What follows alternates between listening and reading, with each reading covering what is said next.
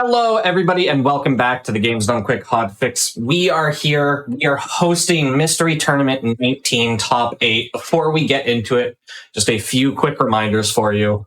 Summer Games Done Quick 2025 will be live from Minneapolis, Minnesota from July 6th through 13th. If you would like to volunteer or run at the event, you can submit your applications by March 31st, or you can register to attend the event by May 26th. You can use !SGDQ in Twitch chat, or you can visit gamesdonequick.com for more information. Also, if you would like to support the GDQ Hotfix, you can check out the Season 4 shirt at theyetti.com/GDQ. They're on sale until March 24th, so you act fast if you want to get one. With all of that said, I will hand it over here to our mystery tournament representatives here, and I will let them, tell you a little bit about what's going on. Live from the Grand Dirigible Quick, circling the skies high above Mystery Tower. Hello, and welcome back to Mystery. 85 days ago, 123 aspirational wizards set foot in the tower's hallowed ground, seeking fun and glory in our annual video game combat ritual. And now just 8 remain. It's Mystery Tournament 19, Top 8. I'm Mythical 9. Just one of your rotating commentators throughout this 2-day event here aboard the Grand Dirigible Quick. I think we'll just call it GDQ from now on. And I'm here astrally connected with our Far Eastern correspondent, Maurice. Hello. Hey, yeah, Far Eastern. Halfway through the tournament, I suddenly left on my Japan vacation. Now I'm back. There were a lot of upsets. A lot of new faces made it to top 8. You know, the 8 players that you were talking about making it through. Some very surprising. We will have one of them in our very first match. And some returning favorites. Just people who have in the past shown like the skill to play any game well, no matter what game they get. Mm-hmm. And we also have people from who have shown that skill, but like a long time ago. And then they took a break and a hiatus, and then they came back and they still got it. So there's I'm quite happy about the spread of players we have today.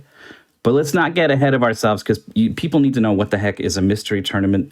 It's a speedrun tournament where the players have never played the game before. You and your opponent have a week to schedule your match. You show up, we give you both a game you haven't played before, and you race to complete the goal that we've set.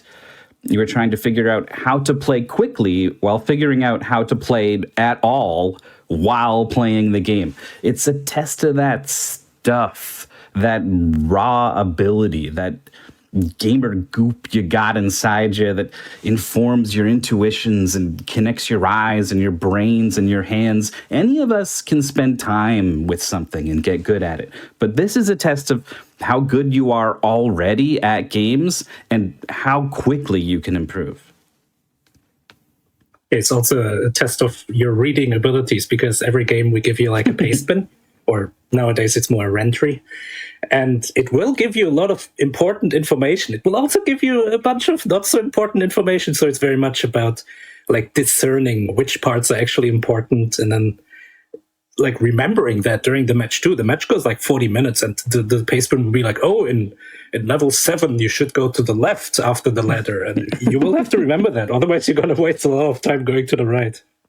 Yeah, it's available for players to reference, but you'd really rather focus in on the game. So there will be stuff in there, the basic stuff, here's the controls, here's the kind of game it is. But like you said, it will call out some very specific things sometimes. So that's for the players to manage while they are balancing all of these other things. And that's Mystery Tournament. I love it so much. I hope everyone's excited. I am super excited. Oh, good. Thank you again for having us here aboard the Grand Dirigible Quick. The GDQ. You told me the name beforehand, and I didn't make the connection. I needed you to explain it for me to get it. I did not catch it. That's why I put that line in there.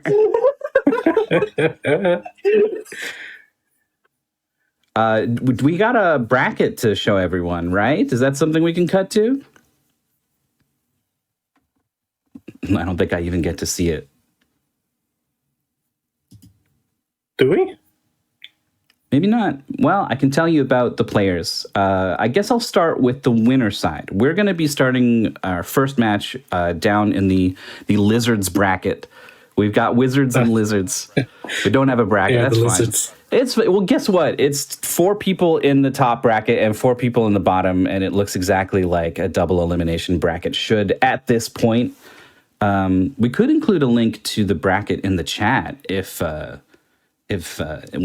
information could get relayed to the people who can make that possible eventually, and then you could look and see the whole story. But up in the Wizards bracket, we have Ferris V5 versus Pikapals, and these are 2 names we are not surprised to see here. We have the returning champion, Ferris V5, 2-time champion, looks absolutely unreal sometimes when they get their hands on a certain kind of game. That sorry, I gotta cut it. I remember that puzzle game where you teleport after shooting the box, and it was insane. I played that game afterwards, and I saw the game being played, and I did way worse than they did. That's how insanely good they did. And Ferris is up against Pikapals, who was the runner-up to Trisscorp 2 years ago at Mystery Tournament 17. This year, Pikapals defeated Trisscorp in the top 8 Wizards side qualifying match. So has already beaten a former champion to get here to the Wizards bracket. Is going to have to do it again, though, to keep advancing in the Wizards bracket. And then we've got a fantastic match that we won't commentate, sadly, Maurice. Our shift is up. But I have to tell you about Midboss versus Neskamikaze, because these 2 have been speedrunning, mystery-style, sight-unseen video games with each other for fun for like a decade. Mystery Tournament started 11 years ago. Midboss joined that one. Neskamikaze joined Mystery Tournament 3, which was just a year later. And ever since, they've been friends, just sort of playing video games together. They race on Speedruns Live. They have about 1,000. I think Ness has over 1,000 different games raced on Speedruns Live. And I'm not talking about races. I'm not talking about someone who's played a Link to the Past randomizer 1,000 times. I mean, 1,000 different games raced on Speedruns Live.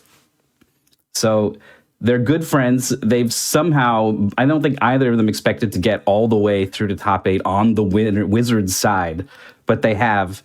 And that's a real treat for me. But we got to move on to these Lizards brackets because that's what we're going to be seeing here today. We got Frogfall is a newcomer. You're going to see him in just a little bit. Managed to defeat previous top 8 player. Got here without defeating a previous top 8 player, but you don't get this far unless you beat someone who beat a top 8 player. So you also don't get here if you haven't won a lot of matches. Up against Yugge, who's got a second lease on life. Honorable mention to Fast Fruit Man. He's a fan favorite because he showed up with the name Fast Fruit Man in a display pic of a lemon with a motion blur on it like it's going fast. And we instantly fell in love with that. And then in Mystery Tournament 18 was placed in our opening match versus Quick Lime. We had the Fast Lemon versus the Quick Lime.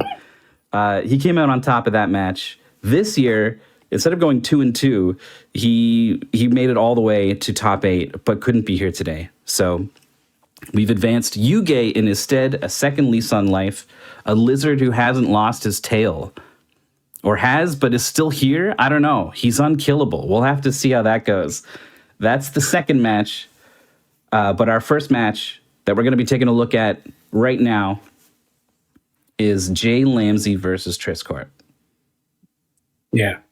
And, I mean, the difference could not be clearer in, like, the experience of these players. Jlambsy on the left, it says 0-0. All of these stats are pre-tournament, so has a win and has actually 8 wins and 1 loss so far, which is like an insane stat for one tournament. But on the other side, Trisscorp, look at that. On these cards, above the avatar, you can see these stars, and every star is a top 8 appearance in a previous MT. That's 9 stars. Wait, is it? Yeah, 9 stars for Trisscorp in only 11 MTs before this one. That's insane. Yeah, this is the 10th top 8 start. Trisscorp wanted 10 in a row. but was denied that honor by Okami of Games, who knocked him out just short of top 8 last year. This year, in a demon-slaying match, Trisscorp knocked Okami of Games out in the exact same top 8 qualifying match. So he's coming in hot. You win a match like that, you gotta feel pretty good heading into today's event. Yeah, but Jlambsy on the other side, 8-1, has won 8 matches in a row now, has lost the very first one. And then when you get into the Lizards bracket that early, you have to play twice as many matches. So while our winners, our Wizards matches, all of them only won like 4 matches so far, Jlambsy is on 8. So maybe we can make it 9 here. Maybe like the perfect Lizards run would be amazing. It hasn't happened yet. But it could. It absolutely could. It's tough to come back from the Lizards bracket, but we'll see. I'm ready to get started. I'm going to signal that we're... Yeah? Oh, the games they've played. Yeah, the games they've played. It's a lot to go through. I just want to point out just how many games Jlambsy has here in a row with the 1-0 green. Yeah, I remember programming that and thinking, it will never be have to scroll, but no, here we are. It has to scroll. And Trisscorp on the other side, some good matches too. All right, I think we can give that we're ready.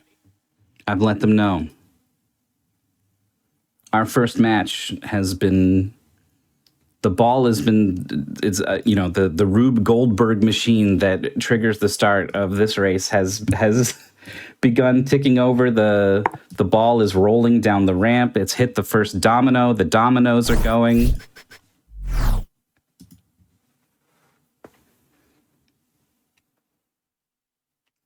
The monkey hanging off the arm of the lamp has swung around.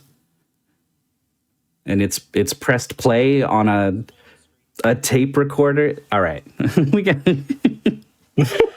I don't know what Superstar Duck is. Maurice, have you had a chance to look at the games for today's event? I have had a chance to look at the games. I played one of them. I played the other one. I didn't play this one, but I saw a video. It looks interesting enough. Oh, here we go already. So, in this game, you collect all the gems, and then you win. Sounds easy. Easy. You got a double jump. Introduced to a couple elements here. You got an air current that can take you up. Can Trisscorp fly? Oh, there we go. Phew. Okay. It's always worrisome when the match starts and one of the players is like messing with the menus. Yeah, sometimes Trisscorp, you gotta get. There's a gem over there. Yeah, it's on the right. First line in the pastebin says, "Grab every gem to open the exit, then complete this sage," is what it says. I think it means stage. It's wizard related. There's a sage. But yeah, Mystery Tournament can be really hectic for the players because you haven't played the game before, and we don't really want you to play it a little bit to even get used to it. So like we will do like if you really feel like you want a control check to make sure everything's working fine, I think it's fine to allow that. Ideally not even that, right? So like sometimes I'm like, oh no, are they able to play the game properly? Is it capturing properly? Will be a fun game. We'll be playing on the tech side this whole time today. Yeah, but at this point, both players are going, so that's good. We're in it. We're in it now. So small lead. It's taken like 2 or 3 stages.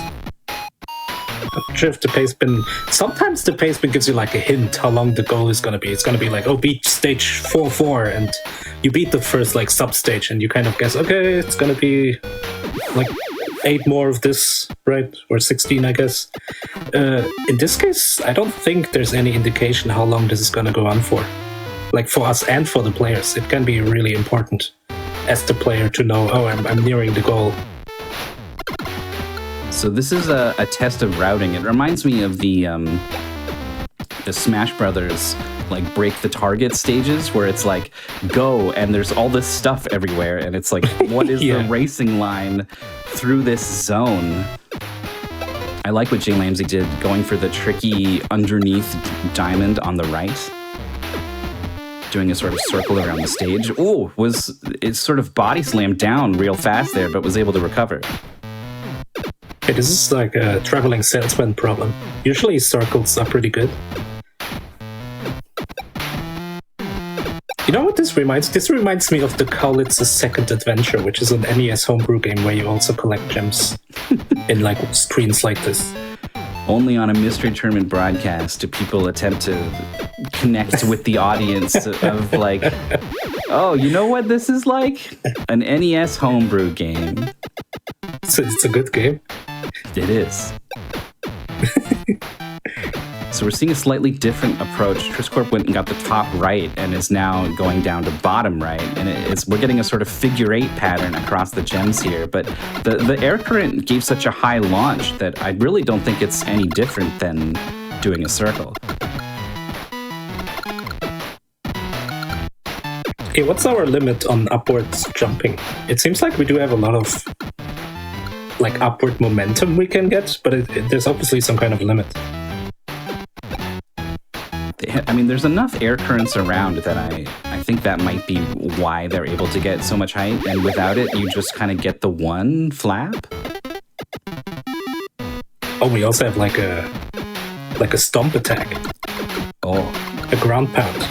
Trisscorp with a scary moment there, hovering over the abyss, hit the ground pound, but got into the air current. However, did not get the gem that's in the middle of the stage.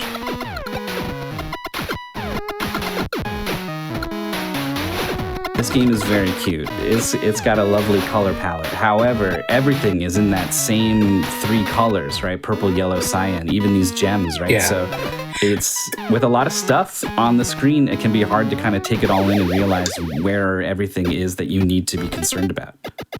Yeah, I almost feel like that's what happened on the first level with the gem on the right being like in the sun there, and it's also yellow. Mm-hmm. Oh. I think that's kind of what happened to Trisscorp. Is that a wizard boss? Defeated. Defeated easily. It's a sign of things to come. I guess so. For one of these players. Yeah, eventually we're gonna have the strongest lizard versus the only remaining wizard in grand finals. So being a lizard who can take on a wizard's a good quality to have. Yeah, this is practice. Oh, Jlambsy wants to go up the air current on the left, but it doesn't quite look like it's going to give you enough, so it actually has to go all the way across the stage to the right.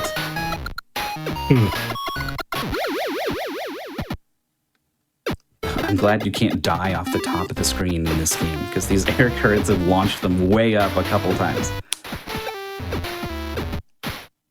So what's the health situation? Do we die in a single hit? I think it's the 2 little balloony cute... No, those are your flaps. Those are feathers in the top left. So that's how many jumps you have. So we have a triple jump. Yeah, health-wise, I don't know. Have I literally seen anyone take damage yet? I don't think so. I don't think I have. That's why I'm asking. Sometimes this happens where we just have 2 incredible gamers are playing and people look at it and go, I don't know, this looks pretty easy. And it's like, it's not actually. It's just they're playing so well, you can't tell. Like, this might be a one-hit kill game, for example, and then your tune would probably change pretty quick considering all these stars splashing everywhere. Yeah, and it's hard to tell where they shoot. Like, they shoot in this weird arc motion and you can't tell which direction they're gonna shoot in. Mm-hmm. All right, top of the stage conquered for Jlambsy. Trisscorp is going to make the mistake of trying to get up on the left. Oh. Jlambsy got hit by the star and it resets the entire stage. Yeah. It was walking to the goal. I had a feeling. I was like, they're doing so good here, and this game is in top 8, and I just had this realization of like, I bet it's one-hit kills. I bet actually this is pretty tough. Yeah, that's so brutal. Like, it reset the entire stage. Jlambsy has to collect these gems all over again. This is now that they have this information, if they didn't have it before, this is gonna maybe influence their routing. Like if there's a really difficult gem, you want to get that out of the way first rather than have to do it after doing all that other stuff. Yeah, and maybe like the way you want to approach the final door may be important. Jlambsy gets sniped. Trisscorp is one level behind. Yeah, caught up there. You know, this is one of these games where you can only go so fast. That's not true. You've got the down smash. You've got the routing. But it's, you know, there isn't a dash that you can be pressing to go faster a lot of the time. You move kind of slow horizontally. You move slow when you jump. So it's not like a Sokoban where it's literally just how fast you can press the buttons. Yeah. Again, the references that everyone goes to when they want to think about video game mechanics. Sokoban. But my point is, Jlambsy kind of needed to make a mistake for Trisscorp to capitalize here, and that happened. But Trisscorp also having trouble with this stage. It's a jump up in difficulty, to be sure.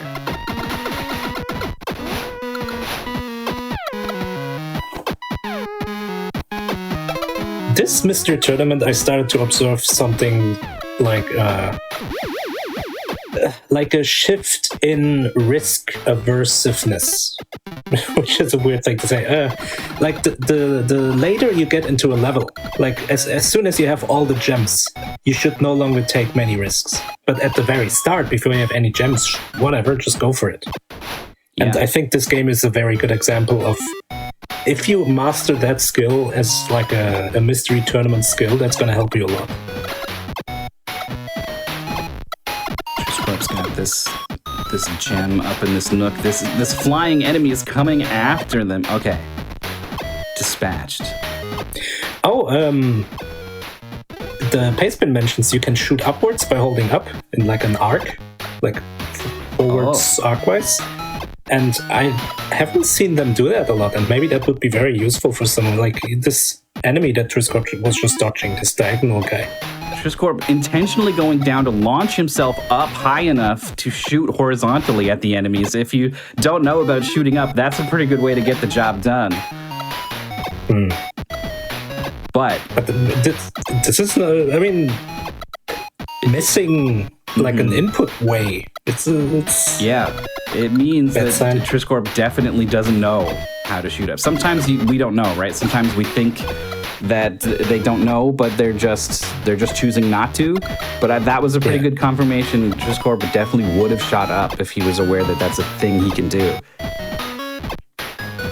Trisscorp grabbing this gem. It's like kind of free floating in the bottom right, but then gets snapped by the star. The star shooting stars.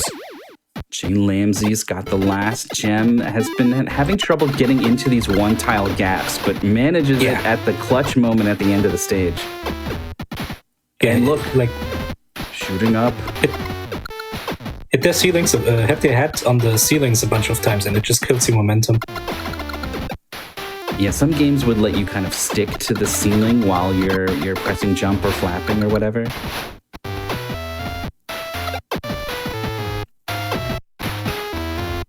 Enemies at the top of the screen defeated. Ooh, close call with one of these passing puffs of smoke.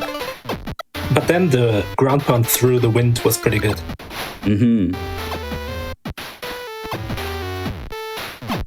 So Trisscorp's still one stage behind. It's about to be two. Let's see it.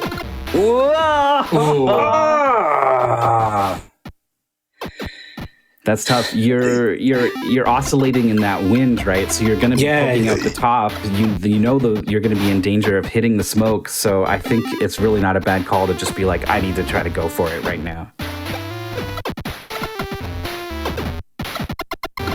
And I don't see a way to avoid having to do that at the end of the stage. Can you go back across the top? I think you can. Maybe, yeah, you can. Once you grab the bottom left gem, you can just go back up the wall. There's like wind currents to the left of it. Trisscorp, whoa! No fear with this one-tile gap is through. Yeah, it's just going for it. And look, Jlambsy is going across the top this time. Does not want to have to deal with that escape, trying to climb out of the swimming pool there. There we go. Yeah, Yeah, that's good. Like adapting to your, like you play the game, something gets you, and you react, you adjust your play style according to that. That's also something that we like to see. So we get our first look at the next stage. Nothing stands out to me as particularly shocking at the moment. Except for this wall climbing guy. Is he new? He propels himself across. Whatever, that stage is over. Oh, Trisscorp. Chat pointing something out, that Jlambsy lost their power-ups. Yeah, the Paceman mentioned something like, oh, if you run out of lives, you will lose all power-ups. Yeah. What power-ups? I think I saw, in the top middle of the screen, Trisscorp has got a pink something there. I saw a boot there, which maybe is what was enabling the ground pound. Oh. The commentators get to play the how do we play the game Yeah, along with the players. Sometimes it can be frustrating when you're in chat and you notice, and then the commentators are like, oh, what power-ups? And you go, oh, what's right there? I've been watching these power-ups this whole time. I know. And when I'm watching and not commentating, I see all kinds of things that I probably wouldn't have seen if I was commentating too. It's easier to look than it is to speak. Oh, jeez. This wizard number 2. Yeah, he's shooting stars all over the place. But Jlambsy knows about the upshoot if Trisscorp doesn't. Oh my gosh, you're right. This is huge. But maybe Trisscorp does? There it is. We're seeing it. Okay, good. Because otherwise you would have to fly in these wind currents that are all over the boss stage, and that'd be awful. It would be a disaster. This boss is fast. You can't react to it. You have to know that what it's going to do. And Jlambsy is playing this risky, but the reward. Nice. Yeah, the quick dodges, like Burnout. There we go. That's a game people have played before. What is this? That's what I was thinking. Jlambsy is warping across the screen. I didn't even see that. It looked like it just popped up out of nowhere. But we're on the other side, and I guess that's necessary to win here. So it's not like a hidden thing that they've stumbled into.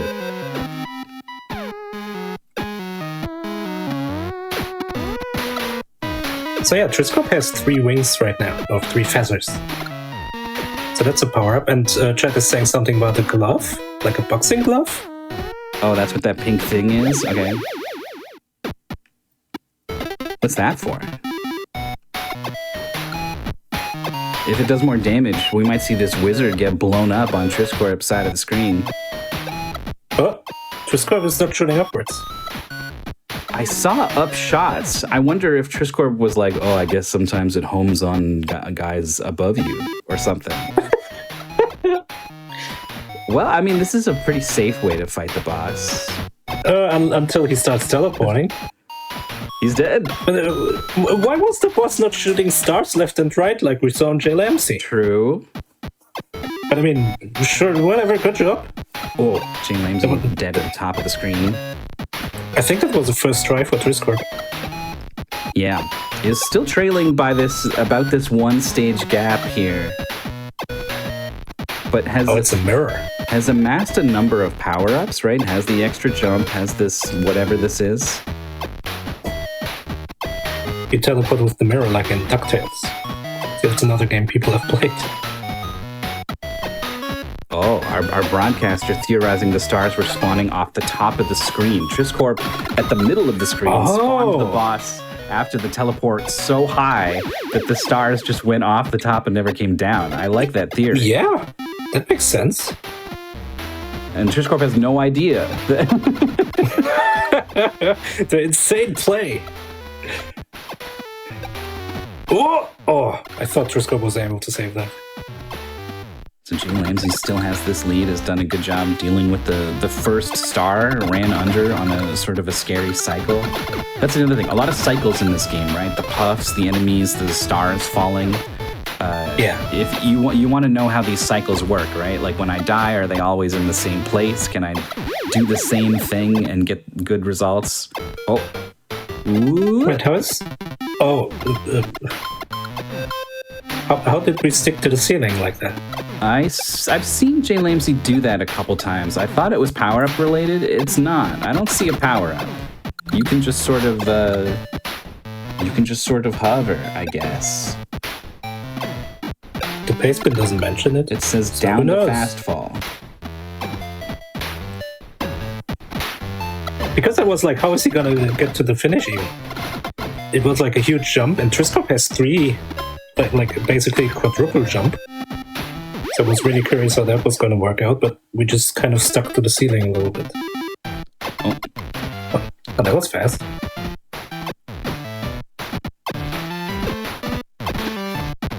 I think Trisscorp might have shot a projectile point blank and avoided getting hit. Maybe that's what that boxing glove does? Oh. So the pastebin says something like, oh, you gotta shoot spots to reveal hidden teleporters, like these mirror things. Maybe there's a mirror next to the finish? Oh, true. I think you only need Because to shoot Trisscorp found one top right. and the other will like appear when you go in. If I remember what I saw correctly. Oh, this is tough. Jlambsy transferring from the bottom to the top of the screen very nicely there. Oh yeah, there it is. Trisscorp's gonna use the teleporter. Oh, Jlambsy's no. shot by this thing. that like describes this whole game. Oh yeah, I got shot by this thing. I mean, it does actually remind me of the spike ball spitters from NES platformer Kabuki Quantum Fighter. It's my turn to make an obscure reference. Yeah.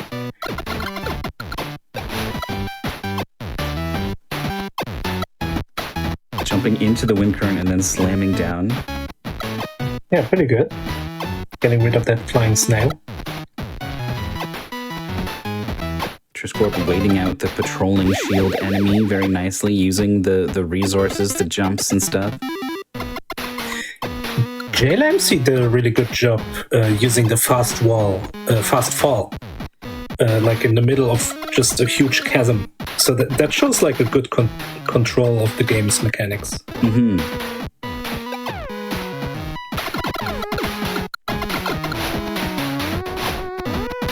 But I feel like Trisscorp is catching up. It's one level behind. And just It was a pretty narrowly avoided long level, death. Finds the secret teleporter. Wherever that goes. True, you don't know, do you? Make sure you get that gem on top. Oh, it goes across. That's perfect. That is good. And you could even use it to go back. You could just go to shoot it and it reactivates. Oh, no. We got hit by the snail. It still has 4 power-ups in the top middle of the screen. Whatever they do. It has 5 jumps. Yeah, we're seeing a difference in approach. Right? Like, be more careful, die less, maintain power-ups, but go a little bit slower versus not have that stuff and try to go faster. I mean, if wizard number 3 is even better than wizard number 2, then Jlambsy may have issues. Yeah, that happens sometimes. Going slower but ending up with more power-ups can sort of put the threshold of skill you need to be at to beat a boss below, where you are on your first attempt. Same level.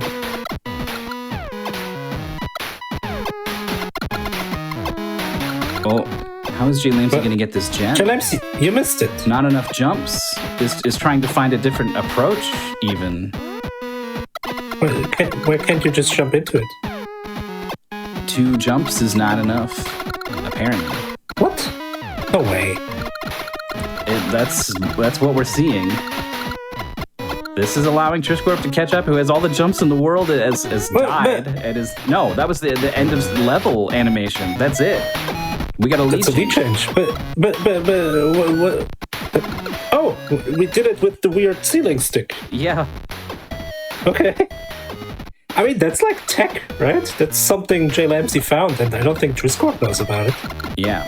And in addition to shooting up, both of these things are very good. But also having all of this stuff that Trisscorp has is also pretty good. Yeah. If you can just jump forever, it doesn't matter if you can stick to the ceiling.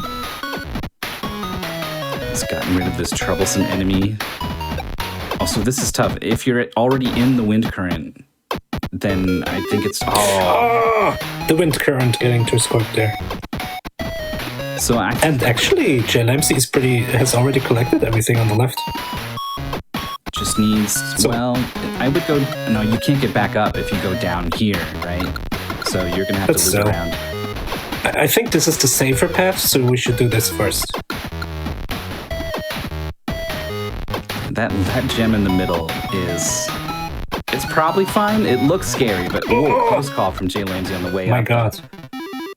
Yes, just land the fast fall. Yeah.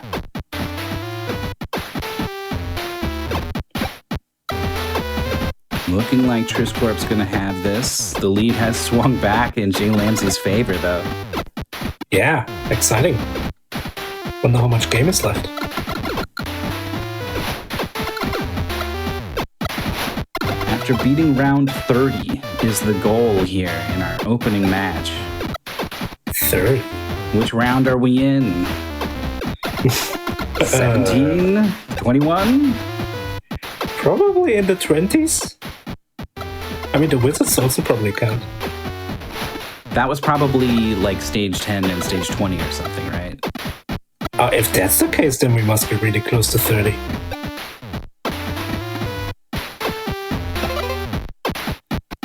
Jlambsy's making really good use of these fast falls. I'm a big fan.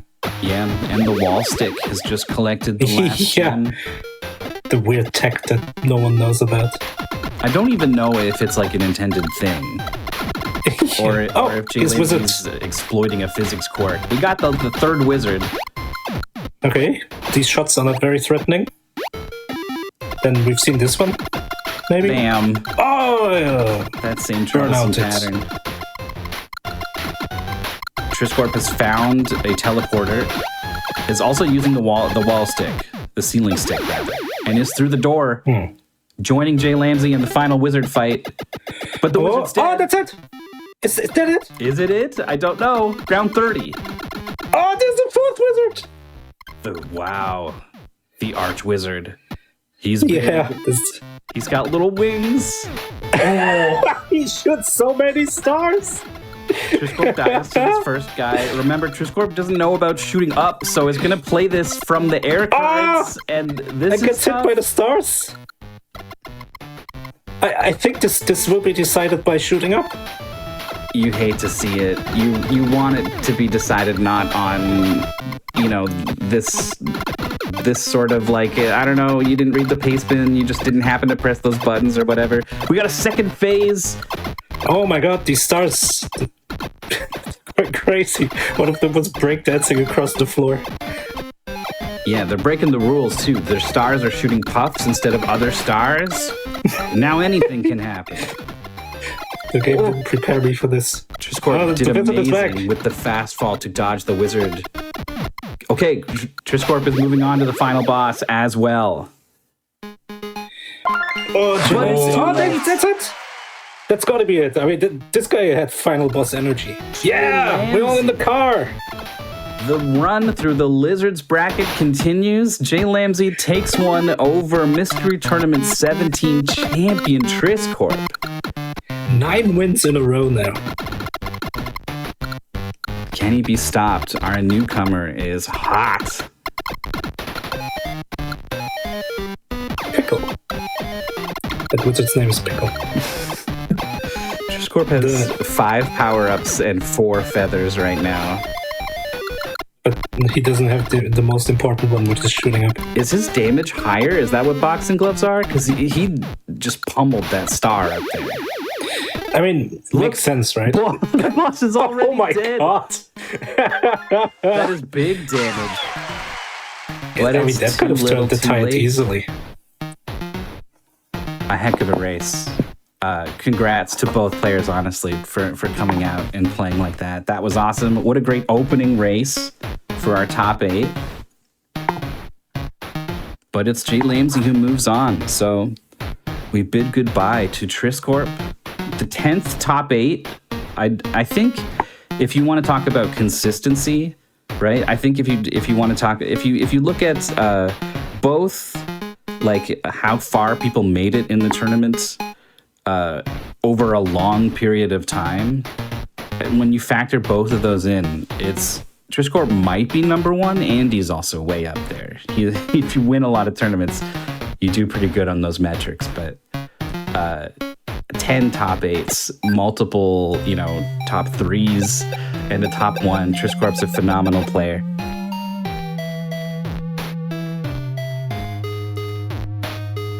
Well, what's the plan? Are we doing a break between our two Lizards bracket matches? Yeah, we'll take a break while we get set up for the next one. We can talk about the next set wall or after that break there.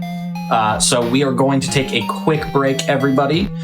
We will be back in just a few minutes here. And just a quick reminder for you, you can join the official GDQ Discord at the Hotfix role. We can keep tabs of upcoming events, talk with staff, and more. You use exclamation Discord and Twitch chat for more information. We're going to take a break. We're back with the second Losers match, just a Lizards match in just a moment here.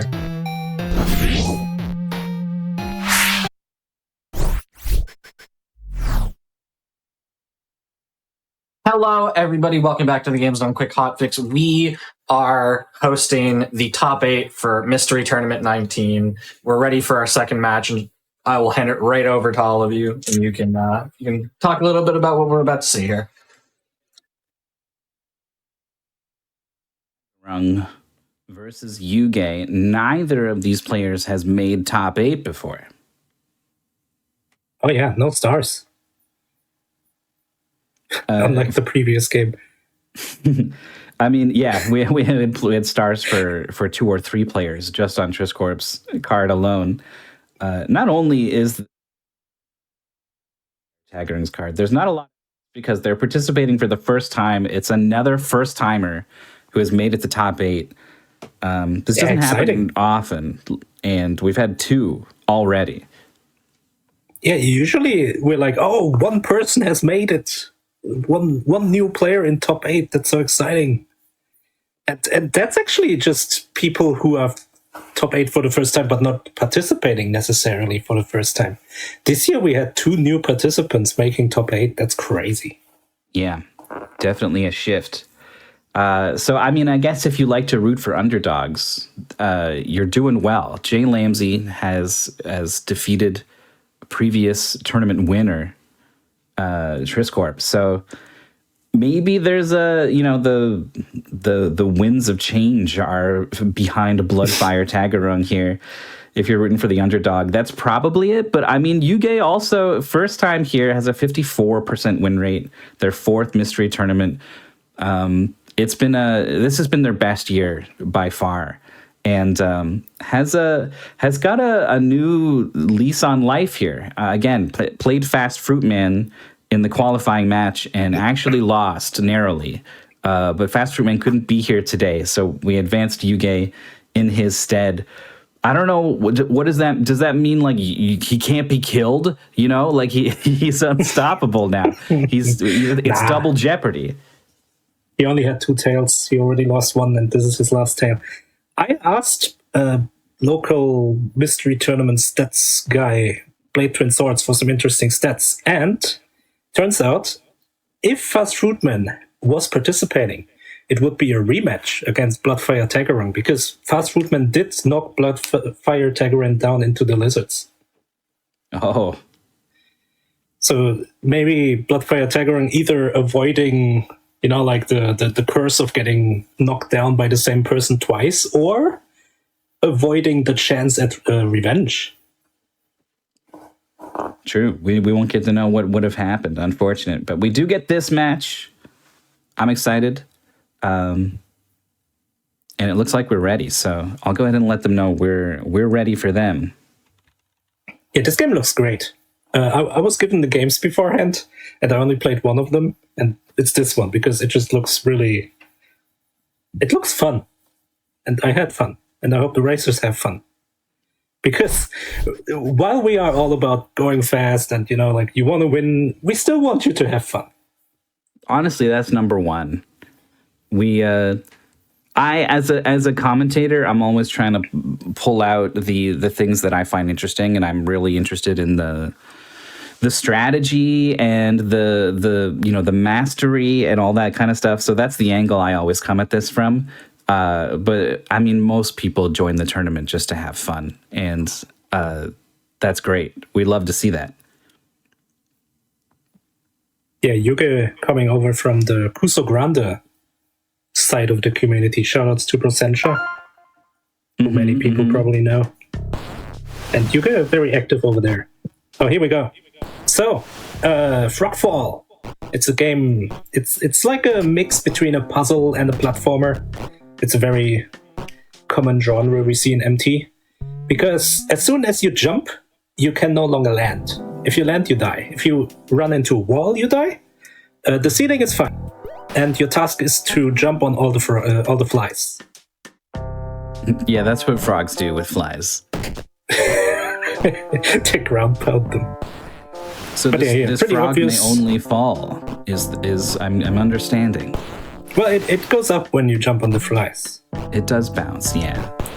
It's such a video game thing, by the way, isn't it? Like, if I jumped on anything that isn't specifically a bounce pad or whatever, I don't expect to bounce off it. I mean, even a bounce pad is not really a thing we have. Like, a trampoline. Well, like but... trampoline is what I meant. My head went to Sonic. Oh, we're at our first little bit of routing here. Bloodfiretaggerung jumped onto this deeper one, but you can't get back over the wall. So some order of operations stuff happening now.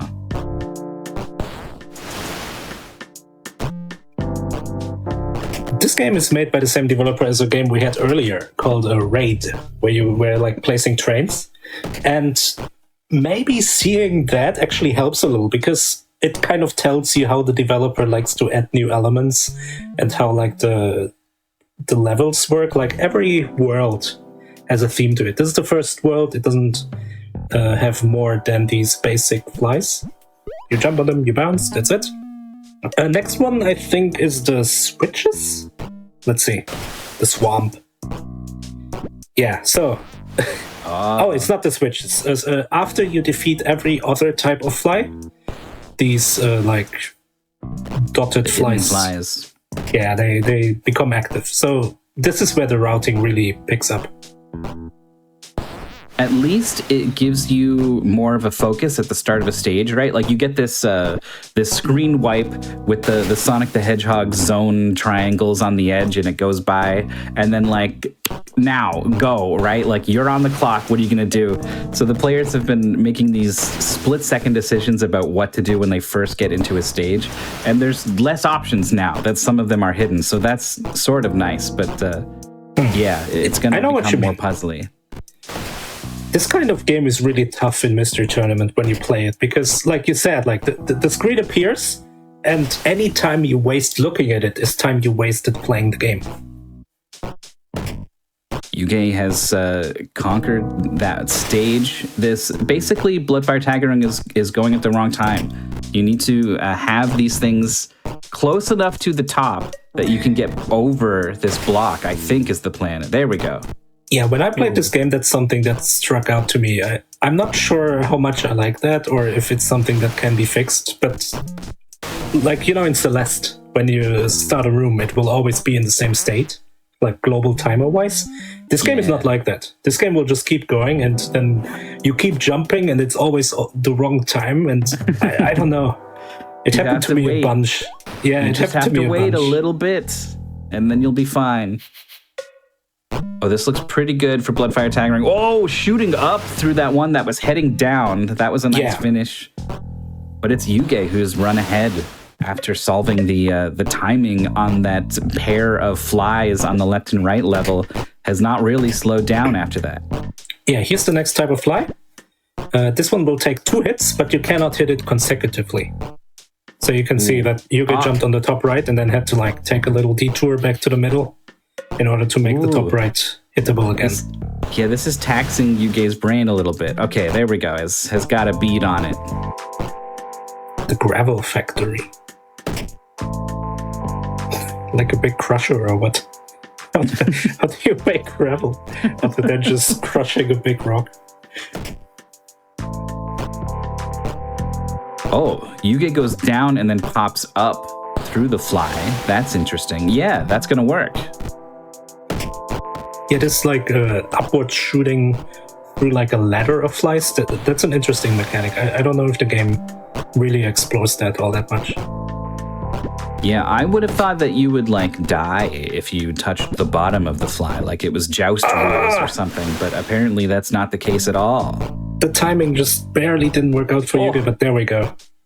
Cut it really close on that corner, and it looks like Bloodfiretaggerung is going to get done with that stage. That was a learning moment pretty quick. Yugge didn't make it all the way back. You cannot, yeah, if you destroy the middle, oh, never mind, the bottom was still there. Yeah, nice. Well done. Whenever there's like a row of 3 or 4 moving in unison, and then there's one that's like, you know, going the opposite direction or whatever, you got to be thinking like, what is that one for? Here it can be a bridge from the left to the right, but it was all the way on the left while Bloodfiretaggerung needed it.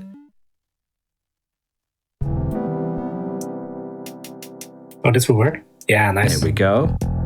Stage complete for Yugge. There's still an execution to this game. Like, even if you figure out the order, you still have to do it. And especially with these moving ones, it can be hard to judge when they turn around. Because it's not always at walls. Like, these ones, yeah, they're at walls, that's fine. But that's not a rule. Like, they're not programmed in a way that they bounce off walls.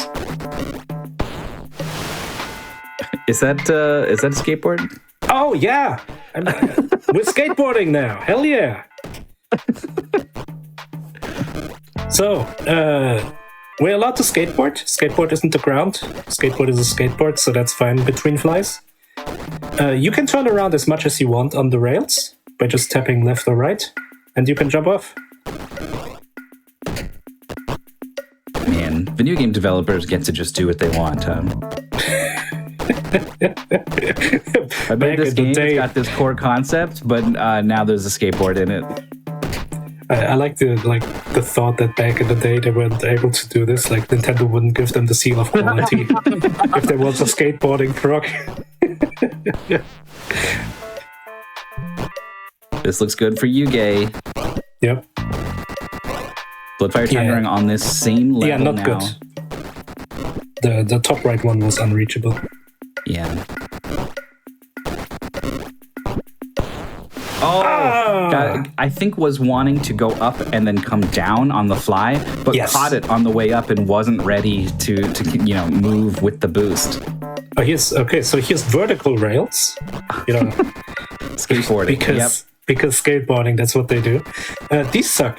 I'm not a fan of these. Like, the way they control, you still tap up or down in order to switch directions.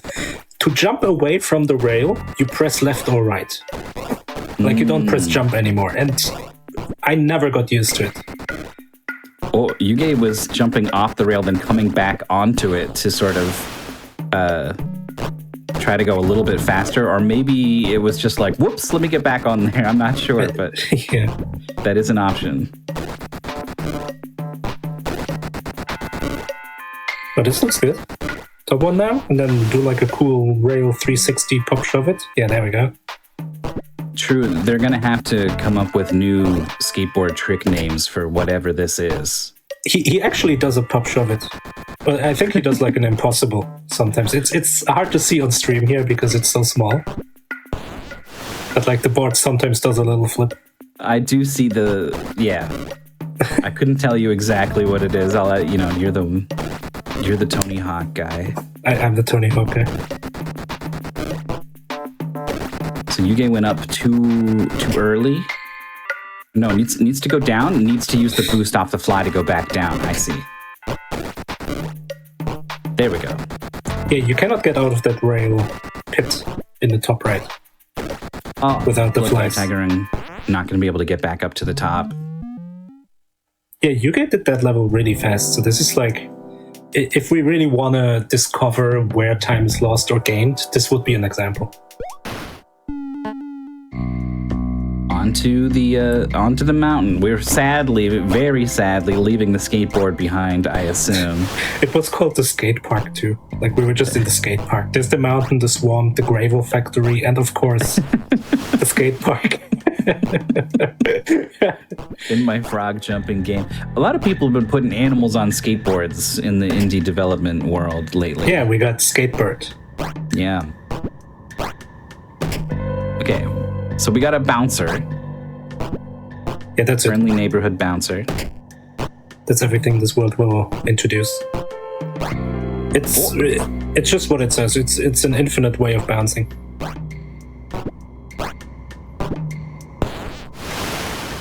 This looks maybe good. Yeah, this works. Bloodfiretaggerung's got the right idea on this stage now. Just missed it. Just touched the wall, interrupted the jump arc. Ooh, couldn't escape though. Yugge recognizes you're not allowed to touch the left fly first. Did like an intentional death there. And it's not going for the right one first because at the end you need to touch the one on the top left. Yeah. And you need the left fly to reach that. It's an important mystery skill, being able to think ahead, right? It's if you don't see that, then you play the whole stage and then you go, whoops, and you have to reset, right? You save yourself that, 5 seconds it would have taken or whatever. Stuff adds up. Yeah, it doesn't sound like a lot, but yeah, if you do that every level. This game has a lot of them. I think it's 9 levels per world. So we're already like 40 levels in. And this level is scary that Yugge is on. Yeah, it's a little weird, right? Like this fly in the little gap. It's a little awkward. Oh, that would have worked, but now we can't get up again, can we? Oh, the bouncer. I see. Yugge is hitting the flies to hit the bouncers, but is able to just jump off the rail right up there, so it's fine. See how Bloodfiretaggerung can handle this level.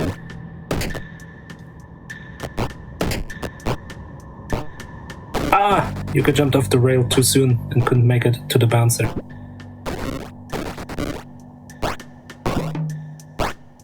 This is good. Yeah, this is good. If we go top left now, yeah. It's gonna be a clear. Also, I guess we still have the skateboard. Oh yeah, we brought the skateboard in case there's any rails.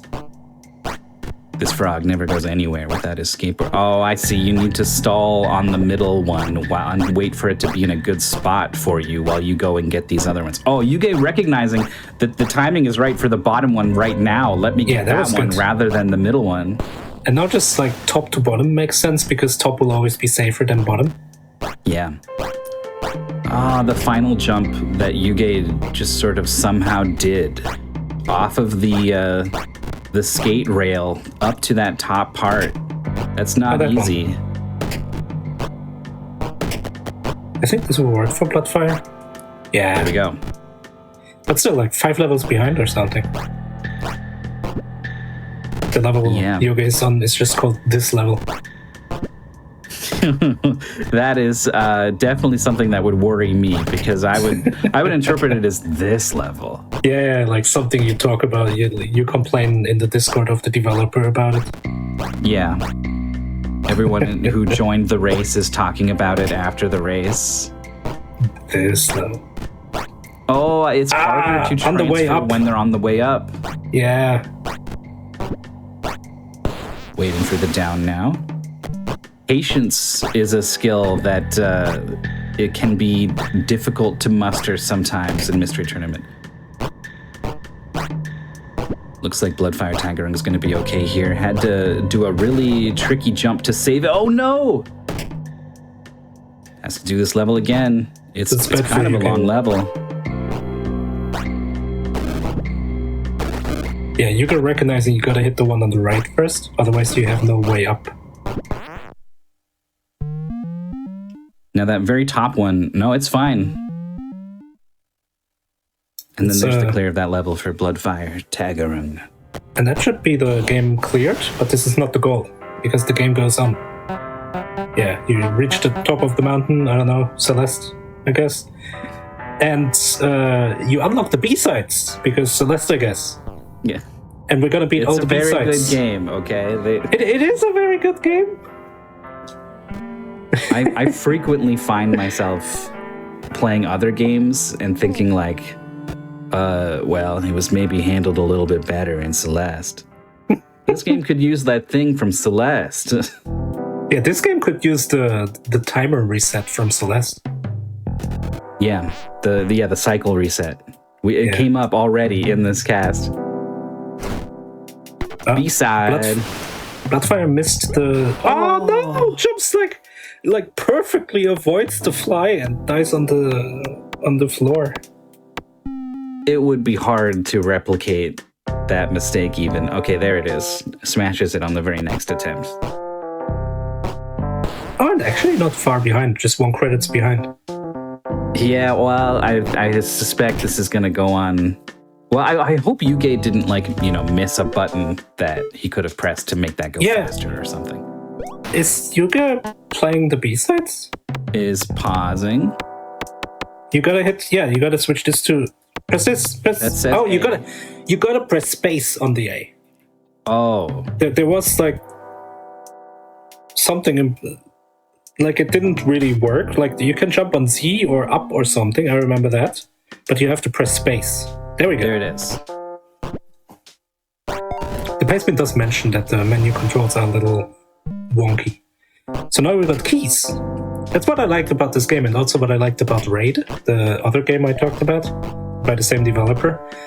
Even in the post-credit content, it's introducing new concepts, and I think that's very cool. So here we got keys. A tricky fall nails it on the first try in that level.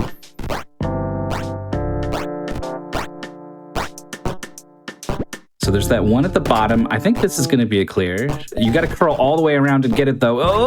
Too far to the left. But it's possible. It was possible. If Yugge hadn't fallen so far to the left before. Oh, still. Too far to the left. It never feels good to make the same mistake twice.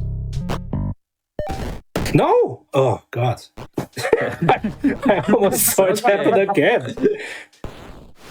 It's a catch-up for Bloodfiretaggerung. Needs to save that one fly. Sees that now. Here we go. Yeah, that's good.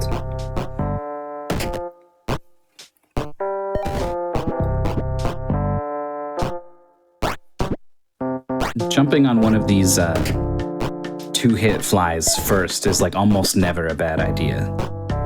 Yeah. Because they're tricky, right? You can't jump on them twice in a row. You have to have something else to jump on. Except, I think it's wrong in this one. I think you might need that top one twice. Yugge is thinking about it.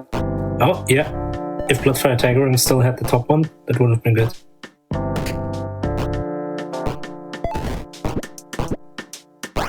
Yeah, Yugge thought about it and then is still hitting the top one. Oh, that's Bloodfire is going to get the clear. That's a lead change.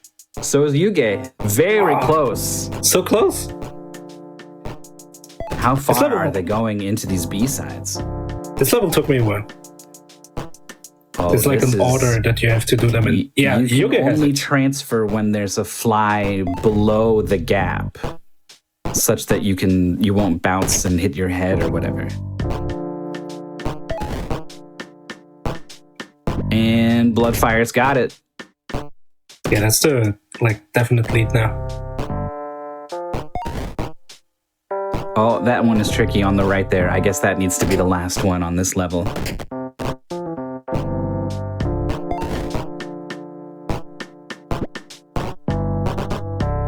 Not easy to think ahead now. The levels are getting complex enough. Yeah, there's these 3 types of flies that kind of interact in a weird way. Like the double flies, you need another fly between, and then the invisible flies, you need to get everything else first. It gets a little complicated to think about. And the double hit flies look like inverted hidden flies until you bounce again. So it's at a glance, it's which one is that? Is it black with orange wings or? Yeah, that's true. Okay, Bloodfire, hit this one? Yeah, without hitting the one in the middle that Ooh. spawns immediately. That's what they did wrong before, or like on accident. Like I said, there's still an execution aspect to this game. I think overall, Bloodfiretaggerung's had the better execution in steering the frog, and Yugge's been better about sort of routing and figuring out what the stage wants. And now the stages are starting to demand more of you in the execution. I think that might be what is sort of going Bloodfiretaggerung's way later in this race. Alright, we're in the swamp. It's scary because there are now these like things that we go through and then they turn into walls that we're no longer allowed to touch. Ooh, so you probably don't want to activate all three of them like that. But Yeah. can you get under? You can. Okay. Yeah, it's just about like doing like 2 different feats basically. You guys having trouble with multiple parts of this stage. Needs to clear. Oh, it goes down to the bottom first. That'll do it. You don't have to do that execution demanding move of skirting around the above fly if you route out the stage a little better. The level on the left, you can just jump over the start again if you... Here, like, this doesn't work. Oh. The one you want to do is the bottom left fly first. Like, the bottom left we can hit. That's the one we want to hit first, into the one above, and then over the start again, so that we don't fuck out the middle. Yeah, Bloodfire's got it. Yeah, it has to be the left side, too, because the one on the right is so far to the right that it's not easy to get over. Maybe possible, but it's definitely... There's no reason to go for that side. Yeah. For that reason, yeah. Oh, you guys also here. But Yeah. this is something else, the knowledge advantage we like to talk about. Yeah, it's easy to be like, oh, they're tied, but it's like, well, I mean, look, Bloodfiretaggerung is already out. But look, you guys got the right idea in this level already. Oh, but then... didn't have a read on the finish. Little confused about that part. Yeah, there we go. Okay. See, I want to say I'm not off with my Bloodfiretaggerung's got the execution and Yugge's got the routing. Oh, that was so good by Blood. This level took me a while. It's really... Oh, both of them. Both of them. I suck. Because those like vertical walls, they were really hard to dodge. I'm They very look impressed. hard to dodge. You literally have no control over your jump, right? You jump the same height and you jump as soon as you hit the ground. Like, you have to just have a really good sense of what's going to be happening to you as you move around the stage. Bloodfire needs to activate the bottom. Yeah, there we go. The bottom of the left walls. So that on the way back, you can jump over that. Yeah. There it is. But Catching meanwhile, you guys... on this next stage. Yeah, you guys back in the lead. Threads the needle between the two deadly diamonds. Waits a little bit so that these flies are at the top, but then it's okay. Yeah, you need to scooch up back to the top after you get these 4, huh? Went left at the top instead of right. Oh, barely gets that. Bloodfiretaggerung maybe too early. Didn't have the height. Patience. Oh no, Yugge, don't go for that one. That's a clear. Joining Yugge on this next level. I feel like... Oh, never mind. This level looks like it's designed that you're supposed to get the bottom right one last, but I guess you don't have to. As long as you get that key, which Bloodfiretaggerung has done. The tricky part is hitting it so that the diamond is there to catch you. Is this good? Yeah. No. I don't think it was. I think if Bloodfiretaggerung hit that fly, that diamond was too far gone. Yeah, not even close. This should have gone then. How do you desync your bouncing on the diamond such that it will be in the right place next time? Is it naturally desynced?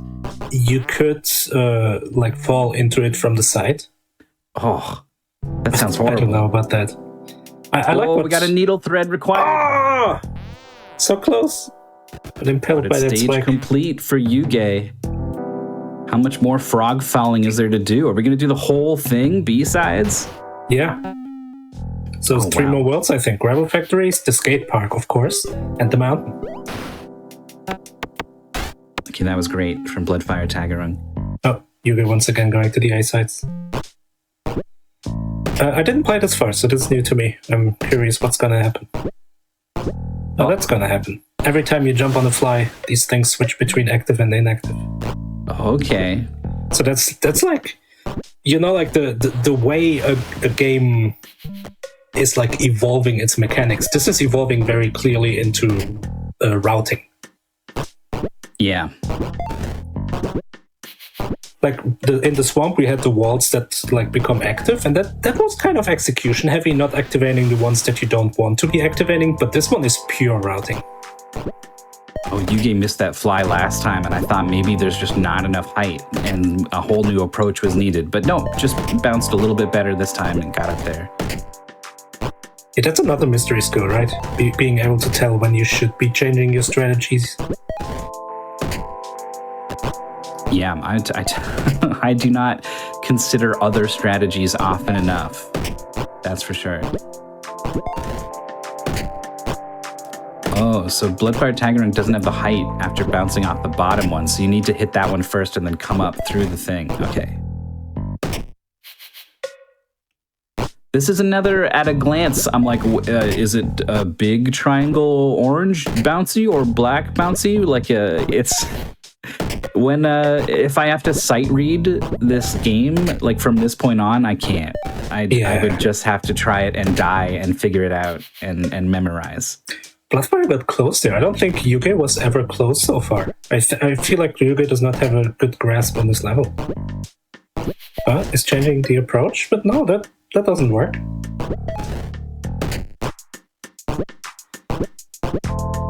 Like I don't think.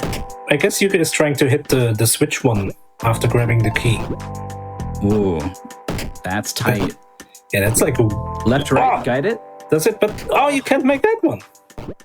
I mean, maybe if you're right on the cusp of the right one. Yeah, but that's exactly the left. That's exactly the thing we were saying. Like, when is it time to switch strategies? Bloodfiretaggerung has done it already. Like the one. I wish I caught what they did. This happens a lot while we're commentating. You look at the wrong person at the wrong time, and suddenly the thing happens, and we're not even there for it.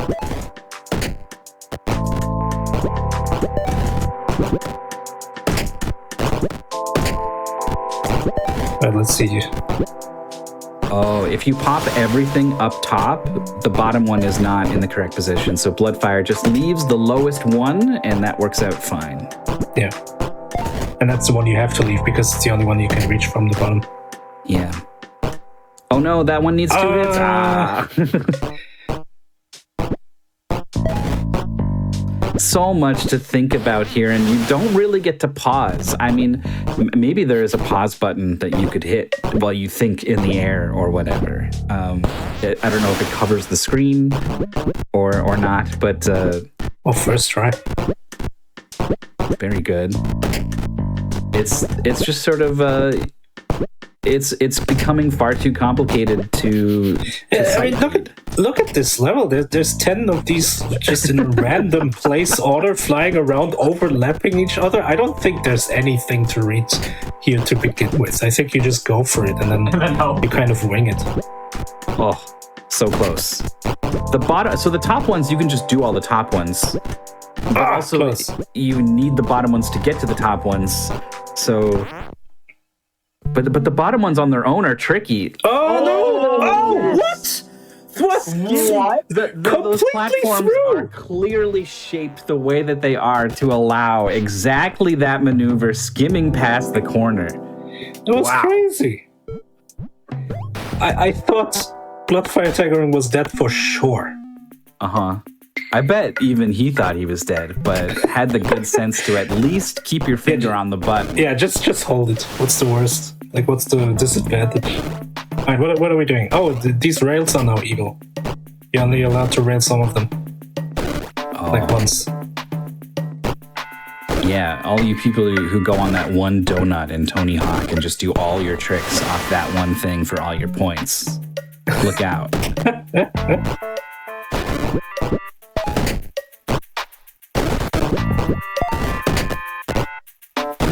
What is going on? The key's at the top. We got a whole bunch of different kinds of flies. The rail is evil at the bottom, and so if you if you go under one of these little diagonal platforms, I don't think you're going under again, right? Like maybe there's a jump you can do. I think Bloodfiretaggerung is experimenting with that jump exactly.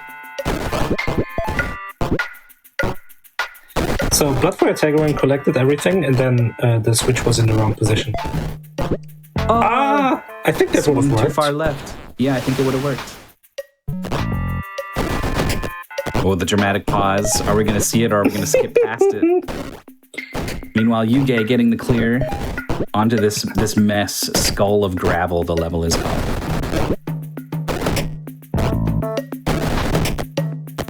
This is the kind of level that could just like get you stuck for minutes.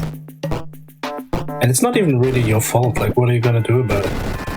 I like the under and come up through the top. Wait, you're gonna die unless you get the key. Now under? Oh, there it is. One spot too many on the rail. Yeah, it's the skate blocker, or whatever those are called. The man has been trying to shut down skateboarding frogs in this swamp. I mean, we're literally in the skate park. Why are they doing this? This is where you're supposed to skate. Oh, Yugge with the clear on that tricky level. Needed that to keep pace with Bloodfiretaggerung here. It's true. If you can't skate in the skate park, then we as a society have gone wrong somewhere. We've lost track. Wait, what is going on here? Oh, you need to curl around and hit the top fly to give yourself something to bounce off after collecting the key. Whoa. Cool trick. Nice. That wasn't necessary at all, was it? You could just jump off the other side of the rail. We had to get the high score goal and then the pro score. That's why. Bloodfiretaggerung has collected all of the skate letters and is now moving on to the next stage. I think this is possible. This is a clear. There we go. Nice. You guys taking a moment just to look at this one. This is an approach that works for some people and for some games, but I think in this game, I would heavily favor experimentation. I think you're going to learn more by trying than looking. But everyone's different. Oh no, blue fire. Get the switches first. Opposite, yeah. I think it would have worked if you got the switches. Yeah, both times could have jumped on the switch one first and just didn't. Oh, get them all. Why not? As long as this jump. Oh no! So that's what it's these controls on these vertical rails. I'm telling you. Like suddenly, jump no longer jumps, but moving left and right is what jumps. And I don't know. Mm-hmm. Yeah, if you take away the jump button, then you need to be doing that thoughtfully. This is funny. These are B-sides of the previous levels, but like having done the previous level does not prepare you at all for what these are offering.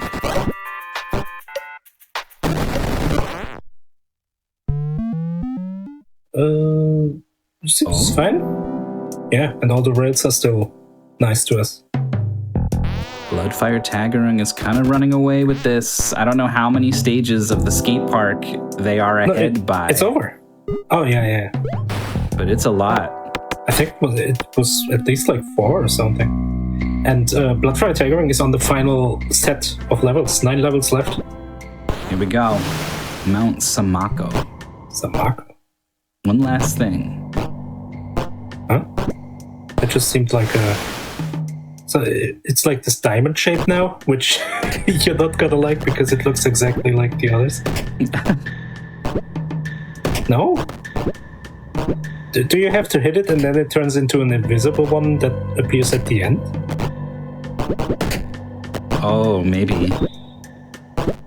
It seems a little arbitrary, but sure, why not? It is sort of combining things you've seen before, at least. Uh-oh. That's not gonna work. You need that top one. You need to steer around it after the first bounce. Is that gonna work? Because it's gonna switch after you try to climb.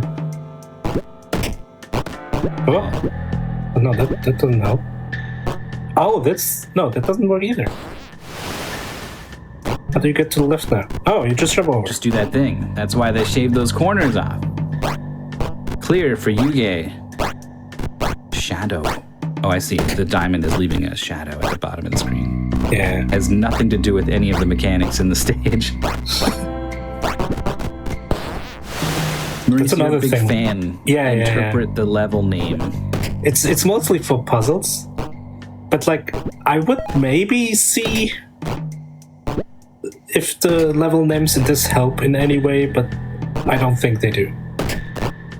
The stunt frog, I don't think is going to help too much. That was a nice clear of that level from Yugge, though. Had a very elegant 3-fly ladder at the top of the stage for the finish. And this is going to be a really quick clear of this level. Nice. Correctly identified that the bottom was already skated, so just jumped over. Stage complete. Yugge absolutely needed that to stay in this race. Yeah, both players know on the final set. Once Yugge switches to B-side, let's see. Yeah, we did it. Oh, final fall, yes. Bloodfiretaggerung gets it. Dangerous stunts.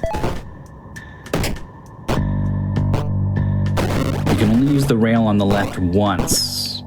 So you need to leave flies on the right to get you all the way back up? That seems good. Yeah, I like it. It's bouncing on the left fly there. But there's that double diamond one.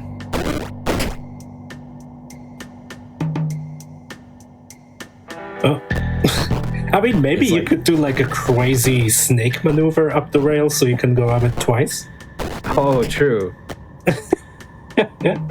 But I don't think the game would expect you to do it, so it's probably a waste of time to try to do it because it's just going to be harder than figuring out the path. Trying to come up with and properly utilize a cheesy strategy like that is always such a question mark in a race like this. Oh, that would have worked. Could. Ooh. Yeah, I think if he went left, he could have dropped without touching Yes. the rail. Yes. Sorry, you missed. You were saying. Well, Yugge's here on this same level. Oh. You. Oh. That's Let's- why Bloodfiretaggerung left that fly there for the bounce along the bottom.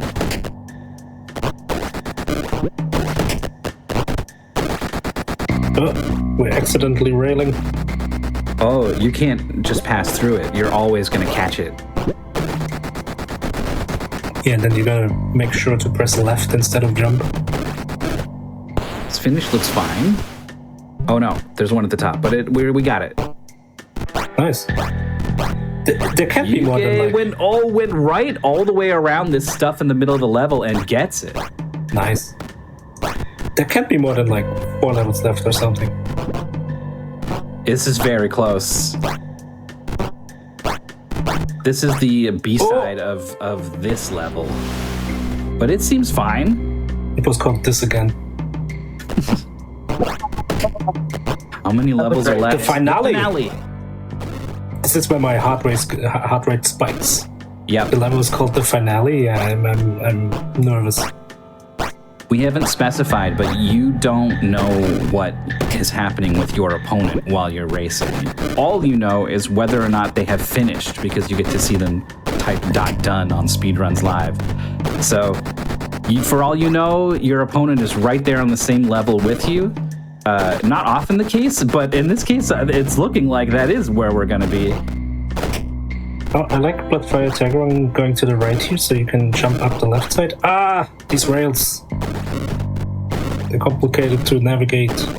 Skating Yugge is has hard. finished that level, is one behind Bloodfiretaggerung.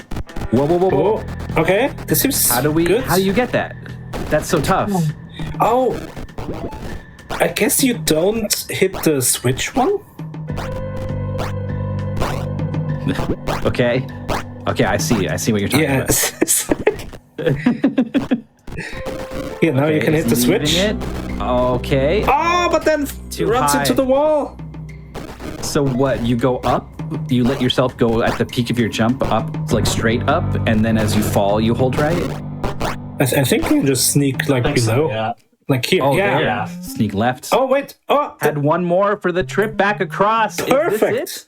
I think, yeah, that's it. The border appeared. That means that the world is done.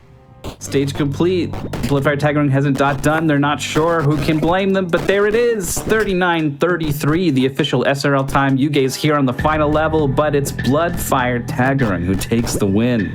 Man, what a race again. Both of these races super close. You can't ask for better. Yugge taking a moment to tap out and type the GG.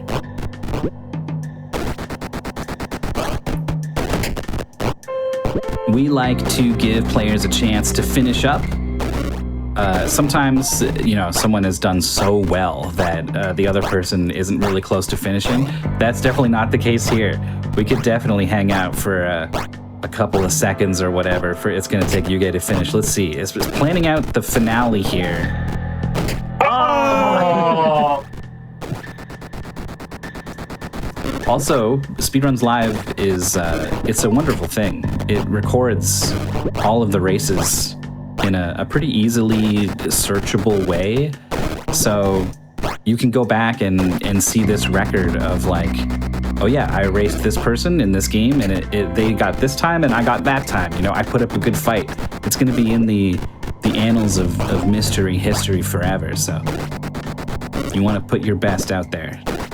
Yeah, when we race a game that we know we've seen before, we like looking up previous times and be like, oh, someone finished in like 20 minutes. And then one of the racers does better. That's always exciting. There it is. We'll get the dock done any moment. I bet the basement probably specifies like when you touch the flag or whatever. But You could die twice on the mountain. and once more. I guess that means there's a C-sides? I mean, the previous game we played. The previous game we played was insane. The raid one. I played it afterwards, and you do like the whole game. It's like 15 minutes, but then it just keeps going. It just keeps adding levels, and the whole game is like 2 hours or something. Well, if you thought this was cool, I guess you can go seek out Frogfall. I think it's on itch. Yep, it's free. A fantastic showing. Thank you so much to all of our racers, Jlambsy, Trisscorp, and now Bloodfiretaggerung and Yugge. It's Jlambsy and Bloodfiretaggerung moving on to face their next opponents down in the Lizards bracket. But who those opponents are, we need to jump up to the Wizards bracket to see who it's going to be. That's going to be our next 2 matches. But I think we're going to have to go to a break. Yep, we are going to take a break here while we get ready for that. If I am correct, this is the last commentary for you two.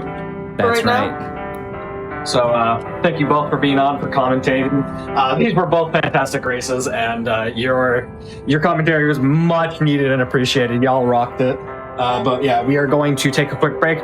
We'll be back with some more matches and some new commentary, or new commentators. We'll see you in just a few minutes, everyone.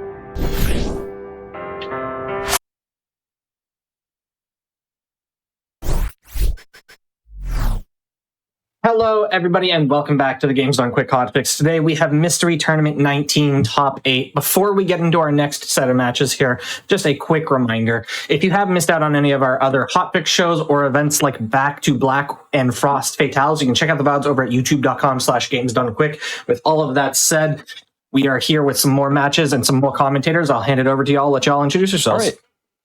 All right. I am Virazik. I'm a tester over at Mystery Funhouse, where we host this lovely mystery tournament. This is a tournament where people are playing games that they have never played before, and in most cases have never even seen, which I can guarantee for the 2 games coming up, yeah, most people probably haven't seen them. We have just gone through our Losers Ace match, and we're hopping over to the winners, or, well, this year was themed, so we're calling it Wizards and Lizards. I'm too double elimination brained, so I can't get it out of my head. And we are in the winners semis matches with Ferris and Pikapals. You just saw a bunch of new players in the losers bracket, but these are kind of the old guard sitting up here in the Wizards bracket.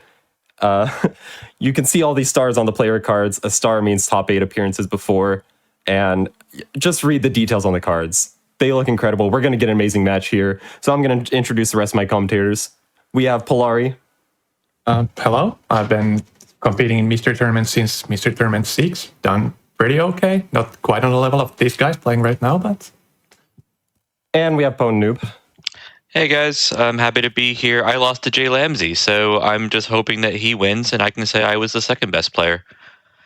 I'm excited for this match because it's actually a rematch or like rehash of MT17 winners semis, this exact same situation against these two players. In that time, Pikapals won. Since then, in MT18, Ferris went and won MT18. So they've both been very successful, and we're not that surprised that they're back here in the exact same situation. Yeah, Virasek called this the old guard, and the other three out of the winners bracket side of the top 8 definitely are, the other match especially, but Ferris is actually relatively new. They just have been winning so much that they feel like they've been here forever. Yeah, MT10 was a while back. I don't think it's said enough. I think MT is close to, if not the oldest video game tournament around. Like, we are our 19th edition. It's been going on for 11 years, and some of the racers that we have were in MT1. Yeah, definitely one of the oldest continuous running and hasn't really changed formats at all. Yeah, both Ferris, Pikapals, incredible players, of course. I mean, just look at those win rates on the cards. Anybody that's raced against these two, they can attest to the fact that it's pretty scary. It's pretty terrifying. There is one major difference between Ferris and Pikapals that I will note, though, and it is a pretty big difference. It's a difference between a 1 and a 2. Pikapals' best placing is second place. Ferris has 1 MTs, 2 of them, to be clear. That's a 100% difference between first and second place. Yeah, at this stage, like, all of your opponents are going to be rough, but there's still a few specific names that stand out, and Faris is among those, especially now that this time a few of our regular high placement guys dropped out and just felt like they had nothing to prove anymore. And out of the ones remaining, like Faris and Trisscorp was probably the top 2 picks. Oh yeah, easily. Well, I'm pretty much done with all these intro talking things. I like to see games, and in particular, I like to see some older games in MT. We have a lot of freeware, especially in top 8. And you would think that we're a very like retro-centered community, but there's a lot of freeware that gets played here, a lot of newer indie games. It's not exactly rare to see retro games in MT, but definitely it's not the vast majority of them. We've dug through the pool. It has shifted over time a lot. Like, I can see 2 main reasons. One is just that there's a lot more of it. The Mystery Tournament started out a long time ago, as you mentioned, and back then the freeware scheme wasn't quite the same as it is now, and people kind of defaulted to old consoles. And the other one is that a lot of the staple races from back then are just really not that good blind races, actually. People were more casual in the first races, and it just didn't matter if you have hard game overs or arcane bullshit, just total random guesses where to go and such. And over time, people have got more discerning about that, what races get in, since you have more to choose from, and a lot of that has got weeded out in favor of, modern design sensibilities. Yep. Well, here we have our game. This is Super Magnetic Neo on the Dreamcast. Is developed by Genki, a name that you'll know if you like arcade Tokyo Highway Racers, but is a pretty kind of obscure developer from that time. Yeah, we usually try to have a mix of commentators who are like some who are really familiar with all the games beforehand and some who come in blind. And we didn't really coordinate this beforehand, but I hope you know what's happening. I do, because I tested this game. I do, because I read the Wikipedia. Welcome to Crash Bandicoot, but magnets. That's the game. It's a linear platformer. There are magnetism mechanics. You'll see these red and blue, and we have our magnetism colors of red and blue on our character. I believe his name is New, which is the Japanese name of the game, Supermagnetic Nunu. And like magnets, like will repel and opposites will attract. And you can use that to hook onto various little doodads and gadgets. Gadget's not a real word, I just wanted to say gadgets, but have it sound funnier because gadget isn't as funny. And you can use that to traverse through the levels. It is a one-touch kill for every single thing in the game, unless you have some specific power-ups. So this is very much a do not die Mystery Tournament game. I like to kind of separate them into games where you kind of have to actively outplay your opponent, and games where survival and consistent play is very important. And this is very much a just do not die game and play very cleanly. Yeah, I'll give you some lore. This game was first out in Japan, and it was considered too hard for Americans. This game is so hard. And then they made it so they have a friendlier life system. Like you have this power-up shield in the English version, and it is still very hard. Most of the reviews were just, I'm not good enough to beat this, so therefore game is not good. We are handing this to two very competent gamers. I assume that they will not be like 1990 or 2000 reviewers. Yeah, Ferris is definitely starting out this game trying to go fast, which is usually what you do until it stops working. And it's going to be interesting to see how much they'll slow down. There is a sprint button. You're so tempted to press it at the start, and then you learn might not be the greatest idea.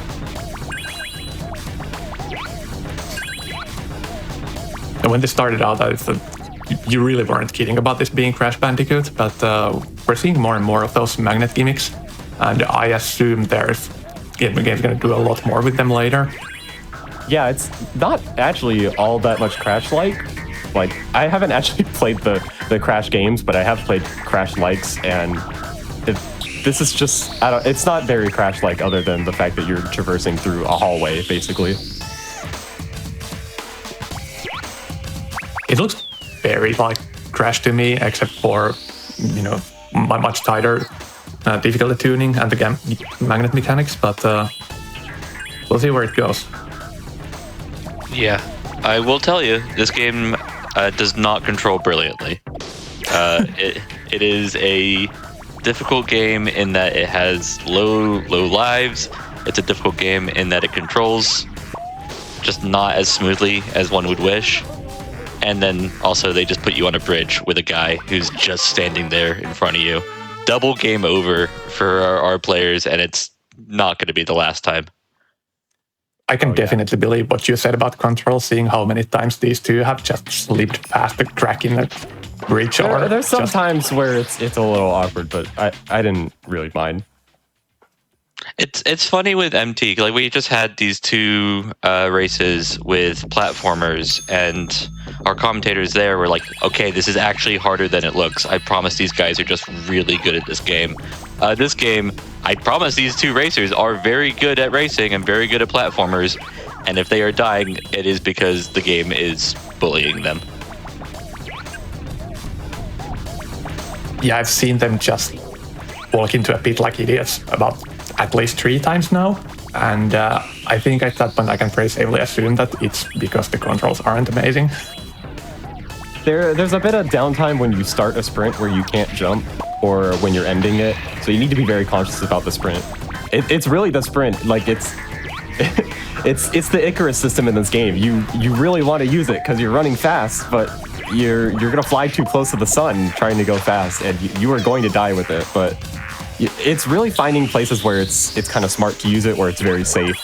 That makes a really huge difference in this game. Yeah, we're gonna see a fair amount of this game. We're not actually beating this game. We are just beating World 2. So, and I think like 3 stages and a boss for each world. So not too many levels, but the levels are long and it is quite easy to die. Yeah, they are pretty long. They're pretty difficult. And there is always game over as an option. One thing of them seeing, I don't think I've seen the players do, I've seen them ride the magnetism rails, but this game has momentum in it, and you can actually fling yourself off the rails, and that becomes a pretty important mechanic, actually. That sounds like it would be a stable speed tech, but I wonder how long it's gonna take them to be comfortable enough with the controls to really make use of such things.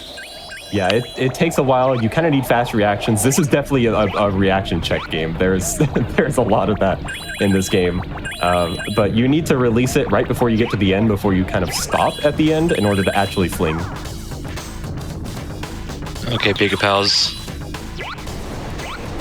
There we go. Oh yeah, and it does matter for the pendulums as well. The pendulums is actually a very big deal because you can actually swing off of multiple angles on them, and it can affect you on some of the later levels when you have to navigate that way. I was just thinking that the pendulums probably would tip them off that this is a thing that they might want to try to do elsewhere too. Yeah, I remember some like precision stuff in the later levels that like if you release on a pendulum at a specific point, so Pikapals dashing their head right into a pit at the very end of the level. But the pendulums, if you release at a specific time, you get an extra life, things like that. One thing I would be really mad about if I was playing this is the camera angles on the downward slopes. That bridge section especially had a bunch of pits that were just completely hidden until you're right on the edge. And this bone bridge that Pikapals just went over had a few spots where it's kind of like you get into a reach on it, and you have no idea if there's a pit behind it or not. That one didn't have them, luckily. Yeah, this is a retro knowledge check. You have to be able to read the game and see if it would put a pit there. The answer is yes. It will always put a pit there. Or you could take the top route with the magnetism rails that was safe. Oh. One thing I'm noticing from Pikapals, who is taking the lead here, moving into Snow World, is more willing to sprint at the very beginning of a life and more willing to sprint when they've already seen that part of the level and know it's safe. It's pretty important that we have this very dangerous sprint button that will just send you into a pit if you're not careful with it. But you still want to be using it because you're racing against Ferris. Ferris being a top 8 competitor and is obviously doing well. They're in winner semis with you, so you don't want to do anything that is considered slow. And it is required at some points. I don't know, it's one of those really hard judgment calls because you can't just get too afraid of your opponent. Sometimes the game is just hard and they are going to struggle too. And if you're going to lose more time to death than you save by moving faster, then it's not a good idea, regardless who you're playing against. Deep. One hit kill. Pikapals back to the checkpoint. With Ferris moving on to this level, they are a bit closer than they were a moment ago. I've been trying to look for their life counts. Like, are they taking intentional game overs and how that plays into how safe they're playing and so on. I think you only see it at the right when they respawn or when they pick up a life. I see it flashing in the top right corner of them. I believe Pikapals has now 4 lives. Ooh, 5. And I think I saw 3 on Nefarious' screen. Yeah, you do get an extra life for collecting 100 little bits, little coins. Wonder what game they're referencing with that.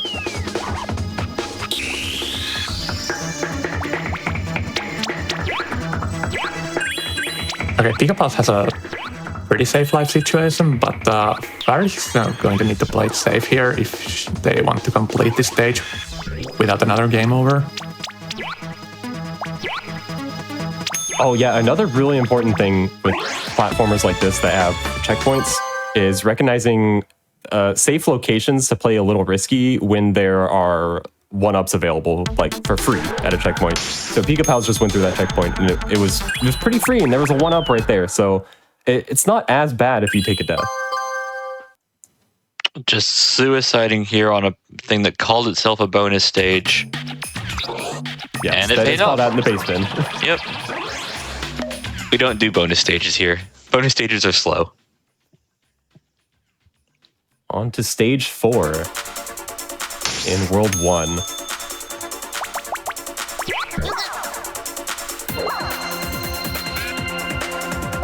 Definitely, we'll have to see if Pikapals can internalize the magnetism colors. It takes a while, but I would say after World 1, should kind of be at the point where you can internalize which button is blue and which one is red. This stage looks so busy. I think it's actually just as a linear pipe, or what would you call it, funnel, than a World 1, but it looks so weird. Yeah, there's so much stuff. You could really tell that this is a Dreamcast game. Kind of the graphics fidelity is another thing that draws the Crash Bandicoot comparison. It's the same era of 3D, and it has like just the same kind of looking assets.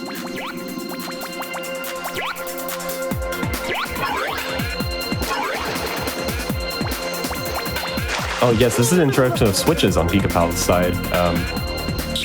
Most switches in this game are timed. In fact, I don't think I found one that wasn't timed. Most of them are fairly generous on the timer, but they will activate platforms and things that you need to use to move on.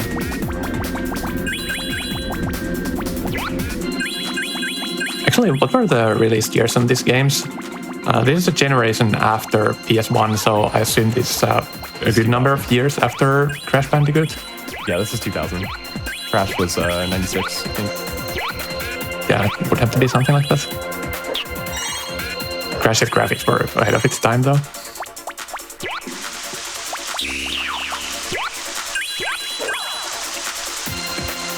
Pikapals is making good progress. Commentator curse. Yeah, dumped right into a pit.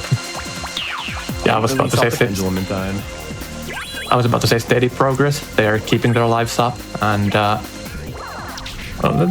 just dying occasionally, but not taking too long, getting stuck into a certain segment.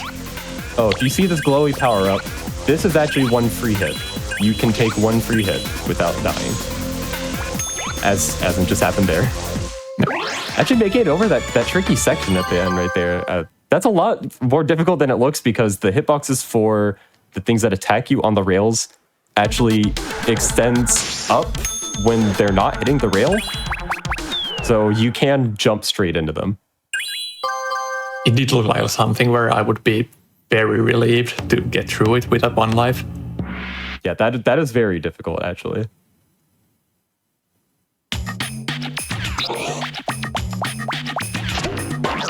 Pikapals moving on to the boss. Ferris is about an entire level behind. That last level was not too long, though. Really quick finish there from Ferris, using the magnet mechanic instead of just doing the platforming, which somehow also looks safer despite being faster.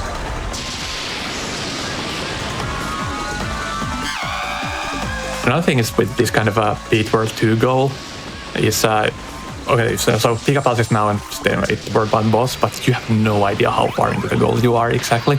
It could be halfway through, or it could be like a quarter, or even less, because in a lot of games, World 1 is just tutorial stuff before the game really begins. Yeah, we are halfway if you beat this boss, because it's presumably the World 1 boss. And then you have to play World 2, which you are going to be better at the game. Like, you are going to go through World 2 faster in some sense, but especially in a game from this era, they usually just crank it up in World 2 and becomes maybe a new mechanic or maybe just harder. It is a lot harder in this game. This is a pretty typical boss. You wait for the cycles, it throws the enemies, you grab them, and you throw it. Could be just playing a lot longer stages too. I have so many races where it's like you have a certain stage goal and you think you're far along, and then suddenly everything just cranks up. Ferris fell for the same trap of the just electrified four as Pikapals. There's just a lot going on in this game, and these racers who are very familiar with the concept of an electrified four in a video game are still running into it. It's just so flashy. There's just so many things going on screen. Alright, Pikapals defeated the World 1 boss. The World 1 boss is pretty trivial compared to the World 2 one. All the way up to 10 extra lives, wow. And we're going to the Ancient World, which is World 2. I already thought we were on the Ancient World. Like, we've seen dinosaurs in eggs, half-hatched. and it looks relatively ancient, so I'm confused what this world will bring that is different. Oh my! You don't even know. It's definitely a game where they forgot the concept of theming a world in the middle of it. I like this guy, by the way. I'm so used to this sort of era's game being animal mascots, be it like Crash Bandicoot, Cal the Kangaroo. A lot of marsupials now I think about it. And this dude's just got like a 2000s DreamWorks smirk on his face all the time. He's great. Where are we going? What is this? Pikapals. Taking the rail. This is the hub world system. Is there any mechanic to this? Is Pikapals having to click things, or are we just in a cutscene that... You take the rail until you get to where you need to go. Welcome to Ancient World. Welcome, cowboy. I'm impressed. You know, Pikapals didn't get lost. It's it's probably one of the strangest hub world traversal systems I've seen. As Fares is moving on to the World 1 boss. This took Pikapals just under 2 minutes, and then in addition to the hub world, maybe 3 or 4 minutes behind. Nothing that can't be made up with strong gameplay. Assuming Pikapals will also take their own lump switch. This game is hard. They will. Oh, yeah. Oh, and if you think it couldn't get Crash Bandicoot enough, here's your Crash Bandicoot auto-scroller. And it is just as difficult as the Crash Bandicoot auto-scrollers. Yeah, I want to say Pikapals is in a solid lead. He's been just consistently ahead and has managed their life better and everything really. But there's always potential, just everything to turn around as the difficulty ramps up. It's one thing to consistently play faster in medium difficulty stages, and another one to consistently get through really hard ones. That's a hole. Yep, that is a hole. I fell for that one too. I even saw it the first time, I just didn't jump out of the way. This opening cutscene is so frustrating as a racer. It's so frustrating, but it's also like so funny. It's so funny. It's just so hilarious. Just an extra 5 seconds just of you having to think as a racer, I shouldn't do that. Let's not fall into holes again. That seems like a good plan. And the game's just mocking you, but it's brilliant for watching it as a commentator, watching it as a chat. Oh goodness. It's a nice downtime. Those blocks are moving way faster than any enemy we've seen so far. Yeah, so you can sprint while you're on the little toy camel, and it is actually pretty useful here. So, because you can, it's hard to describe. It's like that you can dash past the trigger point and cause it to activate later. It's very strange. It's both you moving faster and the trigger for it actually activating later. But you can dash past and you only have to dodge really one of these if you do that. Because the third one, as you can see on Pikapals' side, is very, very hard to dodge. I've been following Pikapals' feed for a while, imagining myself playing there. And one thing it stresses is kind of like how loose you play. If you really focus on going fast and playing tight, then obviously that's good when it works out, but it's really easy to tilt when you're playing like that, then the game just throws stupid bullshit at you.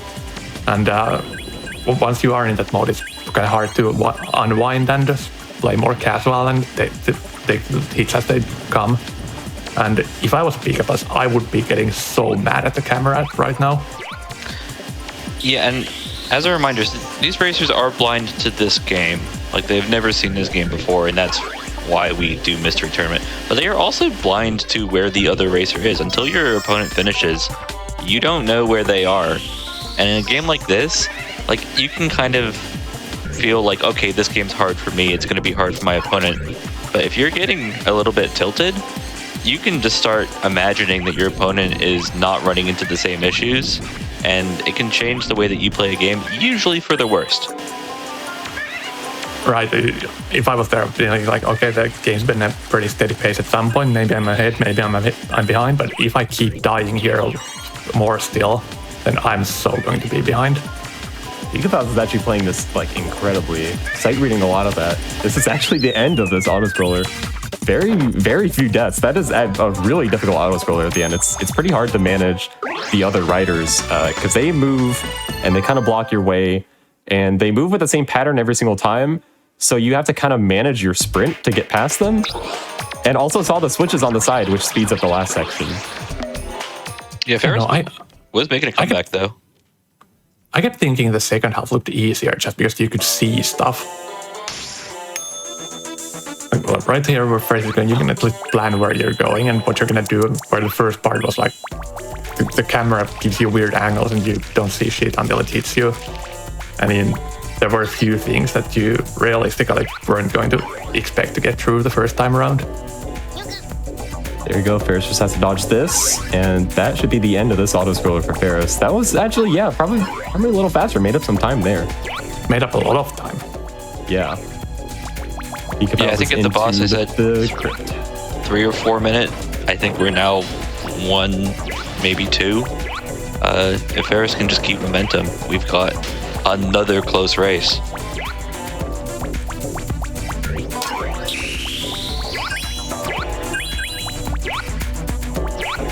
The crypt here introduces the goop, which makes you move really slow when you're in it.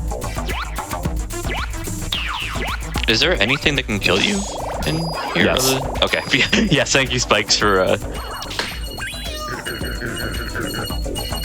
Okay, there's a lot of things in here that can kill you. And yes, we do have a slot machine here. Don't get mad at me, I wasn't the one who submitted this game. I didn't make the game either. There's also just a lot of things in there, period. Yeah, there's a lot of pits there. The sarcophaguses would fall off the wall as well. Those can hit you. But this is only like half of this level, by the way.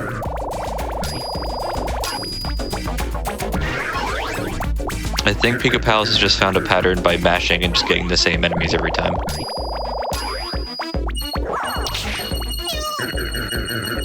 That one was different and that one was bad, so don't do anything different than what you did the first 3 times. Yeah, the spiked enemies, if you pick them up, you have to throw them really fast because they turn into the spikes. But you can use the same color magnetism to just blow them away and kill them. Lead change, potentially. I mean, they're at the same place, but... Ferris is here. Nailed a really cool looking bank shot off the spikes the first time.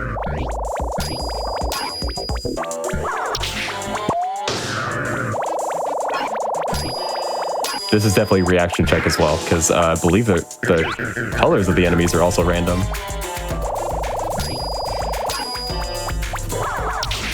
I'm waiting to see if we can get double 7. It's just not happened. A death there for Ferris. If Pikapals can finish this off, and surely we're reaching near the end of this. Oh, fire! You would think so. You would think so. This is like platformer trope at this point, I swear. Because you saw this whole level. Are we about to just get Crash Bandicooted back towards the start of the level? Advancing wall of fire, go to the level in reverse. I am thinking, with the magnets, I immediately jumped to It Takes Two. It Takes Two being the co-op game that goes through every mechanic of the last 30 years. And of course, It Takes Two also did this gimmick. Magnets in general. Oh goodness, I found out why the goop is dangerous. Oh no. Yeah, you have to manage your sprint. It's not easy. I was wondering why the goop was dangerous. I was like, if the goop is really slow, like we don't want to go into it, but it's fine. And now we have the explanation. Ferris also running away from the wall. Think about this, like the camera strikes again, you don't know where you're going. But you have seen this already once. But the first time around, you didn't know that you should be memorizing it, so... Good magnet play there from Pikapals. And the advancing wall is gone. This is a checkpoint. It doesn't tell you this, but this is a checkpoint.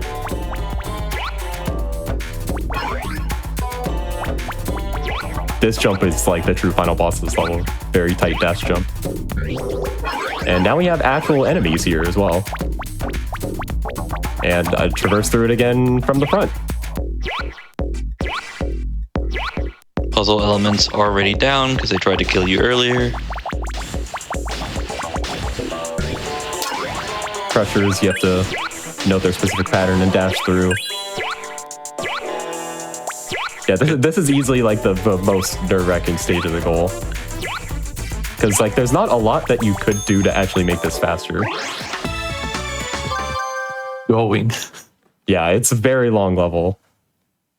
Pikapals making it through. Ferris is on the forward trip, round 2. Ferris showing one of my favorite mystery tournament concept, which is just if you go fast, you have to deal with the game less. Just running away from the enemies entirely by using the sprint button. Oh, this is so intimidating for Pikapals. Oh yeah, 2D level now. Ferris is actually like pretty close. Made up a lot of time on that auto-scroller. Yeah, one more death from Pikapals and we are essentially tied. As a reminder, this is a goal to beat World 2. We are halfway through World 2, so for a third race in a row, I think we're going to have a close one.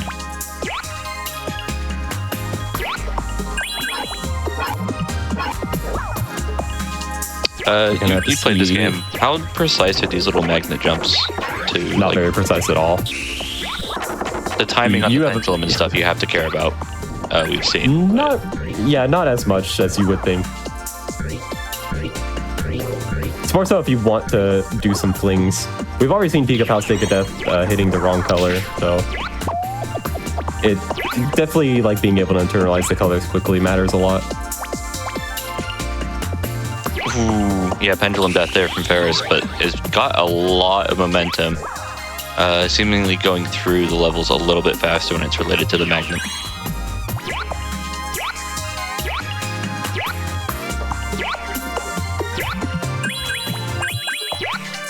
I can't tell in like a game quality sense if I want more magnet or less magnet. Like I've appreciated that this game hasn't just been about the magnet. They are actually like making you do platforming, have enemies, and have other gimmicks. But for this game, like this is the first time that we've really had a magnet level in a while.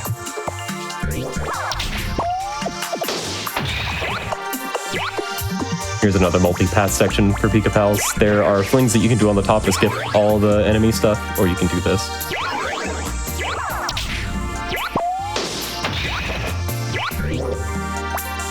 Ironically, the path with the enemies is actually safer. Oh. Yeah, in the first one, when you mentioned the alternative path, I didn't even catch them, but in this one, it's pretty hard to miss the pendulums that keep annoyingly swinging at the corner of the screen constantly.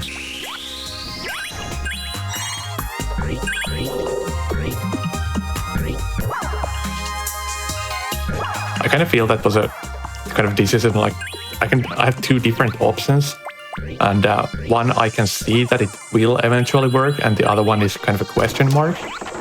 So I probably should just keep doing the safe thing. Well, if he can make it through the switch section on the first try, that cycle was actually a lot tighter than it looks. They kind of go down in steps. If you're on the top 2 steps, you can always jump to where the game is expecting you to go. It reuses that style of switch. There, Ferris making it through as well. Probably only like 20 seconds between these 2 racers. I appreciate that we have a wide cast of wacky characters who never will show up in games ever again. Also, remember how this is the ancient world? Well, now we're into abstract shapes and colors land. What happened to our bonus levels, by the way? World 1 had bonus levels and World 2 just hasn't? Or are we just doing worse? You have to collect an item in the level for them. It is addressed in the pace band. They tell you avoid it if you can.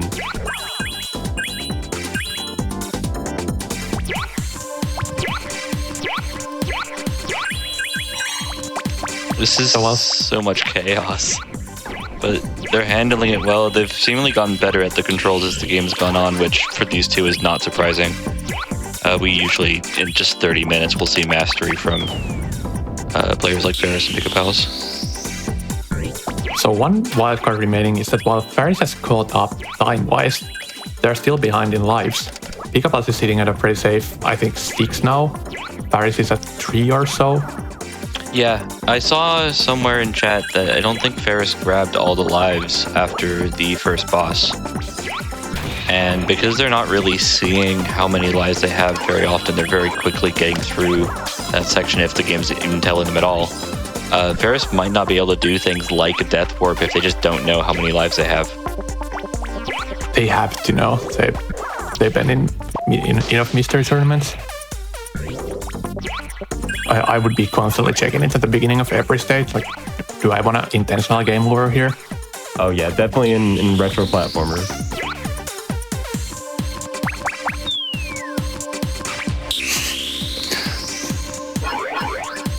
The slippery controls claiming another one from Pikapals. Yeah, I think not trusting the platform to move forward. This is a magnetism jump over the enemy.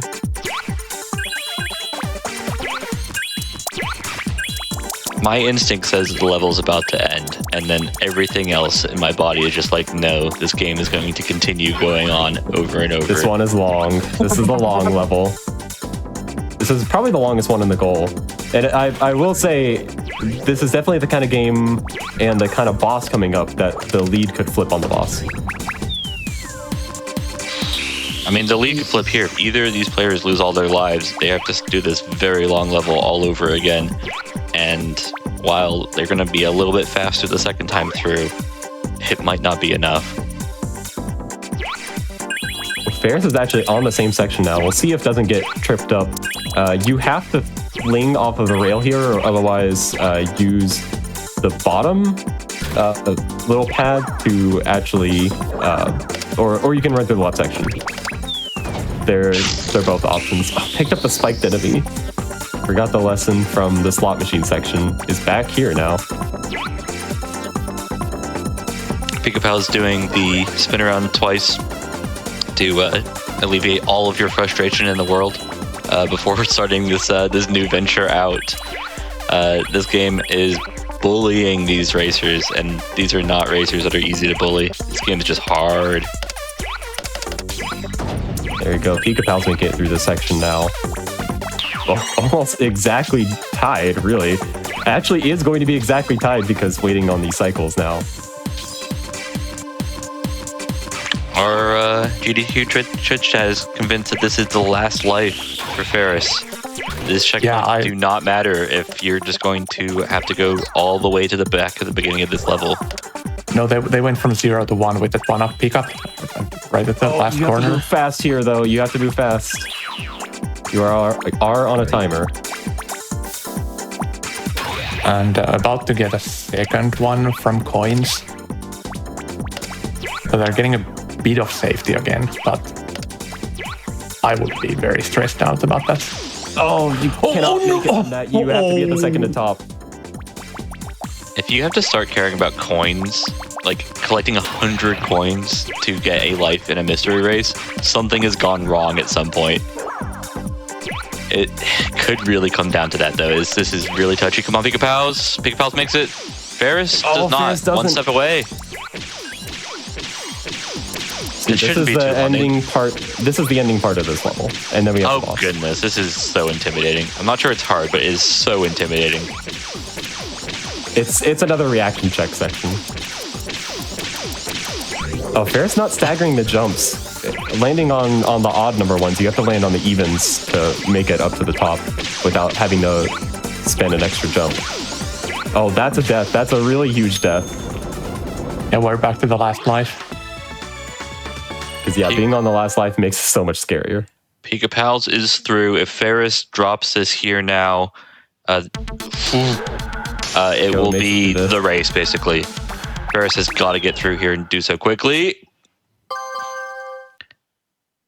And got to jump up here, and that's going to be a clear on this level. Really going to be up to the boss, and this is a boss where things can flip. It's another reaction check by this game.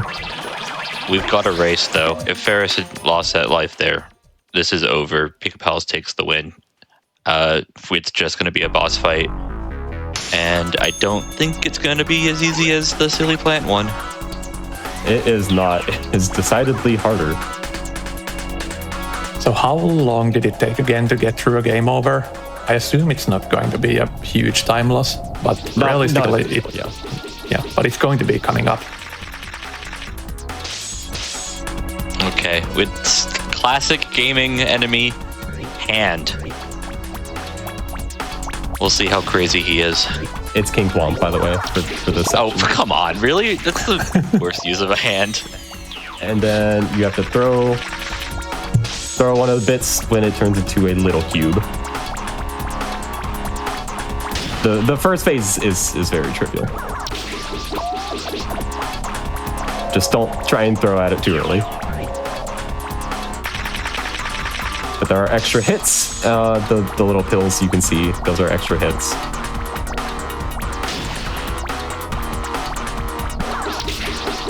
So if you die on phase 2, do you need to redo this part? I don't know, because I didn't die on phase 2. Okay. New plan, don't die, seems fast. This Okay, guy's that's got the Majora Ferris. energy, and I love him. Yeah, that's a death from Ferris. And there's the game over sequence that doesn't seem to be costing a lot more past the basic death time loss. Yeah, there were no checkpoints in the boss level, just a little bit of platforming to get to the platform that the boss lives on. It has the Bowser shockwaves when it lands. Then it turns into cube. I'm having Tears of the Kingdom, like the guys who live on the islands energy from these guys. Oh, you do go back to hand. Okay. Pikapals stood where the boss was going to land in its normal spawn point. I underestimated how much time was about to be wasted on Ferris' side and is going through a much longer animation than I remember the first time.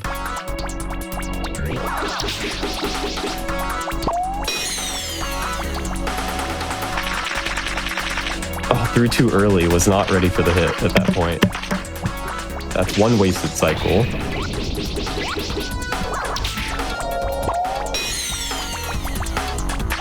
Pikapal's risking nothing, by the way, just point blanking the enemies straight into the little box. I do like Ferris' strat of repelling one of the enemies and then absorbing the other one. You can just absorb both of them, but that also works. Kind of creative.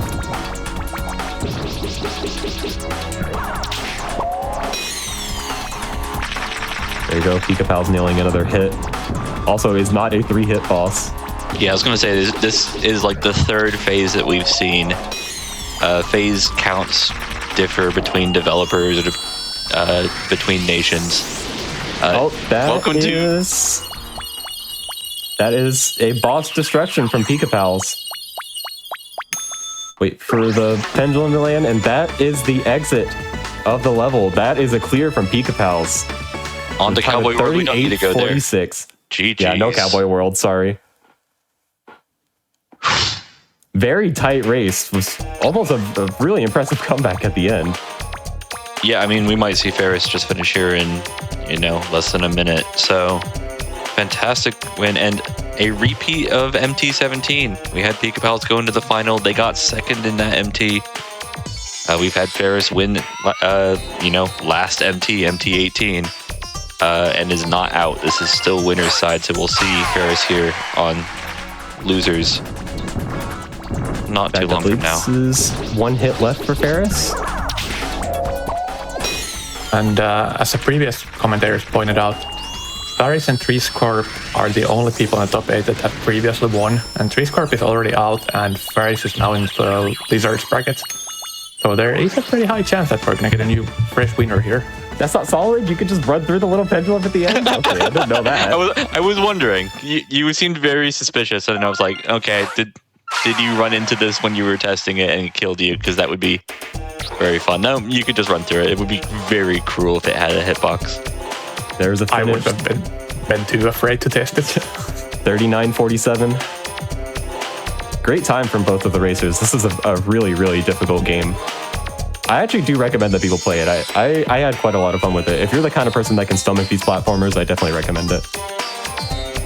I am really enjoying what we've had here today. 3 close races, in what is as far away from scripted content as possible. These racers do not know what the other racers are up to. They do not know these games, and we are still having 3 bangers in a row. Congratulations to Pikapals here, moving on to winners finals. We'll see Ferris and losers side, and they might make it back through the lizard side. But brilliant stuff all around. Yeah, I believe Ferris will be facing off against Frogfall, and then Pikapals will be facing the winner of our next match, which we are going to be taking a break to set up. Yep. So we are going to take a quick break here. Just before we go to a break, a quick reminder for you all.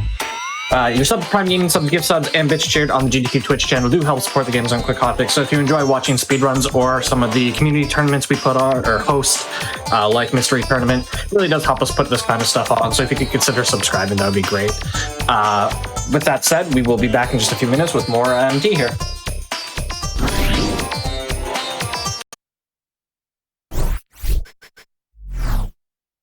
Hello, everybody. Welcome back to the Games Done Quick Hotfix. Today we are hosting Mystery Tournament 19. We are here in Wizard Semis. I will hand it over to our commentators here. Oh, I'm back. I'm Virazek. You just saw us commentate the other Wizard Semis match, which is Ferris vs. Pikapals, a really exciting match in a game called Super Magnetic Neo on the Dreamcast. And we're hopping over to the other Wizard Semi match, which is Midboss versus neskamikaze, which, if you've been around blind racing for a while, you definitely know who these two people are, because they are one of the most blind racers to ever do it. If you look on the Speedruns Live stats website, on the little page for the stats, they are the two people that have raced the most games on Speedruns Live. neskamikaze is sitting at 1,389, and Midboss is sitting at 1,302, and just like with most things in life, a really good way to get good at something is to do it a whole lot, which these two have definitely done. I'm joined back again with my lovely co-commentators, Palluriko. Good evening. And Noob. Good afternoon. We have time zones. We have time zones. Palluriko is over in Europe land, so Eastern European time zone even, almost to good night territory. But yes, if you look at these two players, they have a lot of history in blind racing. They're both very, very, very good gamers.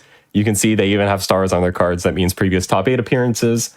Although Midboss has taken quite a long break from MT. It's kind of a very irregular entrant. Has entered Mystery Tournament 1, notably. Ness has been here a few times in good showings. But I think we're ready to go ahead and hop over to the game. I don't want to keep Midboss waiting any longer. Yeah, the grumpy old man of MT has still got a winning right there, joining in MT1.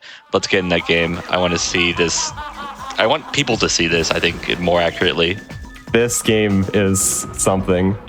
This is, we saw a retro game in the other half of the Wizard Semi match, and we have an even more retro game, actually, because this is on the Sega Saturn. This is a multi-platform release called Grid Runner. This is a game.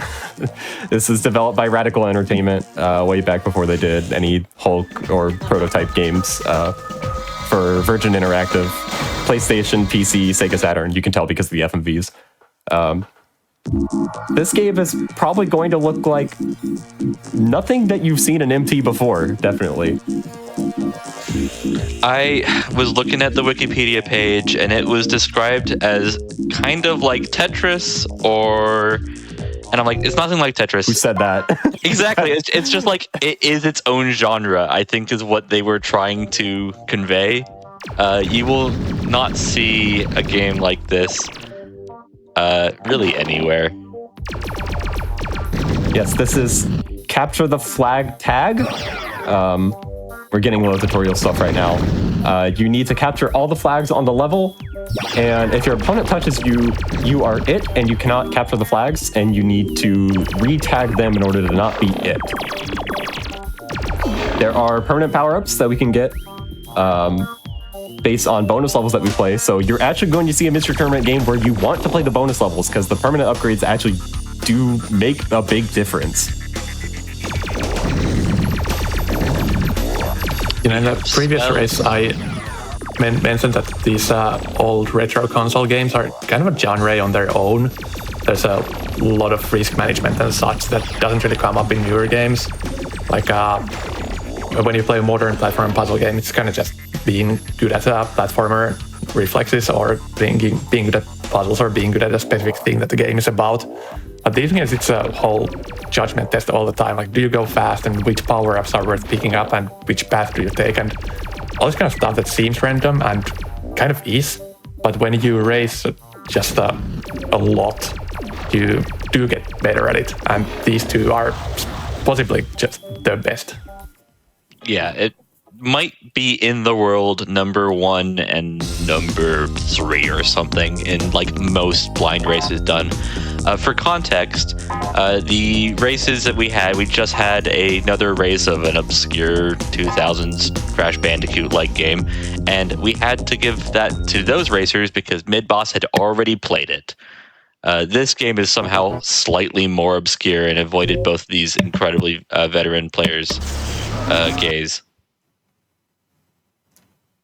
Where are we going? Nimbus? Yes, Nimbus. This is we're facing against the Minotaur? Yeah, the boss's name is actually Nimbus, I believe, or it's the planet name. I don't remember. I read the manual and I still don't remember. One thing to note is that we do have magic available to us, where we have this little red meter, and we can use various effects, and a lot of them are really important. In particular, there is a speed up magic that I want to see the players mashing all the time forever.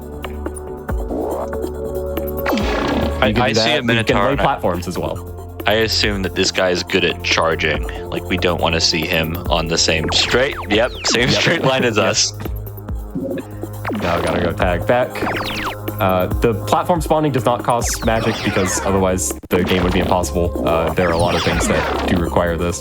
But yeah, I definitely... The other magics are very useful. There's like a landmine. There's a global slow that you can hit on the opponent. That one's very useful. But definitely, like if you're in a blind race and you look in the pace bin and it says you can increase your speed, and then you see the game is like this, probably a good case to start mashing that. At least see how much magic it costs. Do we always start as not it? We're always trying to collect flags. So every time that we can avoid losing that is going to be good for our speed.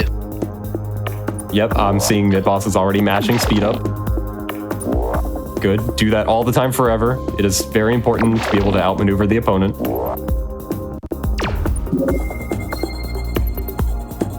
So before the race started, these two guys were scaring me that this was going to be just absolutely illegible.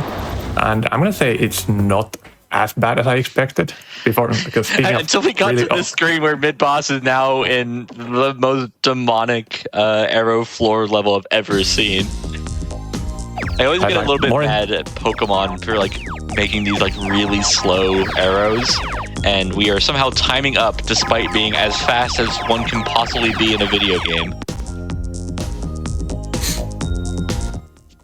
Right, so Morris and me were competing for the most obscure references, and I tried asking Project if this is as bad as that PSP Ninja game. I don't even know the name of you. Nobody will have any idea. Yugge. We had nobody will have top 8. Nobody will have any idea what we're talking about unless you happen to see that specific cast. And you said this was going to be worse, but I don't think it's even close. The players are not going as fast as they could. If you're going at like very high speeds, you instantly mash speed up and you're rushing around trying to find all the flags. It definitely looks pretty funny. But these players are actually playing a lot more methodical than I would have thought. Right, so one thing I'm going to say is that the viewport is pretty rough, and it's hard to get a good overview of what's happening or where you're going. But conceptually, it's pretty easy to tell what they're trying to do, at least. Yeah, Midboss is in a spot where he actually has to go faster. This enemy is like got him cornered in this bottom left corner where there's just no flags, and eventually was able to juke him a little bit. But like, if he was using the power-ups, maybe he can just get out of that area faster. in addition to going fast, which is good in a race. I believe one level ahead. I think Neskamikaze is on the level that he just finished.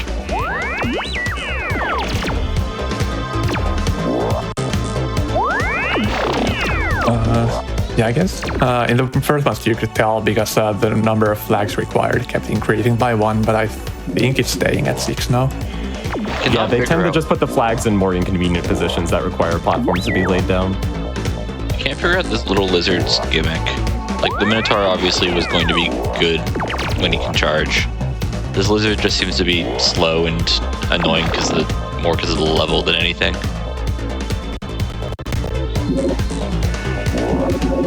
Do we have enough time here, Midboss? Good decision, actually. Yeah, found the other flag, saw the lizard approaching, saw it would have taken multiple platforms, maybe would have been a little inconvenient. Decided to go for a different flag instead. You don't have to get all the flags, it's just a specified number. I misspoke, by the way, they are on the same level.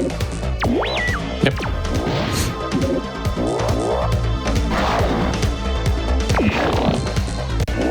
I'm just anticipating when this is gonna really get hard. So far the enemies are kind of tutorial level stuff. They're super slow and they kind of don't manage to do anything when they tag you. But I'm sure that's gonna change eventually. Yeah, we're seeing... Yeah, definitely. Like, I can imagine a world where an enemy starts taking flags when they tagged you and then runs and goes and gets flags, which, one, they could potentially just win the round, which would be incredibly bad. But also, like, they're just taking flags off the level. Like, there's just one less option that you have once you tag them back and then start running around. So, like... No, you can tag them back and forth. You can already see these enemies that they just proving that I'm silly. Yeah, they just grab the flag that they were sitting on when they tagged you, and then they can't do anything more after that, but they always do get that one, basically. Yeah, I will note that we as testers do have some sort of leeway with what people submit. Sometimes we change goals, change pacements around to make games a bit more fair. This goal actually was cut a bit. One, because it was really long before, and two, because the later levels just get unbelievably completely unfair. They're quite ridiculous later. But we actually cut this a bit. One, so that I think it would fit better in top 8, and two, because it would definitely not be mystery tournament viable with the later stages. So we won't see the like ultra ridiculous hard stuff that this game has, but something could be difficult. I will note, based on reviews, this game is actually really liked in its time, but it was in part mainly because it does have a versus mode. Yeah, it's multiplayer. That just sounds really fun. I want to see this at next PlayStation Mystery versus Tournament at GDQ. This would be so cool to see. I haven't seen it before there, because I guess they do a lot of it off stream too, but it does have good top 8. I participated in it one time, and I think I would have remembered this game being seen, but I guess maybe not. Midboss missing the platform laydowns. Got caught right there, but luckily, really quick path. The enemy actually assisted with the platform there. Just tag and grab the platform. The enemy still haven't got hard, so he didn't get punished at all for messing that up a couple of times. Just get back there and grab the flag.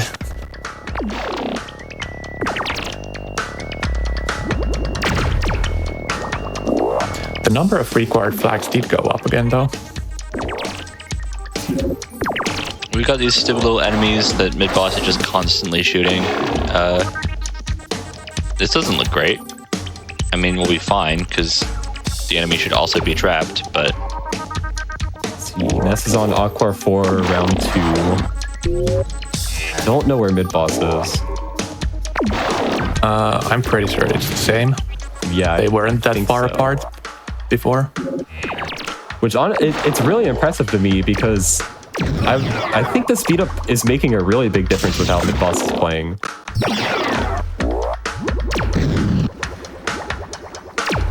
I mean, in general, I think we like the hair. If you can go fast and silly versus slow and steady, it's not that being the fast racer is better. Actually, dying is usually very punishing in most games that you race, just because it can be 2 minutes of time lost to get back to where you were. It's just racers who have an impatient nature are more likely to be successful in the long run. Death is definitely very punishing in this game, but I don't expect the players to die on any level in the goal that we have. And if we had a later goal, definitely I would expect it like many times. But I don't really think many of the enemies are a threat. MT games can kind of be split into two categories based on how you play. And one of them is the, okay, I'm just not gonna die games. A lot of like slower puzzle platformers are like, okay, I just need to solve it. I don't need to like actively outplay my opponent by playing really fast. And then there's the I need to actively play fast games, which I would argue that this game is one of those.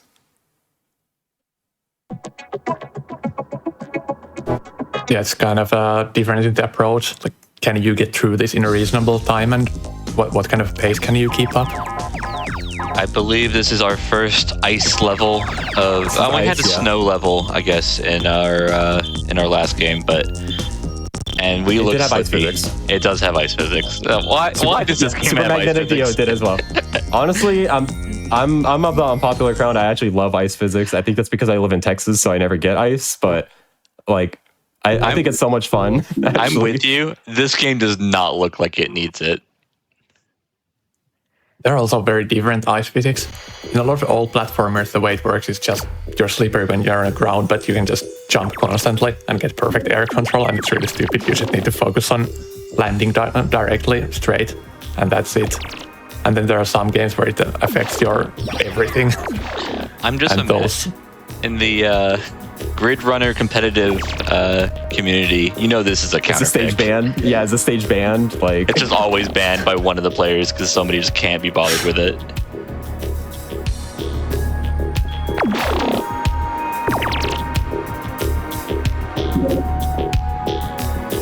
I like Midboss's strategy here. Oh, yeah, I like it. A bait the enemy into walking into the little corridor. There's a lot of AI manipulation that's possible in this game. Definitely kind of like most levels is not needed. You can kind of just run your face into the wall and grab all the flags and win. But sometimes it is kind of worthwhile to bait the enemies into doing specific things.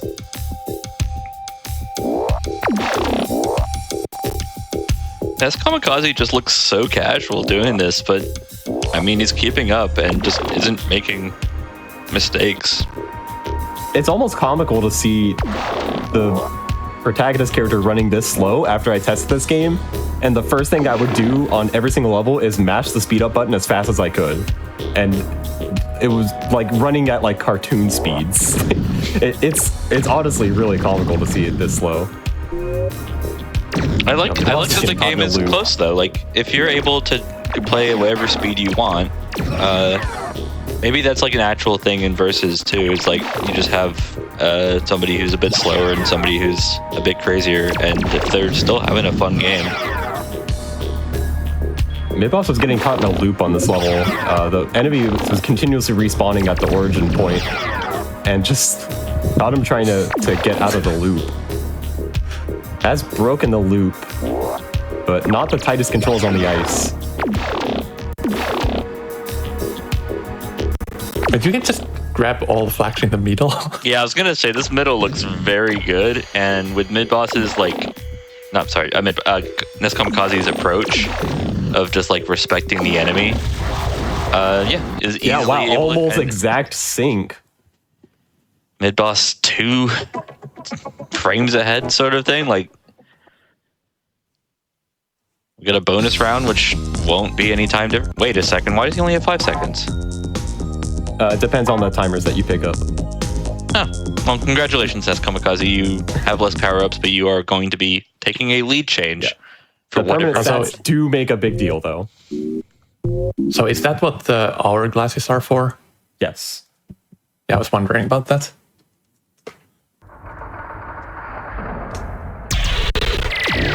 We've seen our ice level. Of course, there's a volcano level next. It could only be one way.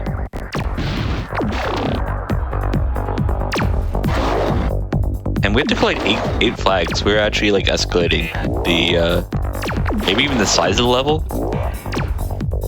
It's been 5 to 8 in previous stages. There were quite a few 8 stages before. With a game like this, Oh, yeah, you go ahead. I was just assuming that all the levels are the same size because it just feels like game design. They tend to regulate out towards the later levels. It can definitely be useful if, when you get tagged, pay attention to where the enemy's running because they'll always start rushing flags. So it's kind of useful if you haven't seen a lot of the level to just kind of watch where they are and take back their flags. Because they usually tend to pick pretty optimal routes for getting them. Volcano guy has a flamethrower attack, of course.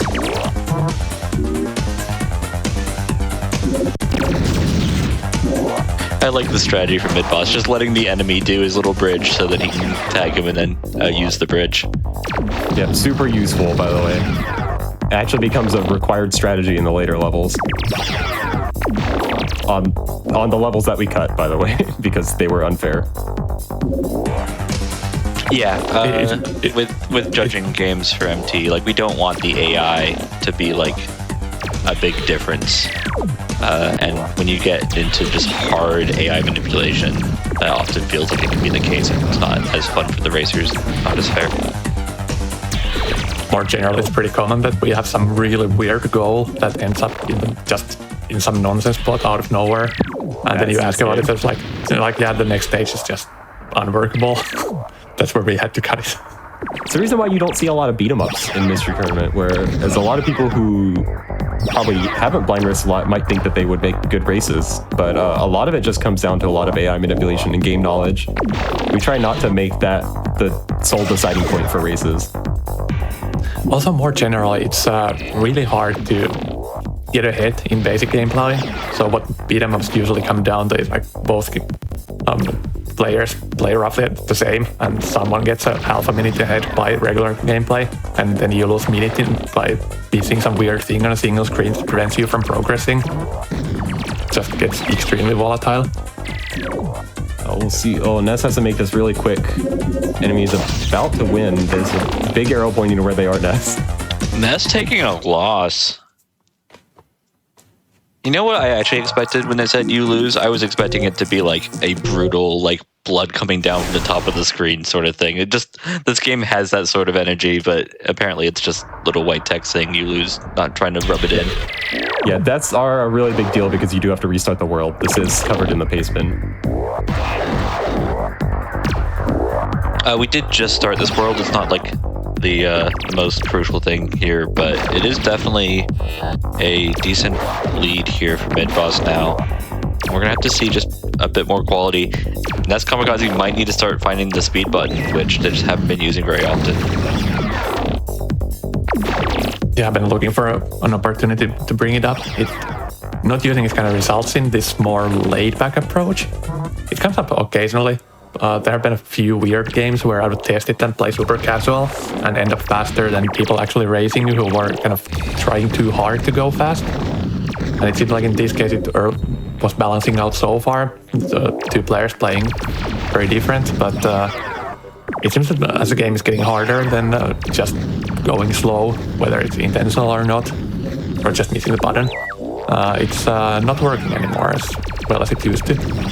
Yeah, I'm reminded of the game Swift Stitch, which was not like a platformer. I wish I knew how to describe those games. Like it's kind of like actiony, puzzly, but it's also like more twitch reaction. So it's almost like platformer levels, but you're not actually platforming. But that game actually let you select your speed from one of 7 values, and it was really interesting to see people's approaches on what speed they would select. On like, if you just select a really slow speed, the stages actually become pretty easy to clear for a lot of them. I can tell you from experience, it's what I lost in this tournament. Let's see, Midboss is on Hexal. I do not remember where Hexal is. I don't know what this little green guy's gimmick is, but he does seem just faster than the other enemies that we've had to deal with so far.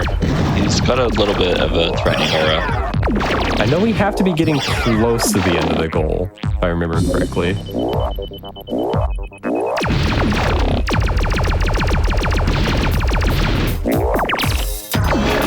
lot of these later levels, you kind of have to almost intentionally get caught at points because there's not really a feasible way out of it. I mean, this kamikaze is in a real spot here. He does not want to lose on this fight. It is 3, but was a moment ago 1 and 5.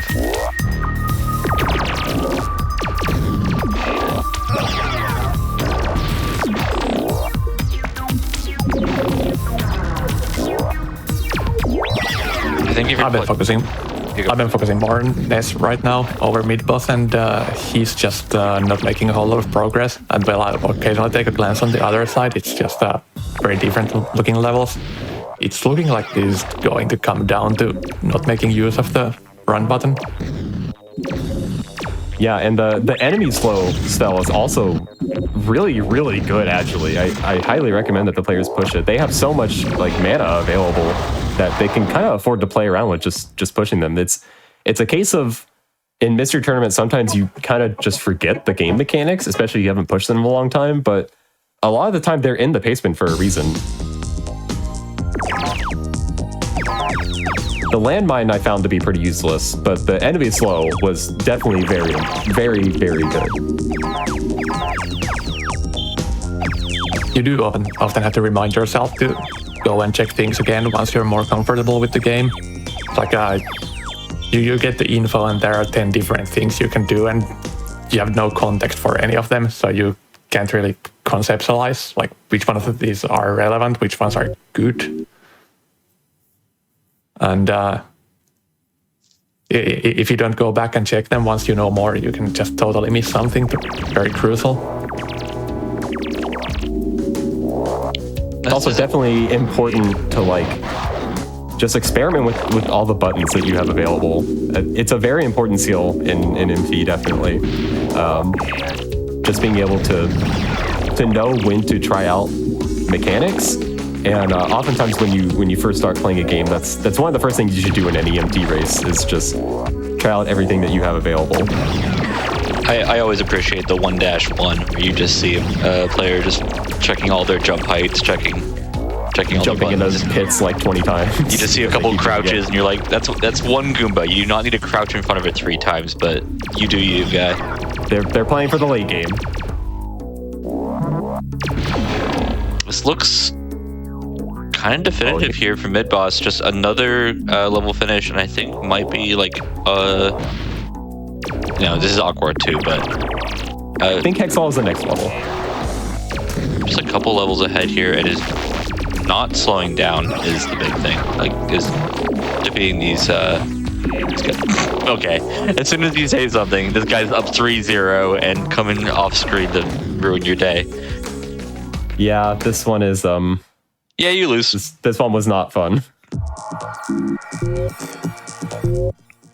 I'm just really wondering what's going on Ness's side, because as we went over before the race, he's one of the last people I would expect to fall into a trap of just missing what things do.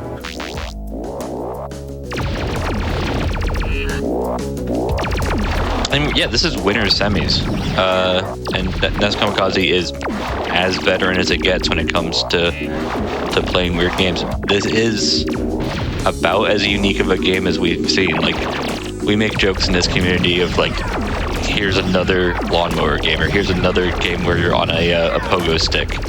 Like, despite the fact that these are not game genres that your regular racer or gamer has run into, we've seen them somewhat semi-regularly.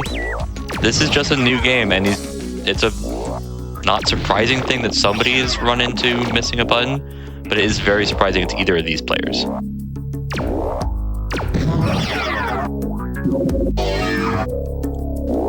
Right, sometimes a game gets so weird we invent our own genres and classify everything as parkour or sokoban. I think this game is parkour, definitely. Yeah, this is parkour. I like to separate indie games into parkour, sokoban, Earthbound or Cave Story, and then wiki and non-wiki. I do like menu games. This is, even if it's not indie, this is parkour, non-wiki, and right in the middle of Cave Story Earthbound. Yeah, the Aquar 2 is definitely where the game starts getting very, very retro-minded, as the Aqua 2 boss, as somebody pointed out in chat, does lay down 2 platforms at a time, so they're just inherently faster than you. And he's off to the races. Where's he going? Yeah, and there are power-ups that make you super fast, but they also apply to the enemy.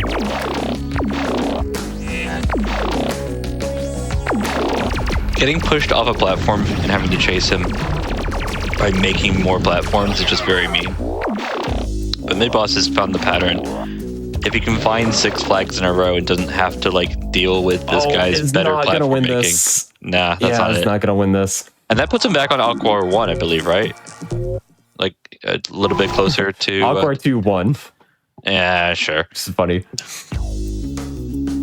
Oh, so we saw the FMV at the start. We saw, I mean, every time they go back to the menu and you just see these 2 6-pack abs characters, and it's just like, what is going on here? We're missing out on some cutscenes. That guy coming out of the spaceship, because Midboss didn't match the route for once. So great. I really want to see them. It reminds me of another game that we had in Mystery Tournament, Disruptor. If you know Insomniac Games, it's actually their first game that they developed on the PS1. It's a first-person shooter. It's a really fun game. I highly recommend it. I actually streamed through it myself before it was submitted to Mystery Tournament. Somebody else actually submitted it, and it made me so sad that the players have to skip all the cutscenes in the game because they're so unbelievably hilarious. It's basically an entire like B movie inside of the cutscenes that we sadly have to skip. I think Midboss might have it here, and it's a big one to get. If he can... Nope, spikes. Oh, push the slow spell, push the slow. What was that trap? 2 more flags.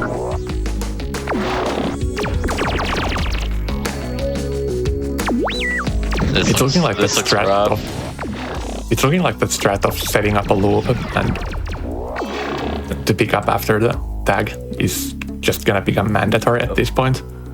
Yeah, you almost have to manipulate the enemy into doing the work for you with this boss and laying down all the platforms that you need. And then clearing out really, really fast because the platforms do disappear over time. And using the boss's advantage to your advantage.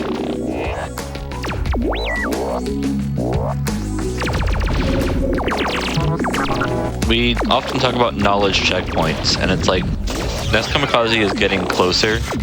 Like they are now fighting against the same boss, but there is just a lack of experience against this boss that makes you think that Midboss is going to get through here faster, and actually has. Round 3, 9 flags. This feels like an absolute boss fight. Oh, escaping the loop? No.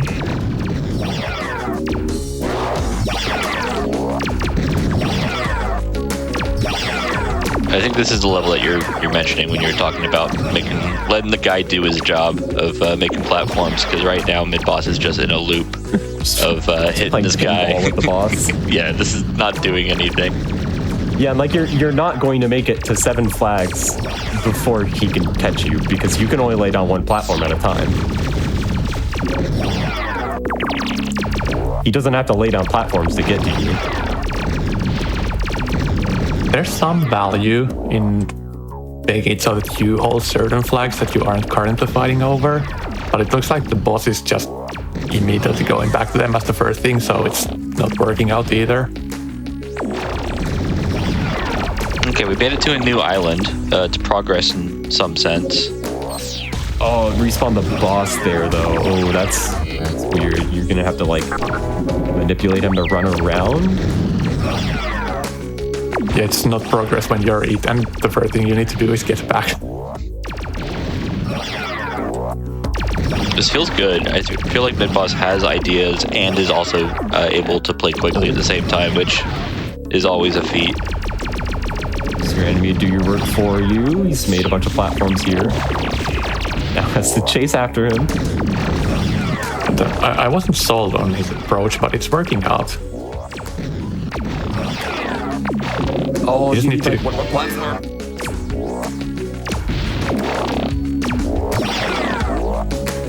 Oh, the platforms are going to start disappearing, though. You already have that flag. No, he wanted to get through to the new island since the boss was boxing him in from the other side. I hope he remembers the enemy slow spell.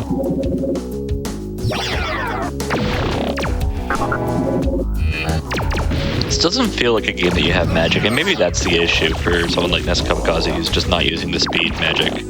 Is it just doesn't have mage energy, it has like Blade Runner energy.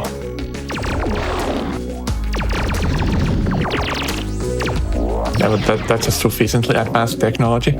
One more flag. No. Can kind of just wait out this enemy. Because there's the platform right there. Neskamikaze is just in the middle of nowhere. It's very incremental progress that you have to make on these stages. A bonus round. That means that's it for Awkward 2. I wouldn't be surprised if Furion was the next stage.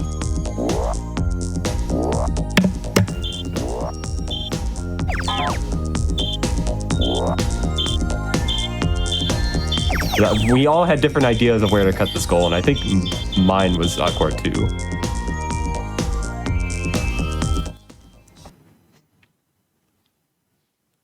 Ness is back on round 1. Is one entire world behind. Okay, yes, Virion is the next one. So this is the final world for Midboss.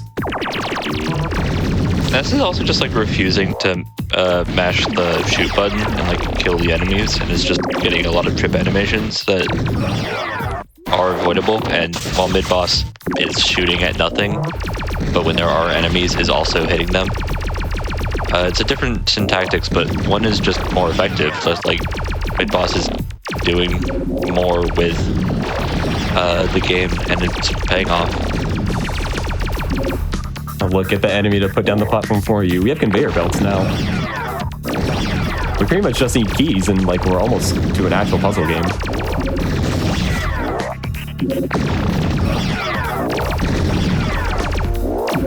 I think this game does need some Sokoban.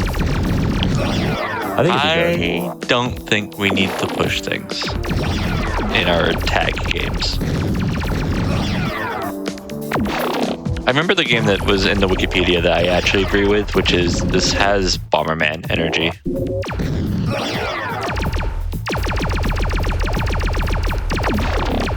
Platform despawned as Midboss is laying one. Oh, is that like an illusion, or did he warp? I can't tell with the boss there.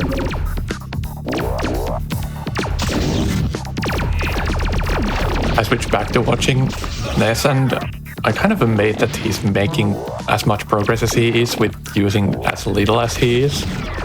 But I don't know. I don't think it's going to cut it against Midboss. Yeah, the enemy speed does scale to yours, which is important. So it's not like the game becomes unbeatable by not using the speed up.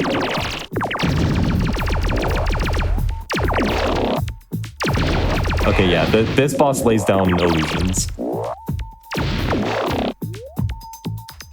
It was a while since I tested this game. This is, I think, actually the first game that I tested for this MT. To know, I don't think, I mean, we will always do the MT advertisement. Like, we would love to have anybody who's come in here going, I want to play random games, maybe even do well in this tournament. Please join the Discord so you can know when it starts up. That being said, if you have some game that you think would be fun to run, and we probably haven't heard of it, which is going to be difficult, but it obviously happens, we're looking at it right now. I would also love if people would just join the community and give us a few submissions. Yeah, this was actually submitted by a relatively newer member of the community, Just Morphonica. I think they're newer. I don't recognize their name from long before, so it was nice to see such a like a weird, kind of cool game like this, just by somebody who's relatively newer. And especially because it was a Sega Saturn game, because I've been making it my goal to find every empty viable Sega Saturn game, and I somehow missed this one.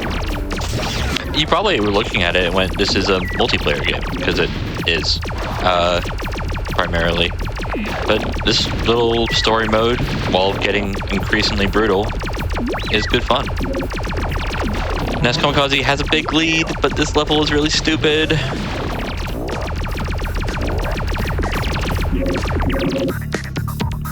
We'll have to see what is the plan to deal with this enemy. I like getting that HP to lay down the platform still. Oh, got that one actually. Just one more needed. Kind of a weird dynamic here where warp spell. Oh my god, that's so smart. There's a warp spell that warps you to the spawn platform. Use that to get away from the enemy. Yeah, Neskamikaze does not have like a big red bar on the side of his screen. He's doing something, it's just not been speed. Oh, that was a clear from Midboss. That was a clear on the final round, and that is a clear of the goal as well. In time 36:32. Oh, really good time, actually. Surprised. Do you know what your time was? I tested a longer goal, so I don't know what this was. Oh, but sure. That was a really good time. Midboss was just making such fast, consistent progress that I didn't even notice. I was too busy looking at Ness. I'm not sure Midboss has noticed either, to be fair. Ness is only one world behind, though. Midboss did Yes, that is finished, so. definitely. one little weird dynamic here is that initially when you get ahead, it kind of doesn't matter because you can get tagged and then the enemy just runs through all your flags that you just picked up. But if you let the situation linger and the platforms start despawning, then it starts to matter because now they are in hard-to-reach places and aren't just easily claimed back. So if you can get a lead and then stall, then it starts holding. So Yeah, I think Midboss played that game pretty expertly. It's a really fun game. It's another one I recommend that people try out, multiplayer or single player. Just fun to kind of mess around with. It's a multi-platform release, so there's a lot of ways to play it. That was the end of Winners Semis. Midboss will be moving on to fight Pikapals in Winners Finals, which will be tomorrow. So Midboss has a nice long break before he has to play another game. And Ness is going to was demoted from their warlock status into being a lizard, and is going to be fighting a Jlambsy in the lizard's quarters bracket. So not out because that was a winners match, but it becomes a lot harder to win as a lizard. Lizards have it tough. It's not easy being green.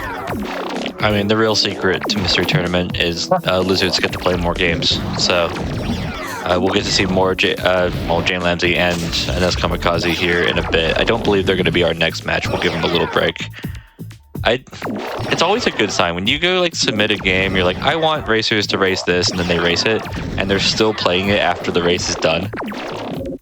And as a result, presumably enjoying the game like Midboss is. It's fantastic. So earlier we mentioned new people coming to try Mystery Tournament, and one pitch we have mentioned a lot before is, if you look at this and think you could do better, then you should join. And most people get proven wrong, but occasionally there is someone who just shows up and does beat people. Morris did basically exactly that some years back, and Jlambsy is doing it right now. Yeah, the thing with Jlambsy is he's incredibly humble, and every time he wins a game, he's like, oh, I'm surprised I'm still here. Brilliant stuff. Neskamikaze is still going.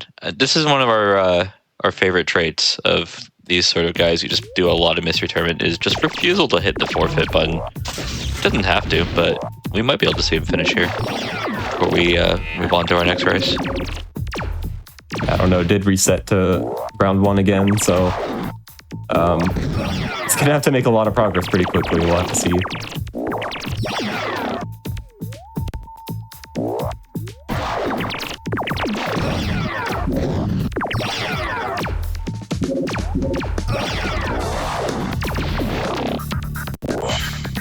It's actually insane that Midboss has gone straight to the final, by the way. I know he's well rated within the mystery racing community, but I think he's 112 lost 8. Famous Midboss I hate mystery tournament. Join, beat everybody. Midboss is really good. He's a really nice guy, by the way. As somebody who's talked to him regularly. Real cool guy. Oh yeah, now we did our predictions, and a lot of people had Midboss doing well. One, because he's good, and two, because people like him. And I'm like, I didn't keep him in because he's a grumpy player. I was expecting at some point he'd get a game that he just doesn't enjoy, but it turns out Midboss enjoys a lot of games. That's why he plays a lot of them. Yeah. Ness is a cool guy too. If you ever want to blind race a game, literally just ping one of the two of them, and they'll probably say yes.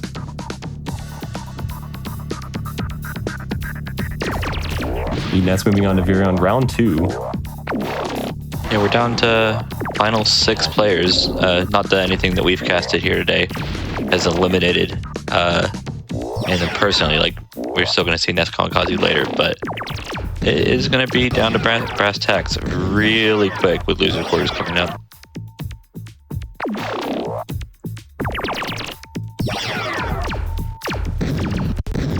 So we'll see if Ness loses on this level, we're probably going to have to cut to get our next matches ready. There's a lot more setup actually required for the next round of games. So yeah, you want to just call it, boys? I think we've done a good part here. I know at least me and Verzek will see you guys here tomorrow. Flora, you doing more tomorrow? No. This is it for me. In that case, it's been a pleasure doing commentary with you. Verzek, I'll see you tomorrow. Doing some winners final or losers finals or something. Whee! Yeah, it's gonna be fun. Palluriko and I will be back on for losers finals. But we have more mystery tournaments to get to. Everybody cheer on Ness in your mind. I know he's going to continue to play this to finish it. Probably is enjoying it. But we're going to get set up for the Lizard's Quarters matches coming up next. First one would be Ferris versus Bloodfiretaggerung. Yeah, and those are going to be short BO3s, so they're going to be very short games, but it's going to be best of 3. We are going to take a quick break here while we get set up for that. We'll be back in just a few minutes. And again, thank all 3 of you for being here and for commenting this wonderful tournament and these wonderful races.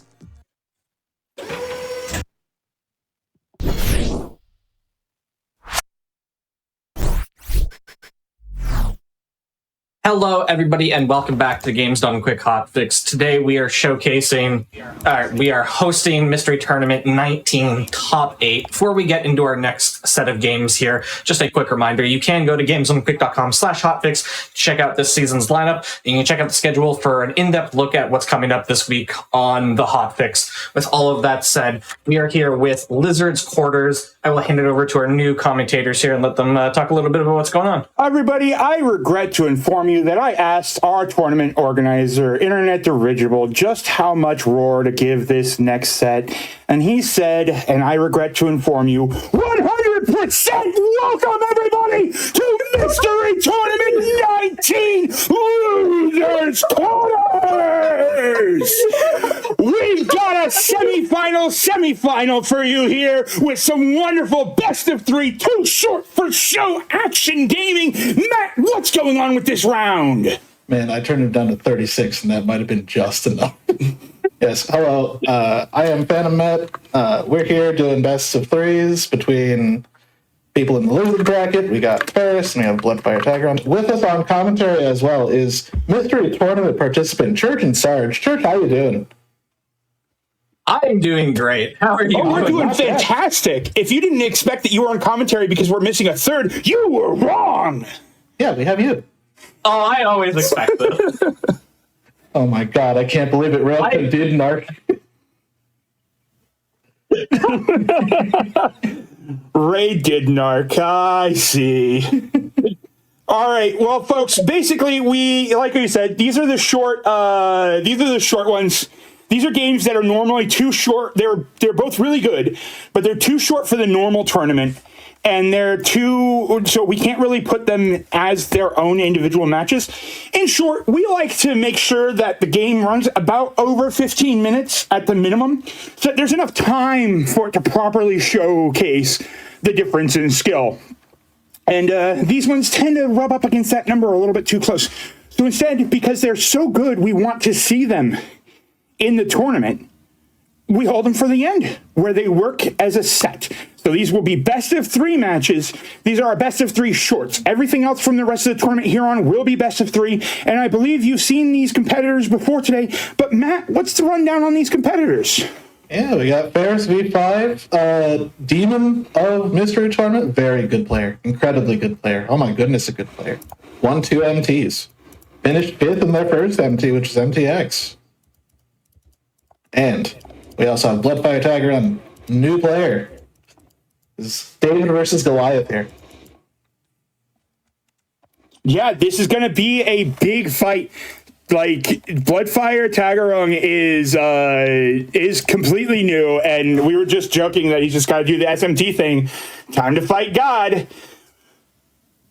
I'm not prepared. Are you prepared? I don't think we're supposed to be prepared. It's a mystery what we're going to play. Well, let's see if we can't take a little Keek at our next game. I see what you did there. I see what I did there, too. So, ladies and gentlemen, our first game is going to be Keek. This looks like a game. What are we doing here? The font is like reminding me of something, but I can't quite put my finger on what. Yeah, it's doing a weird. It's interesting that I think what's going on this starting screen is that it's showing you that when you use your cone of vision on these things, like purple and orange will move horizontally, yellow and green will move vertically, plain colors will disappear. So it's showing us the mechanics of the game at the start. So it looks like this game's all about running around with our dual stick in order to look at things and make sure whether or not they do or do not exist. Yeah, we're just moving through dimensions. Don't do that, Ferris. You're just going to fall straight through. Oh, yes. Most notably, you do have a little ball of sight around you when you're turning on your little vision as well that is going to influence how it all works. So do you just grab onto the tutorial text, or was that just a convenient placement? That would be pretty cool if they grabbed onto text. Yeah. I mean, it was definitely convenient placement, but... All right. We got to rotate the timer and... get there. It's got spikes on it.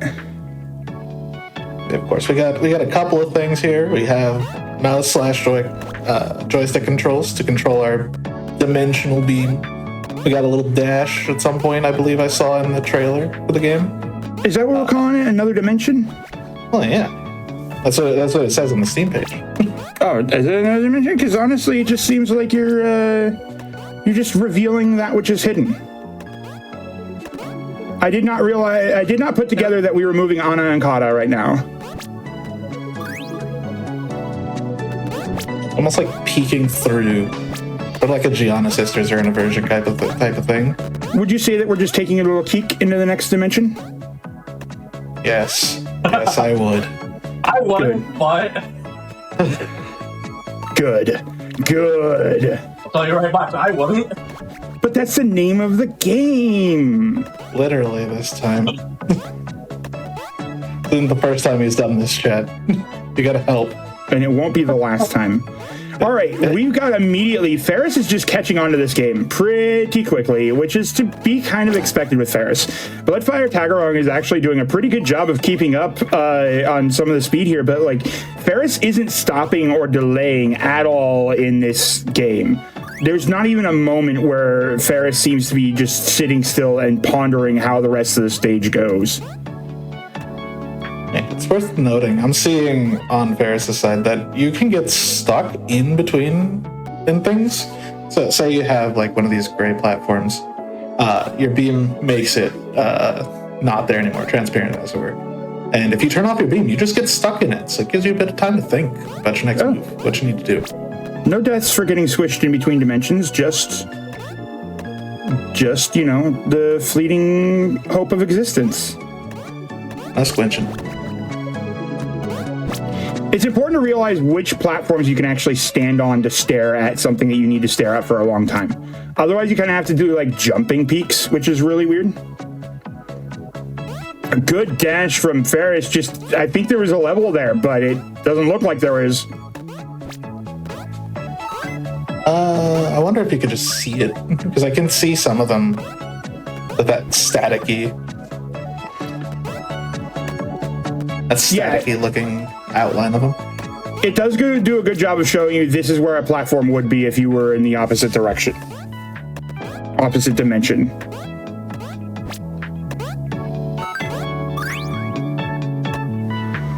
But we're definitely having to slow down. Okay, so these ones, they're already moving, but if you stare at them, they slow down. They're like... That's nice.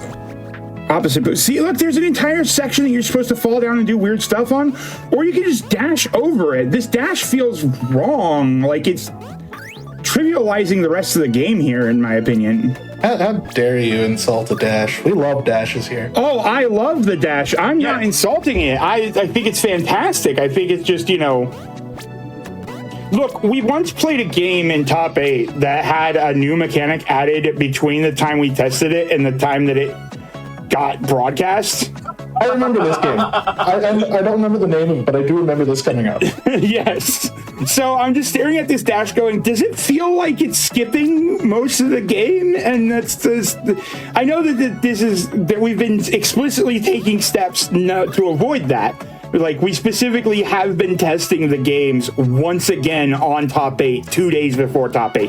Internet Dirigible has done a fantastic job. But I'm just staring at this dash going, is it just a little too strong, though? Maybe?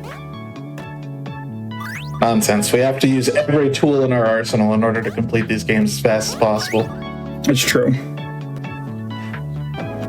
Now, I wonder, is there a hitbox on your dash? I couldn't see when... Ferris died earlier to spikes. If it was during the dash or just after. I may have missed it as well. Oh, it looks like we have letters for what stage we're on. So is this stage 10, or is this just the 10th time we found letters? It's just the 10th time we found letters. Yes.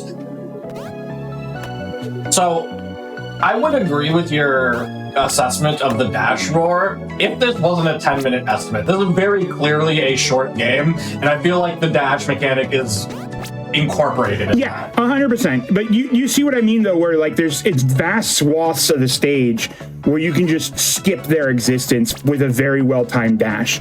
And it's definitely a question of like, is this an intended route, or are these speedrunners just running the speed? I feel like it's a little bit of a mix of like, this is here if you want to go for it, but here is the intended route, and these two are just picking up on it very quickly that this is something I can do, and I'm going to skip the rest of it. Study versus Express Lip. So something that I say every year, and I'm going to say it this year as well, Mystery Tournament is kind of an interesting beast in terms of speedrunning, because when you look at music, you have two types of people. You have your sight readers who can just pick up a piece of sheet music and start playing, and you have your orchestra, your orchestra members who they're practicing the same thing over and over and over and over again to make sure they're getting it exactly right. And speedrunning has those two inside of this Mystery Tournament showcasing the other one. We see a lot of times, that speedrunning feels like that symphonic orchestra player where they're practicing, they're hitting every note at the right time at all the time, they're paying attention to the conductor, they're not missing a beat, and they've done this a dozen times, and they know how to do this a dozen times. And blind racing, we're just picking up the music notes and going to town, and some people are skilled with that. You have to read what the game is presenting to you on the fly and understand that, and having a baseline understanding of how a lot of games works tends to help you in that, right? So like, the better you are at playing guitar, the more you know how to speed read those lines, the more you can see those patterns that emerge over the course of multiple things, and you can understand the chords, etc., etc. My music knowledge is a little bit lacking to make this full comparison, but basically with blind racing, the more you do it, the better you get it. Because you're starting to recognize, what patterns do developers like to put in? How many times do I have to hit a boss? Hey, Church, how many times do you have to hit a boss? I don't know, 3 times, 4 times, 10 times, whatever. 3 times, 5 times, 4 times. it's a very common thing. You have to hit a boss 3 times. And you start recognizing that in the games, and you can start applying that to other games. So here, when we have a straightforward platformer like this, especially one with a very precise and pronounced dash that is going to go a specific range every time, you can really understand how those levels get built by playing other games. So basically what I'm saying is, if you're seeing this and you're thinking, oh, I could do that too, by all means, we challenge you. Come do this. Come do this too. Show us that you can. And the more you do it, the better you get. Meanwhile, Ferris has reached the end, I think. Wait, have we reached the end? Yeah, I was trying to figure out, where's the exit? What are we doing? Yeah, I was looking like, where's the exit? What's going There's supposed to be a door here. This is... I didn't even get through my spiel before we got to the end of this game. What the heck? Something looks like something's still missing. Are we done? This is giving me boss vibes. Oh, yeah, no, don't you know this was actually 100%? You had to collect all the clock notes, and the players failed to do so, so they lose. Wild. But that is it. That is it. Ferris has taken the win with official time of 8:49 over Bloodfiretaggerung here in the first match. Bloodfiretaggerung got stuck here on this stage with the moving spikes. And if I recall, Ferris just did a dash through that top platform to end up on the second platform and immediately made the way through. So this is really showcasing that difference in skill between these players. I mean, it also helps that Ferris lately has been playing Celeste Kaizo levels. Yeah, that is true. The platforming is strong at the moment. Could not have been given a better game for their first match. Like, legitimately just occurred to me that Ferris is straight up playing Celeste Kaizo right now, as, like, not as we speak, but close enough. So wait, how did Bloodfire die right there? Jumped off the top of the screen, it looks like. There's a death plane above the top? That's oh no. Oh no, there's spikes on the top. It's not showing up on our little Discord window. Oh, I see. Yeah, I can see it on the main screen though. Come on, Bloodfire, you got this. You're on stage 10. You're on X out of XII. Thanks, Ray.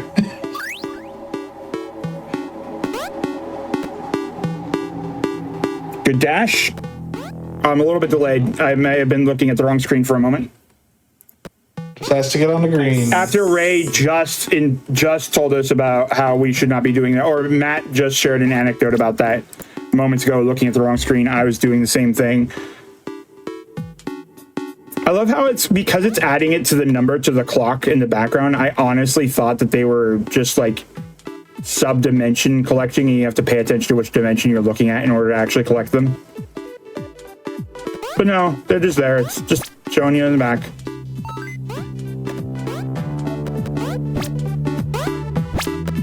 The game also has generous checkpoints. Why was there like dozen checkpoints in the second to the last level?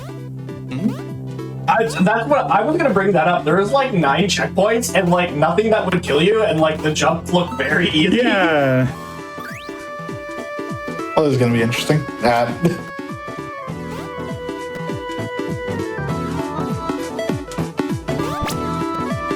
Oh, do we have to? We also have to make sure we've gotten the letters in order to do it. You know, folks, this is I believe this is a free itch game. So go if you want to see how this plays out when you have all the clock letters. You can go pick it up on it. Yeah, this one is on Steam. Oh, this is on Steam. Yes. I'm so used to saying itch because I forget that Steam has all the freeware these days too. Yeah, there are like 9 checkpoints. What the heck?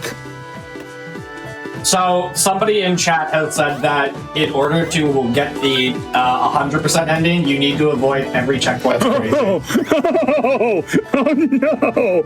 Oh, why?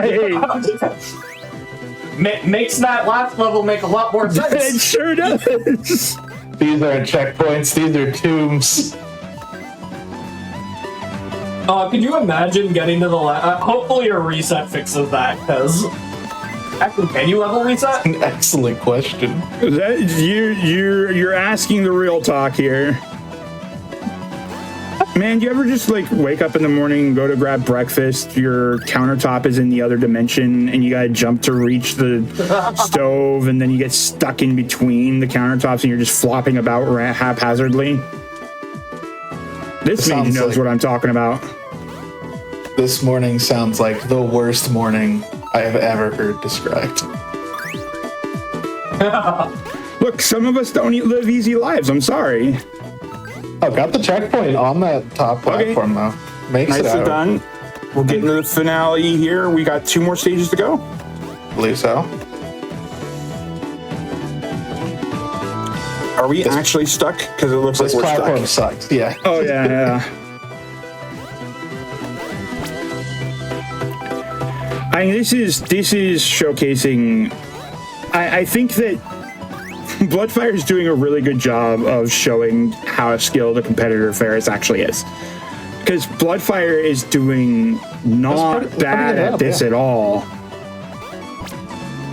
And yeah, Ferris is just kind of a league above a lot of players, and that's why we end up in this situation. Oh no! Oh, it was right there. That was very close. Need just a hair more space. Goes There for it we again. go. Gets it this time. All right, now are we there? Oh my god, there's like 4 checkpoints right there. These are fortune cookies, right? I'm not the only one who can see these as fortune cookies. The clocks. Little hourglasses, aren't they? I have no idea. I'm gonna open one up and see if it's sand or lies. Those are the only 2 options. Yeah.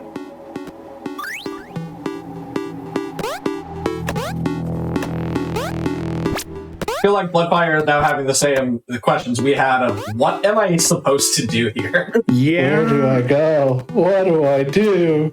Okay, there it is. Yeah, so there's a little wizard that shows up at the top. How fitting! So the wizard shows up on the right-hand side to start, and there it is. The wizard is teleporting around. You interact with the wizard in order to actually progress to the stage. I think the wizard contains the key to the hand for winding up the clock. And I honestly think you can maybe just sit here and let the wizard teleport back to the right. Is he moving in a pattern? There he is, right there. He's right there. Yeah. It was bait. It was bait all along.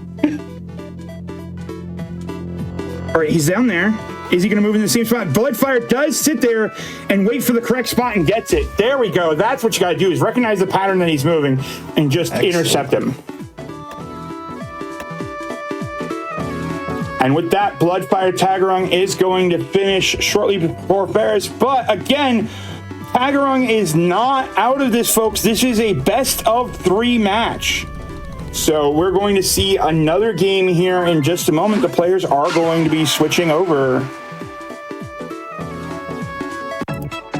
So we're not going to a real ad because these are rapid fire matches. Like I said, these are the short ones. They don't take too long, so it's not really a good reason to do the ads in between. They get both games that they can set up ahead of time. It's the third one that they may have to set up a little bit longer than the other ones. So we're just going to take a moment to talk about everything while we go into the next match. Let's hear from Church. Church, you've been helping us out with Mystery Tournament Top 8 for the last 3-4 years now. You've been our... I want to say 4. It honestly might be longer. Might be 5. It's been a bit. How have you been enjoying Mystery Tournament? And you could be honest with us. We're the thing you look forward to every year, aren't we? This isn't a joke. This isn't playing to a bit. I don't know what Roar was expecting, but Mystery Tournament is actually so much fun.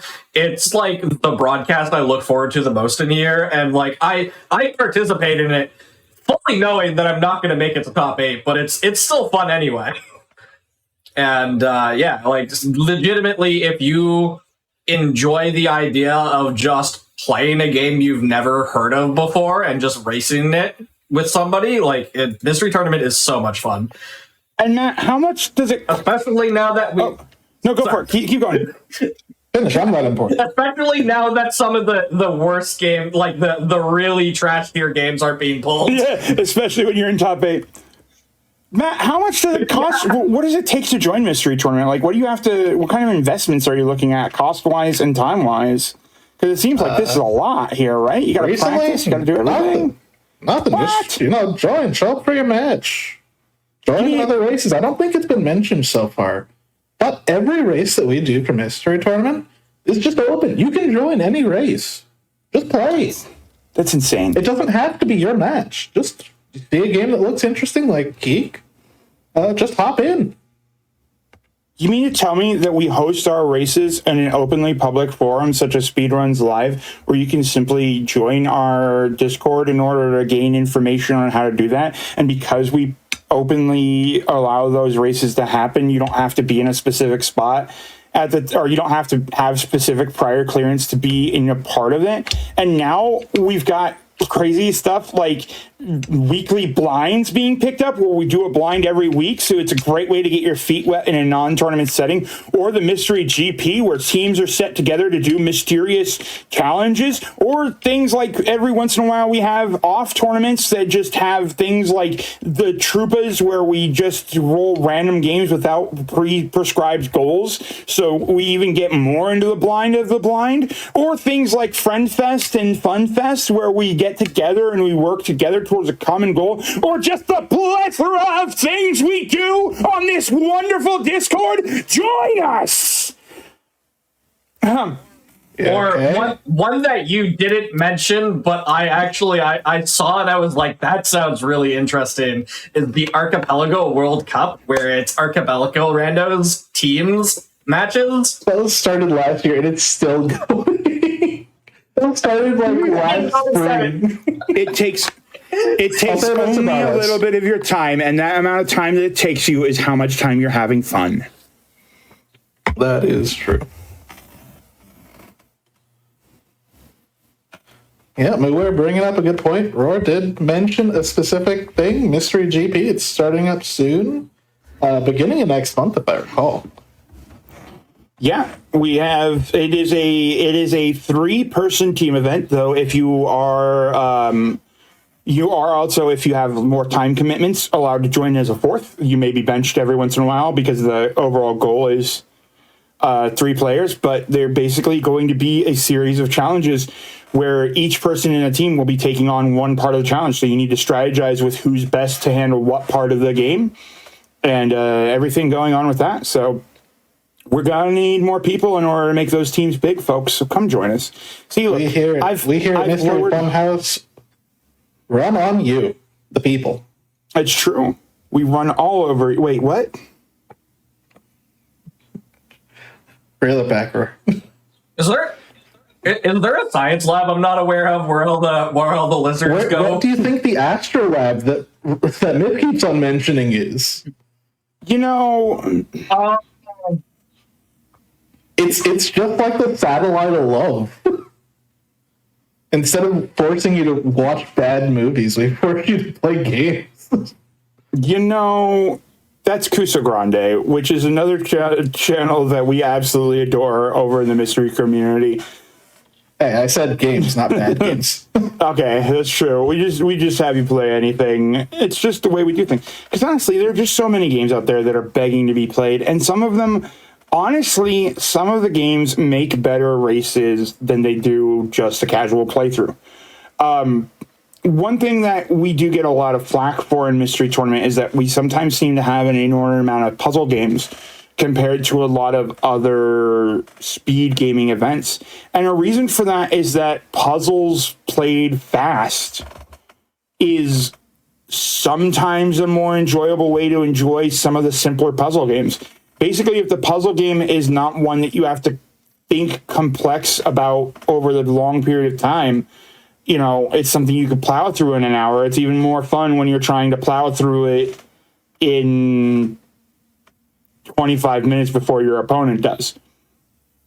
And you can't see those kind of speedruns. Like, we got what? When you think about puzzle games that are major puzzle games that have made it onto GDQ, for instance, we get like Baba Is You, but that was just because it was crazy tech that's really cool to show off how that game evolves.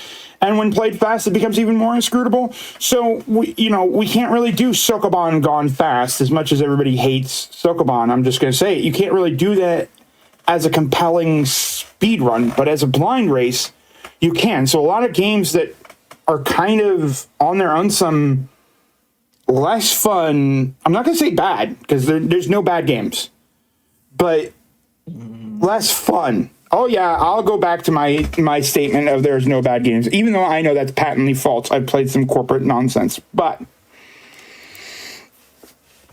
I'm trying to be positive here because we're in top 8. You know what's positive? I think we're ready for the next race, aren't we? Are we? Yeah. I was waiting for Ray to tell us that we were ready for the next race, so I don't know. Are we ready for the next race? Are we ready for the next race? It looks like we are, question mark? Question mark. Both got both of them holding hands. Yeah, it looks like the racers are getting ready. Okay, so yeah, good.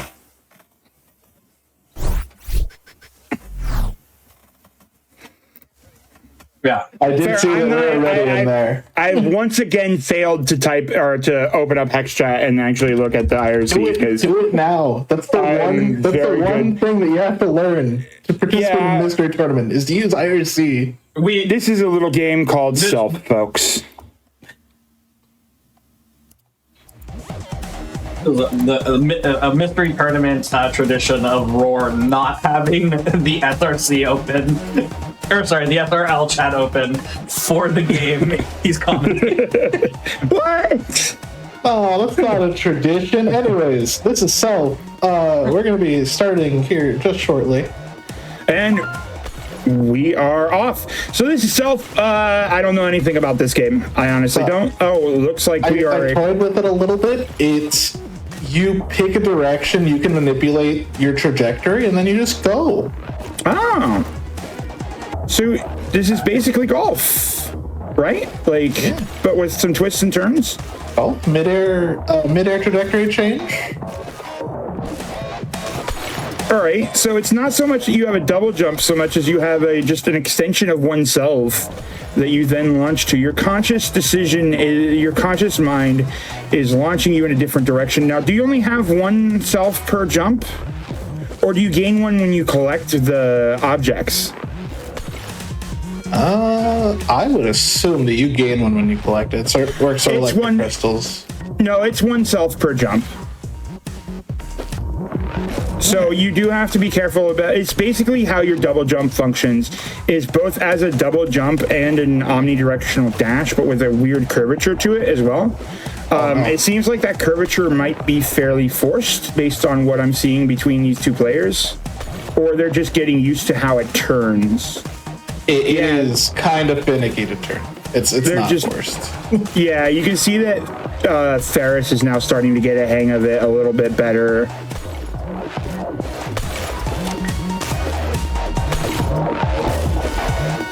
Sometimes you just need to let your conscious mind wander in order to launch yourself to greater heights and newer heights.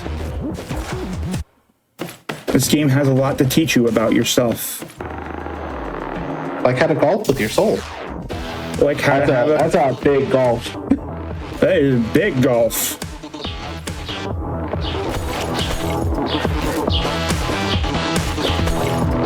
All right, now we got big orbs. Big orbs refresh yourself. So now we can do a double, triple jump in air. Alright. So it seems like that control issue, interesting decision from Ferris to realize the control had messed up and just back off.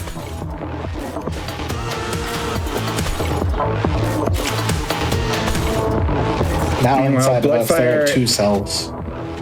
Taggerung getting to the bench now, going to take a nice little rest and see the world as it truly is.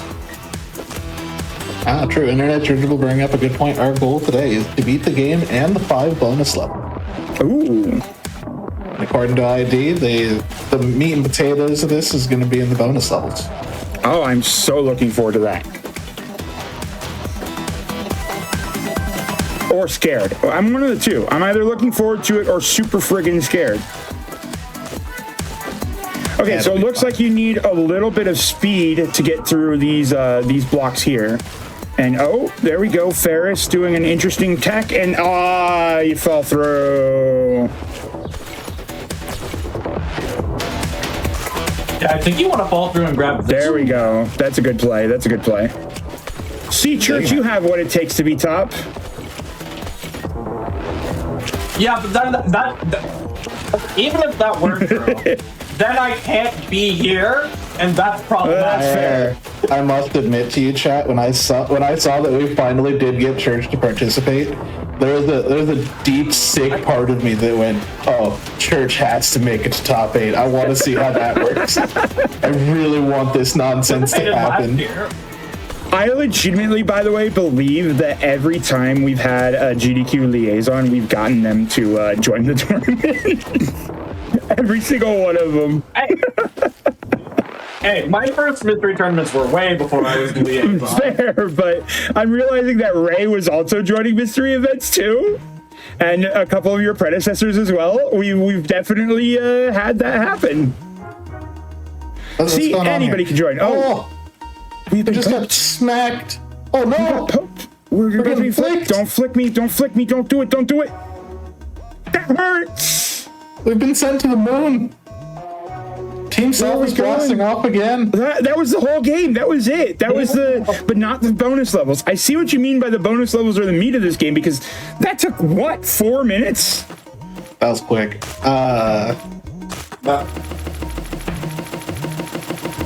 That was crazy fast. Warning, these levels are hard. Yeah. Saying the question in the chat, this is an itch game. This is a browser game on itch.io.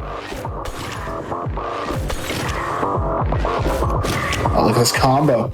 Holy crap. These bonus levels are ramping up. Oh, these levels are hard, he says. All right, Ferris, sure, yeah, all right. Is it wrong that we gave the Kaizo Celeste player 2 games with particularly aerial dashes in a row? Like, yes. Doesn't matter. It's mystery tournament.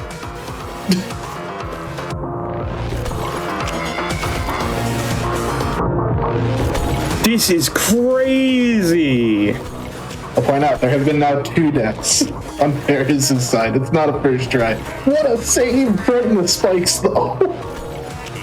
I don't think you want to go for this top one first. I think you kind of want to go around the bottom and maybe loop back to this.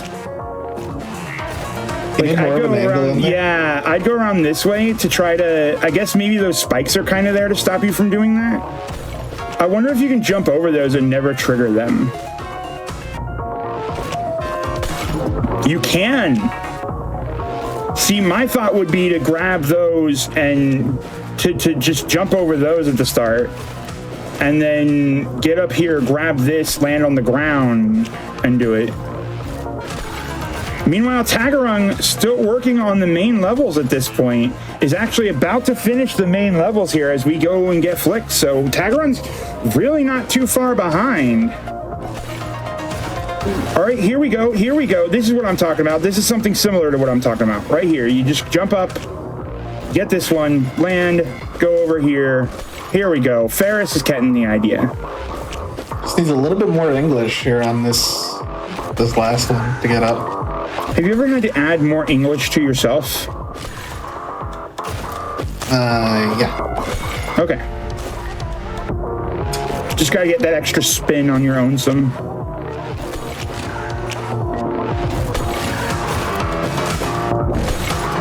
Okay, you want to maintain those top ones, otherwise you just can't get out. It's definitely a little bit harder to get. There we go. Okay, here we go. Here we go. I think this is This harkening back to Frogfall. No! Oh, what? Oh! What happened there? Bonks against the top.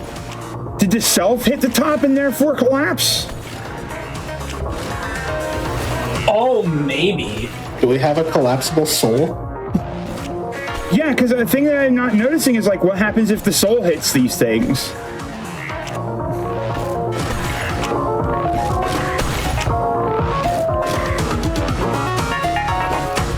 We're out. Now, I think that an important part of this game is to keep your jump short, because, you know, if your soul weighs more than a feather, you ain't getting in. Oh no, takes too long on the setup.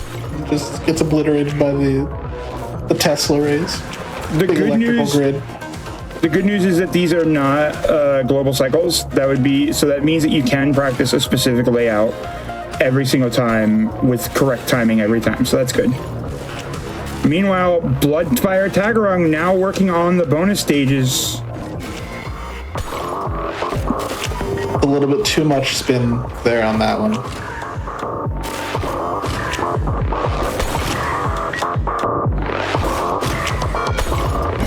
Good save, good save. Oh no! Alright, so it bounces back when it hits the wall. Because Bloodfire just hit the soul against the wall right there at the bottom. Ah. Ooh, Ferris was almost done. What is this, bonus stage 4 now? Like, this is insane. It's nutso movement.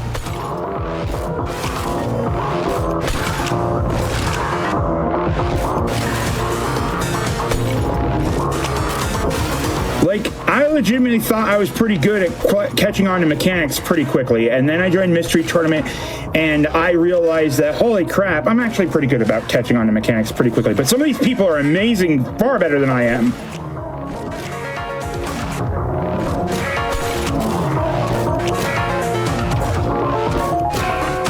Here you go, good timing. There we go, through onto what I believe is the finale, based on just if each of those little stage wipes was every one of those stage wipes was this bonus stage. Made some fine control here. Like, Bloodfire, this is, I think, again, and I know that it doesn't look, I know it's so easy to look at Ferris's play and say, oh, Ferris is just doing fine and Bloodfire's not. But, like, I want to point out again, Bloodfire's doing really good.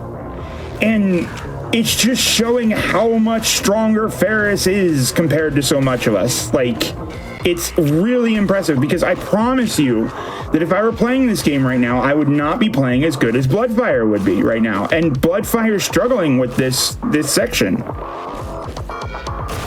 It's tough. When I tried this out a little bit before, when I saw we had it pulled, that turn radius is really hard on the soul spin. Yeah, and it looks like you had to do like some pretty like different curves here for each of these jumps, which just makes it even harder. Yeah, you don't just get to do a UE, you don't just get to go straight up. Like, look at that. You have to wind around those spikes in this jump that Ferris is doing here.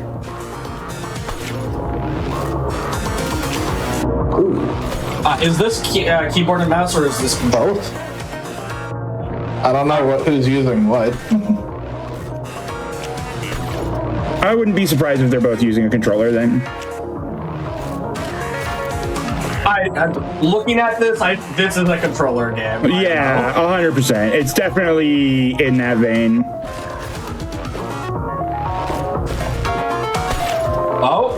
Oh. Come on, Bloodfire, you got this. I want to see Taggerung, like, kill this, honestly. Like, I'm just waiting for that moment. Uh-oh. Oh, but missed one. Plummeting to their doom. Like, how the heck did Ferris do this in one go? What?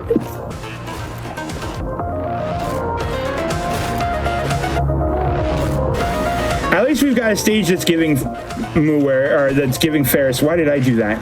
Ray. The giving Ferris their worth here is because I read Moobot and then immediately said HD, and then I blamed it on Ray because Ray tried to summon me but accidentally said Mooer at one point. Now, anyway. I think Ferris just got past the part that was goes straight to the wall at the end. No, yeah.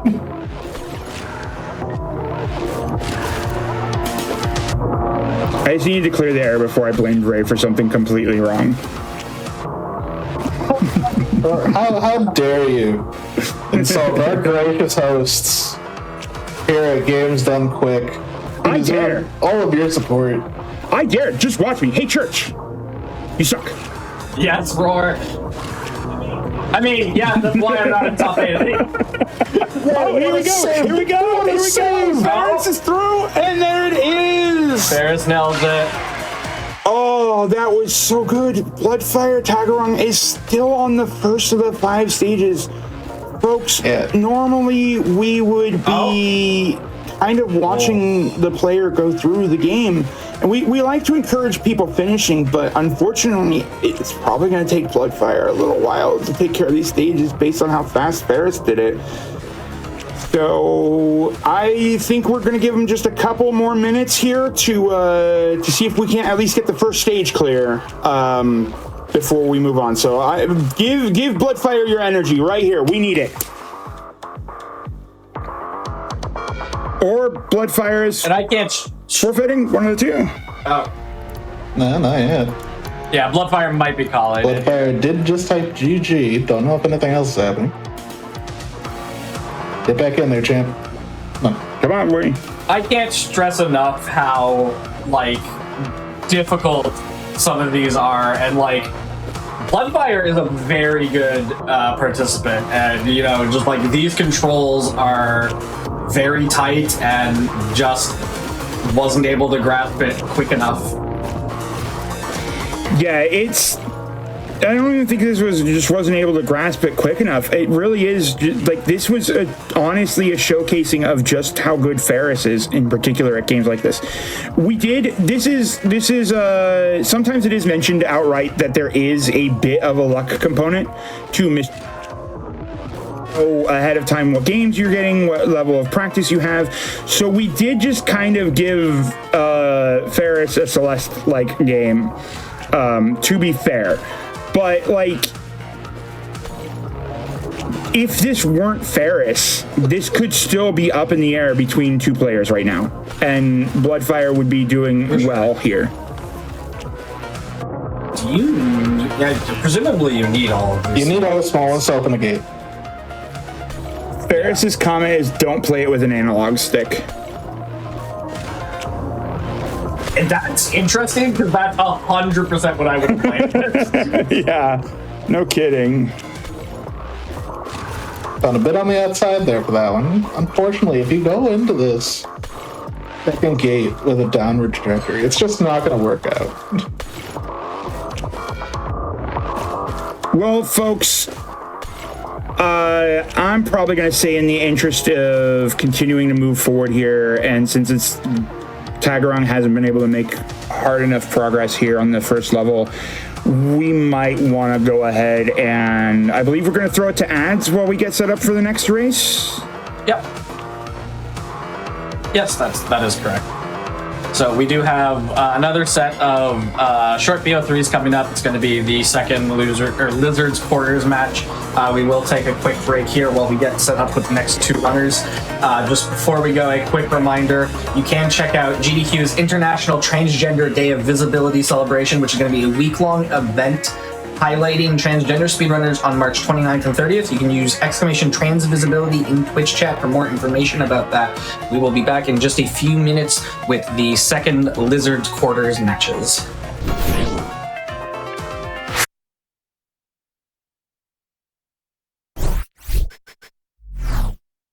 Hello, everybody, and welcome back to the Games Done Quick Hotfix. Today, we are hosting Mystery Tournament 19. We are in the middle of our Losers Quarters brackets, or I guess the Losers Quarters bracket.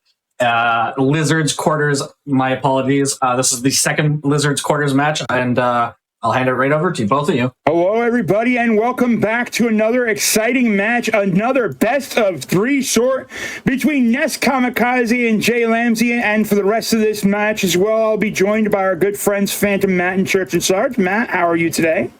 Doing all right. I got some nice tea here next to me, and I'm hanging out with some fine people. Yo, and Church, have you been enjoying yourself so far? Heck, yes, I have. MT is what I look forward to every single year. Heck yeah. And we've got two incredible racers here for this next match. And boy, howdy, they could not be on different ends of the spectrum in terms of storyline. Neskamikaze, unknown, known. First joined in MT3, is adamant that the only reason they didn't join MT1 is because they were simply not awake that day. It took place over just a single weekend, the first mystery tournament. Has been with us for an eternity, 14 races. The second, I believe, either the first or second most games are raced on SRL in total. It's either between Neskamikaze and some girl, I believe, for the most different games raced, with well over 700 games recorded. Neskamikaze is a force to be reckoned with, a known, a constant face in this, has been in top 8 before, is doing it again, and we love him. We've seen him a few times. We love him. A great storied history. But this next person, who the heck is Jlambsy? Jlambsy is pretty cool. New racer, first time here. Made it to top 8. Very similar to the last race that was on stream. Very good player versus Dark Horse coming out of nowhere. And the match has been pretty good. Jlambsy also is making the lower bracket run. Is just gone through the trench.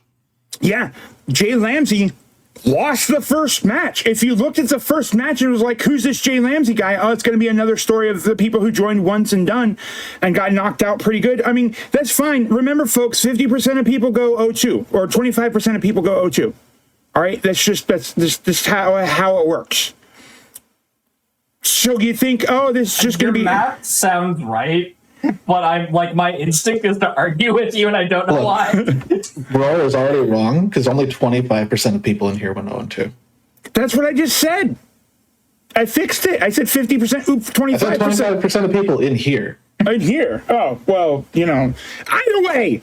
All right, the comment I was making is, if you look at the first match, you might not think this was going to be the story that we're looking at, but dear God, it is. This is the longest possible run through the tournament, and Jlambsy is nailing it, has started to join matches and making other people nervous, is just absolutely knocking it out of the park here, and we're going to see if Jlambsy has what it takes to show the old guard what's going on. This is the epitome of old versus new here, and we have a game up right now for you folks.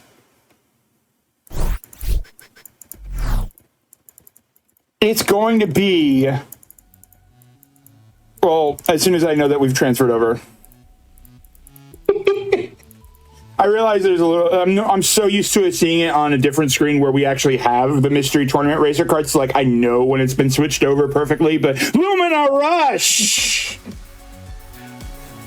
A bit quick on the draw there. Yeah, we're playing Lumina Rush. This is a demo on Steam. The goal is going to be to beat all demo levels, and this looks spicy. I looked at the page for this. Ooh. I mean, I'm going to be honest with y'all. I'm explicitly trying to avoid seeing games that we've got, because I like to be excited by them as the race goes on. It's part of the fun of commentary. Not only do you get blind racers here in Mystery Tournament, you also get blind commentators. And honestly, I'm not going to lie, blind commentary is kind of fun, actually. Like, they're trying to figure out the game, we're trying to figure out the game. According to the Steam page for this, Lumina Rush, a high-speed single-player platformer built for speedrunners. Ooh. Looking at some of the footage, I think we're going to be in for it with that. I mean, you can't call yourself light speed without being a very fast game, right? I think they mean that in multiple respects this time. But we'll find out as soon as our race is. Yeah, we're just waiting on one final racer. Might have just stepped out for the bathroom for a moment. So it's going to be just a few moments while we get going here.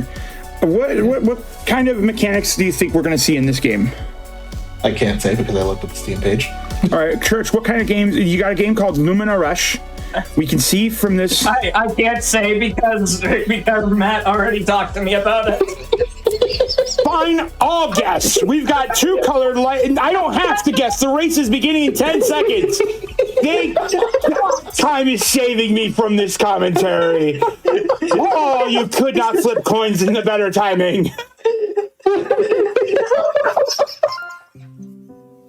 The race has begun. We've got a dashing. We're running. I can't even read that text. It's so fast.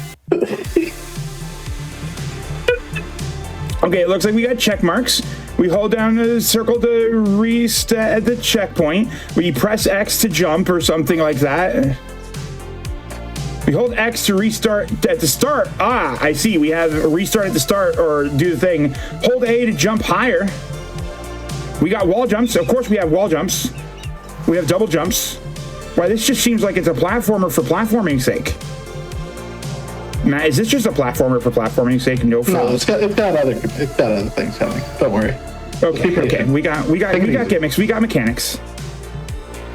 Oh, we got now we're seeing the red. It filters through as we have a danger zone, I imagine. Oh yeah. Don't ever touch the red squares. Red square's bad.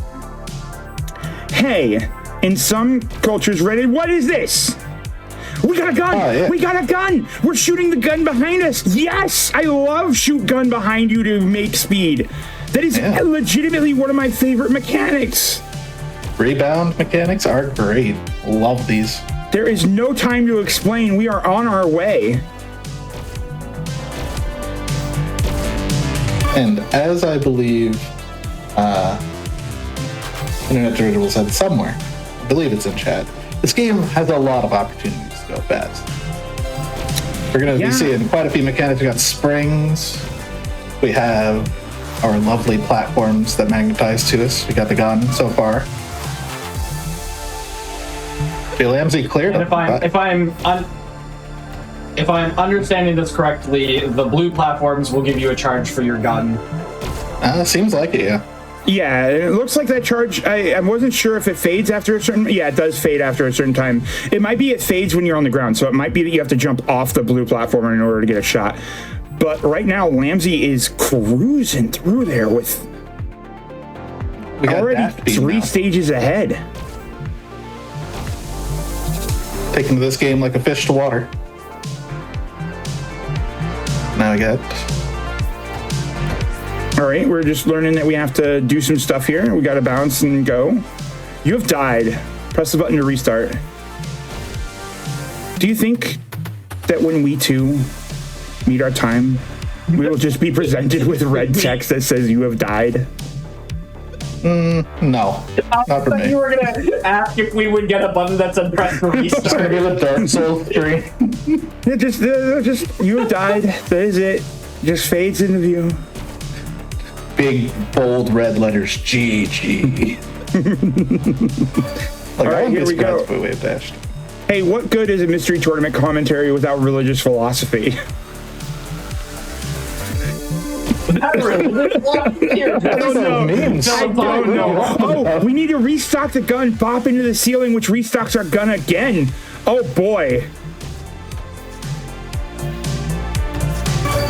Ray's like, Roar, you know you can't talk about that. I'm going to have to ban you. Bad jokes. All right. Look at the speed, though, between Jlambsy, though. Neskamikaze is still kind of like trying to figure out a lot of stuff, and Jlambsy's just going. Oh, that jump looked really tight on my screen. Ooh, big skip there. Look, Fireball gets it. You can't shoot yourself into the ground. So, like, that's unfortunate. So, is the gun being aimed with the right stick, do you think? And then press button to fire? I feel like it has to be right. I unfortunately missed the pace spin. So. I think I have it somewhere, probably.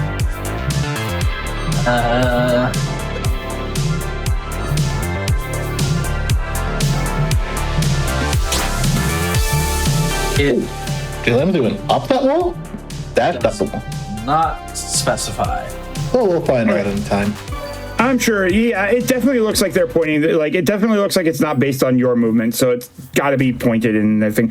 So what do we have? Oh, yes, empty staple grapple gun time. That's the thing specifically that I decided, no, I have to tell somebody about this because this is going to be good.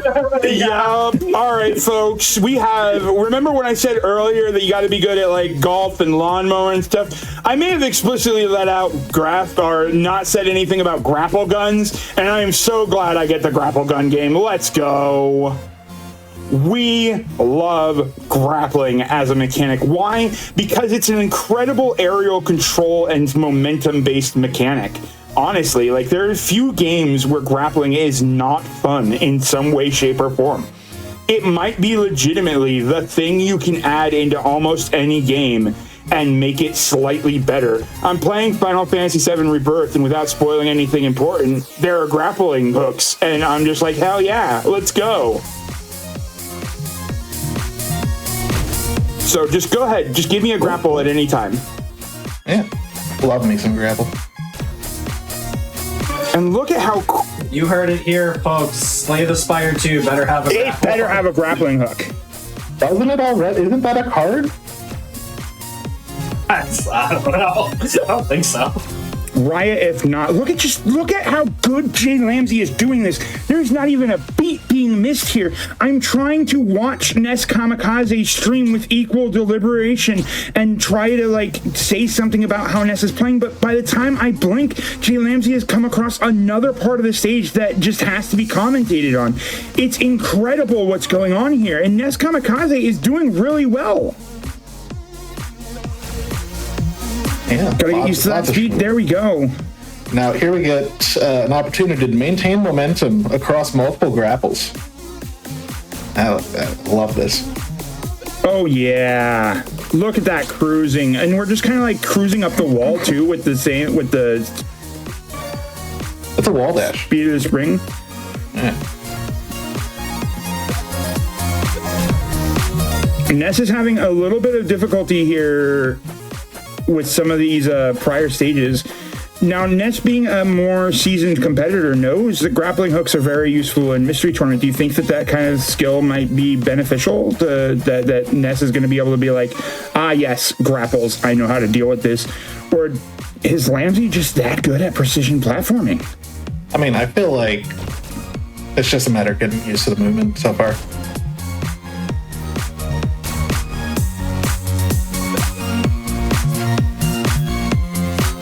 Like, yeah, Jlambsy, as I said in chat, the sight reading is just on peak right now.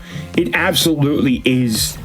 Just being able to identify everything that's coming up quickly and accurately enough. Very, very Twitch platformer going on here.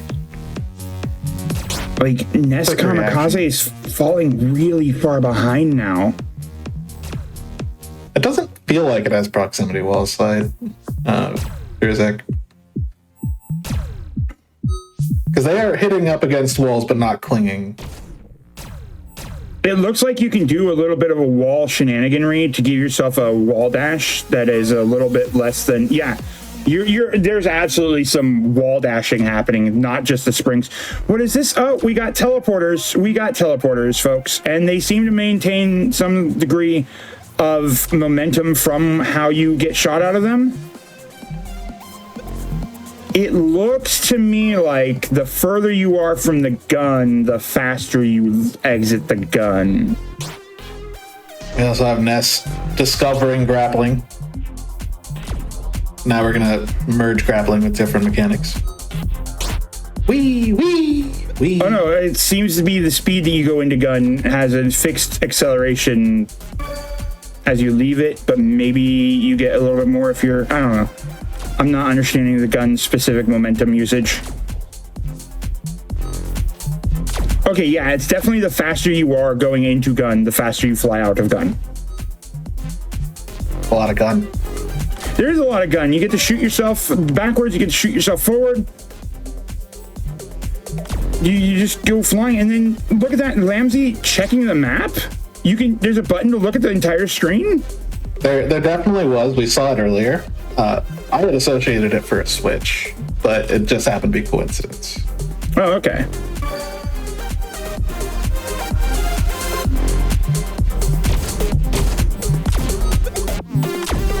All right, Ness using a little bit of momentum carry to get enough speed to fly around.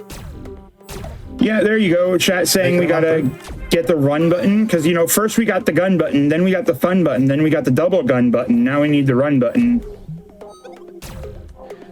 Look, this game is, we love all speed mechanics. Let's just have a game with all of it. You know, I'm down with that. Yeah. As long as it utilizes it well, which we are. Yeah, the grapple is legitimately enjoyable in terms of how it messes with your momentum.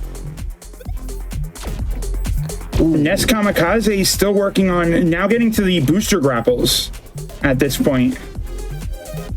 So yeah, these ones we didn't really get to talk about much because Jlambsy just plowed through them.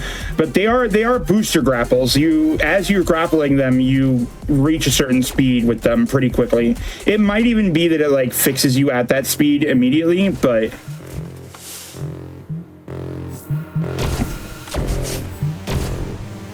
You know, I'd take a bun button. yeah, Just have little ears on top of it. Nice climb there from Jlambsy on the second try. I was trying to think of another pun button, but the bun button eluded me. All right, so now we have lasers for colors. Specifically, this one is the teleporter. Okay, so when we cross the laser, we now get a charge. Yeah, as opposed to landing on a platform. Okay, that's What a good. recovery.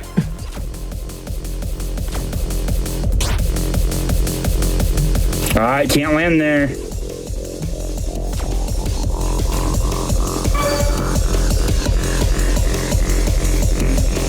Level 3-8 already, though. This is ridiculously fast. Is Full 10 level lead on Ness. That's Ness is crazy. just barely finishing 2-8. And once again, Ness is not a slouch here, folks. Like, Jlambsy is just making this look easy. Like, I want to point out that this is a game, quote unquote, for speedrunners, and Jlambsy is blind reading gold times. Crazy. And of course, this again speaks to the same thing that we had last time. Sometimes you just draw a game that you jive with. Ferris had it with Celeste platformers. And now here we have Jlambsy with Twitch platformer. Sometimes you just pull good. And that's part of the luck component for Mystery Tournament. And that's it. That is it for Jlambsy is taking this win with a time of only 12 minutes and 31 seconds. Neskamikaze immediately forfeiting, probably not because they didn't enjoy the game, but more likely that they're trying to help time press on. So, respect. Again, by the way, it's $5 on Steam. You like it? Well, go throw some money. Try some more of it. That seems like a fun one. All right, folks, like we said, these are the best of 3 sets, so we are not done just yet. The racers were given other games to set up, so we're not going to be swinging through ad break just yet while we get set up for the next game. But we are just going to take a few minutes here to enjoy the fun of setup. You know, I keep asking, trying to engage our other commentators here with, you know, how are we enjoying our day first? But I want to hear from you, chat. How are you enjoying this tournament? Are you enjoying this tournament? Are we putting on a show? Can we hear ya? No, we can't. Your text on screen. Roar, please. I want to imagine that Roar is like all dressed to the nines as if they were in a stadium. He's dressed like what's his name from Game Changer. Hold on, let me on a go. little podium. Yeah, right. Hold on, let me go to my car and get my suit. Oh wait, my brother borrowed my car. I can't get my suit, but This really is just Game Changer the tournament.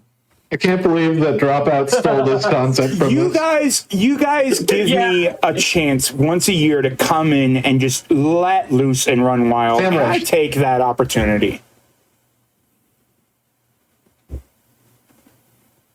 Kroken is absolutely correct. I'm thinking Sam Reich. Are you forgetting the part where I also run a game show that's just like Game Changer? That's true, isn't it? That is true. I do run a game show that is exactly like Game Changer, but for video games, folks. I have to wonder, who's the Brennan Lee Mulligan then? Who's being tortured by Roar? I mean, I can't go on monologues like Brennan can, but I feel like at some points Roar is just here to mess with me. Yeah, it definitely is you. It definitely is you, Church. Congratulations, you're Brennan Lee Mulligan. It's definitely me giving ID infinite regret because, folks, I want to give a shout out to our tournament runner, Internet Dirigible. You see, Mystery Tournament, we've commented a few times here that Mystery Tournament is one of the longest running speed events. And the reason why it is one of the most consistent and long-running speed events is because we have so many talented people working in the background. Internet Dirigible is our current showrunner. We had Boney, who originally created the tournament, ran it for the first 10, 11 tournaments. Exuno took over the tournament after there. I took over the tournament for a few runs, and then Internet Dirigible has taken over the tournament for a few runs. It's been absolutely incredible to pass the torch between so many talented people, and I honestly believe Mystery Tournament will continue to persist in the future so long as we have incredible, wonderful people behind the scenes who are willing to make this happen. So a huge shout out to every one of our testers. We have an infinite amount of testing that we do to make sure that everything is working properly, especially during top 8 where we don't want hiccups, where we don't want things to go wrong. We have incredible game submitters. Everybody, we would be seeing the same stuff over and over and over again if you didn't have a passion for showing off something cool and interesting. And to all of our commentators who work on the Mystery Funhouse channel, folks, if you don't know, we do have a secondary Twitch channel that this tournament is broadcast on. Almost every single match is broadcast on twitch.tv/Mystery Funhouse. We have incredible people in the background. Maurice, who built our Node CG dashboard for this. This is just an incredible amount of work goes into this by so many people picking up that torch. And I cannot thank them enough for getting us in this position in the first place.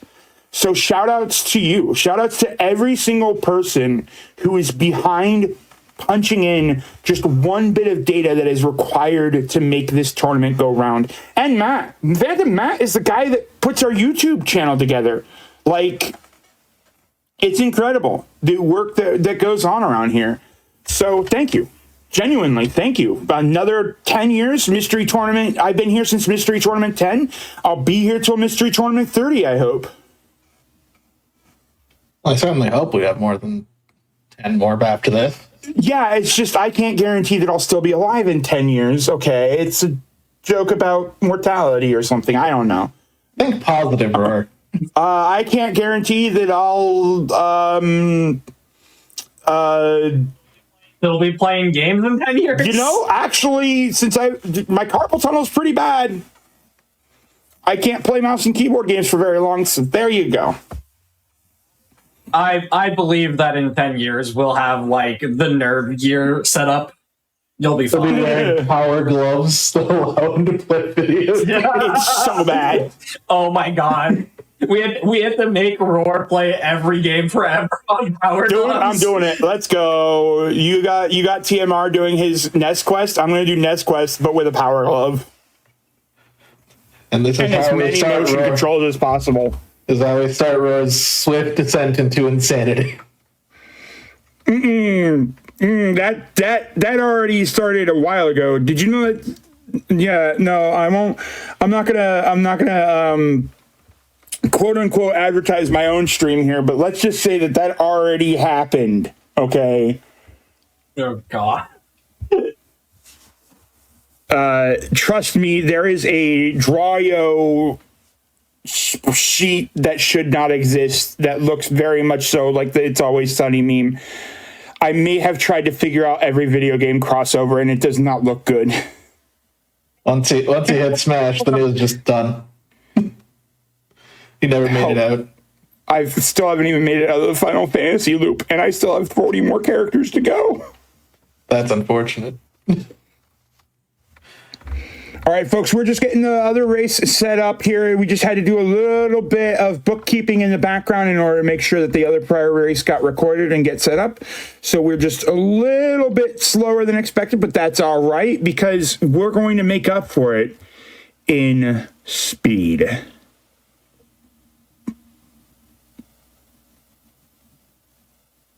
It's going to be a good one.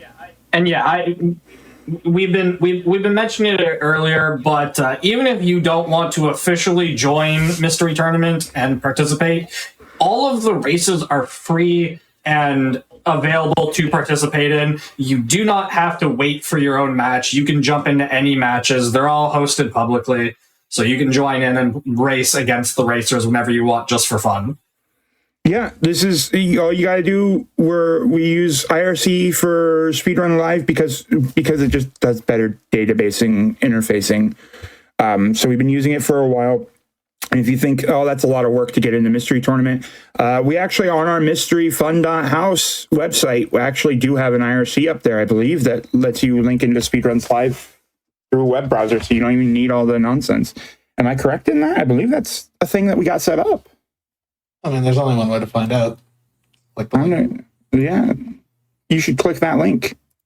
You should, chat. You should tell me if I'm wrong by clicking on that link and exploring the website. Yeah, do that. Do that to prove me wrong. Mm-hmm. Do that entirely to prove me wrong. All right, folks. We have the racers are getting ready now. What game do we have going on, Matt? What the heck is this game? This looks like a game that I've played a lot of, but it's not. Alright, so it's another precision platform we got here for us. I know exactly what game you're saying it looked like. Of course I know what you're saying it looks like. Yeah. It's Unduster. This is definitely not Dust Force. Yeah, well, I'll figure out a way to submit that one day. We have a vacuum. We can run, jump, suck, blow, because vacuum. And what's our goal? What are we doing here? Beat the demo? Beat the demo. Beat the demo. Love Sometimes demos get submitted. It's a really fantastic race because it lets you achieve completion while maintaining the freeness. So, oh, we got a cute little granny with the vacuum cleaner. Yeah. Of course, we are off. Ness is putting in a job registration. Was that part of the pacement to do that ahead of time? Yeah, I saw Jlambsy do that ahead of time. Yeah. Oh no, I don't know where the pacement is. Gone. Vanished from my site.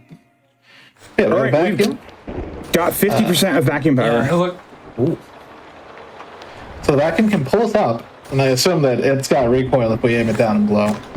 Oh, yeah, so this definitely has back to the Celeste roots. This was all best of 3 Celeste. All right, it looks like we get charges for our vacuum, too, which will pick up in these little batteries. Yeah. How do we know what our battery is at? Do we have a visual aid on screen? Yeah, it's showing us the little charge, I think, in the pack. The purple is filling up. Yeah. This is really just a Celestial Hotel from Celeste. Yeah. We're back at it again. Yeah. I was definitely getting those vibes from this. Yeah, we can use the joystick or mouse to aim the vacuum, giving us better control to actually fucking blow ourselves around. You know, I'm going to say I'm disappointed that we got 100% battery. Now we fly! I'm not disappointed anymore. I was going to say I'm disappointed that we're not sucking up dust specifically and we're just platforming, but I'm no longer disappointed. Let's fly.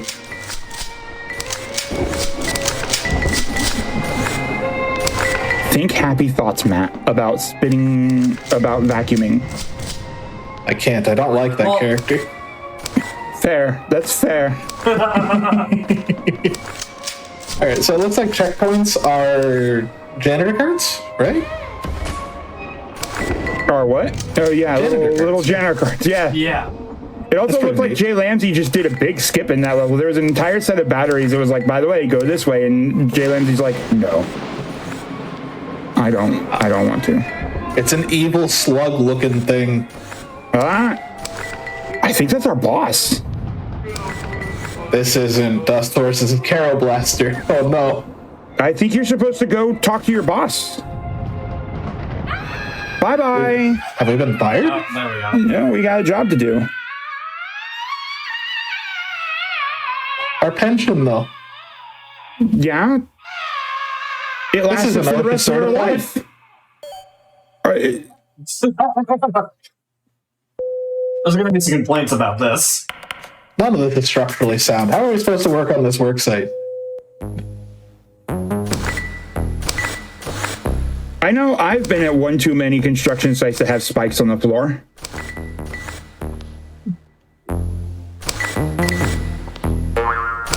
It is an excellent point. Maybe we're in here because we aren't cleaning anything.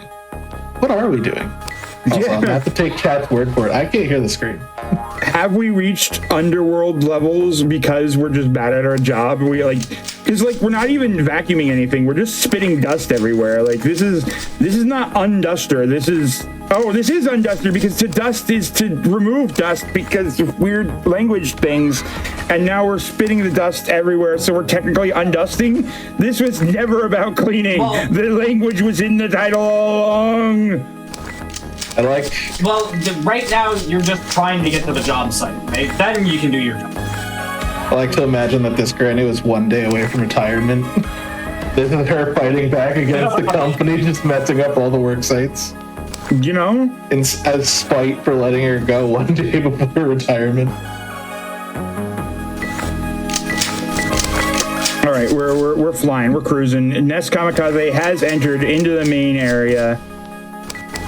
So it looks like we might have the slightest bit of a retime as well because of the basically during these races sometimes something can go wrong. I mean they're blind racing. You never know what's gonna come across in the match. Like sometimes we have people whose game runs a little bit differently. Sometimes we have just a little bit of a misinterpretation of paceman.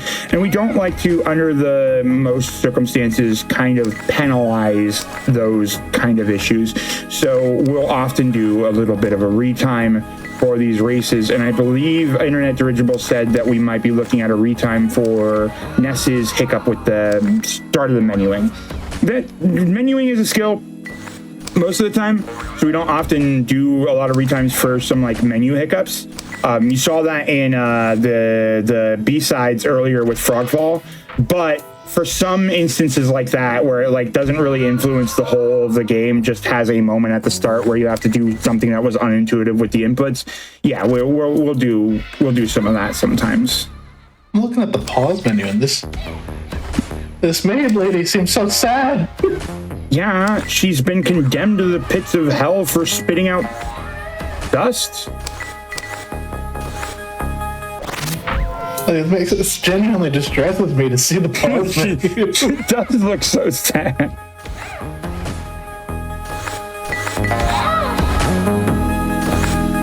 This is a real why am I tough here just to checkpoint. suffer face? The very tough checkpoint here. All right, here we go. I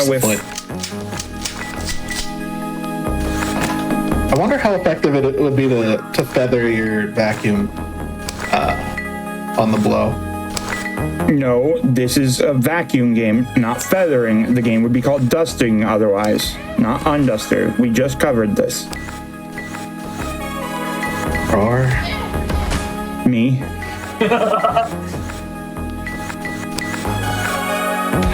how dare you? Double me.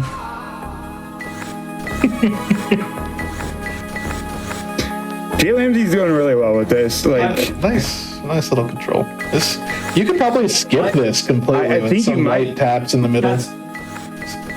That's what I Jlambsy's lighting it up. Almost native. just as we thought about it, Jlambsy's like, wait a second, can I just do this? May have determined that it's not as, fair. It's not easy enough compared to what you can do otherwise, but... It seemed like the granny's head went into the spikes there.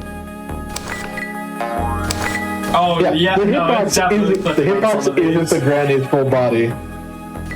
There's some bullet hell stuff going on here now. Oh no.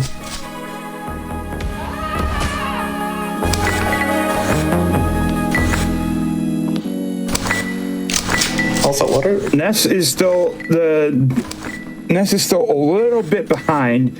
Hopefully we can get the info on how long that retime is, so I can kind of give you an idea of just how far each player is, because it's entirely possible that Ness is actually ahead with that retime.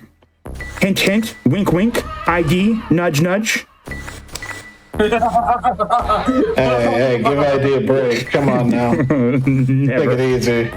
Never. These are the most stressful 2 days of ID's years. Railkin was right. ID really is Brandley Mulligan. Yeah, no, I agree. 30 seconds. About 30 seconds? Yeah, so Jlambsy is definitely in the lead here at this point.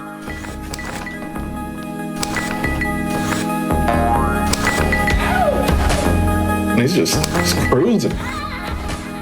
This is so. We often do have during top 8. We like to do thematic brackets during this, so it's not surprising to me that we're having like 4 platformers that are all dash heavy and movement heavy, because like we like to kind of create a reflection of the bracket for both sides. For both players in the bracket and maintain the theme. So this doesn't surprise me, and it's definitely going to come down to, because the thing is that we set top 8 games well in advance of top 8. During testing, the way that top 8 games come about is that during testing, we will have the testers go, wait a second, I really love this game.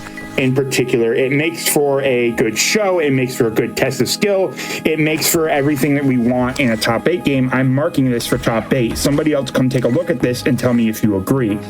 And then eventually a couple testers will flag a game for top 8. More people will play it because they're really curious about what goes on. And then if we all love it, we'll have a nice serious debate about whether or not it goes in. This all happens right when the tournament starts. Because of how much we try to get all the testing done ahead of time. So we're setting up top 8 before winners 2 is even done.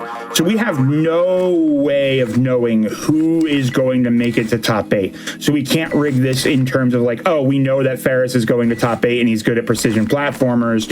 We're going to go that route. We don't know that. So we don't. We set it all up ahead of time. So right now, these players rocking this in their own way, you know, there's no way to say we built this for Jlambsy. Jlambsy's just good. But Ness ain't too far behind. I think we just saw Jlambsy go through this wobbly section here, actually. I got a sticker. I'm not sure this is... Wait, is Ness actually like legitimately 1 checkpoint behind? I honestly don't know. I don't remember seeing Jlambsy do this, but this is an optional section. Yeah. Is this an optional section? Thanks for playing the demo. It's over. Oh my good grief. That was it. That was the end of the match already. What the heck? Folks, Jlambsy takes both of the races today with very, very convincing shows. Oh my God. Hold on. Wait, these why pictures is on the one of demo. those, yeah, you can wish list a Discord that you could, give them money, please. And then, you can have your greedy indie devs town, and then this is okay. And then there's the happy maid because you're a part of it, and then the maid smooches the vacuum. As you do. Interesting. The comment from Jlambsy on this is, this game sucks and blows. Well played. All right, folks. Well, that's going to be it for our commentary today. Not it for the tournament. We still have another set here. I believe 1 match that is a full best of 3 remaining, if I'm remembering correctly, right? Correct. That is absolutely correct. We have a full game best of 3 coming up for Lizard semis, which is going to be games that are more around the estimates we were seeing earlier, the 35, 40, 50-minute estimates. Yeah, so thank you all so much. Once again, thank you so much for having us. I will be back tomorrow. Matt, I believe you're joining me tomorrow, right? Yeah. That's it. So thank you so much for having us on this commentary block. Chat, you're always lovely. I love you so much. Thank you, and goodbye. Yeah, thank you both for being here. It's always a pleasure having you all on here and doing commentary with you. Thank you for the fantastic commentary. We are going to take a quick break here while we get ready for the last set of the game. Just a quick reminder before we go. GQ will be live at PAX East May 8th through 11th. Submissions are now open until March 23rd. You can visit submissions.gamesdonequick.com to submit your runs, and accepted runners will be provided an event badge. We are going to take a quick break. Back in just a few minutes, everyone.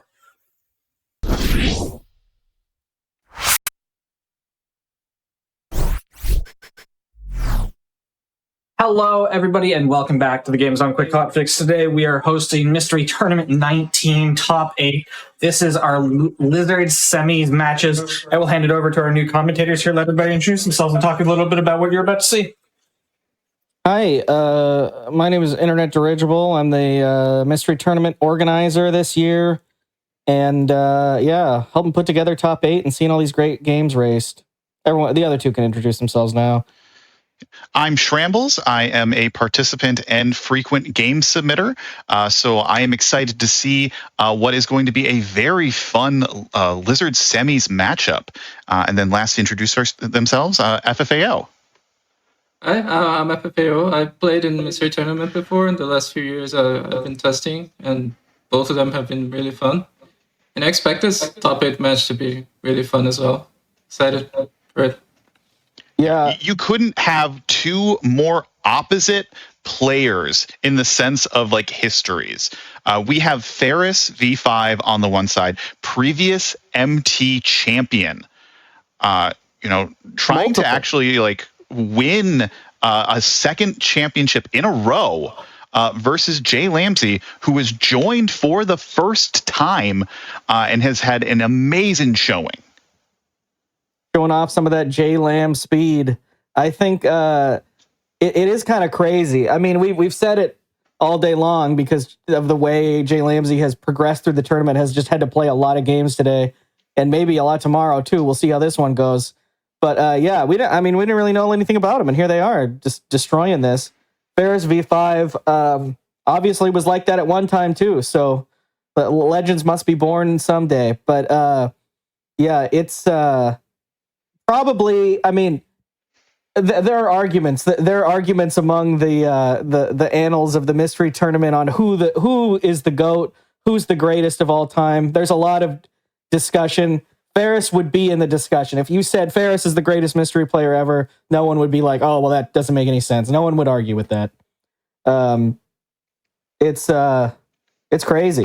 I mean, this is going to be quite a match. Jlambsy's going to try to make a name for himself in this match. We have a best of 3 for this losers semis. So there's going to be potentially 3 more games you'll get to see today. And as an audience, you probably want to see all 3. If you're a player, you want to get your 2 and be done. But who knows what will happen? Yeah, we've got a pretty fun game coming up. This is a dev who we've seen, like, ever since they started making games, we see their submissions every year, often in top 8. They probably had 5 or 6 games in top 8, and they just keep making new games, supposedly for game jams, but I don't know where all these, like, highly polished, long games are coming from for these game jams. I don't know what kind of deal they've made, whose pockets they're lining, but every year happen to be the perfect length amount for a mystery tournament. They end up being between 25 to 50 minutes long, and they're always unique and always like fun mechanics every time. It's just amazing how consistent an indie dev like this can be.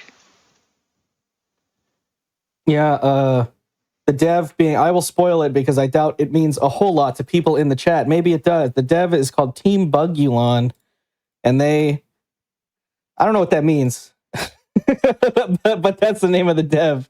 We've seen in the past from them, if you've been watching Top 8's, been watching Mystery Tournament, we've seen Grabanaki and the Halloween spinoff Spooky Naki. We've seen Tailspin, which is a dashing gem collecting game. Stargrove Scramble, that's a good one. And it looks like we're about ready to see this next one, which is in fact Gatotag. A wonderful, wonderful game. Yeah, not only is it, it cat. has great mechanics, it's got a killer soundtrack. It's true, yeah. Nice and funky. We got a lot of inspiration behind this one. And I can start to, I'll explain some mechanics once we get into it. Yeah, all right. We have started. So this game is kind of a hybrid platformer and Tetris game. So as you can see, you have a wall jump. It's important to recognize that you have a double jump and a wall jump. It's important to recognize that your wall jump only works on blocks that are within the level, so you can't use the wall jump on the side walls. And in most of these stages, a Tetris blocks will be falling that you also have to control. So you control your character as well as these Tetris blocks and where they land.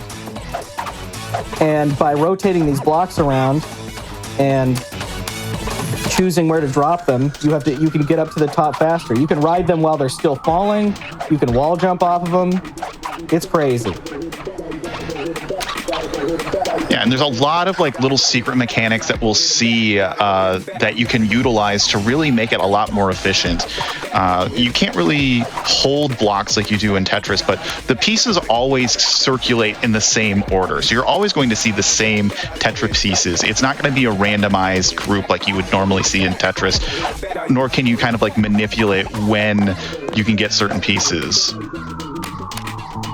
So we'll always be consistent, so you can always make a plan each iteration.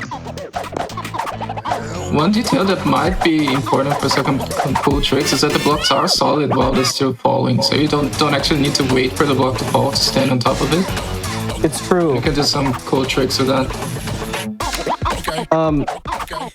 One thing that's really powerful is you can do a wall jump, and then do your double jump after that.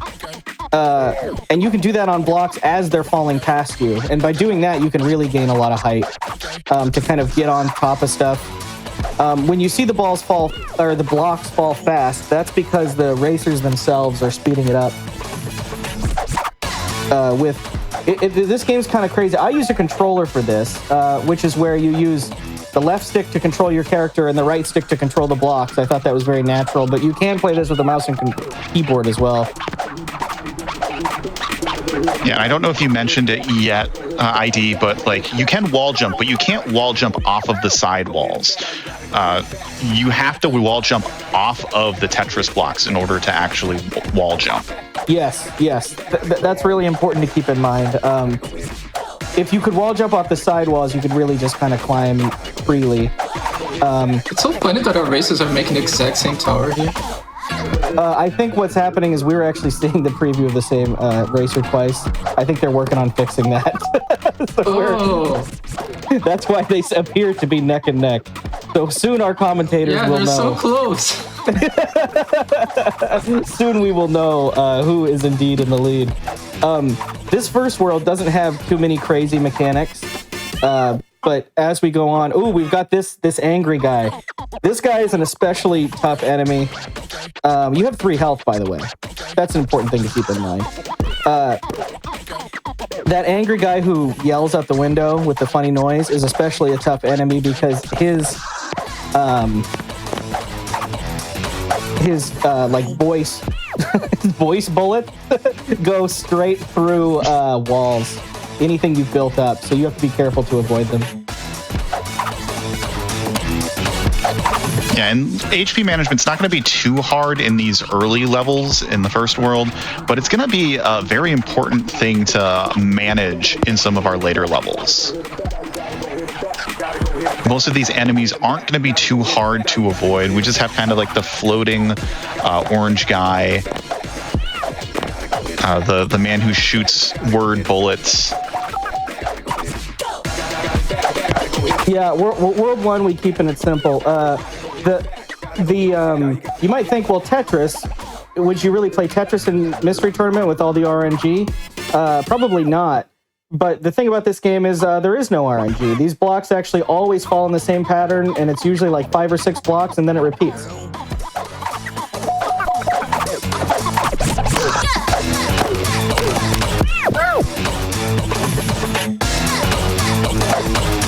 Ferris moving up, being careful. Still hasn't been using wall jump strats quite as much as I was expecting to see. I think we'll see more of it later on when it gets a little more, gets a little tougher. Yeah, I think this is a lead change. We're just now seeing both separate screens. Yeah, we got Jlambsy in the lead. Yeah, both on Sesame Street. If you haven't noticed, these letters, I mean, the literal Tetris blocks are letters. So Jlambsy with a very interesting strategy here. So what you can do is while things are falling, you can jump around the edge because you have the double jump and kind of jump around the corner and land on it. That's kind of an advanced strat, but I ended up rotating into itself. So even when you've destroyed part of the block, the center of gravity does not change. It's still in the middle of it. So you can rotate it and kind of forget where that is and rotate it into yourself, and you can crush yourself that way. And there's going to be a clear of Sesame Street for Ferris. So Ferris is going to be taking the lead back. Yeah. Now we have our new mechanic with our blocks. Our blocks now have some faces that are on them, and if the faces touch the floor in any way, they will implode, taking out the piece that you just set down. There we go. Jlambsy doing what I was just talking about with these corner jumps. Yeah, and the face mechanic is tough. You can lose place that things whole on block. top of you can place things on top of faces. You just can't have the face impact the ground in any way. Exactly. But we saw Jlambsy finish that last level by jumping off of a piece that was still falling. It doesn't matter where you really built the tower. Your goal is to just touch the goal tape. So if you can get there in some way, jumping on top of something that's still falling and just jump into it, that ends the stage. I think this race is really going to come down to who is more aggressive with these kind of jump around corner mechanics, wall jump mechanics, kind of jump on stuff while it's still falling, that kind of thing. So now we have two more different mechanics now. We have these sort of fence blocks and we have spike balls. The fence blocks is you can't jump on them, but you can place Tetris blocks on them. So you can essentially use them as a stopping point for your platforms. And Ferris immediately finishing that level very quickly. Yeah, I think Ferris is really starting to get how much you can really push the game.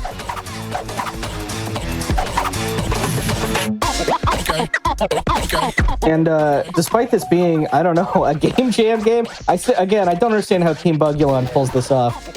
But despite that, this is not a short game. We're in World 1. We're probably nearing the end of World 1, and there are 3 worlds, and they get increasingly harder.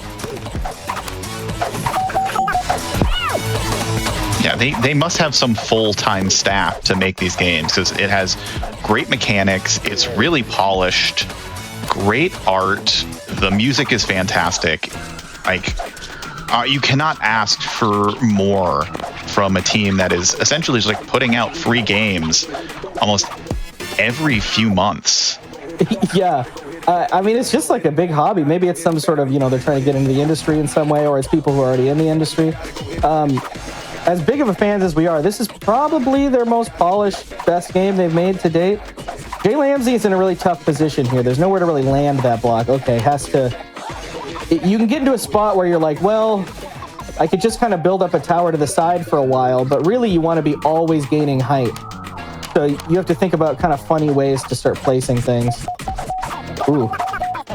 Yeah, we're getting some really odd-shaped blocks on Ferris's side now, like just 2x2s, the kind of the step ladder one. But it's going to be a clear for Ferris. So Ferris is almost, I think, their way through. That is all of the city levels. We are now moving on to the castle levels. Yes, we've got Boos. They act like Boos in Mario. We won't call them that. They're trademark-free Boos. Ghost is the more correct term. That is the more neutral. That's the term that Shigeru Miyamoto can't sue you for. Ooh. So you do really have to watch your health. Ferris is doing a good job of just barely avoiding these hits because you don't have a lot of health. 3 hits, especially Jlambsy lost this stage last time in one of these talking guys yelling out his window. But gets the clear there. And I think moving on, yeah, it kicks you back to the main menu for some reason. Oh no, I don't know why it did that there. That means Ferris is quite far ahead if all the levels got played. We'll have to check that. No, Ferris had 9 out of 9, so... Wow. Yeah, so Ferris is now dealing with our new block. Classic, it's spinning, kind of gear. Saw, that's the word I was looking for. Yes. And you can stand right underneath it. A nice little get-out-of-jail-free card. These fences really make you have to start questioning how it is. Yeah, see, like for Jlambsy, that's... Maybe you can do the wall jump there. There we go. An early finish. What a move for Ferris. Damage boosting a jump to get onto the platform. Could not jump or wall jump onto that spot, but cleverly using the spike ball to damage boost onto the platform to get further up. Health can be used as a resource in this game. And Ferris showing... Go ahead, ID. Another weird mechanic. You can't wall jump after your second double jump, I think. Oh, here we're seeing a mechanic that's worth explaining. So if a piece has, since it's fallen from the top, has never been in a spot where it could fully materialize, it kind of stays in this pulsing state, transparent pulsing state, and you can push it through other blocks as long as it never gets out into an open space. So you can use that to your advantage to kind of waste blocks that you don't want, or, disadvantage if you can't find anywhere to place it. You still can jump on them when they're like that, though. Ferris, unfortunately, trying to damage boost one too many times, has to start this level from the beginning. Got themselves trapped with the blocks.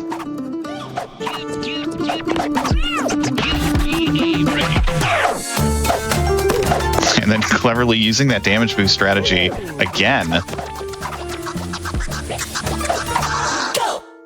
Crushing some enemies too, which I'm not sure which enemies can be killed. I think probably the ones that are walking around, probably. I don't know about these little rat water. The rat guys. Drippies? Yeah, the rat drippies. I'm not so sure about them.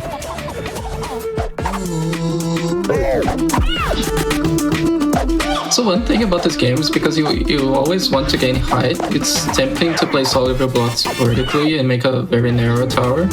But then you can't avoid the enemies and you end up dying. So I think Ferris got up to this really early on, and now Jlambsy is too, that you actually want to make a more wider platform so you can dodge enemies better. And Ferris is actually placing most of the blocks horizontally instead of vertically. Yeah, that's a really good point, FFAO. Like, when we're going to see some foreshadowing of exactly why you want to be making wider platforms than taller platforms in our third world. There is a third world mechanic that will kill you immediately if you make narrow platforms. Jlambsy in this level a couple times has actually pushed the main character accidentally by pushing a as yet dropped block into him. Might be able to do something fancy with that. I never did, but I don't know. These players are better than me, so you never know. We could see some crazy tech later if you can push yourself. You can't ever move a piece up, so I guess you couldn't do anything too exciting with it. Ooh, yeah, and it's unable to get some frustrated mouse wiggles on Jlambsy, unable to get the wall jump to work correctly for him. New mechanic. We've got slime, I suppose. Goop. I don't remember what the game called. Paste. This is basically glue. So these platforms essentially work as glue. You can stick them to the walls and any kind of platform, but they make it so your first initial jump is a lot lower than your normal jump. Yeah, it's basically barely a jump, but your double jump isn't affected, and neither are wall jumps off of glue. So that part is less of an issue than you might think. But being able to stick to stuff to the side of it is nice. You can really experiment with that. You can also Ferris do that is probably like 3 levels ahead of Jlambsy right now. I've honestly lost track of. It is unfortunate that it doesn't say the name of the level on the screen. Something we haven't mentioned, and something Tetris players have probably been screaming at the screen, is you do have a next piece counter. This crazy move from Ferris. What a corner jump there, gaining that height. So you could use the next piece counter to your advantage. I don't have a fast enough head to have kept track of that while I was playing, but you never know.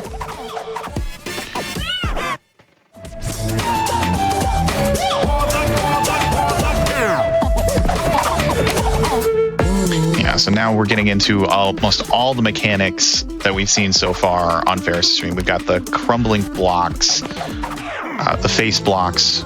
We've got the spike balls. We might not see paste in this level. Oh, we've got some right up there. No, never mind. But yeah, you've got to be very careful with your platforms here. You cannot. Yeah, so just like that, Ferris is going to break one of his platforms.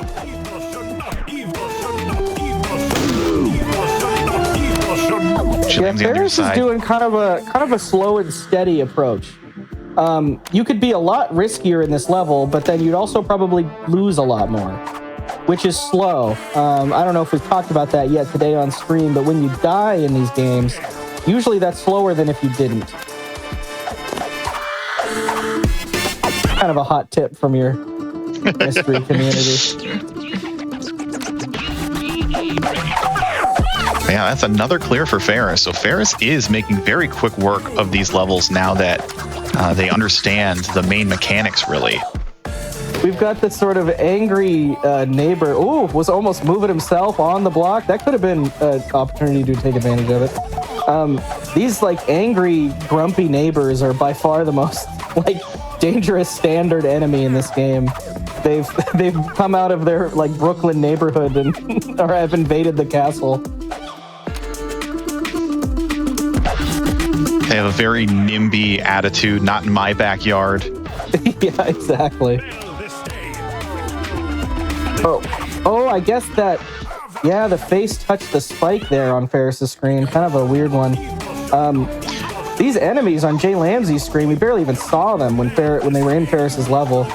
They kind of just like trace around like those Mario 2 sparks or Zelda sparks. Nintendo sparks. We'll call them Nintendo sparks.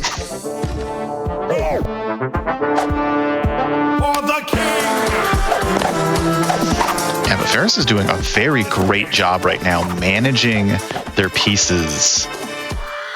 Getting enemies that would spawn out of these cages, taking care of them almost immediately. Oh man, yeah. In a tough position right now. Okay. We're all good. I think has the setup. Wow, yeah. Yeah, and then gets the clear. Is that was the 9th level? We are going to the moon. We are in the final world. Moon. This is a fast. I do want to point out this isn't the short games round. Certain players are just very good at games. Both Ferris and Jlambsy are cruising through this. By far, the biggest challenges do come in this the moon stages, though. Yeah, because now we're introduced to these drill blocks. So if you put them anywhere, the drill is going to take out any platforms that are underneath it directly.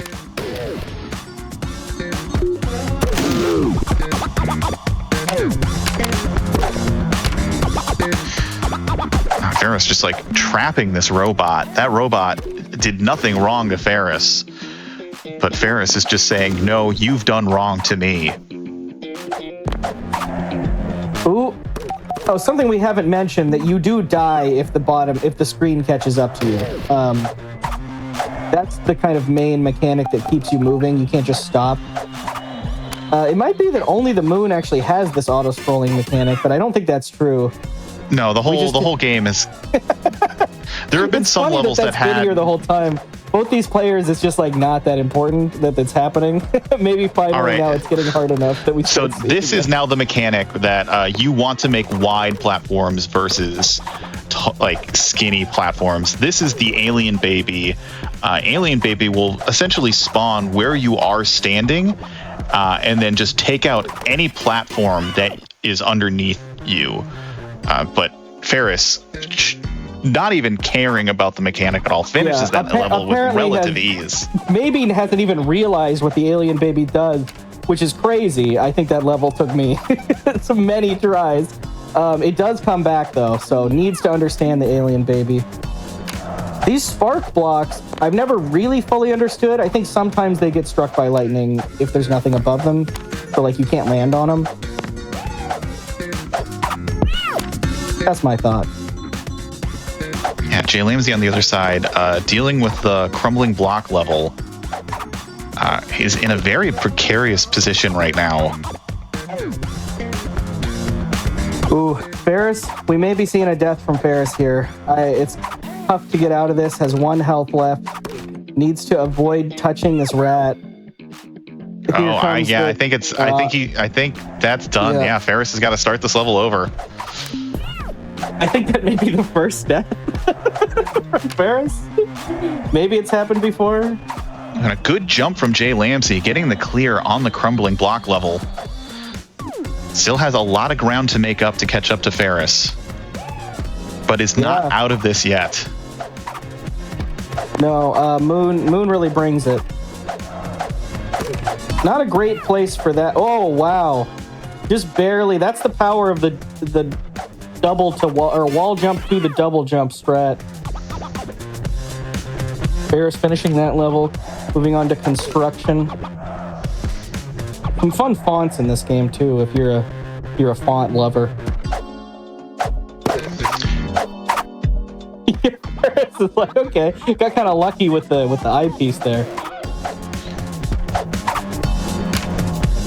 Yeah, this is a very interesting level.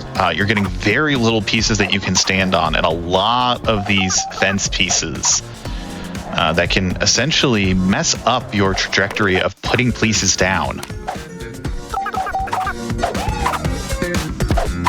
Man, Ferris, I'm mesmerized. I would say more. I'm very interested in this strat here. It's working really well. And here it is. There's the jump. We're good. Yeah, and I think Jlambsy may be starting to catch up as far as number of levels. When you... Something I think is fun to mention that we don't talk about all that often. Oh, well, I'll mention this mechanic first. When you hit these, it grows into all of the empty squares that it can see, including from other pieces. So you could really kind of like wait to hit these pink blocks, which you kind of want to sometimes because they can get in the way. It can be like too many. Yeah, these are some crazy moves. Something I want to point out is that sometimes, and like speedrunners will say this, and your typical GDQ content, yeah, there were no pieces there. I don't know what was going on. I think what happened is I think Ferris may have accidentally stopped a piece on one of these like ledges. Oh. And so they were just getting stuck on that specific spot. Yeah, just a casual break the game. It's all right, still ahead. We don't need to worry. No, but what I was going to say is speedrunning is, and speedrunners will tell you, like, anyone can do it, it just takes practice. That's true of all of these games, too. Really, the main thing that we're usually seeing a difference in is just kind of how quickly people can pick up on it. Well, Ferris is Yeah, done. this is this is not a good position. I think they can get out of it. I believe Ferris has put themselves in a tomb of their own making and cannot get out of this. Yep, moving on. Jlambsy dealing with the alien baby, also not having a horrible time with it. Oh, as soon as you say that, gets alien babied. I know. That's one aspect you didn't even mention. It hurts you too. Like, yes, it destroys your platforms, but also like don't touch it because it's Mr. Drillin down there and it's gonna get you. Yeah, it's hitting you with both physical and emotional damage. Yeah, because you're like, why's the baby? Where's his parents? Ferris, look at these robots. Whoa! All right, we're good. Exploded. Yeah, I think Ferris has the plan. I don't know if that was. Oh, I hate that even more. Yeah. Ferris. I mean, this is exactly what Jlambsy needs right now to get this comeback to keep going. Just barely surviving that alien baby. Yeah, this is the Jlambsy opportunity. Still quite a few levels behind, but any failure is more of an opportunity than none.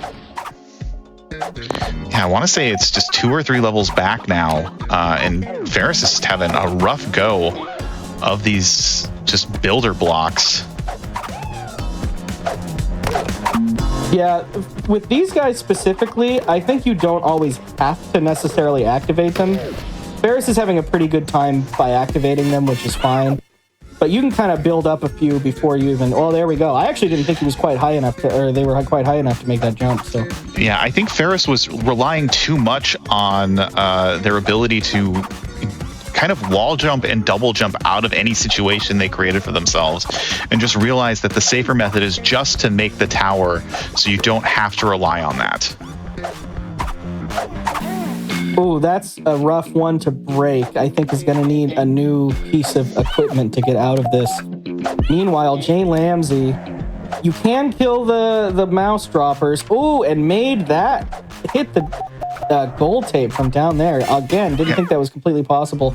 Yeah, that is now just 1 level, now 2 levels behind because Ferris completing the next level.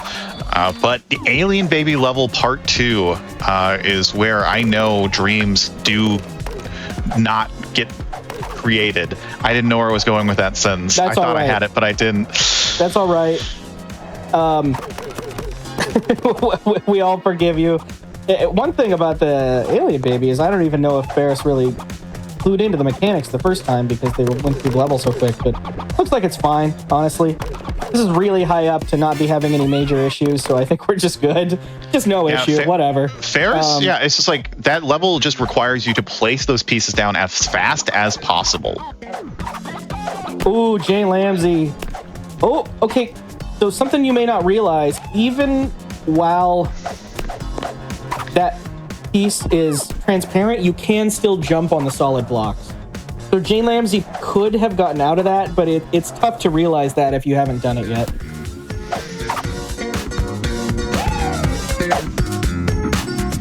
Yeah, and then Ferris's level now, we have an entire wall of glue.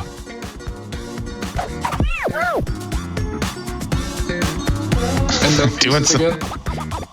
I think did a really similar thing, yeah, where they stuck the piece too high up, and then got a bunch of pieces stuck on top of it. Ferris just taking a death, saying, I don't think it's a good idea to continue this stage if I'm going to take 2 hits right at the beginning. I agree with that.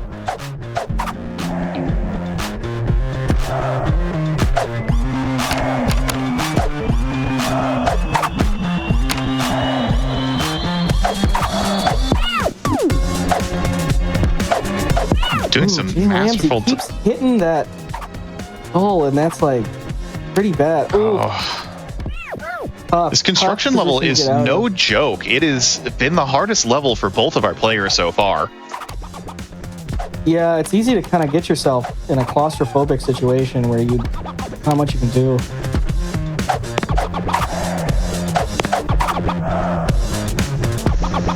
Oh. Oh no. I think Jlambsy can get this.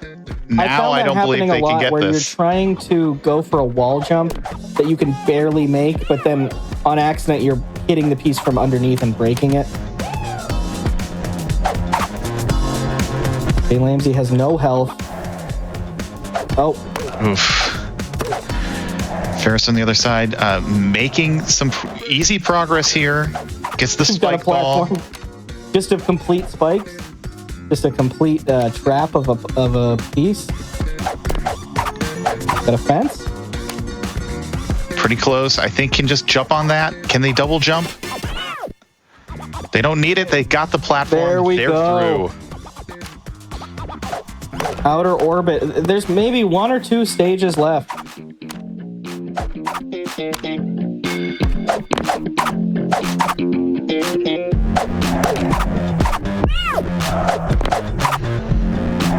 Some very sick moves on Ferris's part. They are dodging these. Oh, now that's well, I don't know. I don't think Ferris is going to be able to get out of this one. It won't be easy. Oh, okay. Well, careful. Oof. Jlambsy onto this level that gave Ferris so much trouble. Making it through. Ooh, yeah, probably has to hit that. Has plenty of platforms though. I think Jlambsy is, as long as they can get, they just have empty block zone.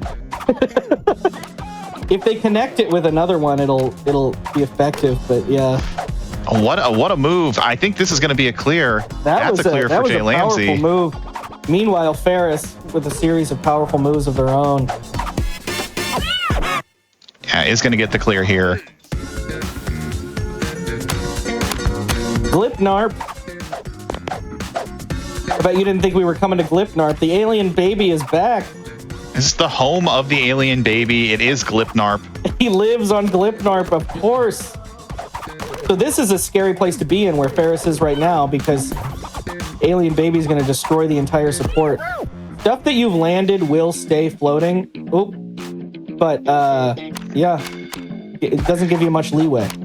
Yeah, the pieces that you get aren't going to be very easy. Like this one piece that Ferris has right now, the really wide piece, really nice to get a wide base, but has used it to essentially give themselves the narrowest platform possible. Ferris destroyed. And even if Ferris had made that jump, the alien baby was on the way, only had a single wide platform. You got to set yourself up better than that to finish this level. Yeah, this is where FAO hinted earlier. We want to make wider platforms than taller platforms. Oh. Otherwise, the alien baby's coming to get you. He's coming either way. But yeah, rent is due, and that alien baby is here to collect. Rent is due. Glipnarp rent is not cheap, people.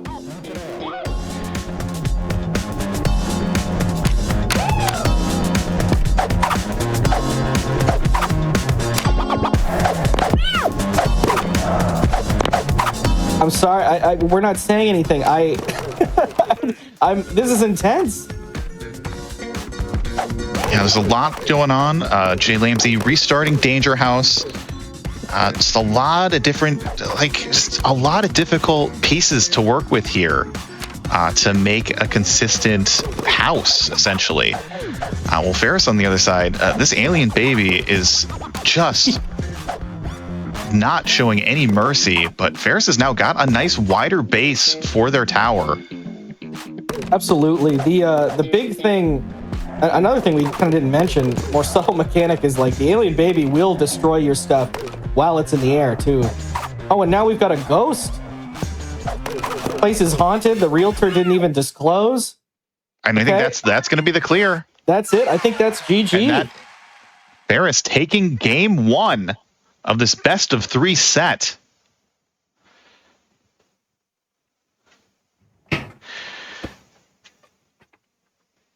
So congratulations to Ferris, but this is a best of 3 round if we weren't clear. So this is just a 1 for Ferris, 0 for Jlambsy. Still time to turn it around. One of the things that will happen sometimes in Mystery Tournament is we get people who have played a lot of games. We had 2 other games planned for this round. They've played them before. So I got to pull out a backup. So give us a little time for setup, but it shouldn't be so bad.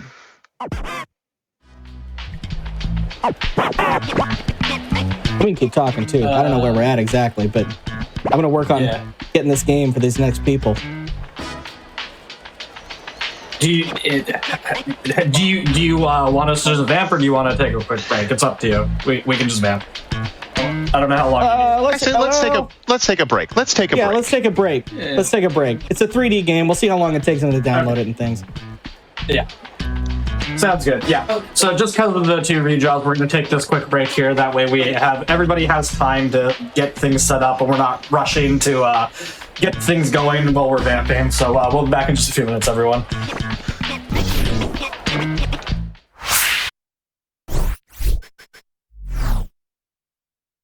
Hello, everybody, and welcome back to the Games Done Quick Hot Fix. This is Mystery Tournament 19. This is Lizards semis. We are getting ready for the second match of this best of 3. I'll hand it right back over to y'all. Yeah, we've got another game, folks.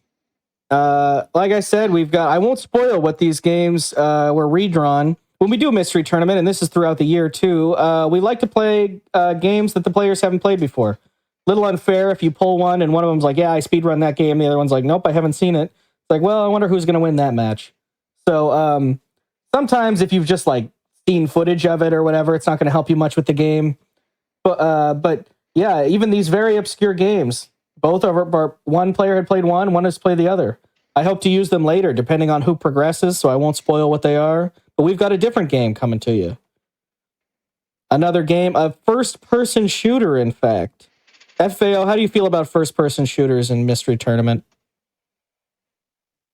I think it's especially interesting for this match because we all know Jlambsy is great at platformers, but I don't think he's been tested on much else. And to be Mystery Tournament champion, you need to be good at everything. So it would be very interesting to see how he deals with this curveball we're throwing at him. Yeah, I know I'm quite weak at first-person shooters. There's been an old meme for years before I even was involved that says testers can't doom, and I do think it's true. It is still true to this day, although maybe we have some better than me for sure. But one problem with FPS games is sometimes they're just really just kind of, you got to wander around a lot, you know. So it's not always the fairest game to do a quick race of, because sometimes you just kind of don't know where to go, and one player gets lucky and goes the right direction first. This game is a free one on Steam, and it's quite straightforward. Very good point Pone Noob is making. Jlambsy did play a free student Steam game called Grim Hook, which is an FPS game where you shoot and you hook with like a grappling hook thing. That game was not easy, and Jlambsy won the match in that one. We've seen Ferris play FPS games before. I don't know if we've seen him this year, but yeah, I'm looking forward to seeing a match like this. You never know how it's going to go.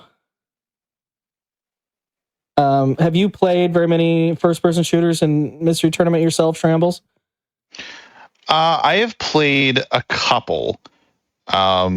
They are always an interesting beast, since you never know exactly how much experience you can pull from other FPSs into Mystery Tournaments, since like every FPS has its own kind of tiny unique tweaks that make them special and unique. Like you can't compare Doom to Halo.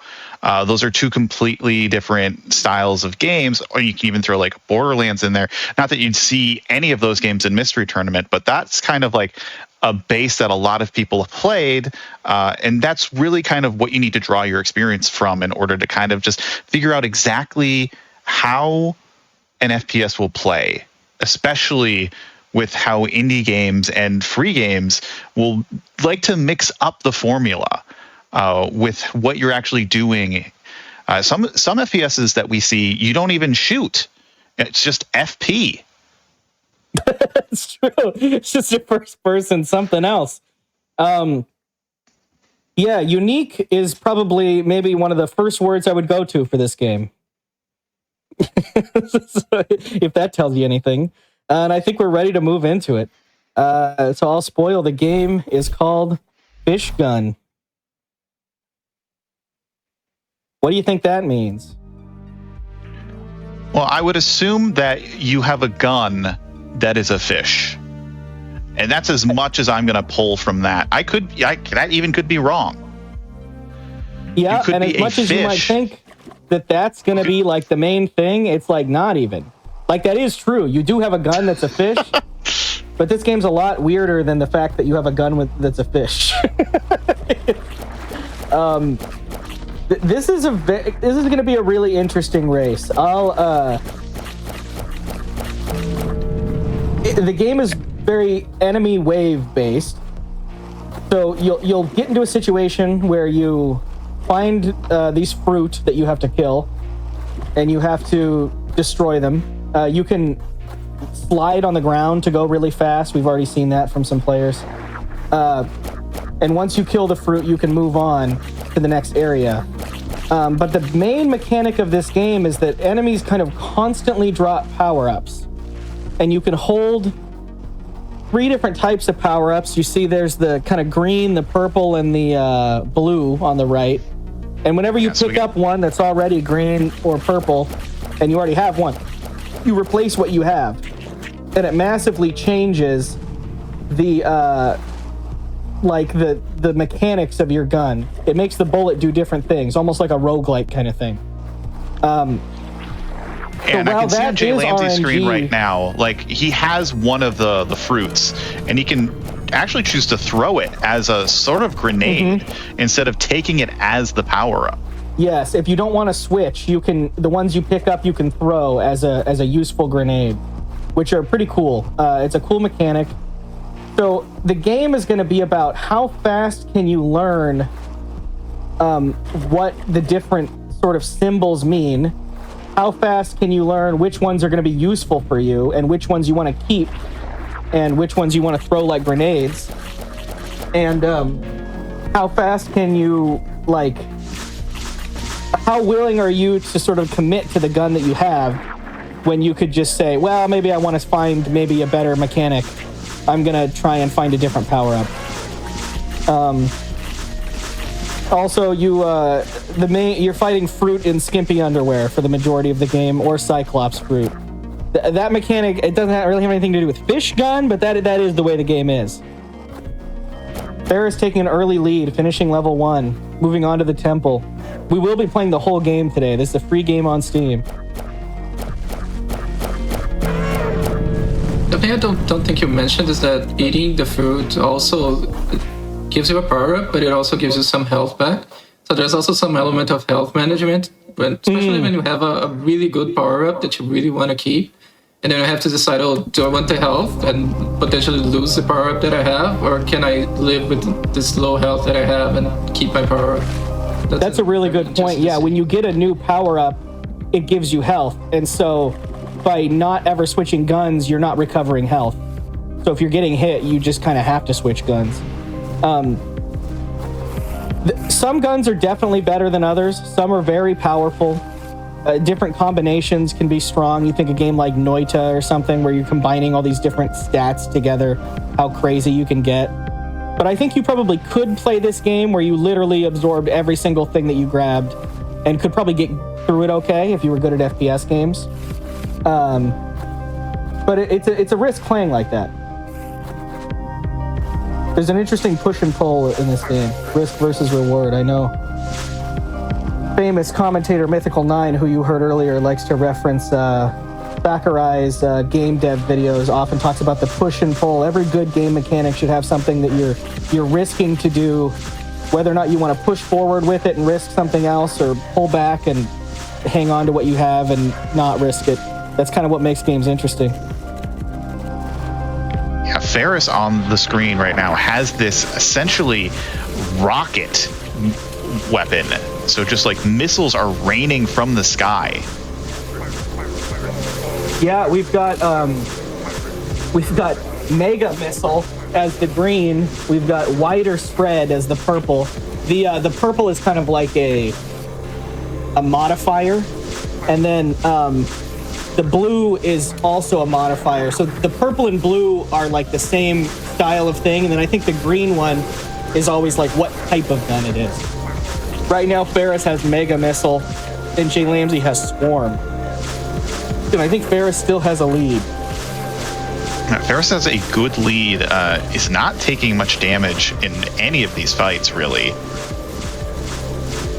Just understands the strafing mechanic, just understanding not getting hit, not taking too many risks. Ferris has a really interesting combination here. Has the Stingray weapon, which is like a slow laser that has to charge up. The rate of fire is quite slow. Oh, now has a different one. Now just has the normal laser. The blue that Ferris has is bounce off enemies and surfaces, which is a powerful modifier to have. That's one that I think is worth trying to keep. Any chance that you could accidentally hit something that's behind a corner, or your aim wasn't quite right and you hit it anyway, is generally good. However, Ferris is willing to ditch it for bullets explode. The laser is very powerful. I think Ferris has been mostly using every power-up just to get a feel of what weapons there are, maybe. Yeah. But I saw they actually threw away a green fruit there because maybe realizes that this laser is actually really good. Especially when you have this wider spread modifier, it's like a laser sheet. Yeah, and there's not really much to debate with like a shotgun blast where you don't exactly know every time where those bullets are going to go or how much damage they're going to do. This laser seems very consistent. Oh, it's true. Yeah, we've got Jlambsy with the laser now too. Only the single laser, but has other modifiers that are making up for it. Getting swarmed by these grapes. Don't want to get swarmed by the grapes. And we've got kind of an underwater aesthetic, which I think fits well with the fish gun. Again, I just don't get where the fruit are coming from.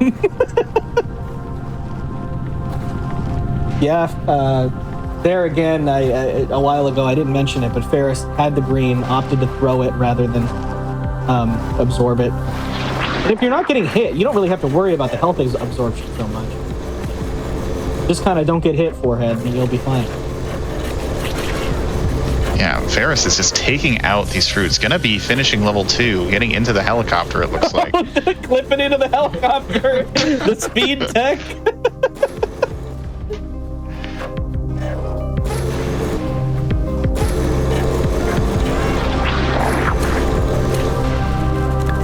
But Jlambsy has a lot of ground to make up.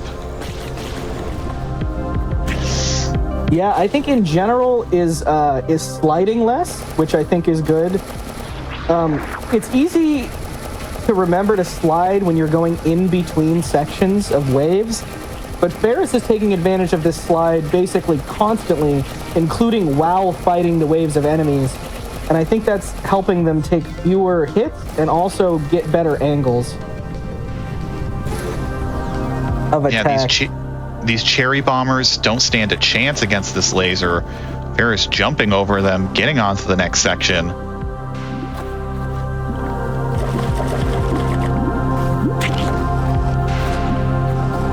So this is a scary section. These lasers in this section are permanent, and we're going to start seeing these sort of stage hazards. Those aren't coming from any enemy that can be killed. They're just here. And so you've got to be careful. Ferris is kind of constantly using these bounce pads, which seems to be a pretty good strat. When you're moving that fast, it's hard for the enemies to catch up to you. Yeah, it doesn't seem like many of the fruit have projectile attacks. I saw the bananas have like essentially a rocket. But almost all these other fruit... Because this game is so frantic, it's hard to tell what they're doing. There were certainly some enemies that gave more trouble than others.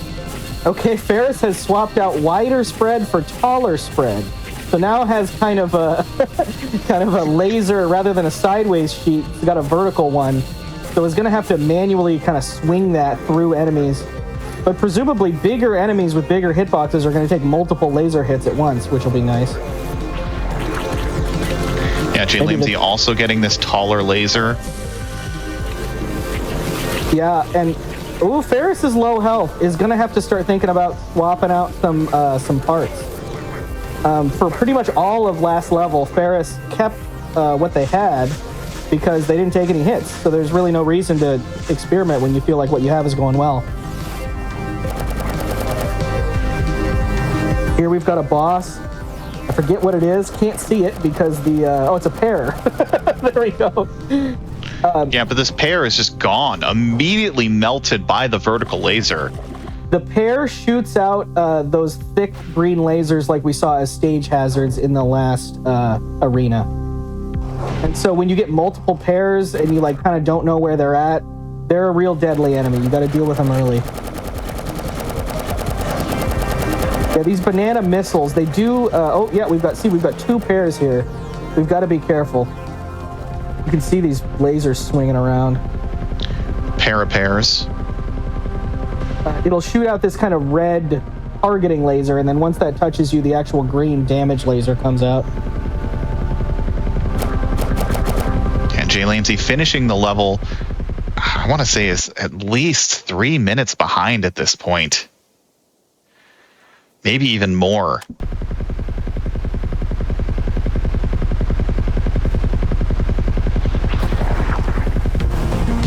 Yeah, this is pretty big. I would think Ferris is maybe in the second half of this level. Maybe not.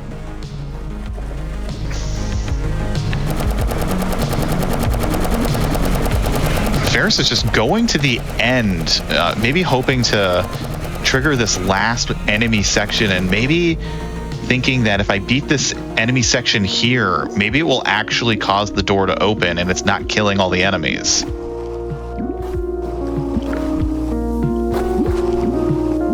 Either way, he's got not that much HP right now.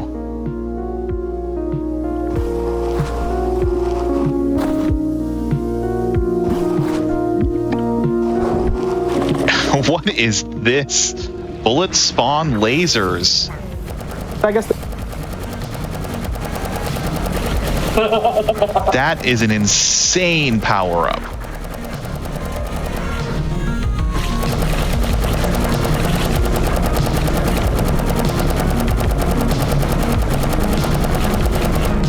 Oh my god, it's so yellow.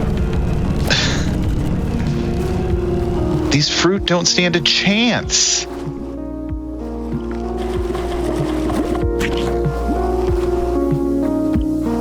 What did I miss? You missed Ferris picking up an item that lets him just spawn lasers continuously. Oh, yes. Using his own laser. That's a good one. For fast enemies, it's not all that useful because they're just going to move out of the way. But I remember liking that one. There's no friendly fire on that. I remember this arena. I think I died in this arena maybe more than once. There's this rotating, or at least one or a later one like this. There's this rotating green laser, which you can't deal with it. And you can get kind of a busy screen where you can't really see what's coming at you. Ferris is just kind of taking the hits. Maybe that's fine. You're supposed to jump over it, or at least slide under it, but who cares? You don't need to do anything. You can just spawn a bunch of lasers in the wall, and it's just going to passively damage anything that comes into contact with it. That is pretty powerful. Jlambsy just now beating the first pair. Yeah, this is a situation where it's a little bit of you have to question the sort of mystery game. Is it fair with all the RNG? I think it is, because there's a lot of sort of player management skill that can balance all that out. And we can see that here with Ferris having recently got a very interesting strong item, but even then is really making fast progress. Also, something I wanted to point out is that it's not always super obvious, like the exact progression method forward.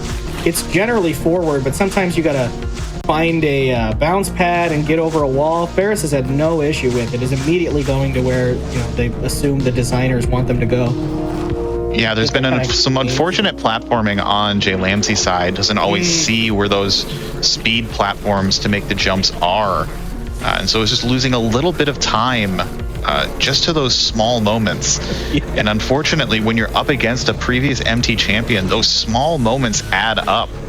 And it's clear that Ferris is taking almost all the advantage of this game mechanic, just like not slowing down, just taking every moment, especially with this laser gun. Yeah, this is insane. The bullet spawn lasers, by the way, I'm looking on the GDQ stream, is on blue. So I think we're gonna not see Ferris swap a blue out. Has wider spread on purple though, and to lose wider spread would almost be just as bad. So like this is kind of a really powerful combination that Ferris probably wants to just keep. And if that's the case, should not be taking very many hits.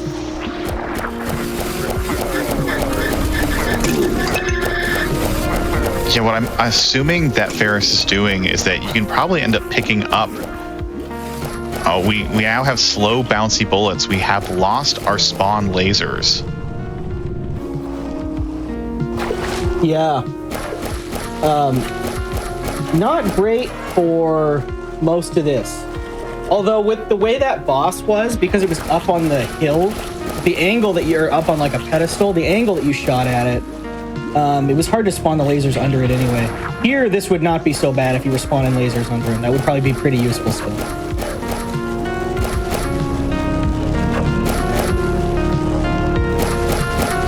Doing the Dark Souls strats of just being very close to the boss, so he probably isn't like deft enough to hit you if you're close enough.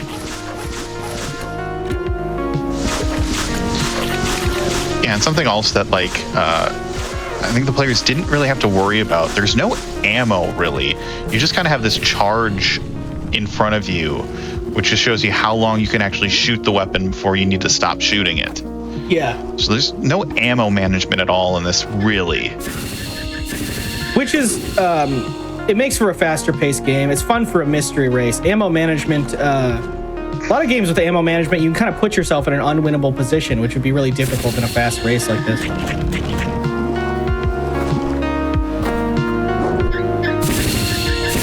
So we've now entered this tube for Ferris. Nothing left but us. In the tube, level complete. The valley to the chasm.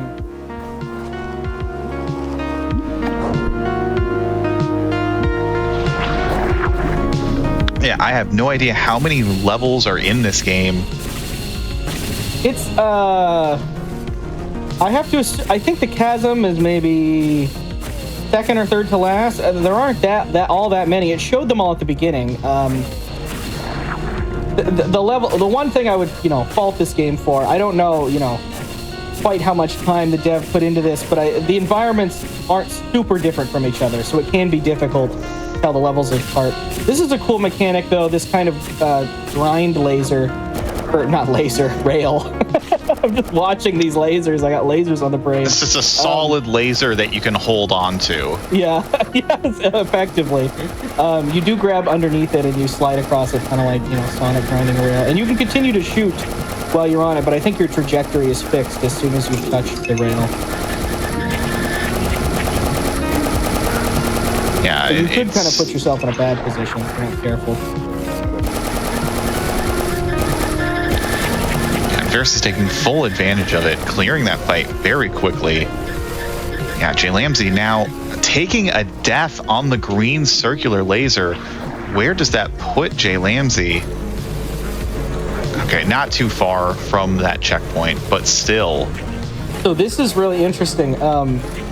Before, Ferris had spawn lasers when hitting a surface. Now has spawn bullets when hitting a surface, but because the main gun is laser, is spawning lasers. They do not seem to be as effective as the spawn laser, though. No, they're they a lot seem more to go random. away. Has swapped out spawn lasers for bullets explode. With the laser, it's kind of weird to think about how that would implement, but I think it just means when you take contact, it also does a little explosion. So it just makes the laser stronger.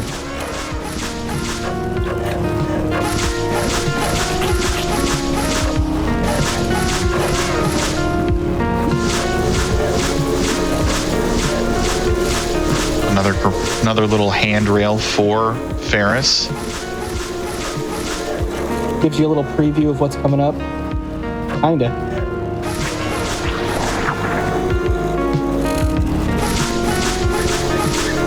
I think there are very few situations where you can actually not kill enemies. Did you play this one, FFAO? You did, right? I did, yeah. Do you know if there's any situations where you can just walk past enemies, or do you really need to usually kill them all?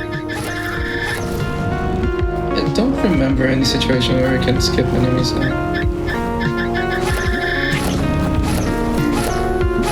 Usually if there are enemies, there's going to be a door right in front of them that is closed until we kill them all.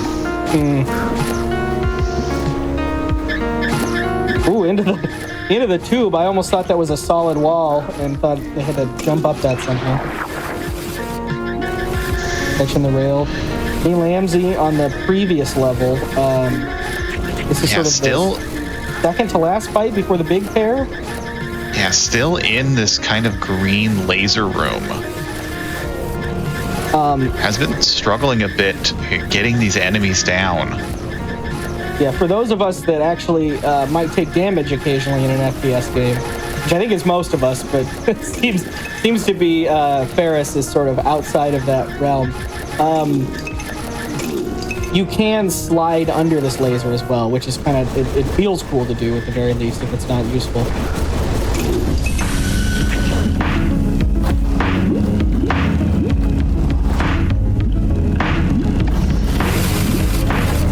Ferris has just been very good at choosing when to take the power-ups, when to take the health. And when to take the grenade, too. Because I think the grenade's pretty good. It's hard to tell exactly, but it seems to kill big groups pretty effectively.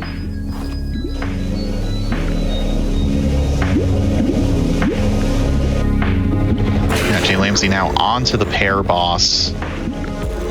Oh, the cherries! They came out of nowhere. That was like a, it's like a depth of field thing. Spawn distance. Yeah, Ferris is constantly checking, constantly moving forward and only stopping when they get to a door that doesn't allow them to move forward. Kind of is sorting, letting the enemies come to them.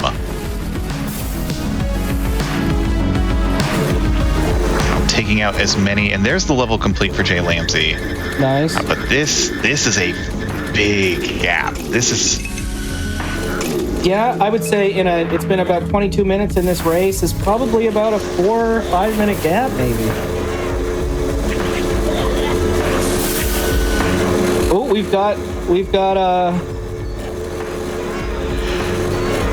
Oh no, we're not spawning lasers. In fact, we have bounce off of barriers and surfaces now, and now we do have spawn lasers. I see. What a situation we're in. Maim and slaughter indeed. I mean, this is just chaotic. Areas can see anything they're shooting, but I guess they don't need to. No, Ferris can feel it. See, that's the thing. Sight is just one of the many senses. And that's going to be another level complete for Ferris. Moving on to Mommy. Mommy probably sounds like the final level. It does seem like that.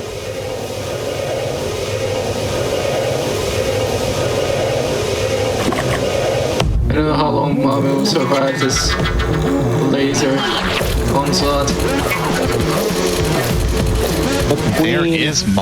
There is Mommy. It's going to take a miracle for Jlambsy to get this comeback. As I say that, unfortunately, taking a death.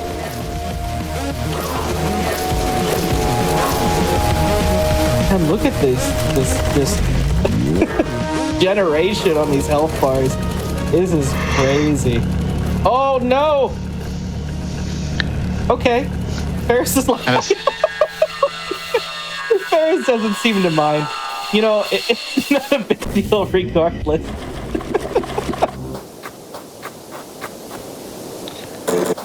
Yeah, and that is Mommy. Is there a second phase to this fight, or is it already over? Oh, when I lost connection, I lost the SRL room. So I don't know. Is that may be a dot done from Ferris? We're fading to black. I think that's Finn. it. That's Finn. That's a dot like a done. fish. Finn for the fish. Dot done. Wow, and we have... Yeah, this game is a lot like Serious Sam. That's a good comparison. We have Ferris moving on. So Ferris is going to defend their title, going to try to take back the title of MT champion for Mystery Tournament 19.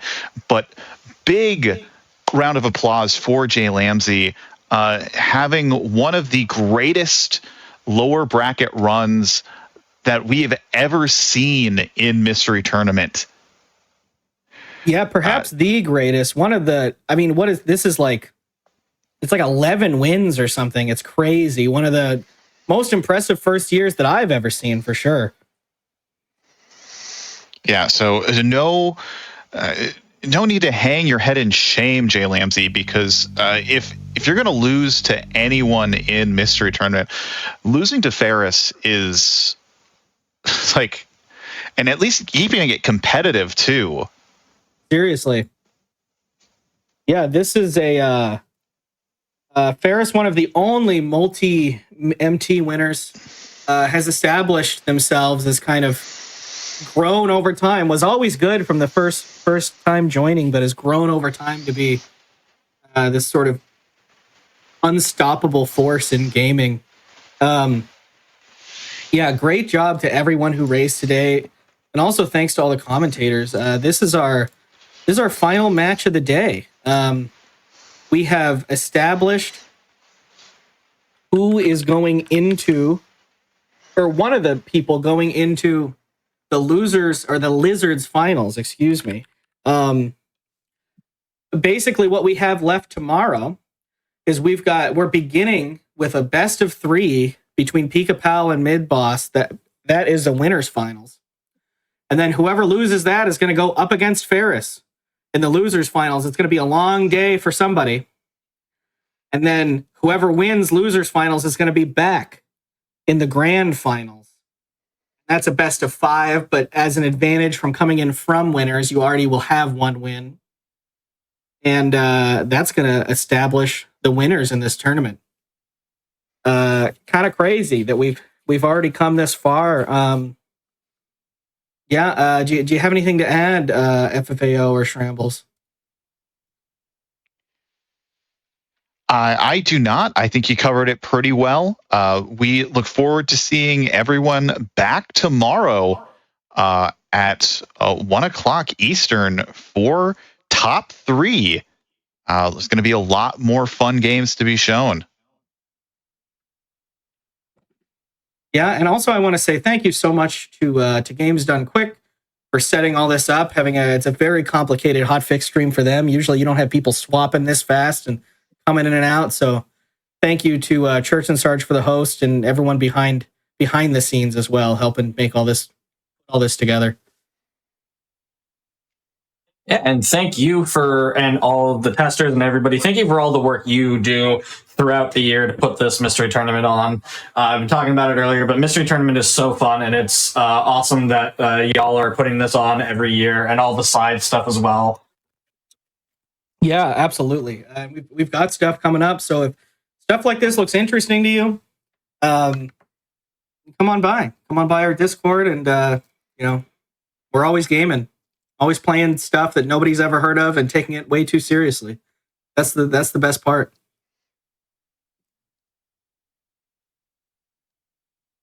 Yeah. If you're all or anybody in chat's interested, you should definitely check out Mystery Funhouse. Join the Discord. You can play games. You don't have to commit to tournaments. You can just play whenever games are going. And I don't have anything else. Do you have any closing thoughts for the night? No, just that I'm excited to see everybody back tomorrow at 1 Eastern, the same time for the finale of our Mystery Tournament 19, Wizards and Lizards Tournament. I am super excited for tomorrow. I know the games are going to be a blast. I know that it's going to be a great day of matches. I'm excited to get to chat with you all again tomorrow for that. But yeah, we don't have anything else for you tonight, so we are going to be ending the broadcast, and we'll see you here 1 p.m. Eastern tomorrow for top 3. And just a quick reminder before we go that you can register for SGDQ 2025. It's going to be Minneapolis, Minnesota, July 6th through 13th. And if you would like to be a volunteer or run at the event, your submissions are due by March 31st. You can go register on the site. That deadline is May 26th. You can use !SGDQ in chat for all the information about that, or you can go to gamesdonequick.com. Have a great night, everybody, and thanks again, everybody on the MT crew.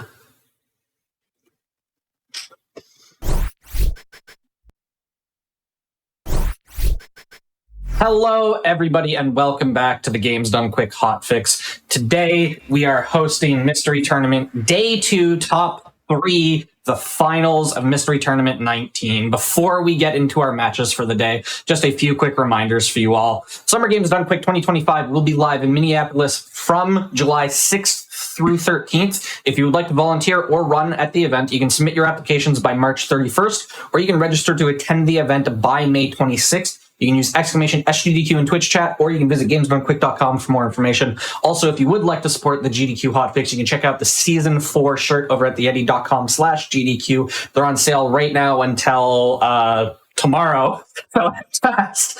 With all of that said, we've got some lovely commentators here for Mystery Tournament. I will hand it over to you all. They keep making fun of me for how loud I am and how much work the compressor is having to do, and I get it every year. Everybody's like, why is that guy yelling? Became a meme last year, and I was, and I think that maybe it's time to tone down my voice this time and maybe not get so excited, but it's, Mystery Tournament 19, and it's basically impossible not to get excited for top 8. Let's go, Mystery Tournament 19! I'm with my boy Shrumbles! I am here. I'm ready for some top 8 gameplay. And of course, as always, Roar, introduce our third commentator. And sent a match! Oh, I'm here. I'm a little bit quieter as I cannot hear myself after Roar blew out my eardrums yesterday. But yes, we are here. We are at our top 3. Yesterday, we had some amazing matches. We had 8 competitors competing for the grand championship of our Wizards and Lizards Mystery Tournament 19 bracket, and we have whittled it down to 3 competitors left, and the 2 you're seeing on your screen right now are our winners, finals participants, Pikapals and Midboss. Oh, baby, this is going to be a good match. Oh, we've got Pikapals, an absolute solid contender, has been with us for how many terms? 10 times now. Pikapals has been with us, made it top 8 twice. So that's a 20% top 8 rate, which is, better than so many people who have a 0% top 8 rate, versus Midboss, who's only joined 5 times, though, but has numbers that equal, I don't know the 2/5 fraction off the top of my head in percentile. Oh, wait, I should. That's just 40% win rate. You, I heard you over there questioning. Do not question, just understand. Yeah, but if we're looking at plot lines here, Pikapals has made it to grand finals in MT17 and took second, so just fell just short of tasting the winning of being a Mystery Tournament champion. Midboss has been with the tournament almost since the beginning. I mean, actually, yes, since the beginning. Has only joined a few tournaments since then, but has known Mystery Tournament for a very long time. And seeing Midboss at this point is just fantastic. We have 2 wonderful players, and we do have 1 player waiting in the basement of our Lizards bracket, a previous MT champion in Ferris V5. So whoever loses this match will have to fight Ferris V5. And I don't think that's a fight you want to fight. No, this is going to be a hard-fought battle all the way through. It's also really important to note that it is very possible that the loser of this match goes on to beat Ferris V5, which will cause them to have to play upwards of 6 games today just to win top 8. If you're going through the ringer, it is an absolute gauntlet of pain to be able to get this done. And Ferris is in Australia. It's like, what, 2 a.m. over there? It is very late in the evening. I'll look up the exact time. And it's like plus 14. And Ferris is actually no stranger to having to run the gauntlet of playing every game from winners finals to losers finals to grand finals. Like, Ferris has made that trip and has won mystery tournament through that path. Well, will we see it again today, or will we just have a straight out champion out of these two players? Well, it's enough time to stop detouring this match with our wonderful commentator and instead get on to our robot Detour. So yeah, this is our first game in a best of 3. So our players are going to play 3 games. Robot Detour is our first game of the match. This is a Steam game. It is a puzzle game. We haven't seen too many puzzle games in Top 8 yet. So we're whipping it out right now to show you, can our Top 8 players puzzle? Yeah, this is, over the years, we tend to get a lot of commentary on how many puzzle games we have on MT, so we've been actually focusing on narrowing those down a bit more than usual and trying to pick out the cream of the crop in terms of the puzzles. And it's definitely manifesting today in this one, because we can't dodge all the puzzles all the time. It's gotta happen.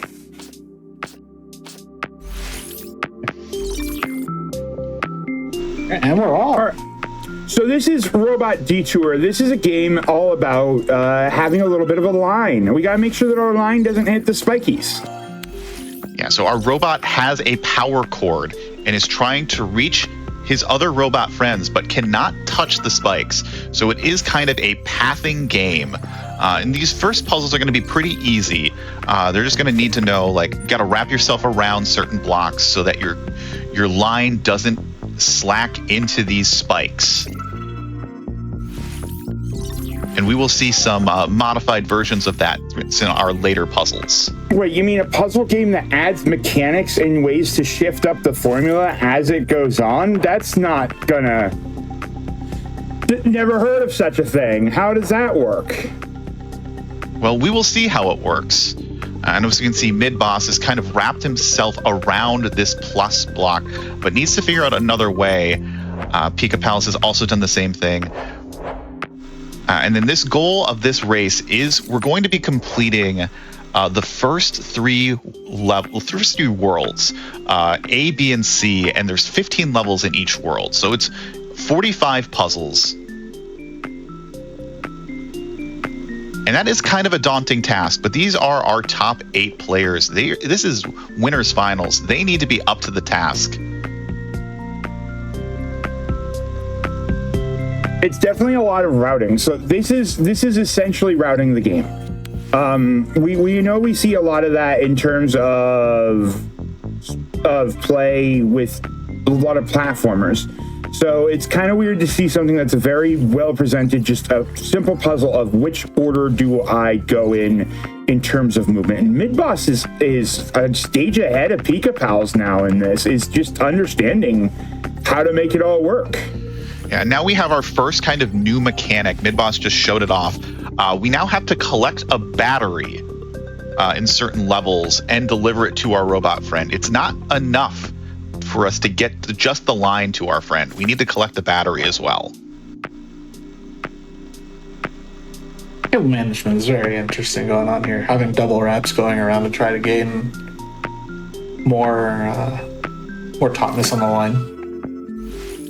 Yeah, and a lot of those like little corners to just kind of like slightly nudge your angle of the line so it can just avoid touching these spikes. It's sometimes hard to spike read. Is that a sight read joke? Yes. Okay. Spike okay. read. Just making sure we're on the same page. Just double checking. Comedy is, subjective. Our comedy was dead. It's one of the things. All right, Midboss figuring out how to grab the battery here. Yeah, so a lot of this is that you don't have to keep going on the same route once you get the battery, right? You need to get the battery and then shift how you're approaching the thing. it's very easy to get locked in the idea of, oh, I've got the battery, I need to continue along my path, rather than undoing everything and then fixing how you're approaching it. And it looks like Midboss is kind of catching on to that now. Yeah, and there is another clear for Midboss. He's cruising through this, my goodness. The puzzle 10, but Pikapals is only a puzzle behind, so not too much. And these later puzzles do get really tricky with what it asks for you. Now I get to ask the question I like to ask. Hey, Matt, what kind of mechanics do you think will show up? I actually don't know this one, contrary to yesterday. I assume that there's going to be moving enemies at some point, probably. Okay. Moving enemies would be pretty dire in this game. It would be kind of annoying, actually, so... We'll definitely see if they're sharp. I have no faith in games to not be annoying. There is another clear from Pikapals, so we have level parity now. So both of our players are now on the same puzzle, trying to figure out exactly what is needed to be done here. It looks like Midboss has ideas now. Yeah, could you not go from the block on the right all the way across and down? Not the block on the right, the block on the upper left. Like what Midboss is doing. Oh, yeah, there we go. Both of them gets it. We have a tied-up race. Pikapals starting to catch on to how the game works. Yeah, and something to note, like, your line is unlimited, so you can just be pulling that line for as far as you want. Yeah, there is no limit to the line. As much as it looks like a mechanic like this might be the way that the game works, you can just keep looping and looping and looping and looping. And oddly enough, some of them require you to loop around it like multiple times in order to actually get the angles that you need. So realistically, this is just all a game about angles. Yeah, One thing I do really... No, go ahead, Church. One thing I really like about this is that it doesn't really punish you for making the mistakes because you just undo the last thing. So it really benefits the players to just start trying things because they're gaining knowledge every time they do something and it's not really costing them. Yeah, the game does have a generous undo. You can undo a little bit. You can keep undoing rapidly to get as far back as you want. It seems a little bit weird to have an undo in a non-turn-based game. Like, you know, Sokoban is basically a turn-based game. So it's really easy to undo a quote-unquote turn. But in this one, it's nice that it just sets you back along the line a fixed distance, and you can undo as many times as you want. Yeah, and there's Midboss getting the battery. So now just needs to figure out the path to the robot. And I kind of like the stages where you have to get the battery. It's basically like play the stage two ways. It's a very clever way to approach using the same design multiple times. Well, Pikapals has figured out the path to the robot, but has forgotten to get the battery at this point, so has to undo that solution. And hopefully Pikapals can remember that solution. Oh, and there it is. Midboss grabs the robot. All right, time for a little Pac-Man. I don't know why this one reminds me of Pac-Man, because Pac-Man was never on a grid like this, but, you know, just nothing but squares. Yeah, easy, right? There are a lot of spikes on this level, so trying to figure out exactly the angle. This is a classic MT strategy in puzzle games, is to make the solution backwards. So we can probably trace a line from that end robot and figure out like what angle it actually needs to go in order to get that line, and kind of figure out how you can get your line into the position from the end point. Yeah, I feel like you kind of want to go down from the top on the right side, which would require you to hit the, I guess, the one block going around. Then you have to figure out how to get through there. It looks like Midboss undoing the entire puzzle at that point. Yeah, Pikapals on the other side has reset his puzzle back to the beginning.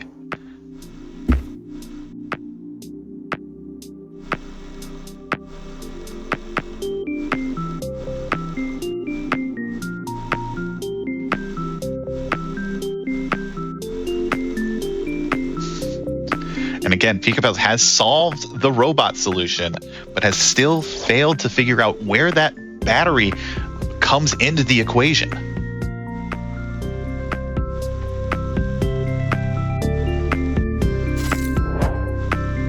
A lot of this game basically is going to encourage try again. There's a lot of puzzle games where you can kind of visualize much of what you're doing, but sometimes the angles in your head don't quite line up with the rest of the way the game works. So this game is going to encourage that, and that generous undo definitely does. As a fellow community member, Alpha 5 would say, just put the puzzle into a different state as much as possible. That's Sci-Ho. I heard Alpha 5 say that. Alpha 5 was quoting Sci-Ho. Gosh. Well, regardless, there are two completely valid ways of solving the puzzle, either by just putting it into a different state or kind of just routing it out in your brain. It seems like both of our players have opted for just like trying as many solutions as they can. Since, as you said, Roar, there is really no punishment to just trying things with such a generous undo. Yeah, if this game restarted you back at the start with the undo or anything like that, it would be an absolute nightmare. But it's not. It's just poke. By the way, you can't do this. Undo that. Yeah, and another valid way to kind of go about these puzzles is kind of figure out what moves are locked in. So if we look at Midboss's screen, you can't go to the left of the first block. You can't go to the immediate right of the block on the right. So you're kind of locked into only a few different moves at the beginning. And you can kind of branch out your paths from there to figure out what can and cannot be done. And Midboss is doing a tricky thing of skipping the puzzle, but Pikapals on the other side has solved it and has taken the lead. Not both of them are on the same level. So now we are on the bonus level. So the last 3 stage levels in a stage are going to be bonuses, where you have a slightly different gimmick. And the gimmick in this first stage is, well, if you had thought maybe that this infinite line was a little bit too powerful, here it is, a not so infinite line. So we have this circle around the players that is showing you how far you can go exactly. So you have to stop and consider, okay, this is too far, and then figure out how to execute your solution based off of that, which changes up some of these stages. There we go, Midboss figuring out the loop-de-loop. Yeah, instead of just figuring out the puzzle, it's now figuring it out in the most efficient way possible. Now, folks, we would like to point out that Midboss having skipped the level does mean that they do have to come back to finish this. He has to come back and actually do that stage. So we are going to be, with Pikapals, actually having a real lead until basically Midboss goes back and fixes it, which might be the end of the puzzle. Who knows? Yeah, there is some benefit for just skipping a puzzle that's been stumping you. Though the idea of some puzzle games is that you do kind of get knowledge from the previous puzzle that you can apply to later puzzles. If you are stumped, it is kind of just a good way to clear your mind, and progress is progress. So as long as you're making forward progress, your brain is at least giving you kind of that endorphin boost that you might need to come back and solve that later puzzle. Yeah, the eureka moment is strong in a lot of these games, as Pikapals just has figured out the route that you need, but has figured out the ending state to this puzzle, but not quite the route needed, and just needs to shrink that line just a little bit, and there it is. Pikapals gets it. Moving on to the next set of stages. So the next set of stages involves these moving battery blocks. So what do you think is going to happen once we grab the battery? That's right, the block pushes the line down. And it's important to note that the block pushes the line with it. you have situations like this where it's going to snap back, and then if you had put your block on, if you had just gone straight for it, the line would have smashed, the block would have smashed your line into the spike. Yeah, Midboss still a little stumped. I think has the solution though. So moving on. So not too far behind, but is going to have that additional puzzle in the back of his brain.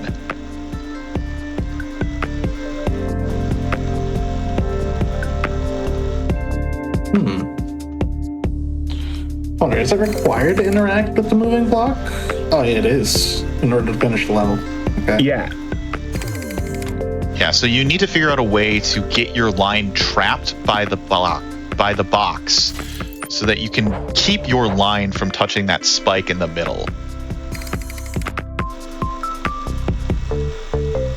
So we got to figure out what we're doing with the box at any given time, because the main gimmick of this stage, with that pushing that block, you basically have to pay attention to not just the angles your lines are creating now, but what angles your lines are going to create in the future. If you unleash the block and then it snaps back, and suddenly you have other problems because it's creating different angles with its line. Like there, Midboss just did it and it snapped the line because the line in this instance wasn't following the block. It was not resisted by the block. So it snapped back into the proper angle there, and suddenly Midboss gets hit by it.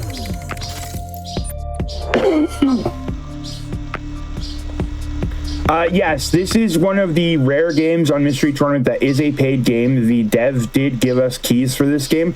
Oftentimes in the Mystery Tournament community, there are developers who kind of stumble upon the community and decide that they want to give their games a shot as a blind race, and they'll often donate us keys. And this is one of those lovely times that has happened. We appreciate when developers do that. We love racing games, and they love being able to see their games in a different light. So it's always really cool when we have a developer supporting us and giving us keys to these races. So shout out to the dev of this game for giving us a good race. We're only going to be seeing 3 worlds in this race. I know that there are at least 6. So there's definitely a lot more to this game than we're getting in this instance. Yeah, so now both of our players onto this tri-block moving puzzle. So there are a lot of different ways you can get yourself kind of tangled up. Midboss almost getting the solution, but just barely touching the spike there. All right, it looks like Pikapals is going to try wrapping the string around that block, which is exactly what you need to do. You need to loop that first block, and then we're in.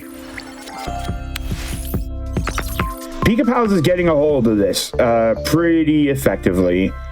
Like, you got to realize once you grab that, the string's going to snap, and then you're done. Okay, Midboss is understanding the loop-to-loop philosophy here. Yeah, Midboss is doing really well, but he's just not solving them as quickly as Pikapals. The other major concern is that stage 12 is going to be there and always haunting you until you're done. That's something that, like, it's really hard for me to skip puzzles in a race like this because it kind of just, like, sits in your mind that this is still a thing that I've got to deal with eventually. And so you expect at some point they might be going back to resolve that. But until that time, like, it's always going to be there that you might be getting all this stuff, but you've got to go and figure that out eventually. And Pikapals is just understanding how to use these wraps really effectively.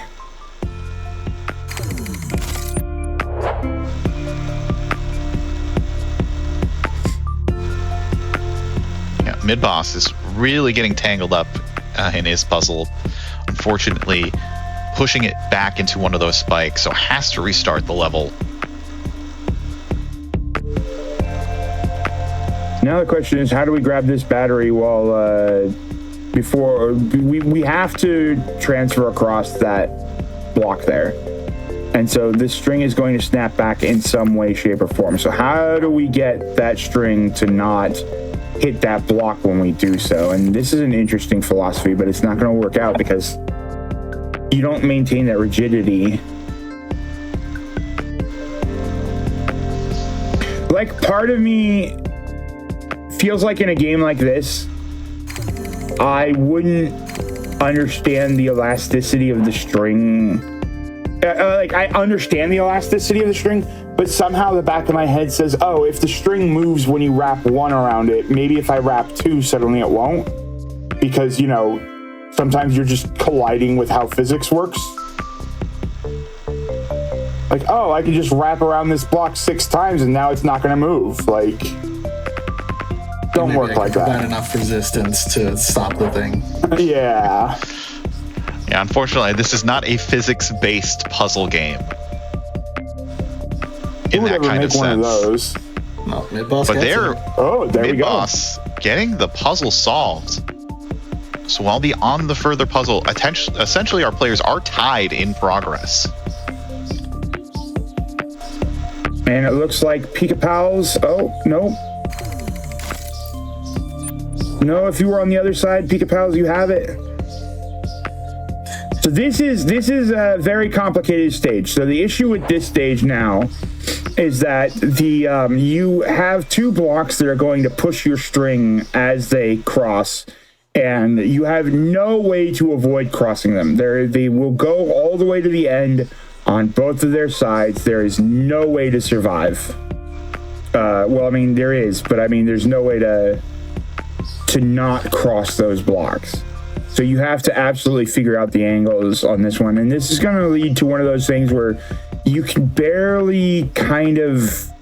This is one of those angles where it's hard to visualize ahead of time. Because it's going to be a very, very shallow angle that causes you to win this match. One that makes it look like you should probably not be surviving. Yeah, Pikapals on the other side is, as chat has saying, is overcooking this puzzle, doing multiple wraps, multiple just kind of iterations, instead of just kind of like breaking it down into more smaller, digestible chunks. And that is kind of an issue with some puzzle games sometimes, is that like sometimes the solutions are simpler than they seem. Oh, Midboss has found the angle on the first one that lets it get done. Are we finding the second angle now? Almost. There's just that last cross. I think he needs to wrap on the blocks below. I believe so. But then the issue is that you cross that line again. I think you can't cross the bottom right too, because then the block will kill you. Yeah. You can't ever cross the bottom line beyond that spike that's there in the middle, with the one that just got hit. So you have to maintain being up there. And there we go. And Midboss getting the solve too. So if Pikapals can solve this level faster than Midboss, it's going to be quite a race, even though Midboss still has to do 12. We're never going to let Midboss forget that 12 still is lurking in the background. Yeah. Just because you saw, or just because you skipped it and you're gaining other knowledge elsewhere, doesn't mean it's not there. Help, where do I go? What do I do? Scream into the abyss. It can't hear you, but you can try anyway. Oh, it looks like Pikapals has figured out the angle on the first step. But again, you can't cross that bottom path. You can't cross that bottom line past that red spike. That's kind of the gist of this level, is like, what line can I cross spike at? And if Pikapals can understand that you need to get to the bottom of that block angle, so how do I get to the bottom of that block? Is it by looping around here? But that's not it either. Come on, Pikapals, you got this. You just got to loop around the block once. There we go. I think Pikapals has this now.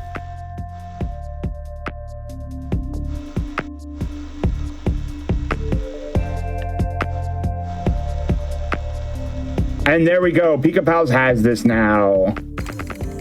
Magnificent. I think Midboss has kind of figured out the solution here of,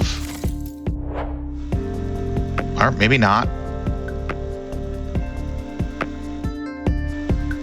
Yeah, the problem with this one is that we need to use that middle block, or the far right block, to halt our advancement, to halt the string on our way up. And you can't do that without pre-prepping it. So this is going to involve some undoing of steps. Well, Midboss has found a solution to get to the robots. Just needs to figure out an iteration of this solution where he also has the battery. Oh, and Pikapals gets it real quick. My goodness. And Midboss immediately afterwards. Oh, we're gonna have lots of movement here. Yeah, this one is a little hard to pre-program, and Midboss just potentially does it. What do we got? Is this actually? Yeah, that's the solution. Midboss does it. Like, that's the joy of puzzle games. That is such a joy of just like, you never know when a puzzle is just going to be immediate solve or going to be your death nail. You never know. Yeah, Pikapal's getting it shortly after. Oh, Midboss trying to squeeze into this gap. I don't believe that's going to work. I am tiny car. Let me be tiny.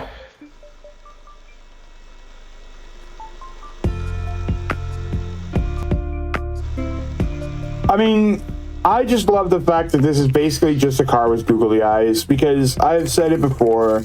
You can gain, humans will gain an incredible emotional attachment to an inanimate object just by attaching googly eyes to it, and I would die for this car. What about the enemies? They have googly eyes. I would die if I touched them, so... Well, the problem with the spikes is that they only have one googly eye, so they don't have googly eyes, they have googly eye. They're googly eye clopses, and that's just disturbing. Beep.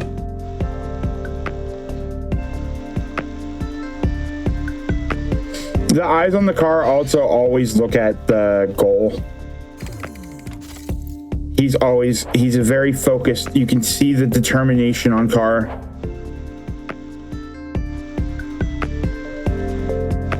It's true, there is a reason we're not defeating the enemies. We're just trying to work around them. It's like when you're trying to get a job done, but there are like people in the facility and you're like, well, I still got to get the job done, so I'm just going to try to avoid you. Like, I'm not going to interrupt your meal, but I still got to sweep, so... I think Midboss has the solution here, has cleverly had the boxes push the line out of the way so they don't run into the spike, so is moving on to our next batch of tricky puzzles, where now we have these kind of battery pieces that as soon as we collect all of the little battery powers is going to activate the block. Okay.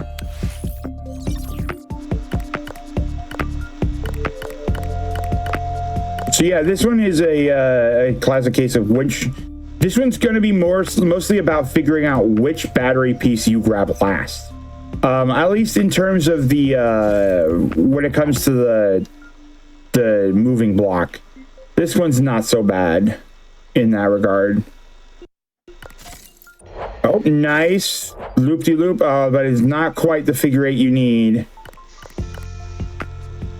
That works though. Yeah, so the one on Midboss right now, there is no block in this one, so it was just a game of collecting the pieces. But this next one is a bit of a doozy.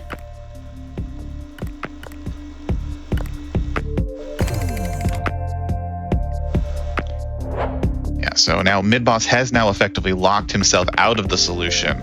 So the trick with this one is you need to figure out a way to get between these two moving blocks and still have access to the robot. This is the stage where it's most important to figure out which one you grab last. Yeah, there is no physical way to approach the robot from that beginning point, because there's that spike right there. So any angle you try to approach from that is going to cause a game over for that. So Midboss needs to figure out how to approach this puzzle from the other side. And I think maybe has had that Eureka moment. And Pikapals still just a stage behind. So Pikapals is not showing any signs of slacking. All right, there goes the blocks there, but once you're... The problem is that you can't approach it from this side. Once you're on this side, you basically, the blocks will move in such a way that you can't get through. So you have to get it from the left side, but it's a question of how do you wrap your line around it in order to get to the robot. And I think in this instance, just doing that from the start, figure out how to get to the robot, is probably your best bet.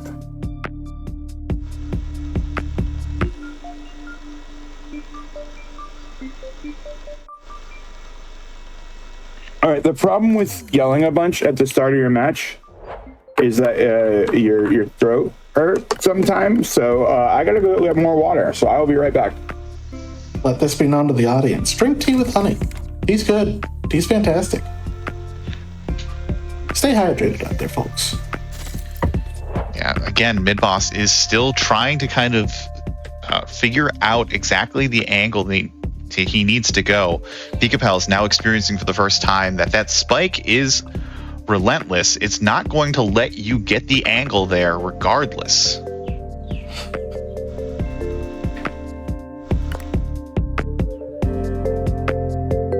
I must admit, I do not see a path to the finish.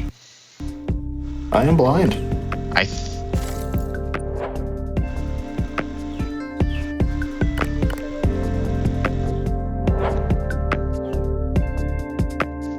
If I remember, go ahead, Phantom Matt. When you collect all the things, the block's going to push over to the right, and you're just not going to be able to access it at all from the right. So then, how do you get back in? Because you can't go from the left. So the trick for this one is you need to collect all of them except, I believe, that top one on the left, and then you need to make your way through. Going all the way from the left all the way around so that your so your line ends up being caught so you can get through. All right, so you come from the right on the bottom and collect the top left. I see it. I see what you mean.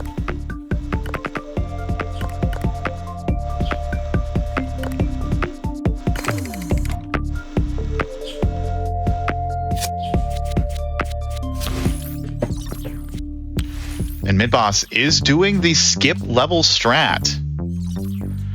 So now has 2 levels that are going to be in the back of his brain. And now we're introduced to our new mechanic. We have gears, which will now rotate blocks to new positions. Ooh.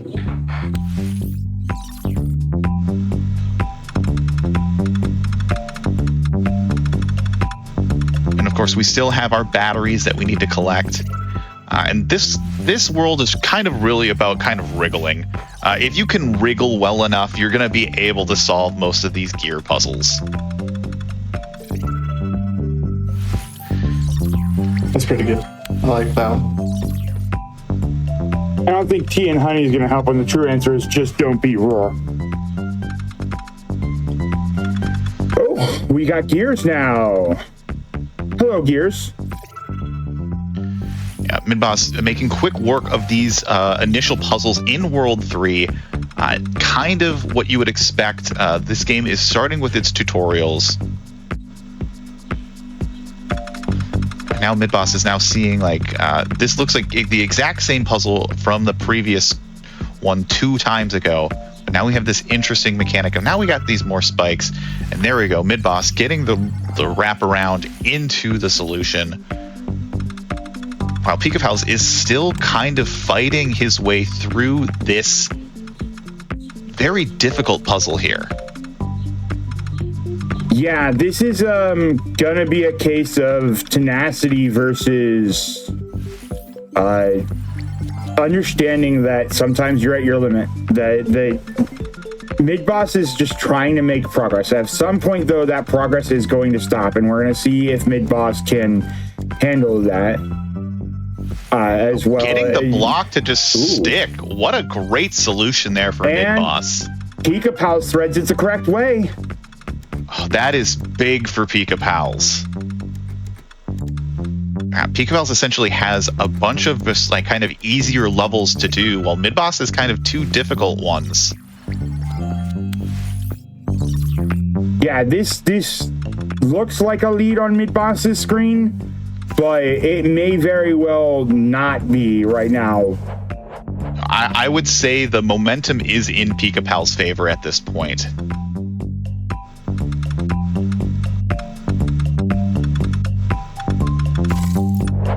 There we go, Pikapal's figuring out that you need to do that gear the other way around. Yeah, Midboss trying to figure out a way to get this gear to kind of wrap the same way that he's done previously, so that he can just get it to kind of just jitter in place so that block doesn't move. But I don't think that's going to be possible with this arrangement. And it's definitely an idea, is just, you know, stop it from going all the way up.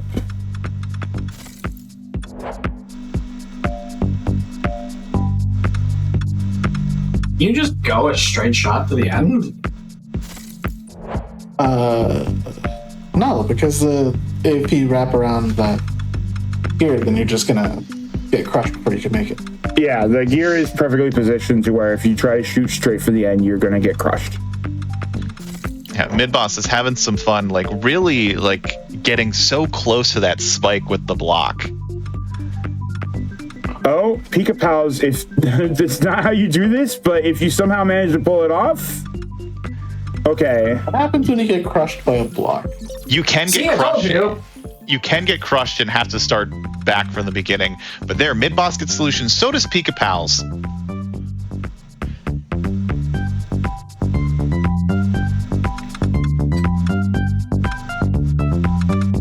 There's the squishy. This isn't Nezumi Teku Teku though, so we don't get his cute squishing animation.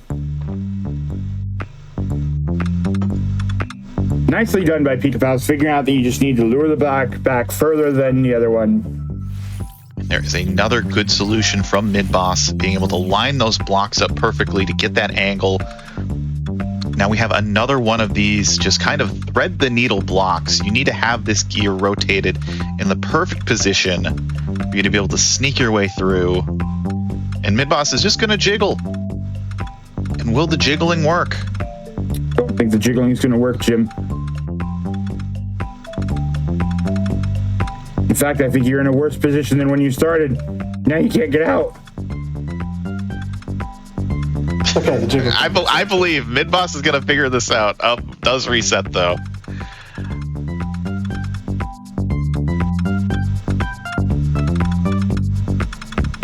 Oh, I think I see how you have to do this one. You have to grab the gear, loop all the way around the sea, grab it from the other side so you stall the gear.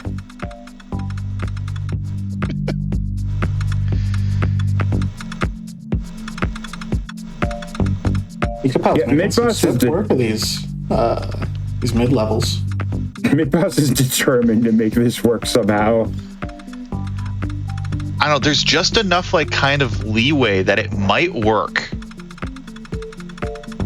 Just enough to get you trapped. Oh, here we go. Go around. Yeah, probably going to be doing the intended solution here.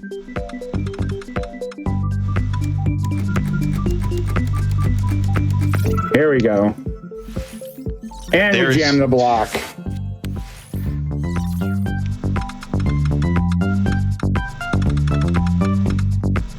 Yeah, but not many puzzles left for Midboss, but does have two difficult ones that he has skipped. Well, Pikapals on the other side is struggling with this same puzzle that Midboss did take a little bit of time on.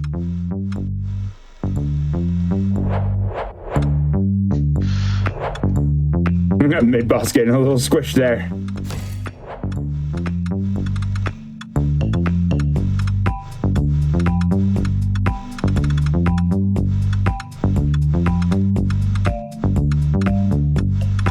I appreciate this slow and kind of like plotting approach that Midboss is having to trying to solve these.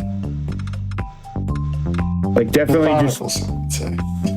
yeah, just very slow approach, very understand how you're supposed to do this. You know, don't make big sweeping motions with these ones. You're just trying to push them to the limit. Past the point of no return. Get himself in a situation where he did have to reset. Because this level, you can kind of trap yourself if you're not paying attention.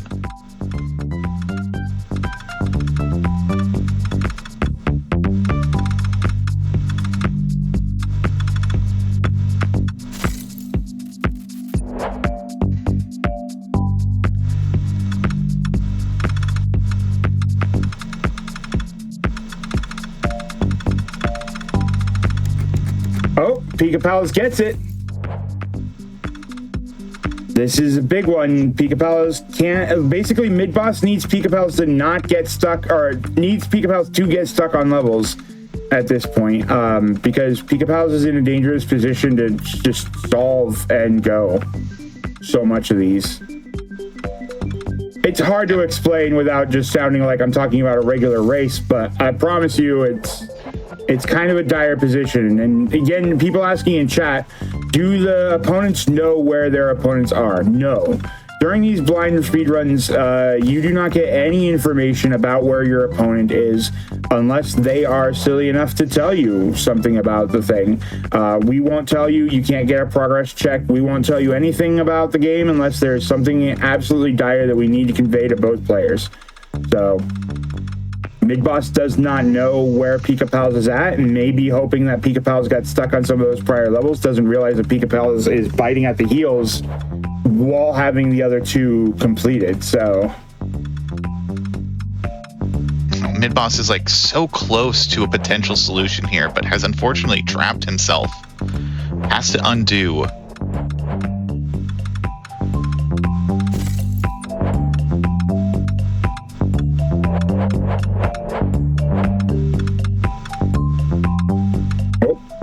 Come on, Pikapals, just gotta put the gear in the right spot.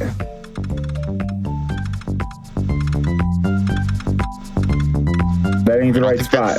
I don't think that's far enough, Pikapals. Oh, that's looking better. There we go. And Pikapals is through. So Midboss is down on the Midboss. bonus stage. We got fish. We got fish. Fish.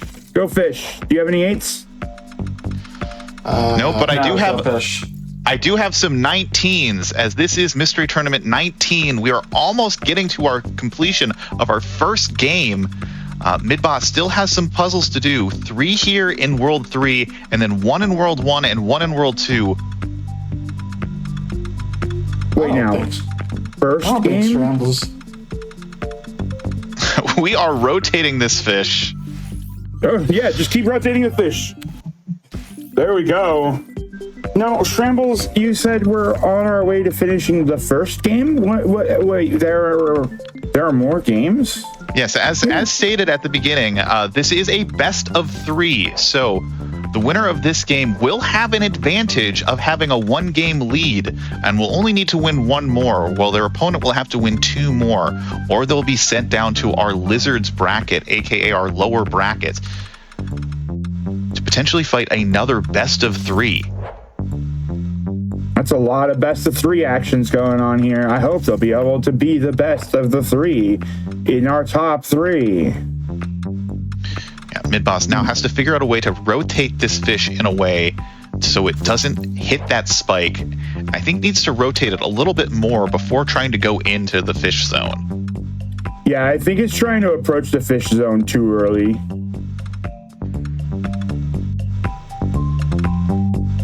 Like, we gotta kind of shunt the fish a little bit. Oh, here we go. Push the fish back.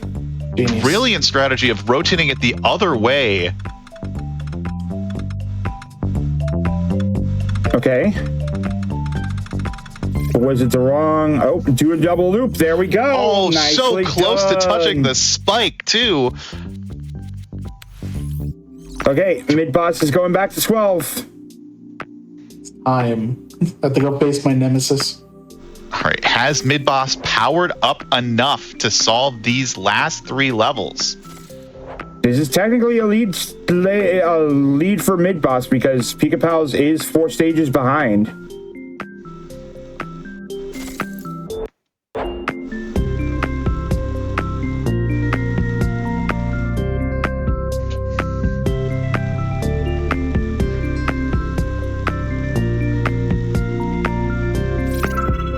That's the solve.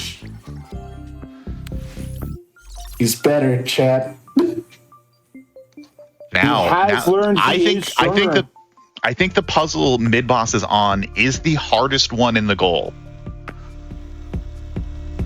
Yeah, I remember our test racer having a little bit of problem with this one, especially since the way you have to approach it. Wait, that double loop around doesn't get the result that you want now.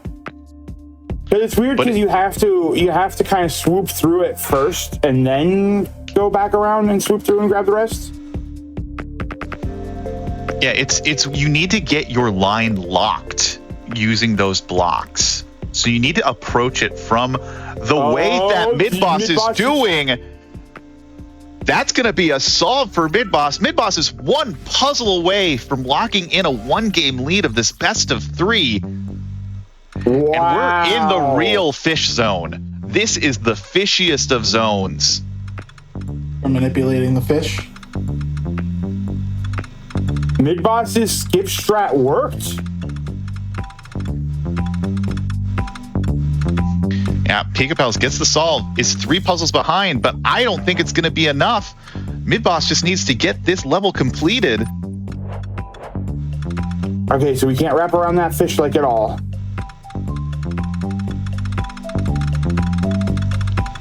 Goes for the double wrap. This is going to be a solve. Midboss is going to take game 1 of this best of 3. Nicely done. That is a 3-stage lead on Pikapals as Midboss takes the win. I was uncertain. I'm not gonna lie. I was uncertain that would go in Midboss's favor. Yeah, skipping puzzles is such an interesting strategy that sometimes it pays off and sometimes it doesn't. And it usually doesn't pay off more than it does. But in this case, Midboss made the right choice of just getting more progress and then coming back to those levels that he was struggling on. Because at that point, had a better understanding of how to wrap his robot around the blocks to avoid the spikes. All right, you gotta go for 1 more wrap, Pikapals. No, don't undo it. No. Go, go, go, go. Believe.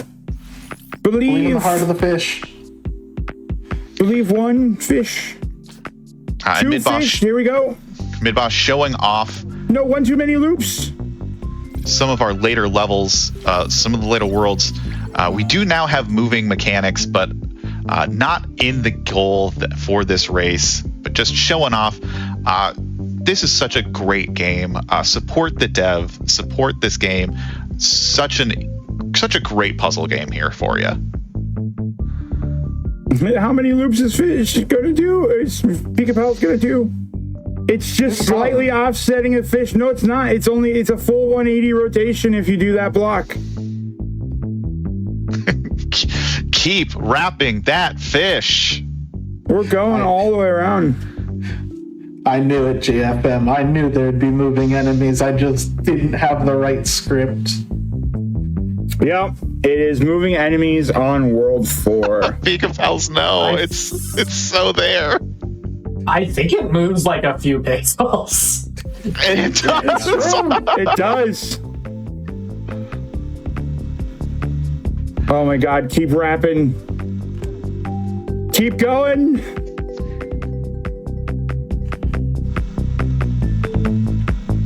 Oh my god! How many times did you wrap around that 1 block?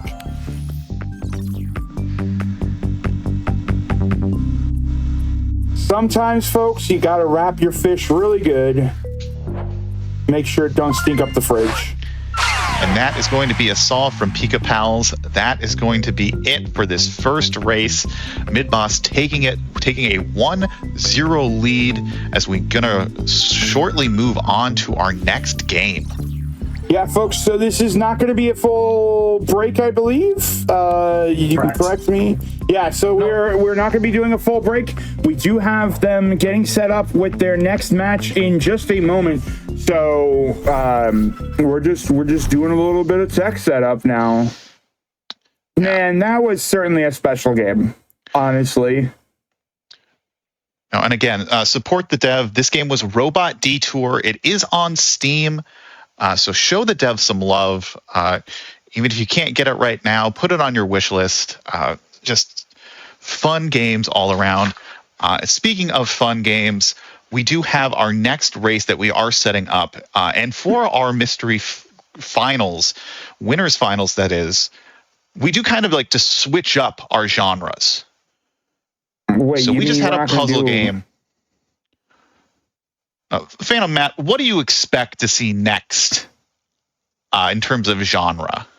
I'm a sucker for some speed platformer, maybe. And we got speed platformer. Blasphemous Roar, what do you think is potentially going to be the next kind of race we have?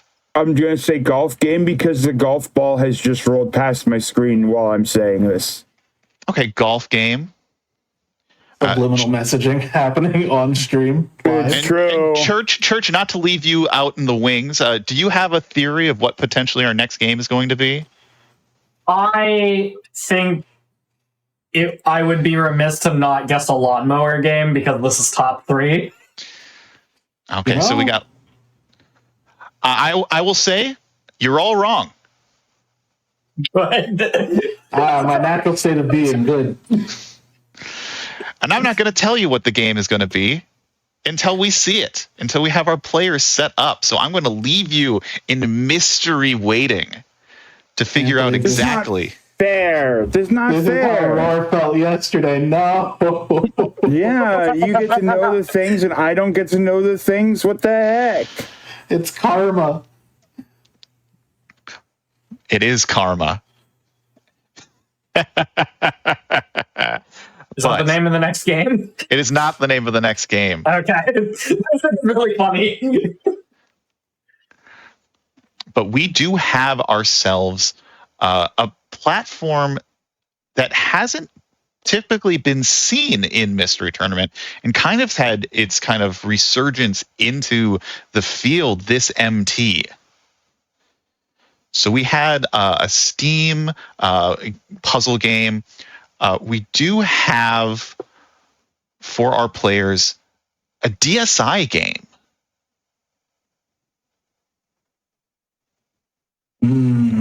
Many DS games I'd love to submit to Mystery Tournament. None of them are valid.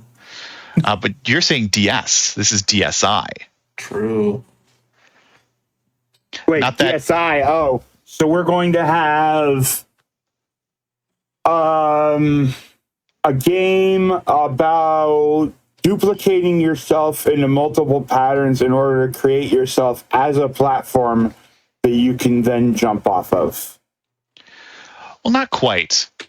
But we do have a certain game that we always like to have show up in Mystery Tournament top 8 that we haven't quite seen yet. Arkanoid! And I will say it is sort of the weird control style of a game. No. Oh, no. I have to know now. Oh no, and it's a DS game, a DSI game with weird controls. That could mean anything. Oh. Is it Ivy the Kiwi time? It's not Ivy the Kiwi. It's probably a game you would never even think of. But this is going to really test our players' kind of aptitude to kind of adapting to something that they're probably not even thinking about of motion or controls in that sense.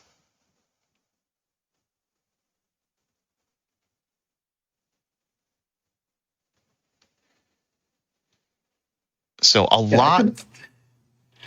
People are saying Ivy the Kiwi. I'm pretty sure we did have that already. Midboss can't play it. Yes, and Midboss has played that game before.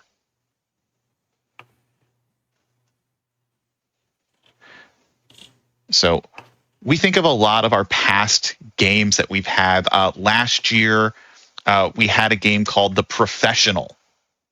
Oh, no. Yeah. Sometimes you just gotta steal diamonds. And I will say, the character does sort of look like the character from The Professional. Oh, no. But does not have that same kind of control scheme.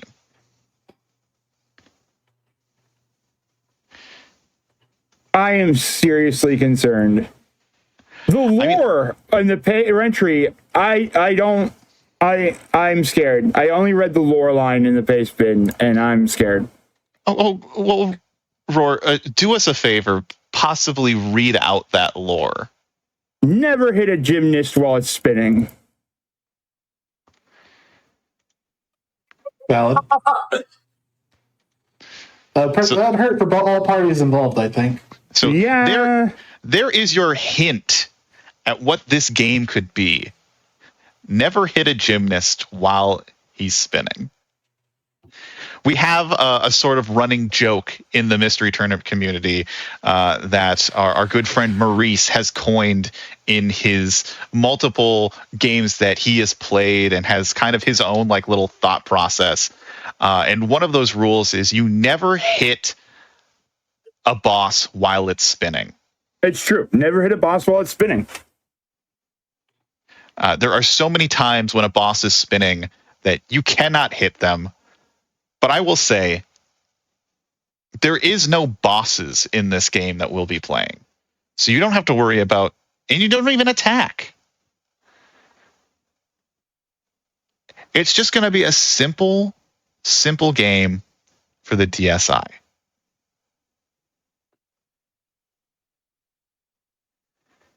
And I think it's remiss to talk about what is potentially at stake for our players right now. Midboss is up a game. So if Midboss wins, Midboss will be moving to Grand Finals. Pikapals will be knocked down to the lower bracket, aka Lizard's bracket.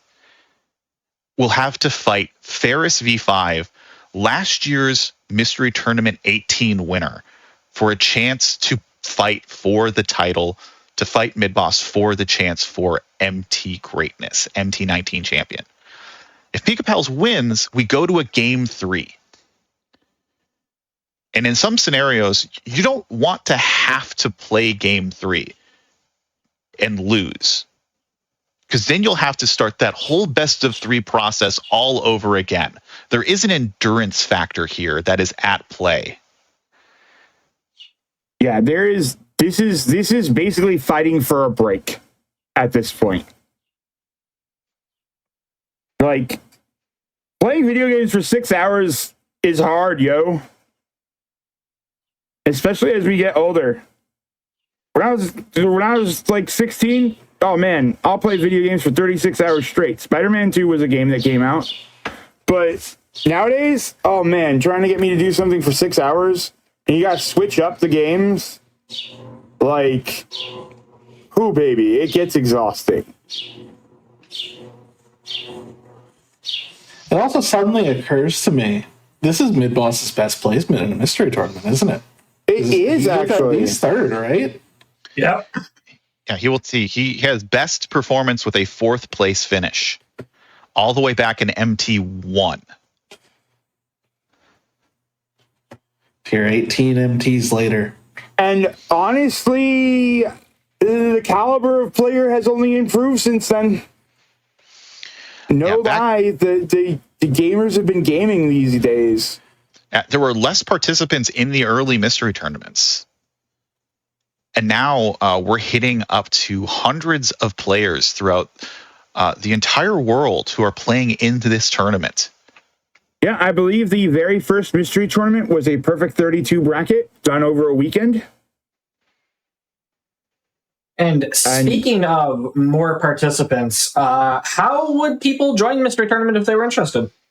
why they could go to our lovely website, mysteryfun.house, where they will find all the links to our wonderful Discord. Joining our Discord is the first step because there are a bunch of fantastic events going on all the time to get your feet wet in both the community and in blind racing. And that's really all you need. Every other tool that you might need is listed on the website.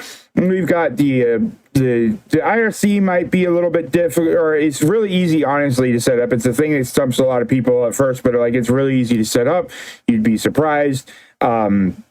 That's all you need to do to get in and start joining us in these races. We do have a couple of community events coming up shortly. We have the Mystery Grand Prix, which is a 3-person team event where there will be 3 tasks that you need to allocate your team members to in order to actually win the event, which may not be races entirely either. There might be some multiplayer games. There might be some other things happening on the side.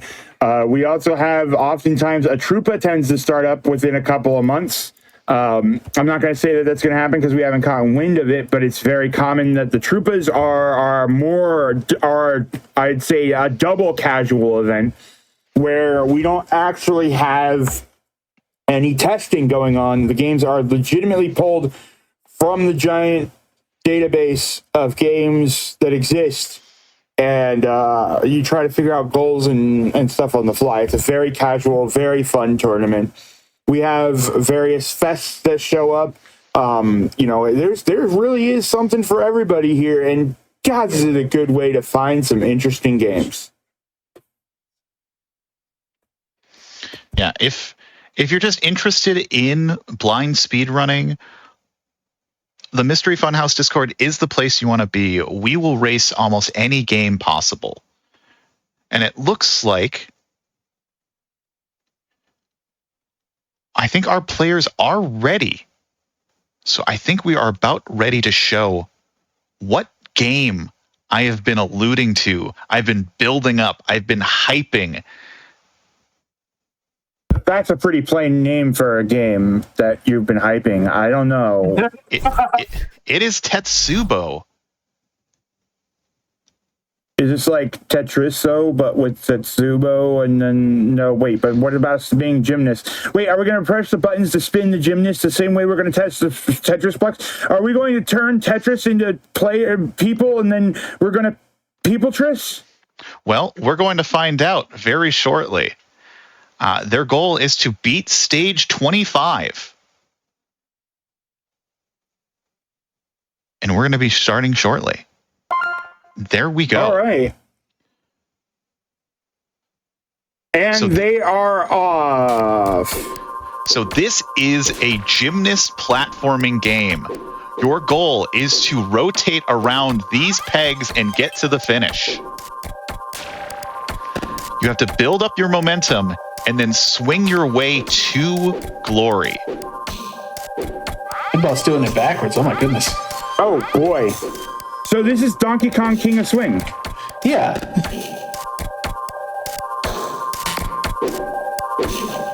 Okay, I can get behind that. Let's get gymnasting then. ID actually sent me a clip of this game, and I completely forgot about it until now, and I have been so excited for this game since I saw it. Oh man. Oh, goodness. Look at these. Do you get like points for doing awesome flippamajigs? Like, oh, there we go. So there are coins to collect, but they are basically irrelevant to our goal. You get... So this is part of the GG series, which is a bunch of like kind of smaller games that were released, and there are just like not hundreds, but there's like almost dozens of these games that are kind of these small little bite-sized games that you could download for the DSi. And this is one of them, and they're kind of high-score-esque games. But what other games have been a part of that series? So we have seen some of them in Mystery Tournament. We've seen Assault Buster. We've seen the Great Whip Adventure. And they're just kind of these small bite-sized games with kind of very simple mechanics. But they will ramp up this game is going to get very devious with its pole placements and flipping design. Yeah, this is I can already see this getting nasty here. We got a big bar here in the middle. Like, I can't imagine that that's not going to be something we have to, cross above. And then I can see huge gaps forming already. Yeah, these early levels, you can do a lot of interesting skips. Like, you can jump certain pegs to get further. Midboss is taking his time. Pikapals is taking the lead, finishing stage 3 with some very nice platforming with their spins. A thing to note about this game is that a lot of games you have some degree of aerial control. You do not in this one. Once you start flipping, it looks like you just start flipping. Yeah, that is correct. You only really have motion control if you jump from the ground, or just selecting the button to get to your flip. And Midboss missing the final jump. Ooh, that's a huge setback. All right, sometimes you got to bounce off the wall. That's fine. Yeah, this is Physics Platformer 101. You have to use all of the physics that you were given to solve all of these little jump puzzles. And you do have a time limit, so you do need to actually get to the end within the time. Oh, I just noticed that 2 minutes. Yeah, oh boy. Good slingshot from Midboss to get over to the goal. I know, so you do the little, you pump yourself a bit, and then you start spinning, and then it gives you like the red, yellow, blue, saying you're increasing in speed, you're getting there, and you're ready to go. You're at maximum speed. Go ahead and do what you got to do, buddy.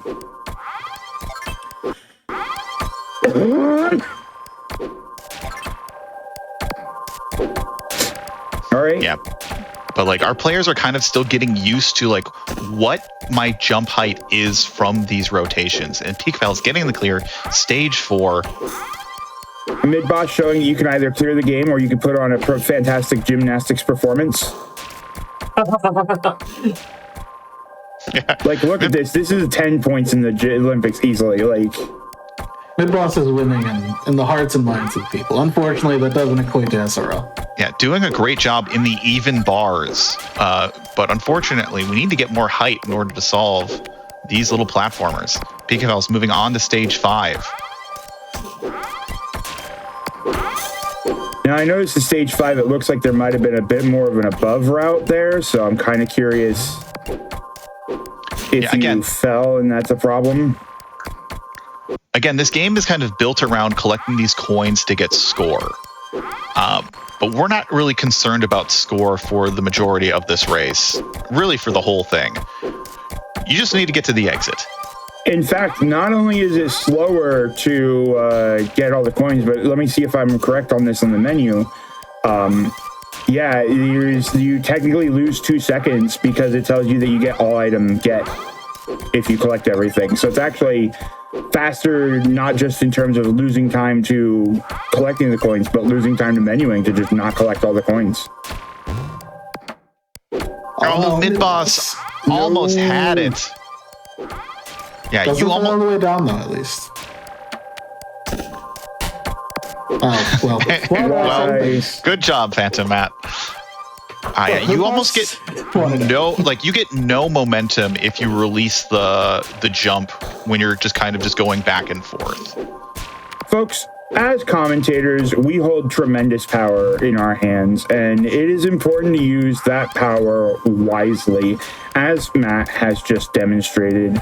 There will be plenty of people that tell you the commentator's curse is fake, but I've seen it transcend time via vodcasts. Its power is unmatched. Use your words wisely. Yeah, Pikapals is trying to figure out this specific jump. There is really only one angle you can get, and is trying to go from it this way to get to that top one. Almost gets but it's not going to be enough momentum to get up to that point.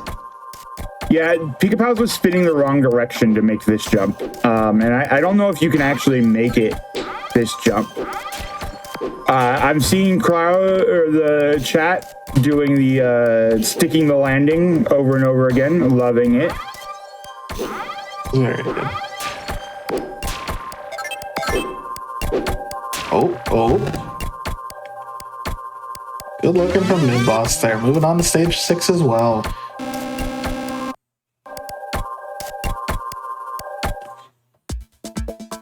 Well, Pikapals does a good job of getting to the other side. Oh, but releases a little too early. This jump is absolutely catching Pikapals off guard here. And has 1 minute left before you have to redo the whole stage. Ooh, yeah, luckily, it doesn't take too much time to get back to this point. But it is time loss, and this is kind of going to be the theme for the rest of these stages. Like, there's going to be jumps like this throughout the later stages. I think, like, you definitely want to approach this jump from this angle. It's a question of whether or not you want to go for the top one or you want to go for the right side. And honestly, I think it's easier to grab the top one. Hurry up! It's red! Midboss is scaring me with how far right he's going whenever he misses the jump. Yeah, no kidding. This jump is apparently ridiculously hard. This is only stage 6 out of 25? Yeah, Midboss gets the jump and is going to do the smart thing and is going to he is going to realign himself and spin the other direction. There we go. Spin backwards. Oh, what are we doing? How are we approaching this? Okay. I see we're going for an undershot, so you go up a little bit. There we go. With the toe, gets the landing. Midboss takes the lead. What a mantle, folks. Sometimes you gotta do the triple dip backflip majig. Yeah, Pikapals is determined to get this lower jump, and I just don't know if it's possible. I don't think you get enough curve. I'd be happy to be proven wrong. That makes it up to the top. Pikapals is going to go for this jump this way. Does not get the momentum needed.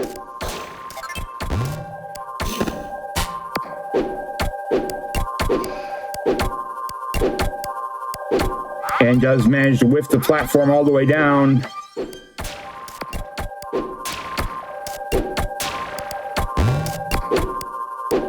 What are these jumps?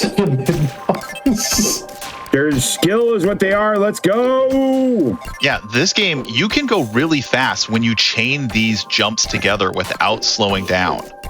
It's the moment you have to stop or you land on a surface that it kind of just builds time. Fall damage would be miserable in this game, you know?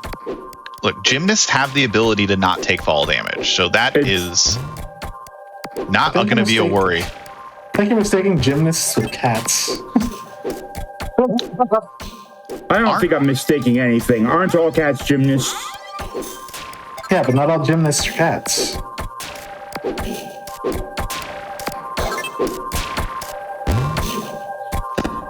Transitive property, let's go.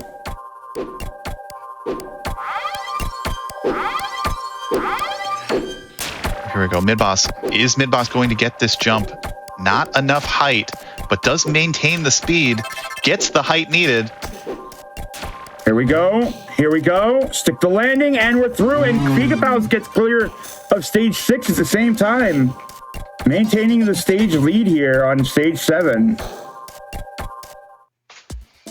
Now, what happens if we get a full game over? There's left 5. I was wondering that. I thought that it was in regard to the coins, because I don't think you can lose lives. You just time out and restart the level, right? So yeah, timing out is the only. Well, I'm not going to say that because there is going to be. You'll see. There is going to be other ways to lose lives later on. Oh no! Statement from Shambles. I'm not liking that statement at all. But if you do lose your lives, you will just restart back at the stage you lost all your lives on. Okay, so it's just basically like a menuing thing. Yeah, you just lose your high score. Because as you can see, we're getting more and more score as the game goes on. I see. So the game's like perfectionist. You go fast, you collect all the score, and then you submit it to Twin Galaxies. Midboss trying to see if he can cheese this beginning of the level, but no, these pegs are just a bit too high for you to grab. I love how you ended up with like that canceled jump there, where like it seemed like Midboss went to go jump for the middle one and was like, I don't have enough height, I'm just gonna cancel it. I know that's not how that works, but it looked like that. The physics were wrong for it. It was like a dive kick physics. Gotta build up more speed, Midboss. Come on. I mean, I love how when you can sometimes just miss the jump and you land exactly on the same pole that you were on before. Oh yeah, that's all a part of gymnastics.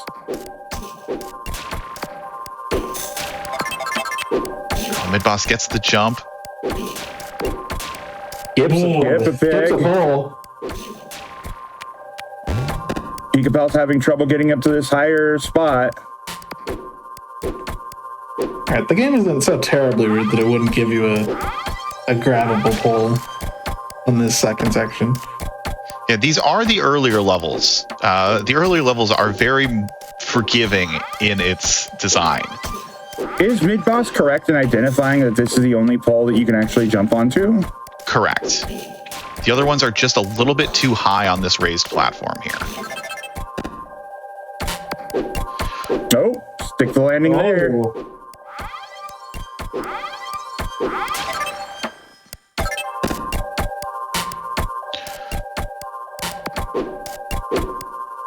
Pikapal's about to time out a second time. Oh no. Oh, no. Wait. Looks cool though. 2, 1, Pikapals. Oh no! I finally saw the timeout end. That looks awful. It looks like you're being electrocuted. Yeah, they're just like, you have failed us, Gymnast 17. We will replace you with Gymnast 18.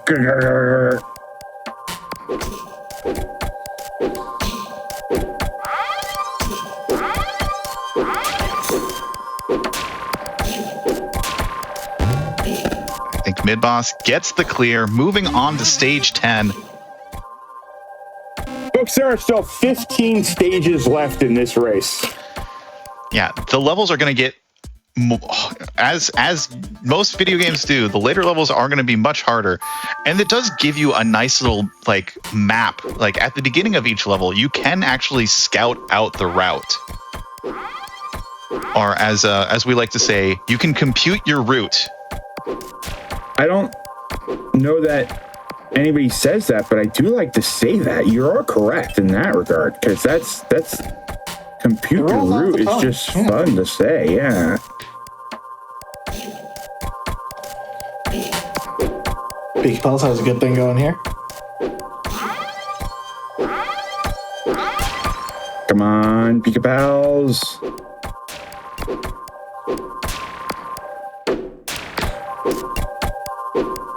Pikapals slowing down. I think is going to try to approach this spin from the other direction. And there we go. Pikapals through stage 7. These jumps are making me nervous on Midbosses. Oh, and Midboss gets the clear. Through. Very good.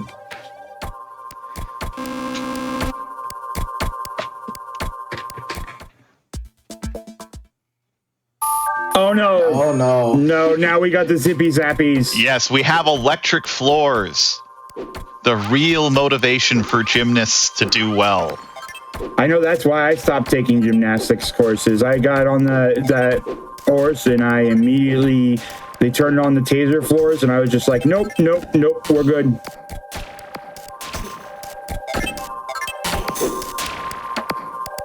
I'm gonna be real. Midboss just blind jumping there when electric floors were introduced was wild. Yes, Midboss really playing no risk, no reward, and is rewarded. Pikapals does finish the level. Stage 9 versus stage 12. Now, if you think you had a safety net before, you do not have a safety net now. Oh boy. I'm just waiting for one of these floors to be in the right spot that you can't even do a full spin on the thing. I think they would never do that because spinning is what gets you your momentum. I don't trust that. I don't trust that statement at all. Well, Roar, you're only gonna have to wait and see. Help me. Only Midboss and Pikapals can help you now with that knowledge. Oh, and the toad touches the electricity.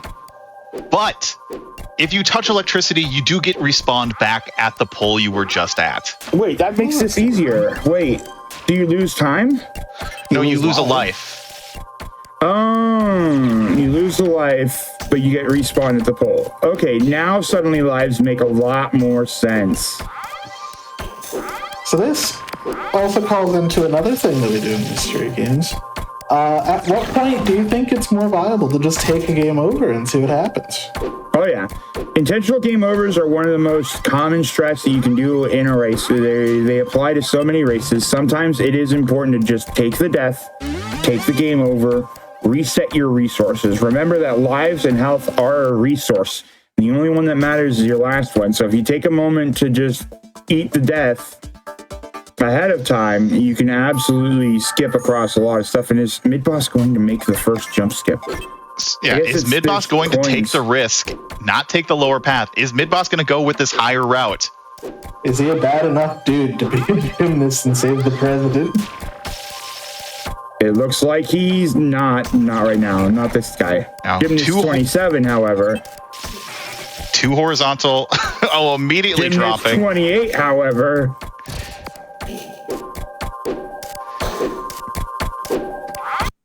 I mean, at this point, you have such little lives. I think it's just more beneficial to go for it, and then you can restart. Gets the jump. Oh, and what a power move. All right, my ult's ready.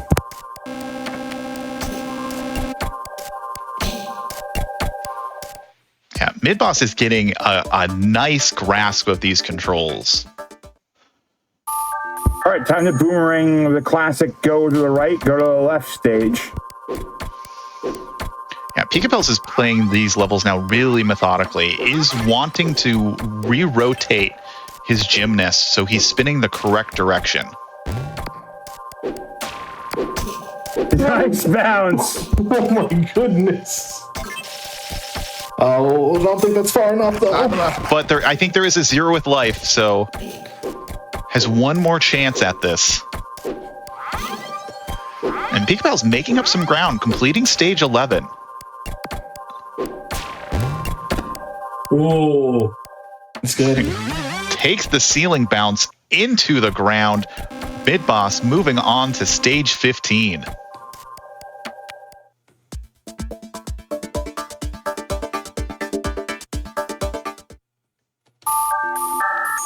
That's a climb there. Oh my goodness. Gotta go down all the way and then go up. Yeah, just drop. Just drop.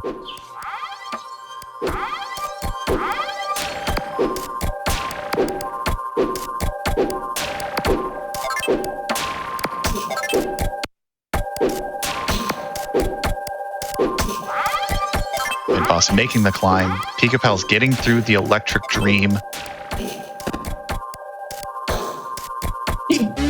He did it. He mantled.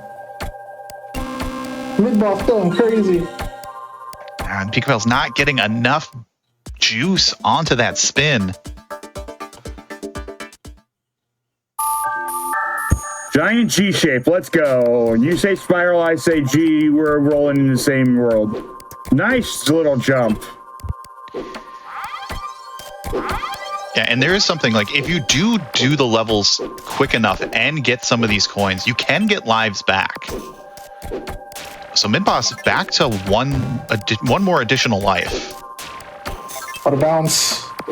Dude, Midboss is cruising. Pikapals is starting to get on as well, but I feel like the stage has gotten easier since the floor has been involved. Well, I think it's just that our players are really grasping the actual rotation and the physics of the rotation.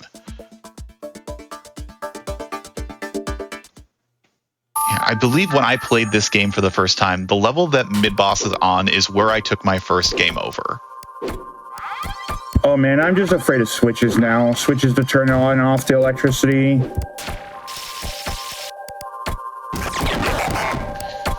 Yeah, Midboss slightly grazing that corner.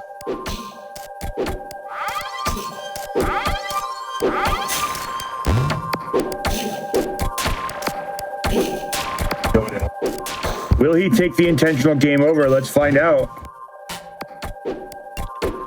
I don't know how Midboss landed that. Carefully. I don't even think he scouted the level at all. Gets the clear. Pikapals, unfortunately, losing his last life, getting a game over, has to restart. What the plot armor? You just say yes here, no? I believe you actually say no because this is asking you to save. And there is some glitch with this game that does not allow you to save. Go in the basement. There's the game over for Midboss. Well, nope. There's back to the because save. it's going to ask you to save, and it's going to try to tell you to save, so you need to hit no. Here's the other one, Midboss.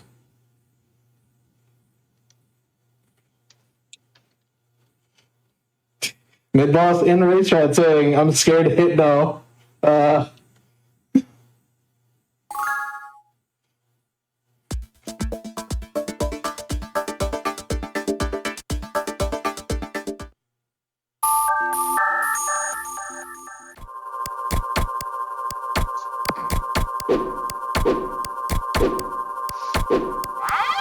Pikapals is making up some, well, on stage 13 versus Midboss is 18. Pikapals with the clear, Midboss dropping into the electric line of danger. I think he's just going to take the vertical fall. Sometimes you just gotta fall straight down. Good call. I didn't like that angle of approach that Midboss had right there. Midboss is destroying this game. Holy crap! Oh, but bounces off the wall. Too much physics. He gymnasts too hard. Does the little jump. Moving on to stage 19. You know it. What did I just talk about with the commentator's incredible power? Use wisely, folks. Alright, so there's a skip here in the middle. Sure looks like there's a lot of optional parts of the stage there, yeah. Yeah, again, like this game is designed for you to collect the coins for score. So some levels are going to be just like the score is the hard part. Easy clear, easy clear. Midboss moving on to stage 20. Only 6 levels left to do. I greatly appreciate that the gymnast throws his hands up at the end, even when they walk to the platform, because that's not why you throw your hands up at the end. Says you. Says me. A win's a win. That's a dub true. is a dub is a dub is a dub. Yeah, Midboss into the last 6 stages.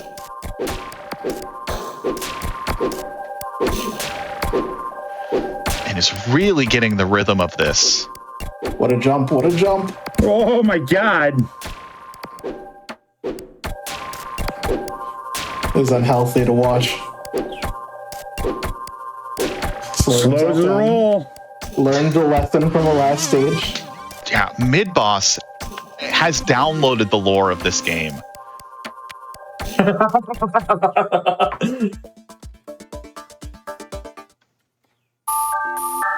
Now we have this level sucks. This level sucks.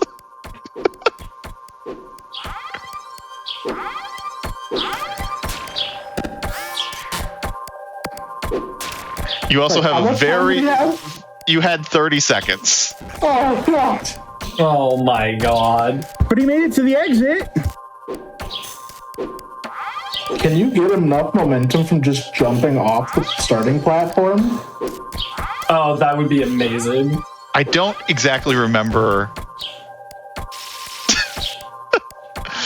But this is where a gymnast's Olympic dreams go to die. This specific I figured level. this is where the gymnast himself goes to die. No, this is a simulation. You can tell by like the matrixy looking background. Oh, I thought he was going for it. No.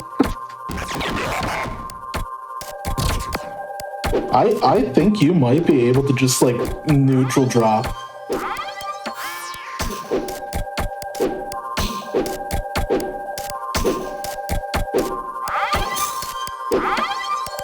I mean, it does give you the coins. Is this going to be good?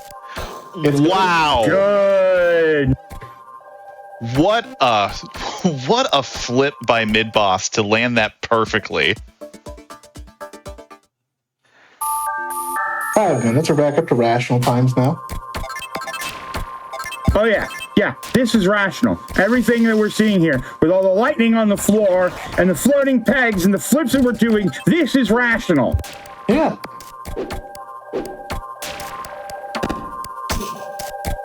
See? Yeah, Midboss. Nothing is slowing Midboss down. Midboss has grand finals in sight. Does not want to have to play a best of 3 against Ferris. Pikapals is doing well, but just like Midboss has this game on lock right now. It's always Midboss's destiny to be a gymnast. I met Midboss. I can see it. Not lanky enough, but mostly I can see it. See, why can't that just count as the exit? You land on the exit. Yeah, but you can't be a corpse on the exit. Says you. This is an ultimate chicken horse. Look, I got there one way or another. I got there. There are no post-mortems in gymnastics. If I die on the last step of the Boston Marathon and my corpse flops over the tape and I take first, I took first. No one can take that away from me. The Reaper can't. The Reaper succeeded in doing that, actually.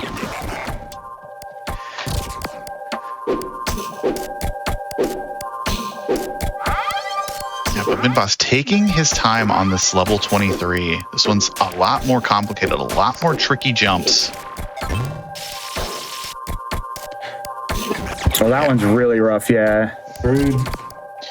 Yeah, just landing this kind of like side jump. It's very difficult. Going to have to restart this one yet again. Especially if he's trying to skip that whole second line.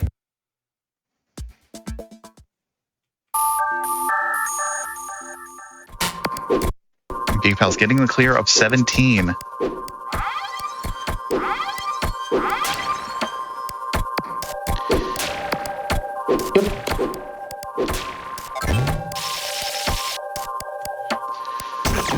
Almost had the angle.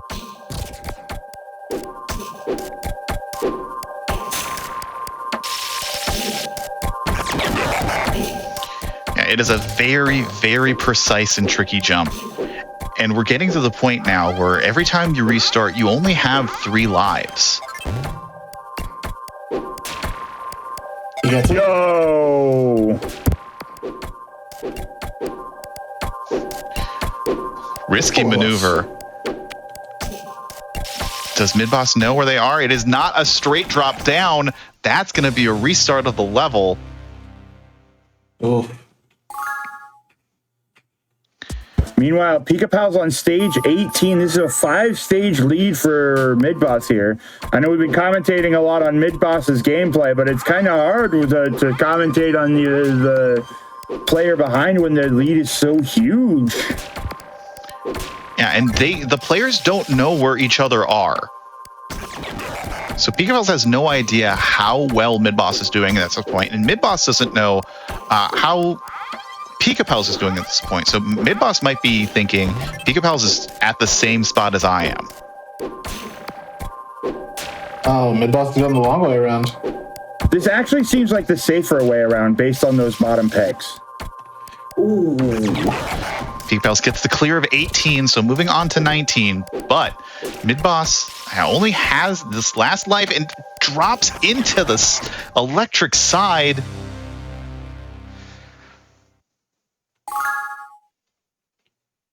It was a rude level.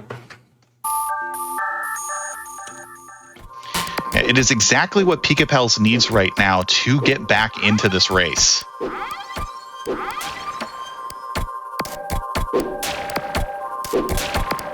Now, Shambles, you having knowledge of gymnastics, is this the hardest level in the goal? Would you say? I would say this, I think, is the most difficult level. It's this jump that Midboss is doing right now that is so precise. And like that's where you lose all your lives. Okay, Midboss knows. Okay, Midboss is gonna get this. Oh okay, no! But Shambles. He has another life. He knows now not to do that. Okay, but Shambles, you have knowledge of gymnastics. Why was the Corbett flip banned in the Olympics? Have you seen it? I have, yes. I'm very familiar with the maneuver, actually. And So that should be it's self-explanatory. It was just a climb and a half. But that is going to be the clear. Stage 24. We have 2 stages left for Midboss. Pikapals gets the clear on to stage 20. Again, it is going to be quite a hill to climb for Pikapals, but it might be doable. What a boomerang from Midboss. Yeah, this match looks like it's almost over, but there's still any potential for Midboss to be hung up long enough for Pikapals to catch up. Because if you thought that, momentum was in Midboss's favor there, we're seeing Midboss start to falter, and Pikapals might pick up that momentum just as well as Midboss did. Yeah, Pikapals so is doing not over till it's over. Pikapals is being very careful with these drops. Like, I think Midboss did this and just basically went for broke. And I think that's kind of the difference in these later stages. Midboss is willing to risk doing these really, insane jumps. Where Pikapals is really kind of just taking his time.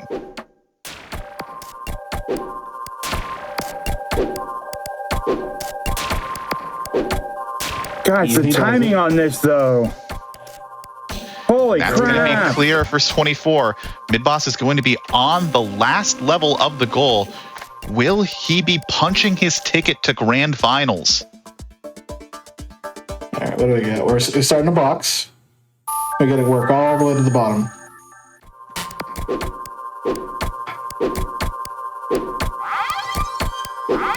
I think that you could jump from that top middle one on the screen all the way over to the one on the side. Not that you need to.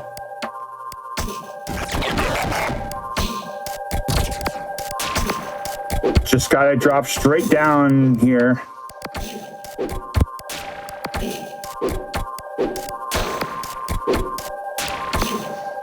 For folks, we don't care about score, we care about the completion. Oh my god, is this it?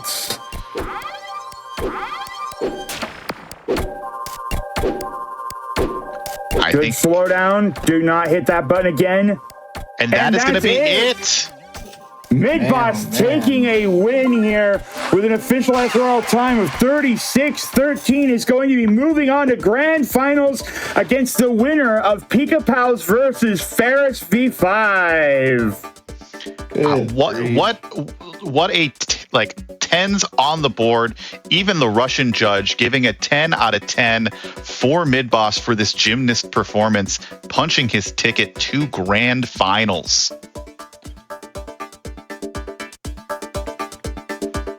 What an absolutely incredible performance by Midboss in both games. Clearing this one with 5-stage advantage, clearing the other one with a 3-stage advantage, showing that skipping puzzles is a good plan sometimes, and showing that you got the timing, you got the spin, you got the oomph.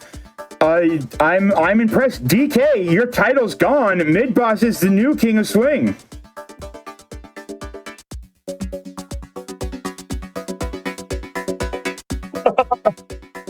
Oh man. I really appreciate Midboss is just going the length of this tournament. Very funny. Oh yeah, Midboss expected to bust her out a long time ago. Was just doing this as a to humor somebody else.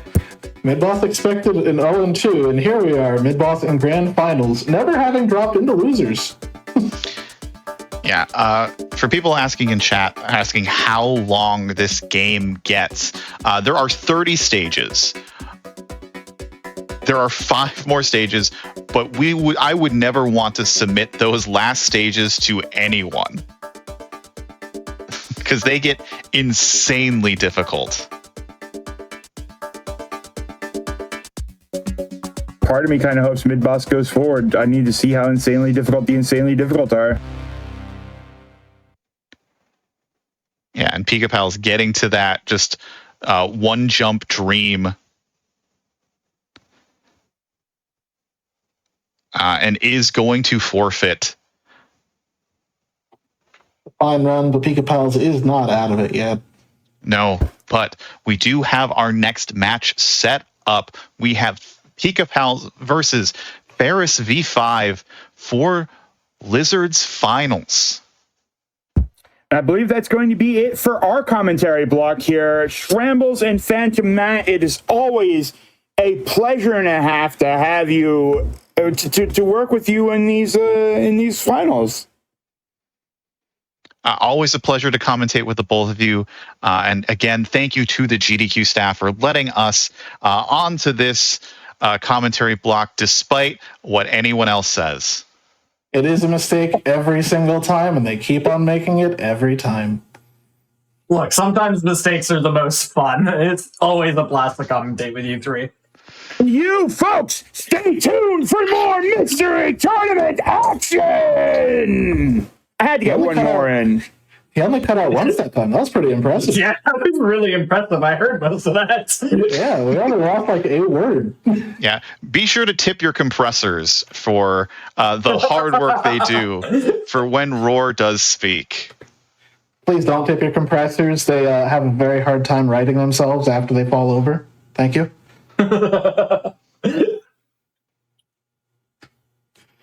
Yeah, thank you all so much for being here for commenting on Mystery Tournament. If anybody is interested in Mystery Tournament, you should check out Mystery Funhouse. You should check out all of their Discord. They have a lot of events going on, and they're open to anybody, so you can always join. With that said, we do have...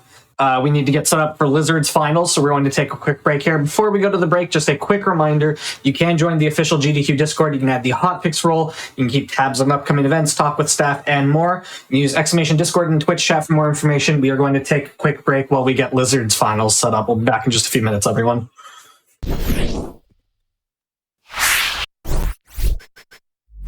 Hello, everybody, and welcome back to the Games Done Quick Hotfix. Today is Mystery Tournament 19 Top 3. This is Lizards Finals. Before we get into our next set of matches here, just a few quick reminders for you all. If you have missed out on any of our other Hotfix shows or events like Back to Black and Frost Fatales, you can check out the VODs over at youtube.com/GamesDoneQuick. With all that said, I'll hand over to our new set of commentators here. Let everybody introduce themselves. Hello, everybody. I'm Virazek. Welcome back to Mystery Tournament 19. 123 players have been dwindled down to 3. Just 3 left. Midboss, who is sitting up in the, as I'm going to call it to fit with the theme of the tournament, Grand Magus' finals, and Pikapals and Ferris sitting here in Lizards finals. But before I move on, I'm going to introduce the rest of my commentators. I have FFAO. Hello again. Yeah, been a fun tournament, and we had a very good match between Pikapals and Nefarious yesterday. It was a matter of minutes, or half a minute, I want to say. And so I expect a very good match here in the latest bracket as well. And we have Pwn Noob joining me again. FFAO stole my bit. Hi guys, hi chat. This is a rematch of losers semis. Just kind of guaranteed to be a very different game than what we had in losers semis, which was our Crash Bandicoot but Magnets race. This is going to be still best of 3. So we're going to at least get 2 games. If you're like me and you just want to see more gameplay and more drama, preferably 3. But it should be good no matter what we get.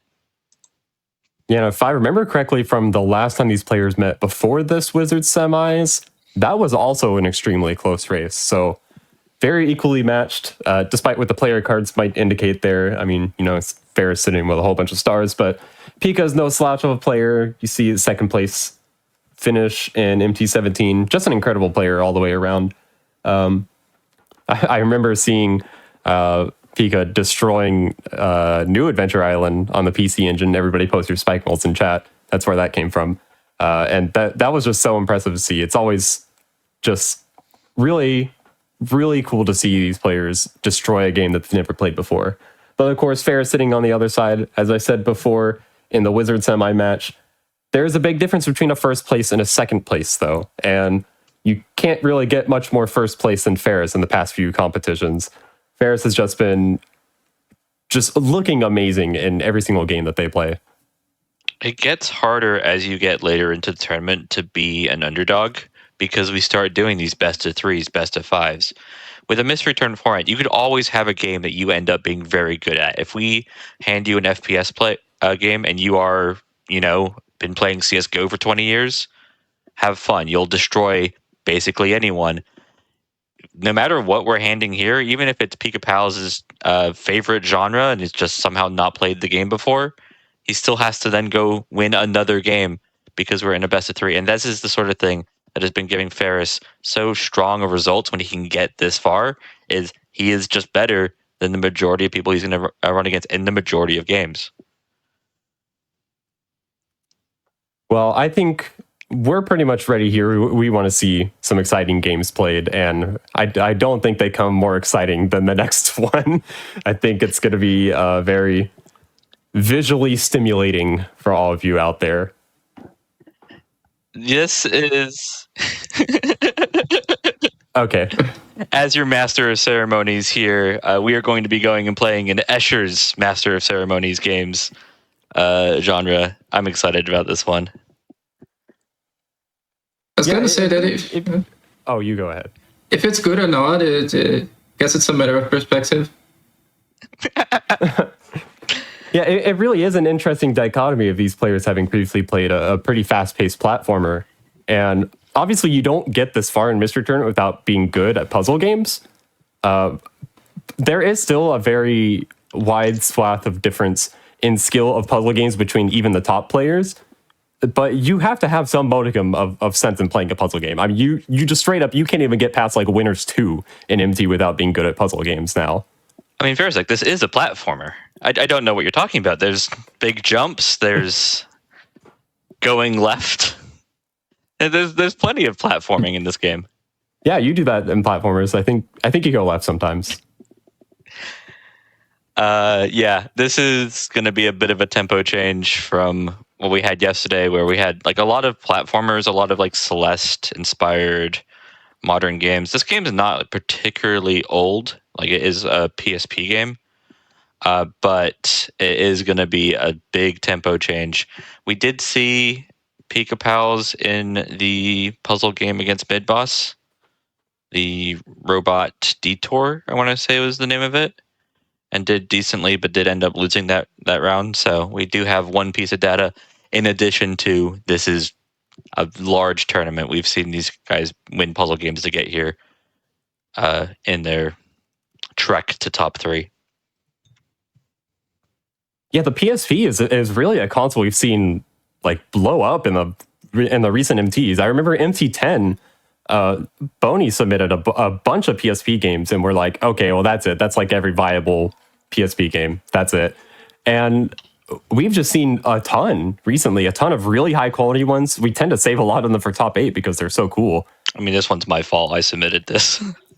There's a reason it's also in top 8 and not just in bracket. If we handed this game to 2 unsuspecting newbies, they might not come back to MT18, but we're allowed to hand it to these guys in losers finals because they can't run away. Yeah, I have left that on comments while testing MT games before, saying if I got this in a winners 1 match, I would probably quit MT, but doesn't mean that it's bad.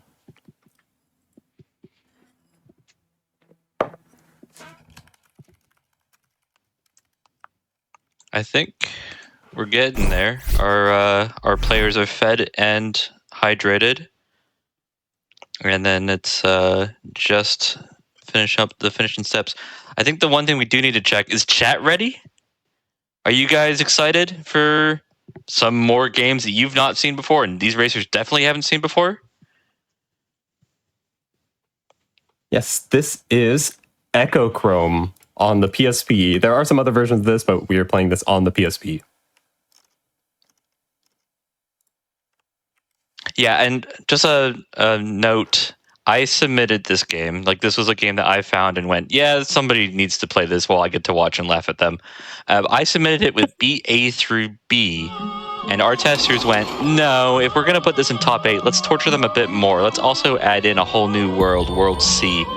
So we're getting a lot of this game, and I actually haven't seen fully like every level of C, so I'm going to be a little bit surprised. I believe both of you guys tested this game. I did. Special laws apply. And I know that FFAO did. I tried to. I couldn't finish.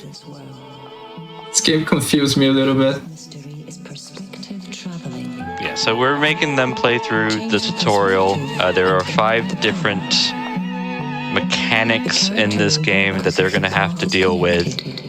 But in general, what we're looking at is going to be Escher-looking puzzles, and it's the perspective that you take that will change how your little man runs around. Once we get out of the tutorial, it's going to be us chasing down our little echoes, guys that look like us, in order to like reach all of them, and then the level completes. The character will land on whatever black holes here are going to drop us down, assuming that we're at an angle that allows us to be dropped. There is a speed up button that is very important for games with puzzles like these. I found myself holding it a lot, actually. Yeah, you should generally be. If you can make your guy go faster, do so. Ferris, understanding the task here of hide the path, and your man will assume that he can cross, and then we'll cross, because he appreciates magic, basically. It's just magic. This is a game about magic.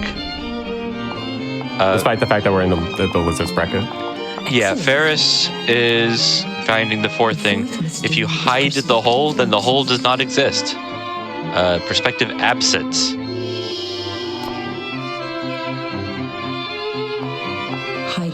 And the last mystery. I think the most fun is going to be perspective jump.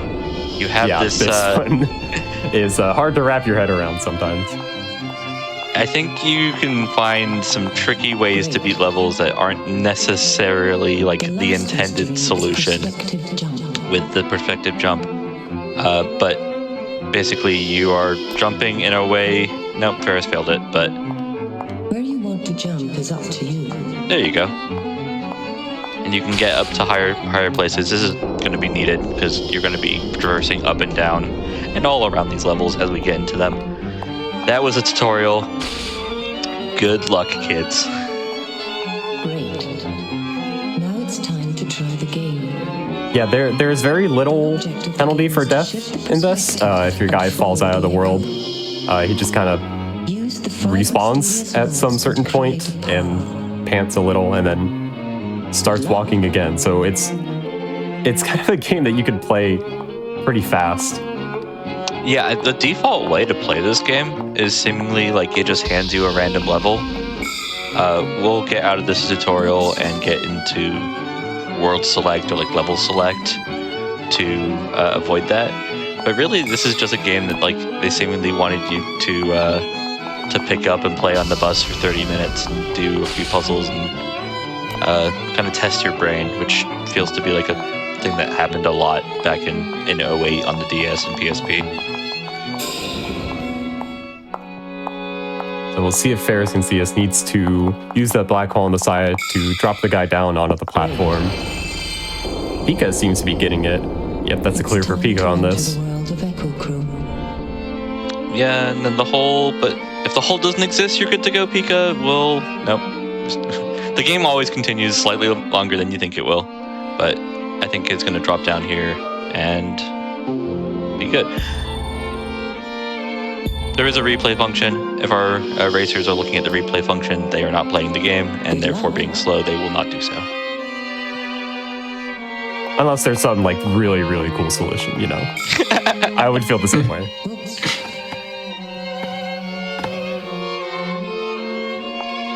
Okay, this is what we're beating. It's about 8 levels, I think, for each world, so about 24 in total.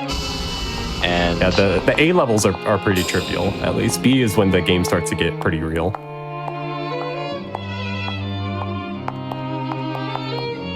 Ooh, I like this from Pikapals trying to connect up here. I don't think this will work, but it is an interesting attempt. From that angle. It does work from this angle. The puzzles are actually very open-ended. So you get dropped down and you go, okay, I can drop down. I understand the whole mechanic, and then it's like go back up, and you're like, but you didn't give me a jump. But there is a secret angle here, and once you can get the line to disappear, you can get the confirmation that they are actually going to connect. Pikapals moving on. You do need to have the top of the block that you're connecting visible, which is why it didn't connect from the other angle. Yeah, it's very, very finicky as well. The positioning on it is very, very precise.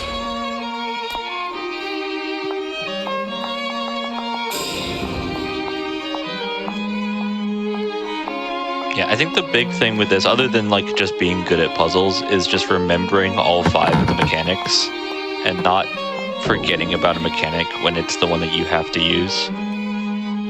If you do that, you could potentially see a wall and a big wall, especially as the levels get harder. Oh, we saw Pika right there using the stop mechanic. There is actually a pause mechanic as well. Which I guess can be useful. Yeah, I guess can be useful if you're in like a really tight situation. I mean, if your character's just walking towards their own death, it's as good as anything. We did kind of see this in the gymnast game that we just saw Pika lose. Just being the slower and steadier racer, just taking their time to line up things.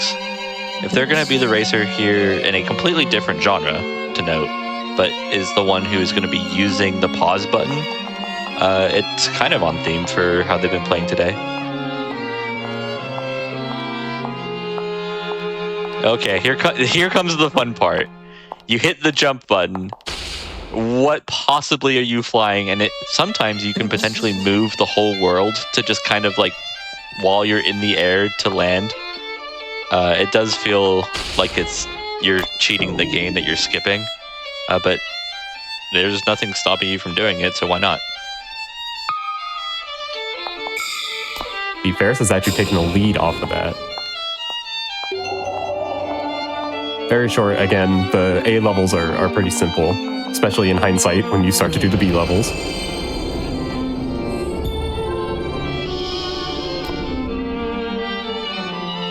You do have a time limit for these levels. You have 3 minutes to complete each one, I want to say. And yeah, I don't think you expect them to hit them.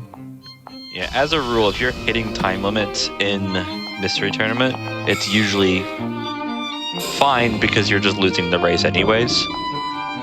It's unlikely that we have games where both racers are running into time, especially this game. I think they're gonna just generally continually make progress until they hit hard walls.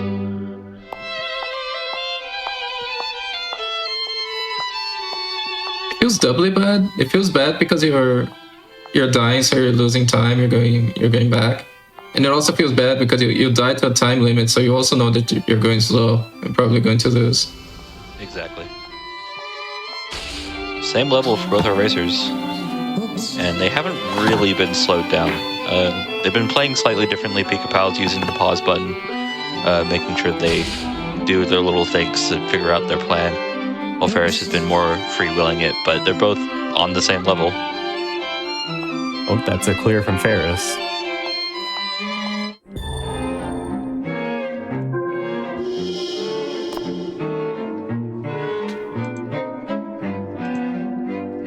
Good luck.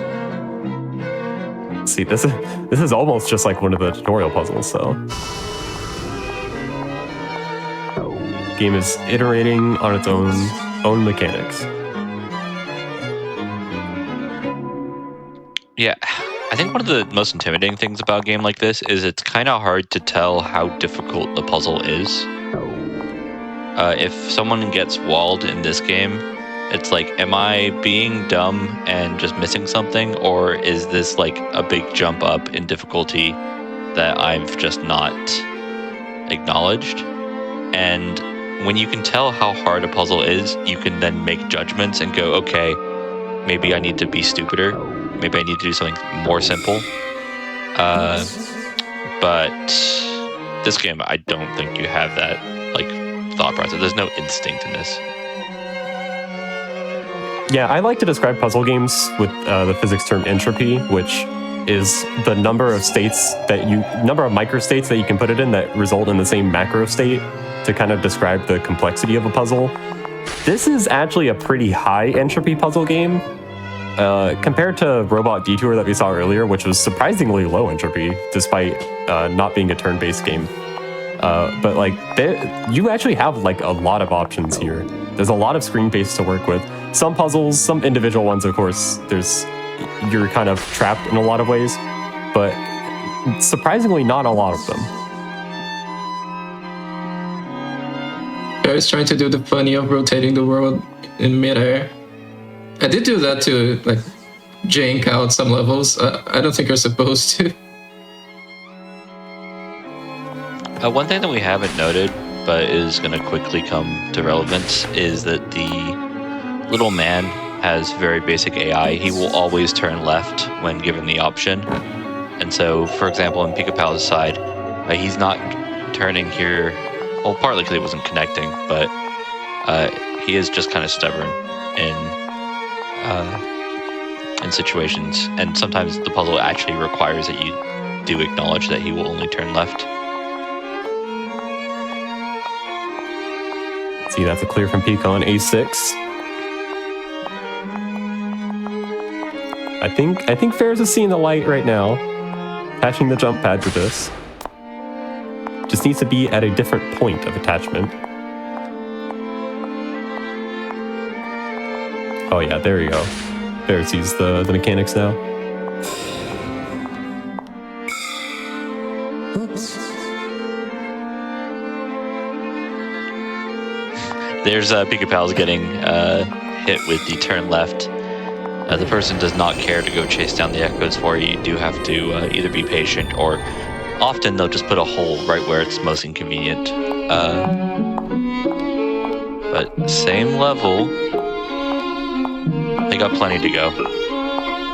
It's already been 12 minutes, by the way. I know some of that was the tutorial, but like, this game is just burning calories. This is actually going to be really harsh on our racers, because no matter who ends up winning this best of 3, they have to go play more games. And for Ferris, they're in Australia.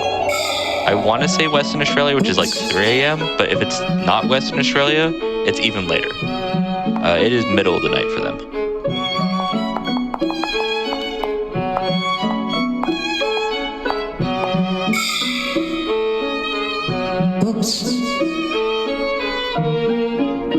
Okay, Ferris finds another connection. It's the same element over and over again, is their argument, and There you go. That's enough room to walk now. Yeah, the guy needs almost the entire square to actually walk through. So even if things are connected, there might not be enough room. These levels where they are just very far away from each other, I always find a little bit daunting, because it's just like, there's only one precise angle, I assume, and I can't visualize it immediately. That's clear from both of them. Yeah, we are synced up, both onto A8. Good luck.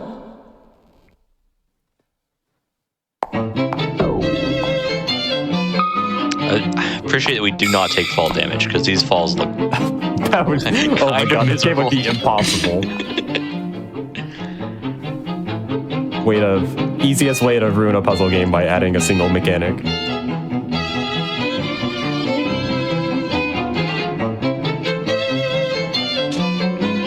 Okay, we got thinking button from Pikapals because they are standing next to a hole that will kill them, but sets up perfectly. And gets 2 straight in a row, just rewarded with this quick think. And Ferris is doing the same thing, just realizing that if they tried to react, they would just fall into the pit, have to deal with the 5-second death animation, and then do it again. So good use of all the buttons here, because pause is easiest. One of the buttons that is easy to forget. Especially when you're trying to set up precise falls like that. That's a clear on A8. Moving on to the beat levels. Immediately it just looks harder because we have stairs and stuff, but they wouldn't be wrong to make that assumption. The beat levels do pick up in difficulty.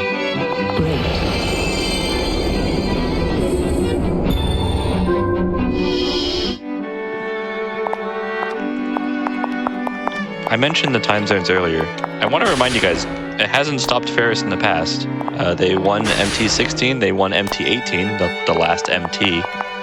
And they've often done it through winner's side. They have often avoided playing as many games as they could on this final day. And they've often gone 2-0 instead of 2-1, avoided playing an extra game because they've just been that level of dominant.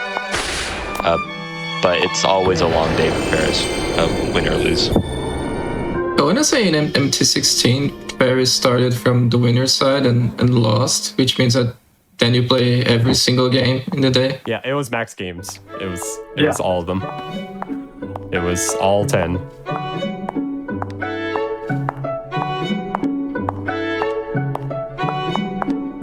And then MT17 was the one that they lost to Pikapals, so...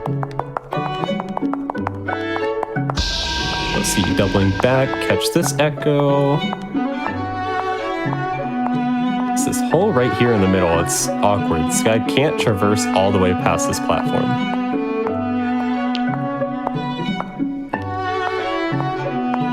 We've had a lot of route finding in this top 8, just overall, including our last puzzle game that Pikapals played with our little robot friend. We don't have that much in that there's usually only like 2 echoes on screen for us to go chase down. At any time you can kind of like 50-50 which one you do first, and often you can do both of them. The puzzle's not I didn't even see that perspective from Ferris. That was a really cool solve, actually. They're just in completely different angles. I think we got it there for Pikapals. They've done what I wanted to do, which is get over here. Yep, just the 1 echo left. Ferris is on to B3.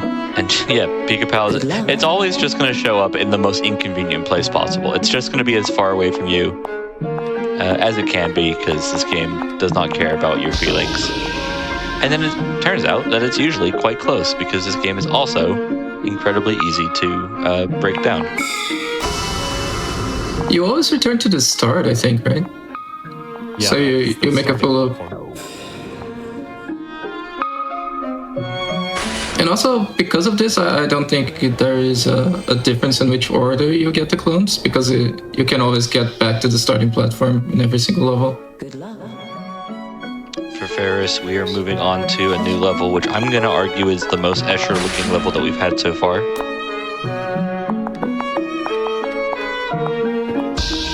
guess Escher, like the actual like art of Escher is more like staircases than anything. But this just looks like one of those impossible shapes. Oops.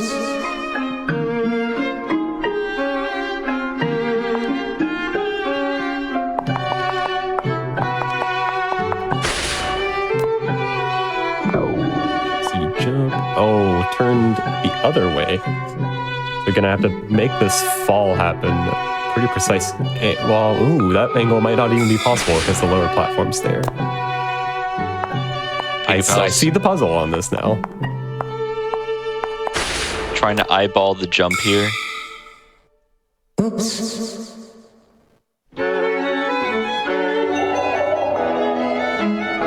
Oh, and just jumps straight to the guy. Doesn't even have to spend any time walking. Brilliant. It is interesting. This is a puzzle game that does actually require a very great deal of precision. Yeah, as a reminder, this is a PSP game. We've seen like perspective games where you have to like move the camera around a lot, and they're often mouse games, which end up being very like precise and a lot of mouse movement. Because it's just camera movement. With this, like I think they're limited in some sense with how quickly they can flip the map around, and both players have used the thinking button in those moments to line up things and not just let the game be too fast, which is an insane thing to say about this relatively slow-paced puzzle game.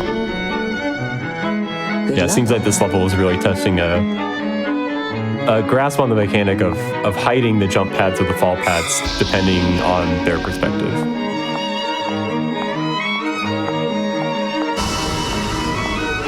You see there's a clear from Pika using that mechanic. It's gonna be close. We've been so fortunate. When we're handing mystery games to people, we do not have a great understanding of how long it's gonna take or if the race is gonna be similar just because it's a mystery. Everything about it has a bit of variability in it. But we just continually get these close races. We're on the same level again. Maybe not for too long here. It looks like Ferris might be on like the last dude sort of feeling.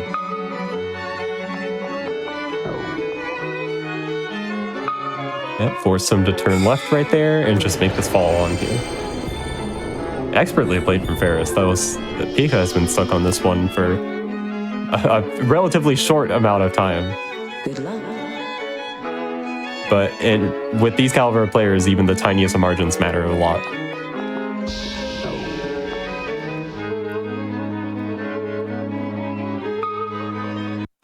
Pika looking a bit lost. Thinking. Take this top guy because it looks more difficult to get to. And it sets up for the bottom one. Yeah, we'll have to see how Pika is planning. Okay, yeah, hide the top one out of existence, but then you have this one on the top, and since he always turns left, oh, that's a very interesting solve from Pika. Yeah, just hide the hole entirely. It's one of our 5 mechanics that we learned about in the tutorial, and just taking that really low angle to hide the hole, but not so low that you can then see the hole. Actually, that was in a pillar, but yeah, just good stuff. And I think we were all talking before we jumped in here while Pikapals was getting their lunch that we all spent a decent amount of time, if not couldn't beat this goal because it just gets quite hard and it's just a lot of thinking. Neither of these racers have been stumped. We haven't seen even a small wall. Like, we've seen slight differences in how long it takes them to beat a level, but we haven't seen either racer just be stuck on a level.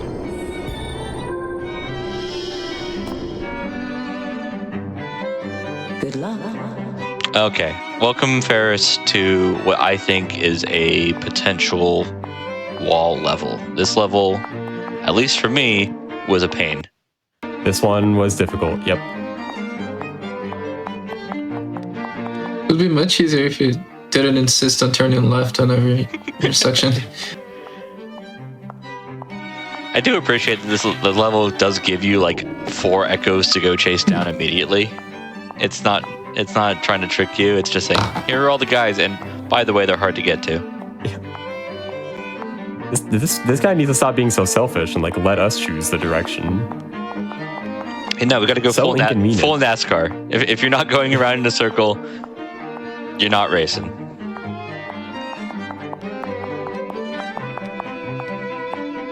This guy is inspired on Mystery Tournament commentator Mythical 9 because every time he commentates, he says always left. So this guy's like that, always left. Okay, He's taking the Metroidvania rule. I think it's time for us to misquote Alpha again, because apparently it wasn't Alpha. Ferris has tried everything with the just connect to the things that are near you, and while we can go into this hole... No, can't even go into this hole. He wants to turn left. It always turns left. The secret, as I remember it, is you have to, like, kind of do it from inside the hole, which is a really weird angle to find, and it's not natural. Ooh, there we go. Ferris sees it. There we go. Right there. I appreciate when racers just do the job of trying to explain something that's impossible to explain. It's actually an Escher puzzle. Oh, this jump right on time. Straight to the hole. Bye-bye.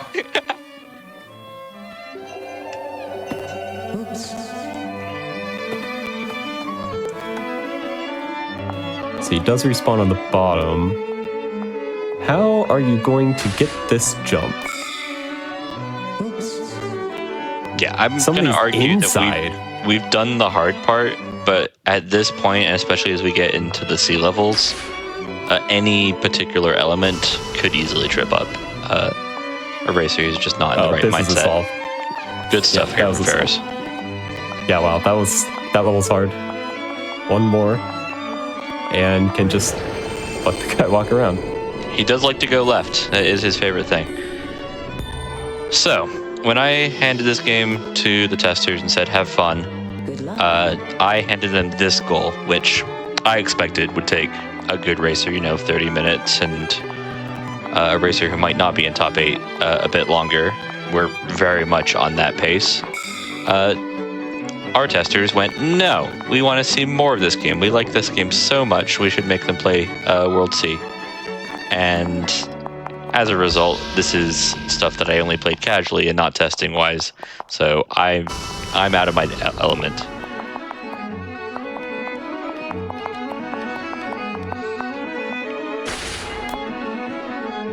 See, doesn't look like this level is giving a lot of trouble to Ferris here. It's awkward. Again, the always left is striking here. Just want the guy to walk across. Pikapals really hoping. For me, this was actually harder, presumably, because I didn't have a paste bin saying that your dude only walks left.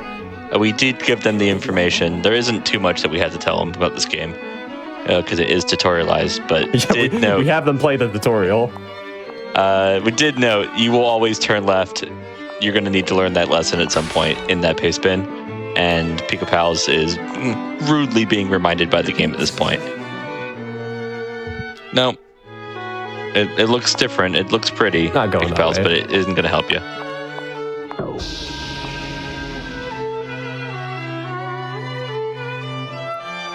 What's the plan here, Ferris? You're going to jump in this hole, because of course you are. Where are you falling Fall down to the bottom. Use this fall to get... Oh, can't get to that. No, it's too close. Can maybe orient it so that this is possible?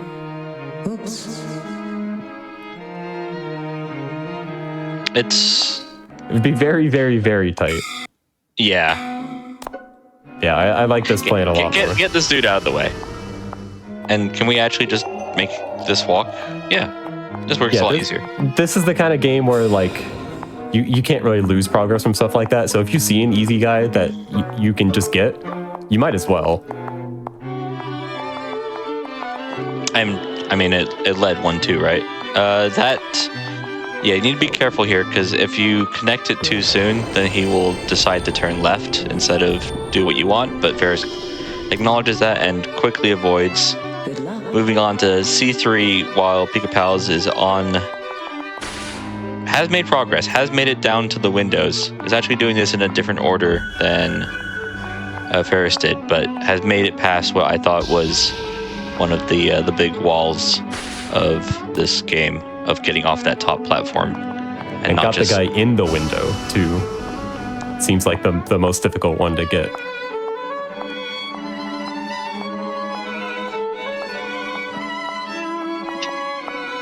Gonna need Ferris to slow down with just like the way that this guy is slowly walking. I mean, you do have a speed up button, but both racers are using that constantly when they have the opportunity.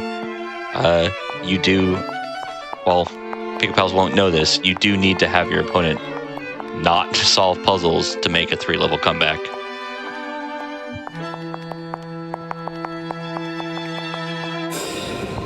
This is one of my favorite things in the game that Ferris had to do, which is if you accidentally like make a path for the dude to walk down, you end up in places that you don't want to be. So often when trying to play this game quickly, you are like actively showing them that this path doesn't exist. And that always feels really clever because it's like not really solving the puzzle, but you're like, I'm slightly faster than I could have been otherwise. So you actually get time save.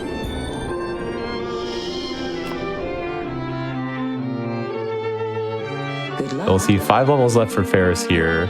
Pika just cleared B8, is moving on to the C levels.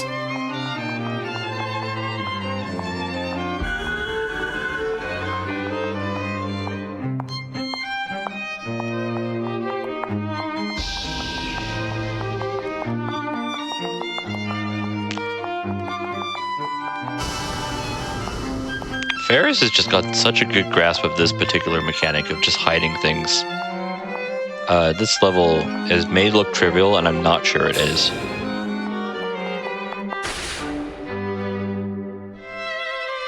Has not gotten a great grasp of the jumping, but who has? It's hard. It's definitely hard to see where you're going to land.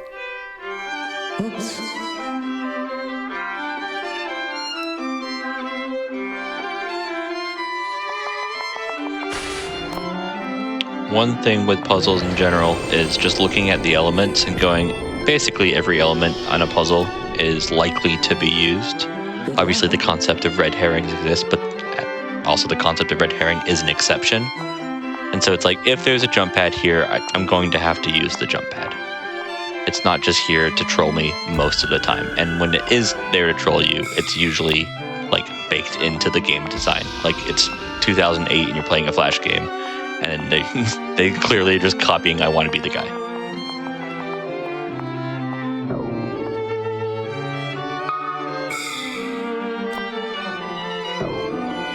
Or you're playing Ferris's level, which does look like these holes could actually just be pits of death.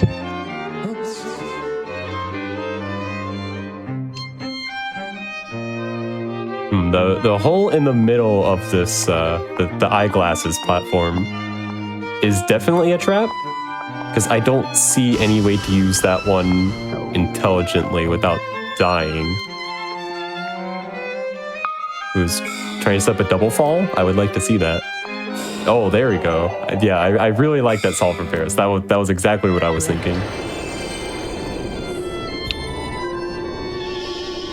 I'm used to, like, during MT commentary during the tournament, like, having enough time to, like, look at the puzzle, solve the puzzle, and then figure out a way to explain the puzzle to an audience. Ferris isn't giving us the opportunity. As soon as I'm like, ooh, there might be a solution here, Ferris is just doing it. And I'm like, well, that solves the issue. And that's why they're in top 3. And that's why they're very much on pace to win this race currently. See Pika moving on to C3. Looking like an exclusion level. Occlusion, exclusion.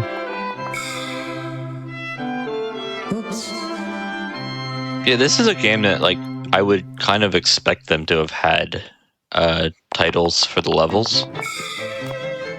But it's just A2. Oh yeah, that really surprised me, because that is a thing that we saw earlier that one of the commentators mentioned, but that was a platformer, and Maurice was correct in saying that in a platformer, it probably doesn't matter as much as it does in a puzzle game, but level names in puzzle games are actually a really good clue to help you try and solve them. Good luck. Ferris quickly reaching the end here. It does to note, like, the sea levels do have like more options. There just are more echoes to go chase down. But seemingly, if you're just finding an echo, they often lead into the next one, and Ferris hasn't been slowed down at all. We'll see. How does Pika plan to get back up here? Going to use this jump onto this platform, and then you could probably use this jump to jump straight to the guy. If you just if you can exclude hide the gap this here. hole. Yeah. Or occlude the gap, or you can connect right here, yeah. So this will solve. Oh, there's one more. Surprise. There's always one more. Oh, but this is pretty trivial to get to. Don't look now, but Ferris is on C8. Good luck. And this will be 1-0. If Ferris can just clean up this incredibly jump pad heavy level, then they will take a 1-0 in this best of 3 and get a little bit of revenge. A reminder that Pikapals did knock them into the loser bracket in the first place.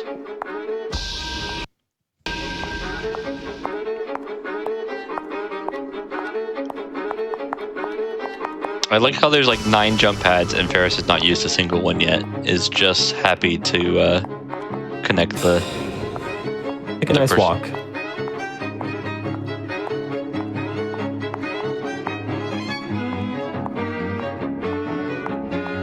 We'll see another mostly occlusion level from Pika. Got stuck inside the block right there. Maybe you can connect this platform. I don't see a simple way to.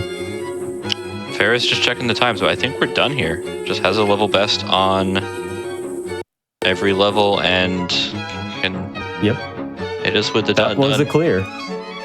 35:22. Pretty incredible time. I was not that fast, so I don't think any of us except Sully were that fast. I played through this game fairly quickly. I think the huge difference is just these guys found the pause button that I was not using, and so my guy was just falling a lot more on like these holes and jumps when these guys found the pause button. Ferris also just did not get stopped at all, just finding a lot of natural paths and just continually moving forward. We've seen this before, by the way. When Ferris gets into the finals, they can take anybody on like a precision platformer. They can take anybody on a random game, but are also just comfortable on these puzzles, and I'm not too surprised. I think this was the potentially expected result, given the resumes of both these racers.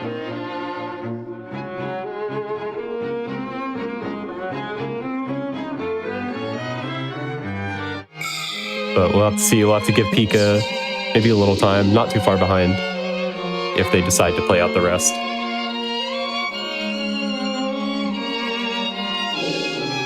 I mean, behind inside baseball, we did have a game missed in the last round, right? It was a 2-0, so we're not as strapped for time as one could possibly be. But it's going to be a long day. As I mentioned, Ferris is in Australia. We probably should not be holding them hostage any longer than we have to. Yep, Pika choosing to forfeit, just get on to the next game. Sometimes good, just don't stick with that game that you're thinking the whole time while you're finishing the last levels. Oh, well, I've lost in this game. Just get on to a nice, fresh game. Wonderfully played from both the players. Pika was also flying through this game, just not quite as fast as their opponent. Yeah, exactly. I mean, you can see why. Definitely would have beaten me. Yeah, you can see why Pikapals is here. Like, they have played puzzles and been able to beat the majority of opponents. Unfortunately for them, Ferris V5 is not the majority opponents. You can see their card: 7 top 8, multiple championships. This isn't meant to be one that Ferris is meant to win. They're only meant to win the even ones. They're meant to wait till MT20, but maybe Ferris is actually just that dominant force and is just going to win MT after MT.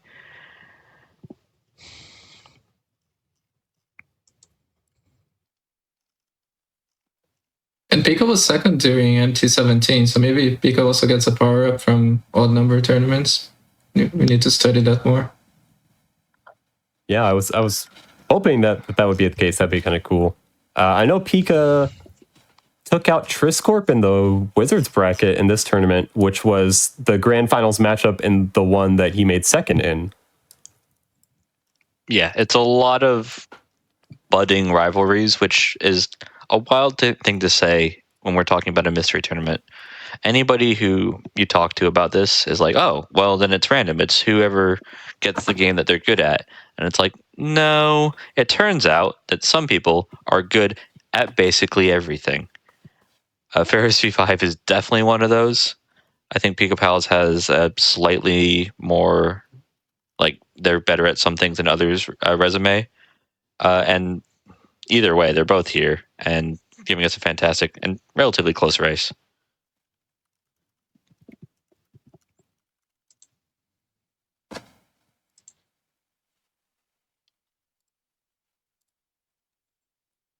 While we get set up for the next match, do you all want to talk a little bit about how people in chat could participate in Mystery Tournament if they wanted to? Yeah, FFAL, why don't you take this one?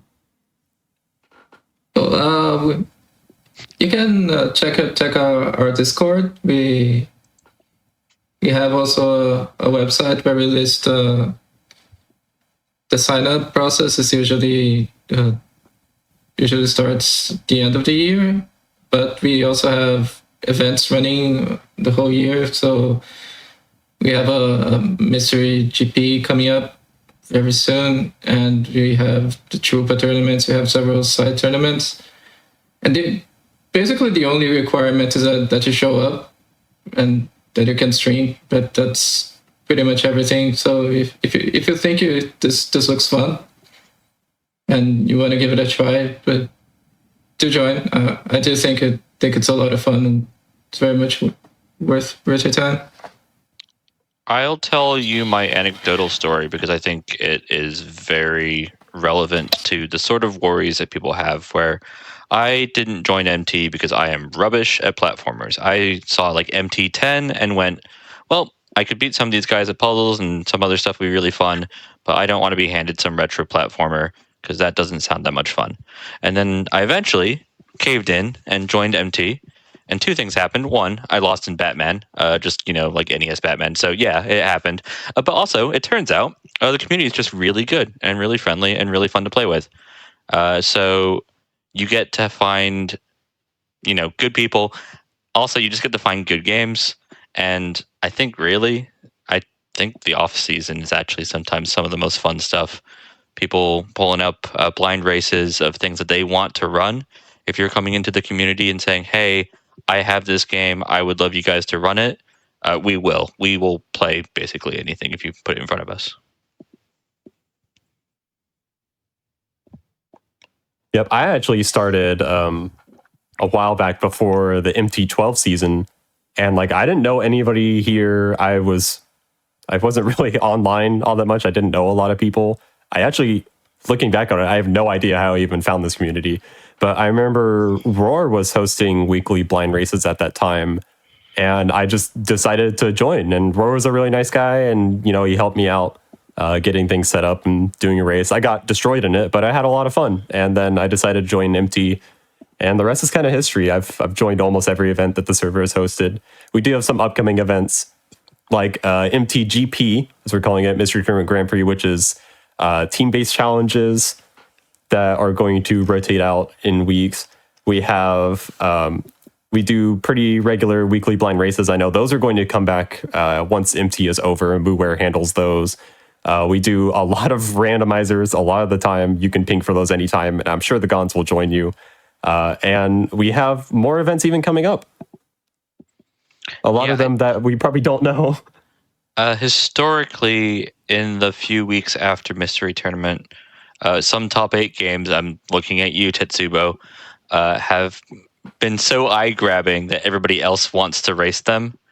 So if you're looking at some of these games and the ones that are particularly exciting for chat and going, yeah, I would like to race that, we can. It will be slightly less blind, right, if we're all watching it here now. and racing it again. But it's happened before, and I have a suspicion it will happen again.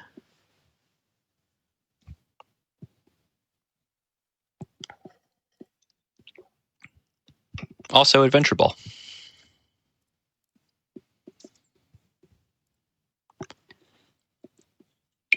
That's a game that exists, yeah. It exists according to some people. It is also a game according to some people.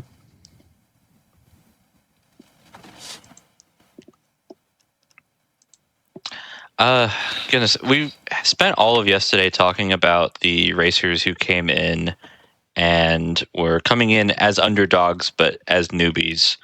I just want to once again give a big shout out to Jlambsy and Bloodfiretaggerung for just like having such a performance to get to this top 8 in their first try.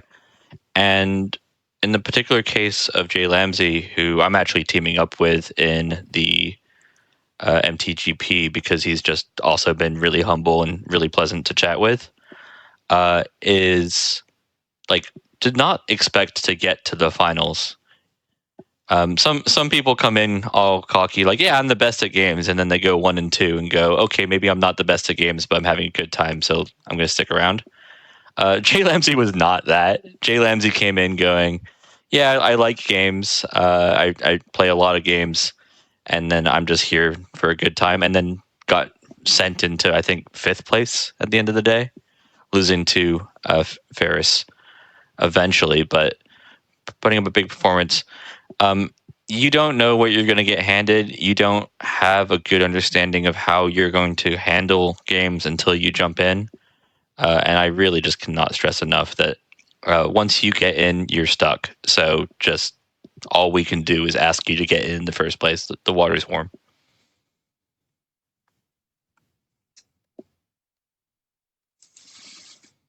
Okay. Lads, what do you know about this game that's coming up?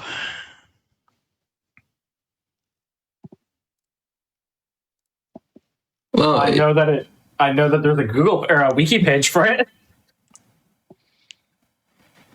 We saw before a game, the Gymnast game. There was a DSI game in the GG series, a series of games with very simple mechanics.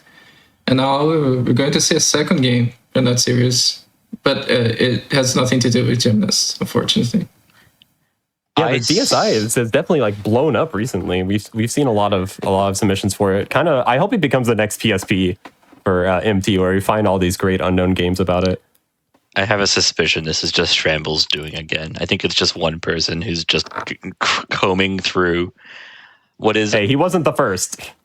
It's funny with these like mobile systems, PSP, DSI, and just the DS are just full of shovelware. And we often associate shovelware with just bad games, but often it's also just simple games and fun games or short games, which we also appreciate. While we can always set a goal to beat a certain portion of a game, it is always nice to beat the whole game. I'm looking at the title here. I'm thinking Arkanoid. I think I'm also wrong. You are wrong.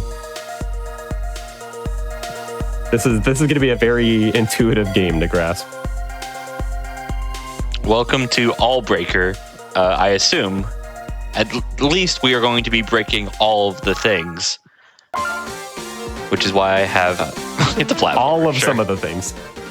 Yeah, it's a very simple platformer, very simple mechanics. Jump and hit things, one-touch death. Cannot kill these enemies, at least not with the direct attack. And you need to break all of the red squares. So we don't have to break all the things, we just have to break all of the red squares. Yes. What's her weapon?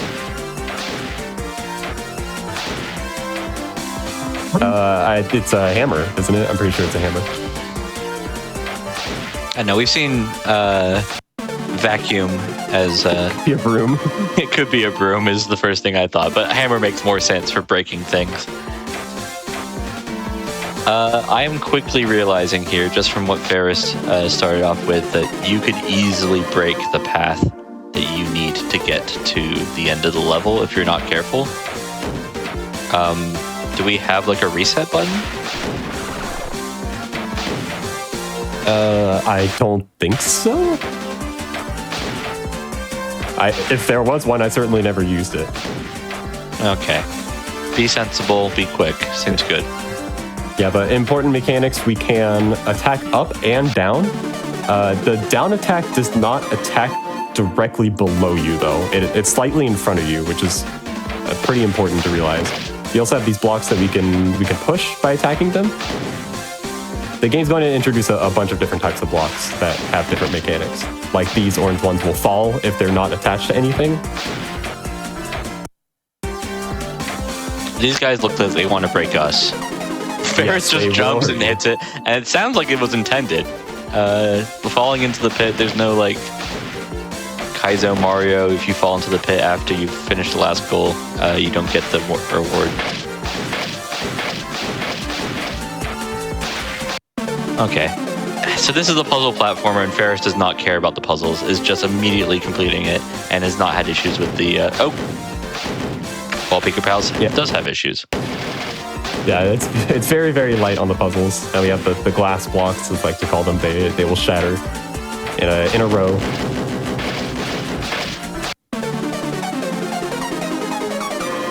This game, how it feels to me is like, it has the vibe of a very like kind of mid-2000s Japanese freeware platformer, which is like, I know, extremely limited reference pools, but like random Japanese freeware platformers is an MT staple at this point, and they usually do have like very simple mechanics. It's just because you submit them constantly is because they're in here, and yeah, they're great. I was gonna ask, does this like what's the inspiration here? Because when we're talking about like post Celeste, it's often Celeste. When we're talking about anything in the 1990s, you can usually just go it's Mega Man or Mario. Here, it didn't have an immediate vibe for me, so saying it Japanese mid-2000s makes sense to me, because I can't really pin a game that's like precisely similar. It just looks kind of similar to a lot of games.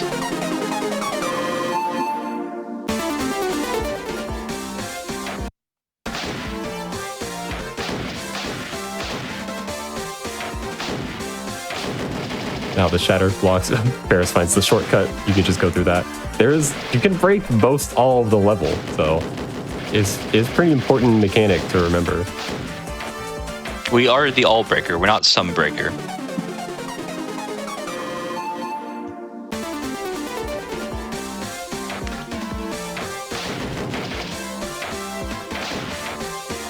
We are going to be beating stage 20 for this goal, by the way. We're already halfway there, essentially. I mean, stage 10, I guess. And it hasn't really had any friction. There's nothing until I say something and then Pikapals gets shot in the face. But like Ferris hasn't slowed down. If it's just another half of what we're at, we're gonna have a 9-minute race. Yeah, this game is a lot harder to control than it looks, by the way. It's I don't want to say stiff, because that sounds like people would hear that and think that sounds bad, but it is very like tight, but in a stiff way. I mean, so the opposite of stiff would be fluid, and when you get too fluid, you get to like slippery. And slippery can still be good, right? Like you can have games where it's just really fun to slip around. As a defender really fast. of ice physics, yes.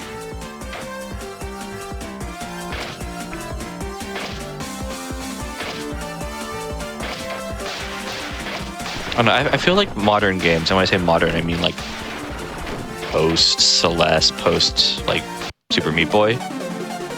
People have like really figured out like what people enjoy with their jump power.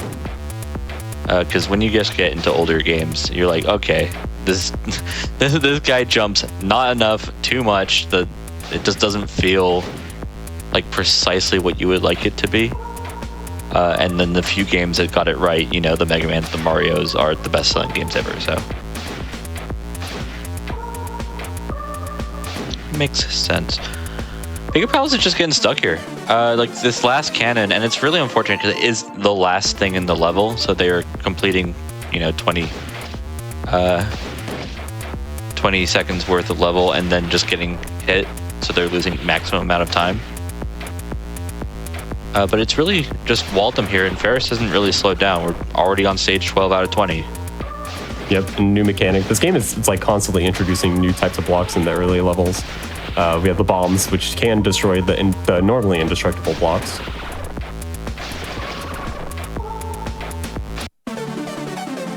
Yeah, Pika taking another game over. This level is really hard. This is like the first major wall of the game. As a reminder, this is a best of 3, but Ferris did win the first one on the very different Echochrome. Echochrome is quite easy to be very different than the game that you're comparing it to, but I think applies here as much as any. And if Ferris just continues moving forward and Pika doesn't, we are going to have a quick 2-0, and we're going to be into winners finals with some very familiar face in Ferris, and depending on the context, a less familiar face of Midboss. Okay, Pika luckily made it through that wall level. There's some difficulty at the end of this level for Ferris, though. We've already seen a death there.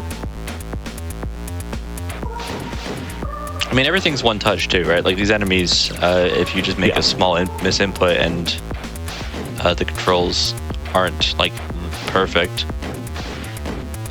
you could easily just lose another 30 seconds.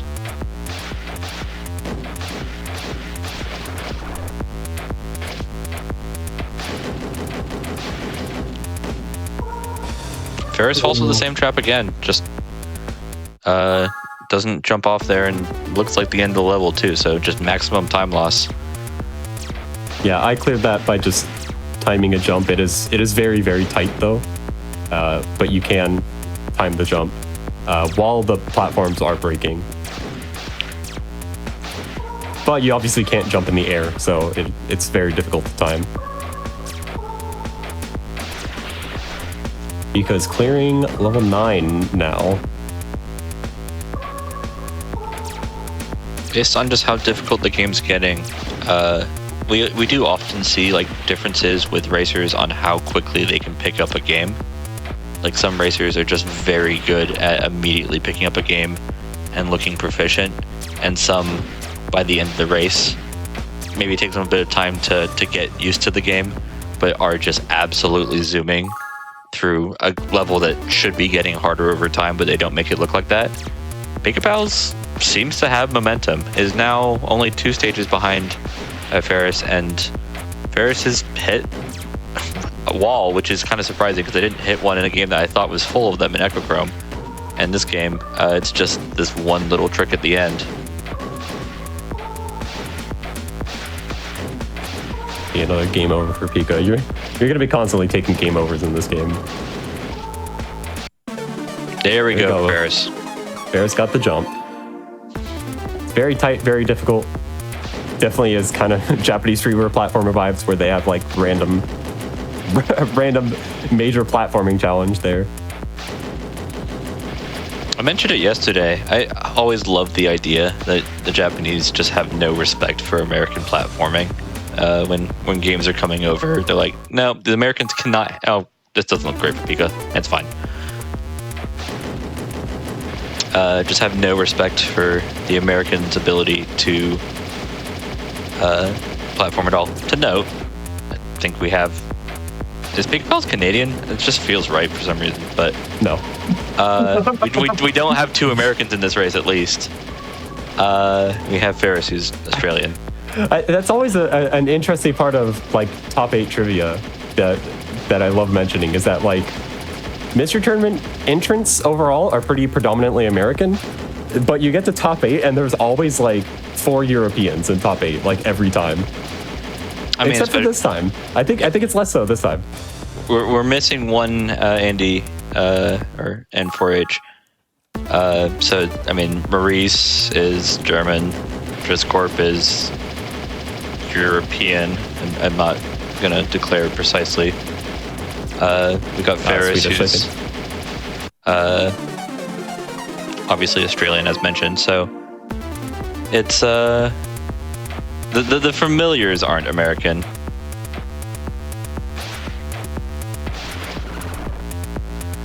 Okay, Ferris, it's a level where you have to go fast because it's collapsing on you. These have never tripped up MT racers before because we were already trying to go fast. So having a thing behind us that's trying to kill us is adding a bit of stress, but we were already going fast enough to beat that, and it doesn't stop Ferris. First tries a level that could be difficult casually. Let's see, Pika is on this tricky jump. Yep. If you let them all blow up, that's it's not gonna work. Oh, I like the strat from Ferris. Just ignore the shooter there and just go under. Interesting strategy. I didn't actually think about that. But I mean, when you can break nearly everything.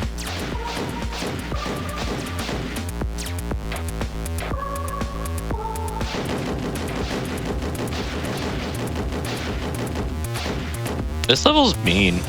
I said that we are usually not stuck by levels that give us a time, but you have to start your own timer and then platform very well. Ferris went with the just hit the blocks out of the way strategy this last time. I'm curious to see if we do something different or if they just try and do a more precise version on this second visit. It's a game that demands a lot of the player. This is like, this is always true. I always just want to see racers who are not as crazily proficient race, and we'll often see MT top 8 games submitted later, and we force 2 people who weren't watching the stream to race and them. Sometimes we make horrific mistakes and put them in winners 1. Precisely.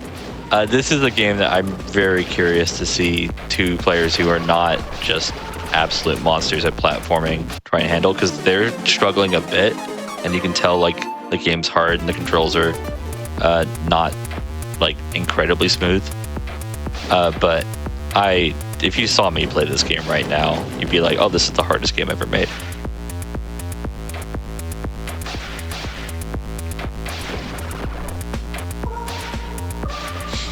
Ferris just really does not like this guy, but unfortunately, we're just the break most things breaker. Yeah, Pika is on 13 at a very difficult level.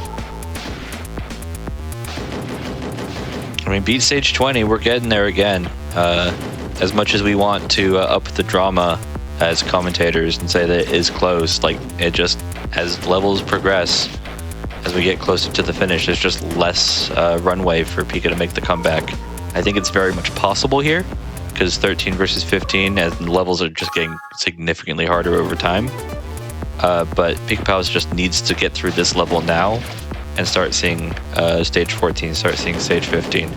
Just continue the momentum, otherwise you just don't have a chance in this race.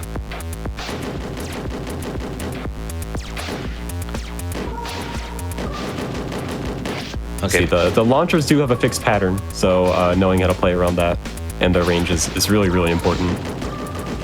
It's like here, that block was almost a safe spot for Ferris. Maybe he could have gotten hit there, but... Oh, wow. Pika actually just times the smash perfectly and can actually run across without having to jump. I actually didn't think that you could make that. It must be a very precise hammer.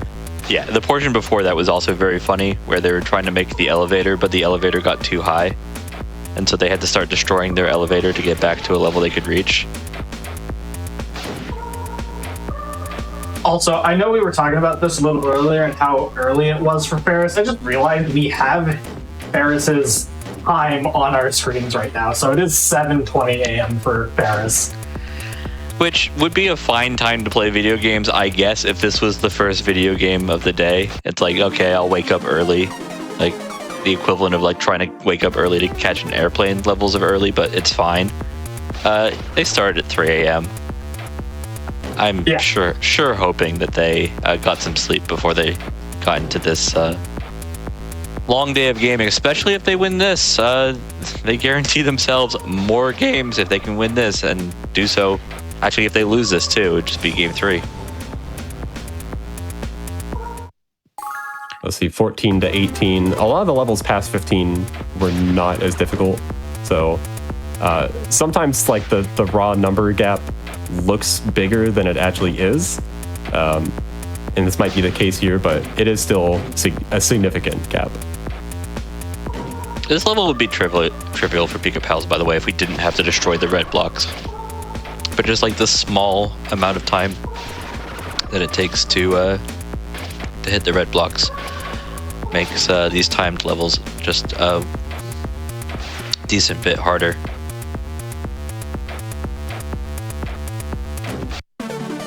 Good jukes here from Ferris, and that's another level done. That was stage 18, so just 2 left. Running out of real estate here for Pikapals to make the comeback. And I haven't really gotten a hint that level 20 is going to be a boss level or something insane. The cannons are green though, so that's interesting. Yeah, that's really important, you know. It's actually it's changing. These little guys are completely like different mechanics. The same model, but purple, are seemingly a lot faster.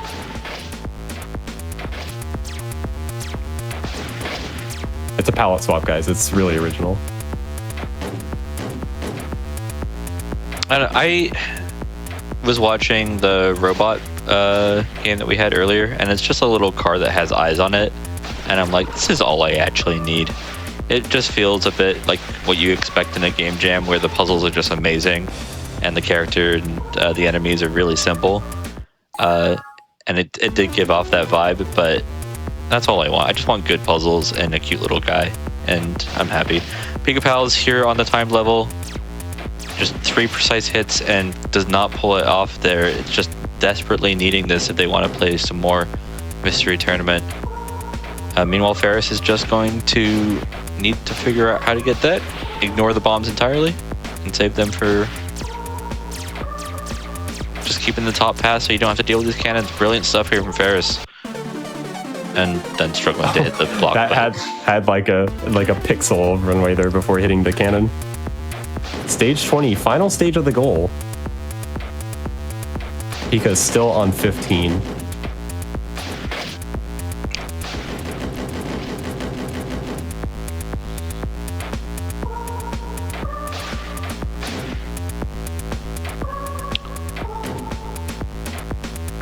What game do you guys associate with taking the floor out from under somebody? Because I think the correct answer is meant to be Minecraft, but I'm not sure you're about to say Minecraft. Timed floor dropping. I think of 9-7 from New Super Mario Bros. Wii. That's interesting. I like that. The ice level. It's familiar enough that our audience isn't immediately doesn't understand what you're talking about, but is still not the most common answer. Okay, Ferris. There's just a lot of enemies in this last level. And the guys with lightsabers are intimidating, to say the least. Yep, you can use these middle platforms to... Oh, come on! Nice jump, actually. Nice job from that guy. Taking the floor out, and he just sticks his stick out to poke you in the face. I thought it was a brilliant play from Ferris. Don't you hate when that happened? When, like, you're sword fighting a guy in real life and he sticks the sword out and then you run into it? Like, I hate when that happens. Okay, slow is fast, smooth is good. Ferris has decided that this cannon also needs to fall into the pit and is punished for having the thought. From Ferris's perspective, they do not know that Pikapals is levels behind them. They're actually probably panicking a little bit here that this is the end of the race and that they need to not lose by a few seconds.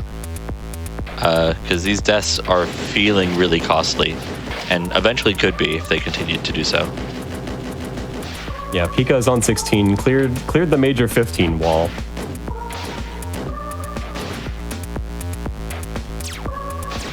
I do appreciate the lightsaber guy trying to chase us from behind, but it's not as good as platforming as Ferris. It feels very reminiscent to this race of like, you're doing a really good job, buddy, but you're still going to lose because you're just playing against the best of the best.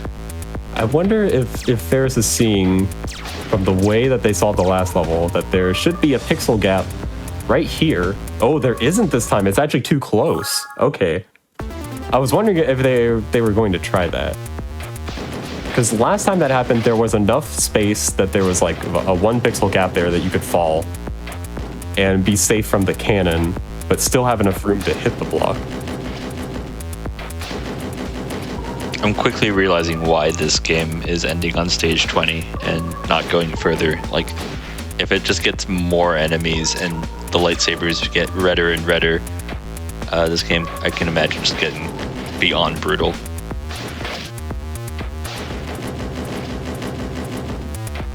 Of that, and probably whoever set the goal didn't expect Paris to be completing this goal so as fast as they are. Yeah, I mean, they probably didn't expect Pikapals to be finishing this goal. I mean, stage 16 here in 20 minutes. That estimate on screen. Not that fast.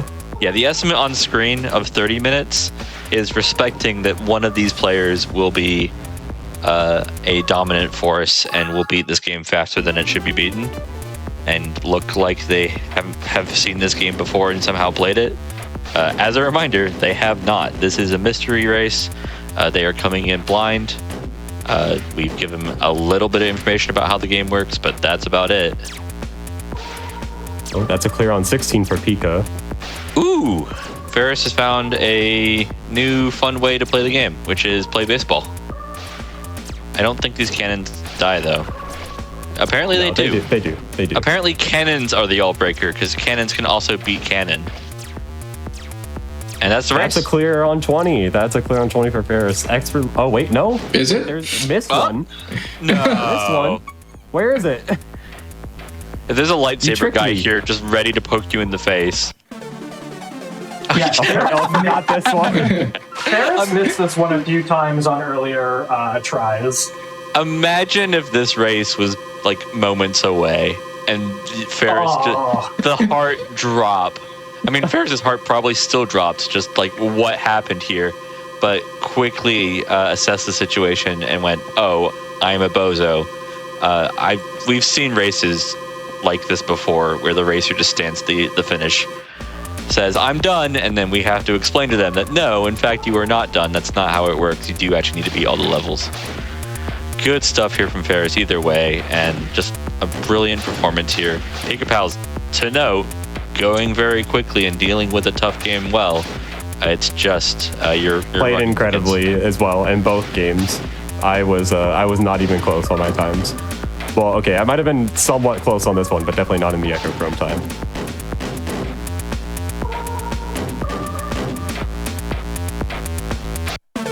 Can finish this up here and is still really just had decent momentum this whole race. Collecting all the top results, Pikapal is now with a second place in MT17, a third place here.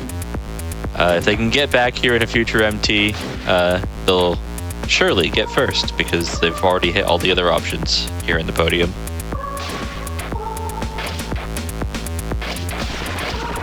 Oh, Pika not getting caught by that trap on that level.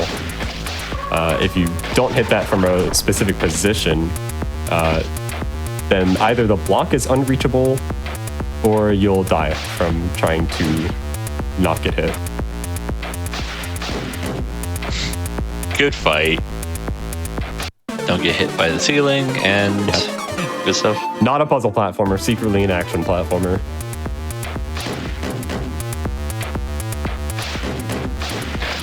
If Pikapals had like this level of speed throughout the first few levels, we would be so close right now. It's just really like understanding how to take the floor out from under these guys, how to deal with a lot of enemies, not really feeling pressured by the amount of spam basically that the game is throwing at us. But just a little bit slower to like figure that out, because these are one-shots were not being done by Ferris. It just destroyed 17 and 18 there. I mean, if they just one-shot 20, it's going to be so impressive.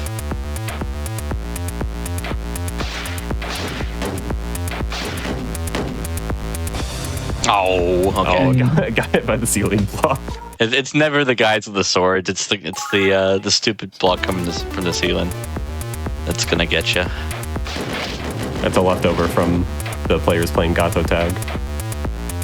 I just want to play more Gatotag, man. Fun game that we saw yesterday in Top 8. If you didn't watch the matches yesterday in Top 8, you can find them here on the Games Done Quick channel, and they will be uploaded to the Mystery Funhouse YouTube channel at some point. I have that weird suspicion, so I'm going to declare it. Like, Gatotag is probably one of those races that we will do a blind race, or semi-blind race, I guess, in this case, within the next month. So if you're joining the Discord and looking at some of the games that we're playing and going, that looks fun, I don't want to necessarily play a game I've never played before. I want to play a game that I've seen and looked really fun. That's one that we'll probably end up playing here anyways, so come join. Oh, there is a guy. Yeah, there is a guy. Okay, maybe he just didn't let go of left earlier on Ferris.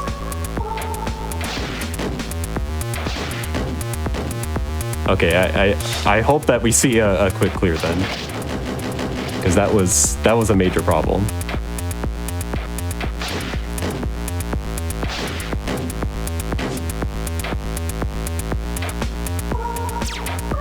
Patience is a virtue when it comes to mystery racing. You need to be an impatient racer to just be able to run through a level and ignore all the enemies, which Pikapals has obviously been doing well.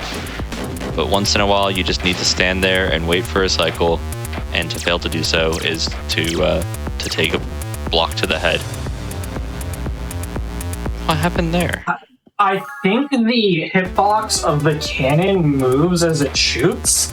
Yeah, I think it's killing them. We got hit it's either by, that or it's subpixels. We have the bruised shoulder from the shotgun. I'm just so scared of these guys jumping at us that we're gonna get the sword touching our nose again. Okay, that was our fault, but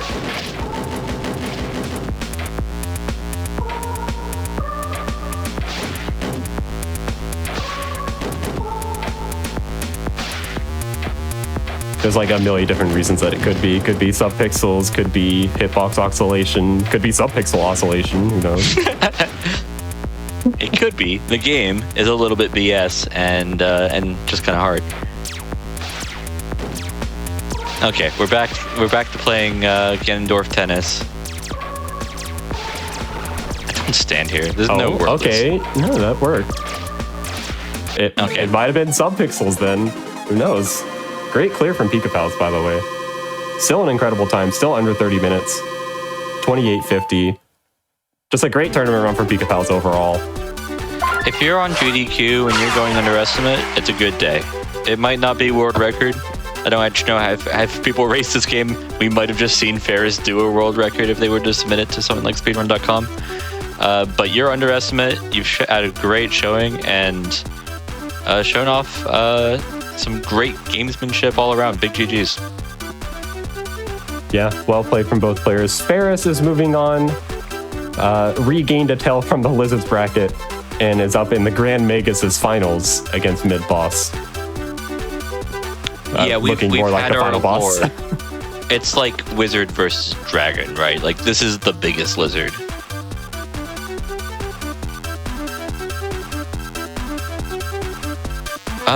Unfortunately, guys, our commentary section has been cut short. Ferris is too good. We didn't get to have a third game.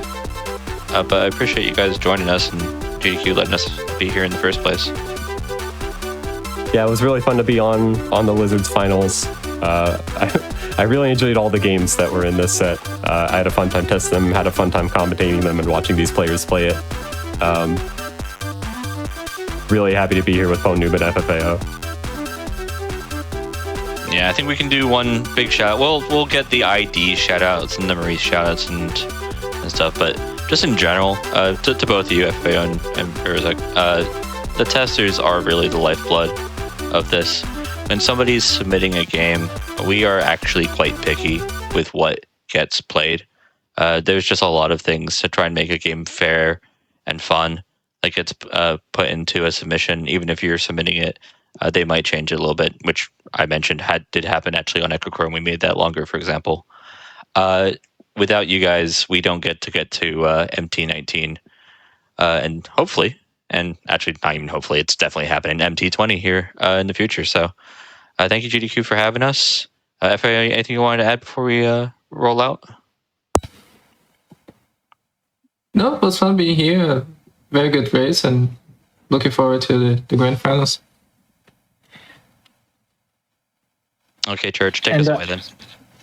Thank you all so much for being here, for commenting this amazing best of 3 here. Always a pleasure to have you all on. And we've got the Grand Magus' finals coming up for our best of 4, technically best of 5. We are going to take a quick break while we get that set up, give Ferris a little bit of time, rest between the playing every match today. Before we go to our break, just a quick reminder for you all. Your subs, Prime Gaming subs, gift subs, and bitch cheered on the GTQ Twitch channel do help support the GTQ Hotfix. It helps us support communities like Mystery Tournament and put on all of our regular speedrun content. So if you do enjoy, please consider subscribing. It does really help us put on this kind of content. Also, if you want to check out our Hotfix lineup for this season, you can go to gamesdonequick.com/hotfix. You can check out the schedule, get an in-depth look at what's coming up this week. With all that said, we're going to take a quick break. We'll be back in just a few minutes with the grand finals.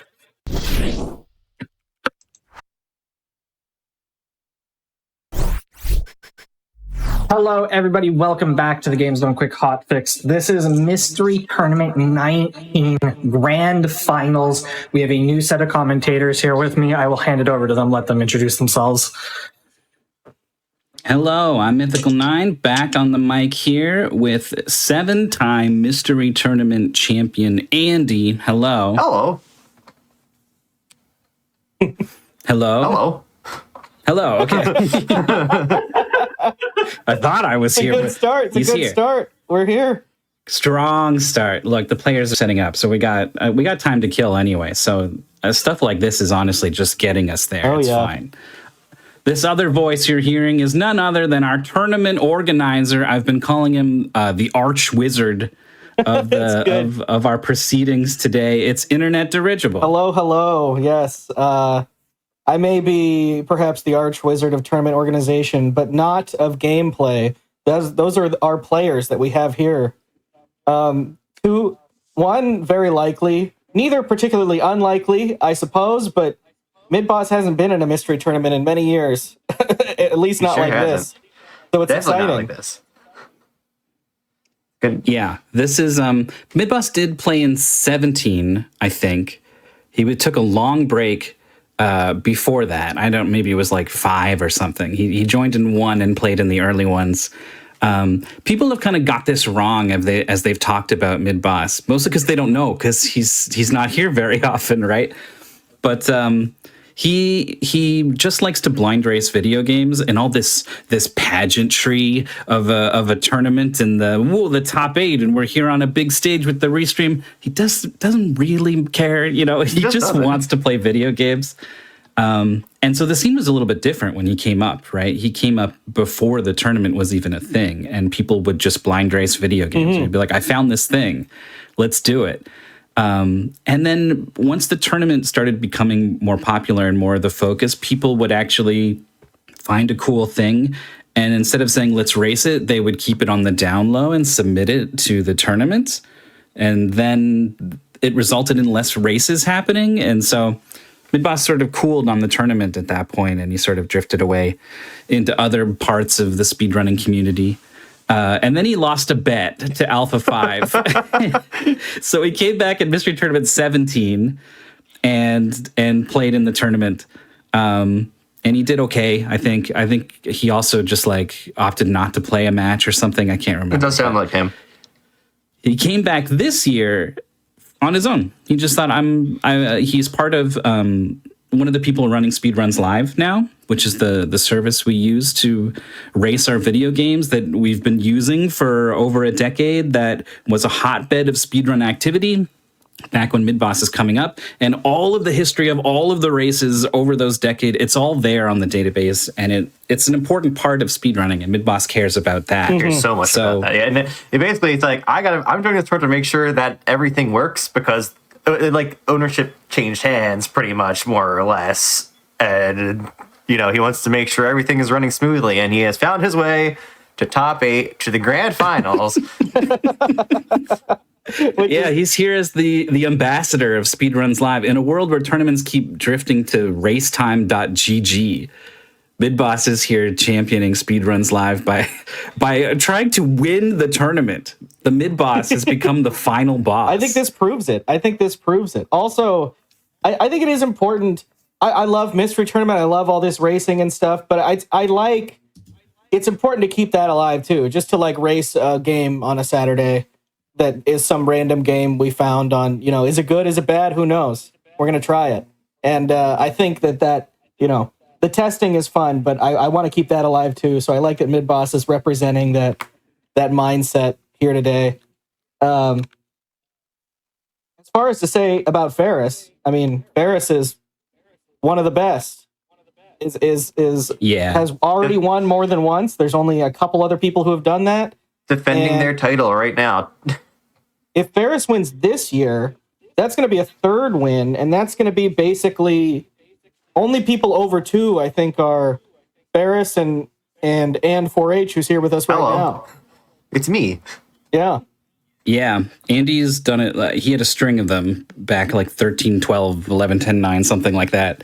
But not since that 13 have we had a repeat winner. By the way, Internet Original, go ahead and set these guys free, I think. We'll start let's start the dominoes that knock these things over and it eventually presses the go live button. I can't see the thing. And I would love to, once I see it up on the screen here, here it is. I'd love to introduce this game. It is indeed multiplayer platform golf. This is, I don't know if this is like taking over any sort of like streaming scene or something, but it's that kind of game where you might jump in with some friends and play this. Today, we're going to be racing we made a private lobby, and we're just going to be doing a single player match. So the way this game works is, each of these, you got 9 holes. You can hit the ball there, and then you got to run there and chase your ball and get it. You have to chase your ball? Oh, jeez. Yeah. And the little legs. Get some bunny hops going. This is a really fun game. You have 4 different clubs. You've got a driver. Ferris would be pretty good to switch now. You've got a driver, a pitching wedge, an iron, and a putter. And they all have different sort of heights that they're going to hit the ball. Obviously, less distance and more height. Yeah, that's you notice you don't have to wait for the ball to stop. I don't think there's any. Oh, good, perfect. You also don't really care about your stroke count. So Ferris is like 6-tapping this ball in. Yeah, it's not about the stroke count. It's about getting the ball in the hole. So I was wondering where the problem was on, where along the pipeline did we lose the feed? It's looking like maybe Midboss's game is not capturing properly. Hopefully that's the case, and he's playing and everything is fine, and it'll be fixed in a moment. But for now, we'll have to just be along for the ride with Ferris, who is over putt a little bit, and you do not want that ball to go off the edge, especially not down that ramp. Oh no! Okay. No, so the great thing about this game is that you can press Z to immediately mulligan your ball back to where it was before. Oh, that's good. That's very good. Oh, okay. And that's Thank God. Huge part of being able to play this game. Splash! Another thing that can trip players up and trip me up a time or two, you got to make sure you're getting these holes in order. You kind of have like a big open area to work with. It is very large. If you miss a hole and you like get a future one, you got to go back and get the first one, so you got to make sure not to miss any holes on the way. Oh, did that go in? Oh, there's like a funnel down there. All right. Yeah, Ferris it's a lands funnel that putt down from there, on high. So that always goes in. Ferris Easy. with you can see them swap clubs at the bottom of the screen if you're watching. All right, let's see. So it turns out this highly optimized game was running uncapped. It seems for Midboss. So His computer was just going all out trying to render these luscious polygons on the screen. These square platforms, yeah. So he's going to change some settings. We'll figure it out. And, when he gets back to playing, we'll retime, basically. Whatever time he spent fixing this tech issue, we'll sort of cut that out from his overall time. And I want to see it because Midboss has the witch hat. They were allowed to customize their character ahead of time. The witch hat is so important to the gameplay. Yeah. Well, it's really funny. We're doing 3 courses today. It's really funny. Ferris, What is Paris doing? Ferris, a little bit of an at the tree, maybe? Maybe, yeah, I guess it's a good point. Well, so the problem here... there's the tree bounce. It's perfect. Shot. Incredible. Get it. A mulligan's not what you want here. You don't want to go back down. You'd rather put it from inside the tree. Yep. Play the ball as it lies. That's all that matters. Nope, splash. It's doing like a hockey one-timer move here. It's like passing to themselves in front of the Maybe hole. That's and the then multiplayer. Maybe that's the multiplayer. That's true. Yeah. The multiplayer is them playing with themselves. Phrasing. Sorry. Golf. Yeah, looks like we're just about there. I need to fix some cropping for Midboss, but here's Midboss here playing in the game. I like the color scheme too. Like the dark green, the sage.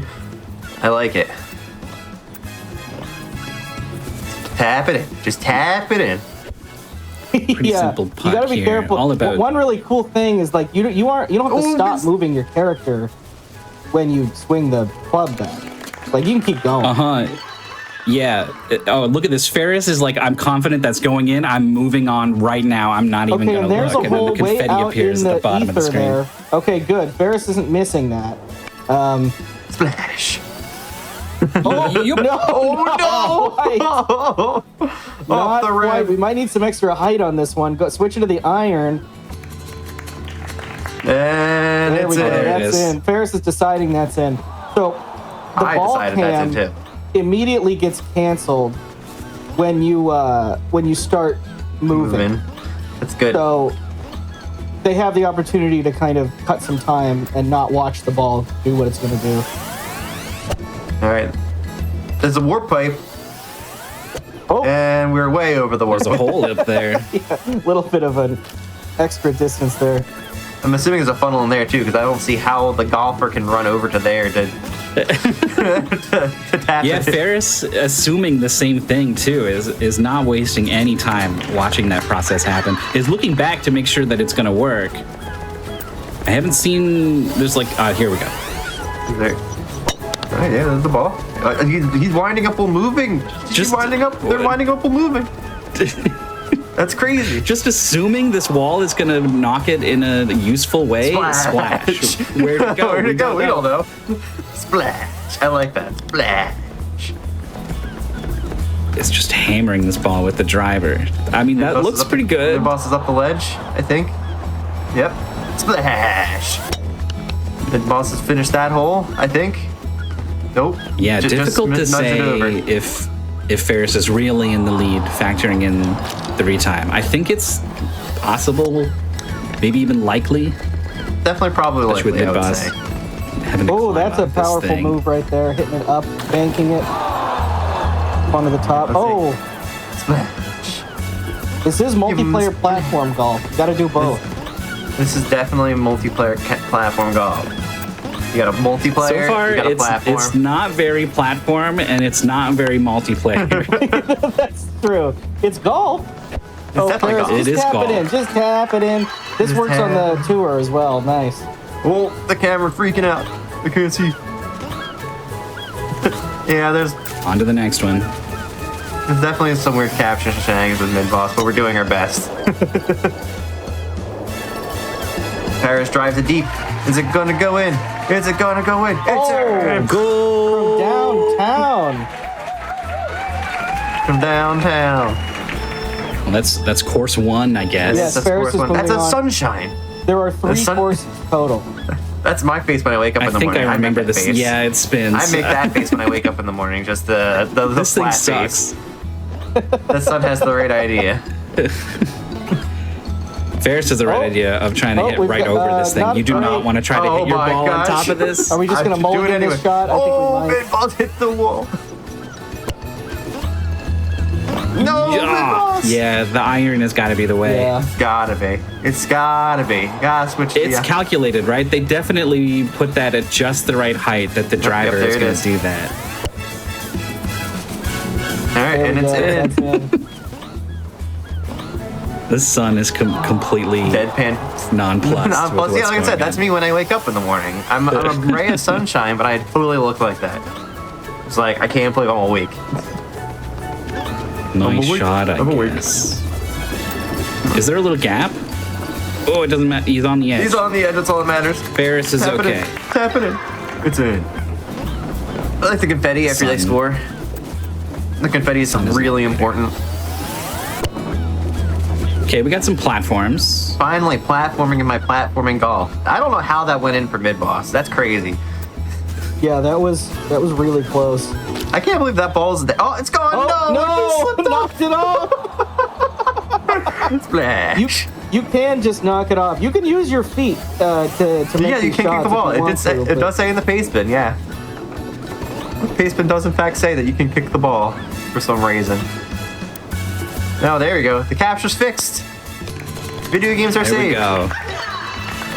Tricky moment here for Midboss, getting this like slam off this wall. I mean, what else are you gonna do? Like the ball can't go up the stairs. Yeah. That's what you where think. is Midboss? That's what you think. That is the ball. I Okay. tried to That's hit what the you ball think. up the stairs, but it's true, it can't. Oh, bummer. This hasn't worked out. Hasn't been using the ball reset button as often as is probably useful. I agree. Always be Ferris resetting. has That got ball's this so too far far. away. Now let's see. I think it's short. Splash. Oh, he kicked it immediately. Ferris agrees.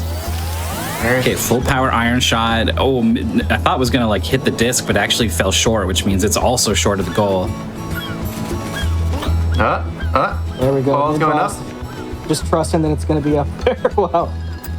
Whoa, these discs are big. They are I did very not large think they were discs. so big and so in the distance, Yeah, and I think sometimes Ferris the didn't depth either. of But field really messes with- Oh, no! Midboss Again. lost the ball at the last second. both players falling. Taking a dip. Taking a dip. Yep. Midboss A little more oomph on Midboss is this. doing the reset. I like it. Oh, Is that a putter? Yeah, he's putting it. It worked. It worked. I thought we had driver from Ferris, if I remember That's correctly. probably why it splashed so much. Yeah. Just destroyed that ball. Ferris is really clued into this kind of like catching the ball as Catching it's the ball still play, moving yeah. for the Yeah, putt. yeah. There's another warp pipe over there. It looks way worse. This looks like it could be the end of the stage here. Oh, it was good. I mean, maybe it would have too landed. far. It was too far for sure. Yeah. I thought it was going to hit the wood. You notice the ball kind of will fly away sometimes. What's happening is they're resetting it. They're resetting it like into where their club already is. Yep. Oh, there we go. That's it. We're in. Still go the fast spinner. Oh, I think this thing's spinning fast enough, probably. It's probably gonna All right, Midboss hit it a little shenanigans. more to the left, so that it's on to the Splash. second course now where Ferris is. Dude, the This is funny. momentum jump. You have to launch yourself. You want to be on the edge for more speed. Yeah. Here we go. Oh, no. Almost. Almost. Midboss. This is gonna this try. is He's so gonna hard. try. He's gonna try for it. I respect it, but I hate it. It's just kind of kicking the ball a little bit. Excuse me. The accuracy required to make this shot. Nope, Yeah. resetting it. The correct move, I think. I can also agree. Ferris. Splash. That's tough. It is tough. It looks tough, but it looks really funny because the legs are going. It's my favorite thing whenever like they hit a shot and the ball's going and they look over it a little bit, and then when they decide it's good, they do a little hop and their legs start going. They do the Luigi.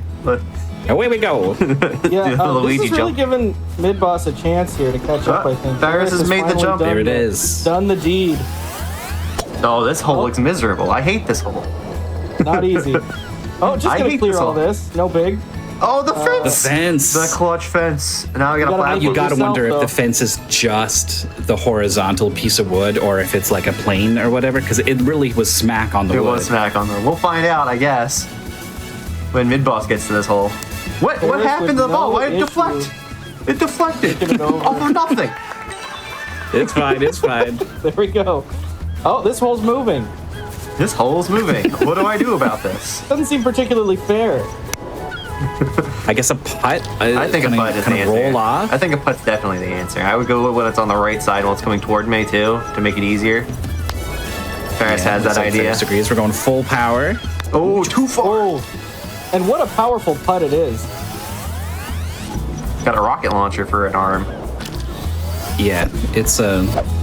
Oh, it's basically a baseball swing instead of a golf swing. Oh, come on. Splash. That's tough. No, that went in. Oh, that was good? That went in. Apparently it went in. I didn't even see. Okay. What's going on over here? Oh, boy. You can't do the driver. You gotta land on the intermediate platform. Midboss is catching up. Midboss with the casual. Is on the launch. Cool guys walk away from explosion style. Midboss is catching up. You putt it and you walk away. You say, I don't know what's going on. Speaking of platforming, look at these giant golf balls. The retime, by the way, as just a cursory glance, is about 2.5 minutes. Okay. That's gonna be close then. Possibly. Don't quote me on that. We'll have to look at like where Midboss was, how long he actually played for. Yeah. Right. Like just because we said there's a problem doesn't mean that Midboss was fixing the problem at that time. Or, It's stuff complicated. And thankfully, it's not my problem. We're my job. Unfortunately, it might be mine. It is I guess ID's I've gotta think problem. about I'm just here to make everyone else look better. And Midboss is on the spinny jump. are The ideal riding scenario gigantic golf balls. from a tournament organization standpoint is that Midboss wins anyway. So we might see a crazy catch up here. Let's see it. Oh, the jump quick 20 jump second on try. that though. That took Ferris forever. Yeah, we're almost. He's catching up fast. Like he's almost there. I don't know if I like that shot from Midboss, but he's No, almost I'm not there. a big fan of that either. A putt from the flowers is good for Ferris. Wants to jump as early as possible, but it showed a little patience there. Has gone too early a couple of times and is starting to adjust. I like the sideways camera for Midboss. He's doing it. He's doing it. The ball is in a really good spot. Oh, look at Ferris this is- lie right next to the hole. Ferris rebounds the ball. No, skips over, hits a tree. Not good. And Midboss realized he missed the ball, but he picked it up. There's an audio cue, I think, when the ball does go in. That's good to know. I can't hear it, so. Yeah, that's what mystified me earlier. Okay, so this looks like Midboss has already got kind of like a better angle and speed going on. Yeah, it's hard because you can't like unpower. You can stop your shot. Unpower. I wish you could. Ferris is going. The cycle was not good. He's trying to get a new one by going off the side, but couldn't quite find it. Midboss is on giant golf ball hole. Ferris is climbing the tilty tower. Midboss trying to lay it up on this island I in like between. The grass has so much friction, the ball easily comes to a stop. You can control the friction. That's cool. All right, Ferris has finished the hole. I think this looks like the final hole. The final hole of course 2. Yeah. This looks like a monkey ball level. What is going on here? I was thinking Super Mario Sunshine. Yeah, it's Exactly it's definitely what- Super Mario Sunshine. You're right.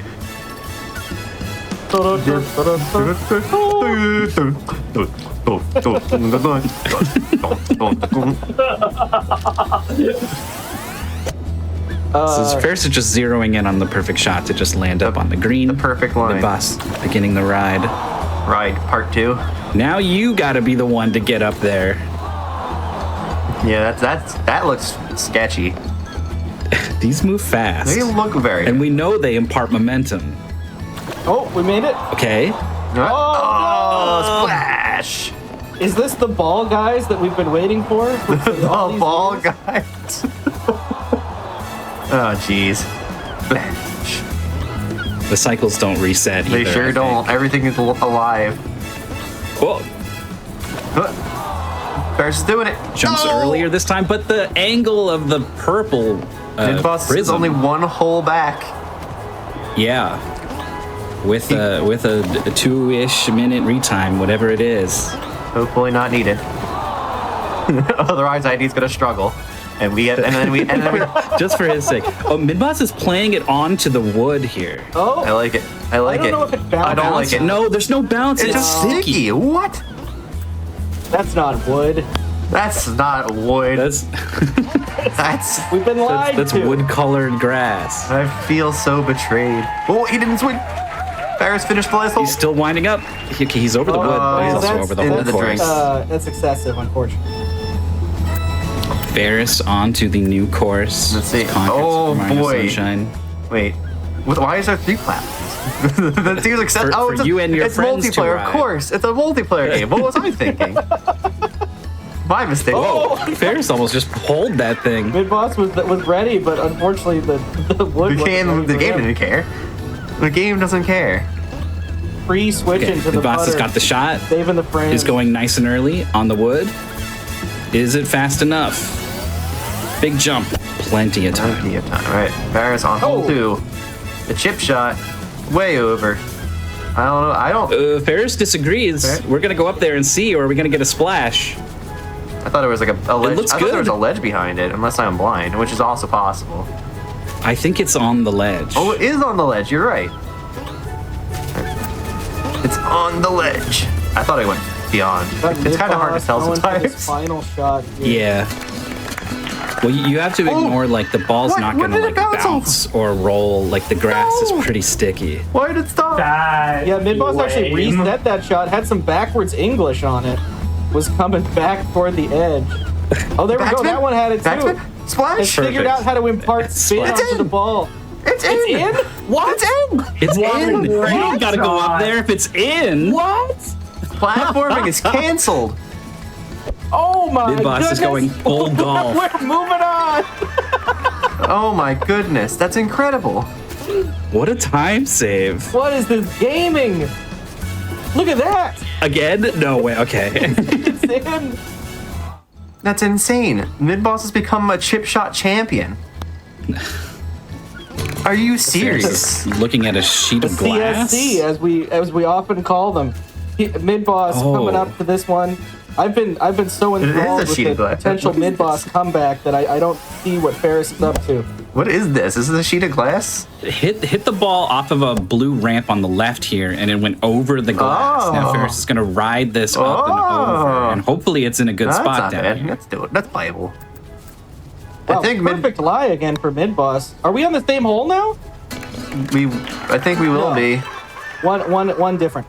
Okay, and I do want to point out also, we're playing the demo of this game, which has 3 courses. The full game is quite big. I think it has 20 or something, and is fully multiplayer. So, and it's only $5. It looks like. If this looks fun. It looks like it's $5 too, which sounds like my kind of game. I'm kind of interested in playing the full game. Oh. All right, the spooky platforming that Ferris has to make because it's a very quick gap. Oh, in! It's in! in! Midboss on the big sheet of glass now.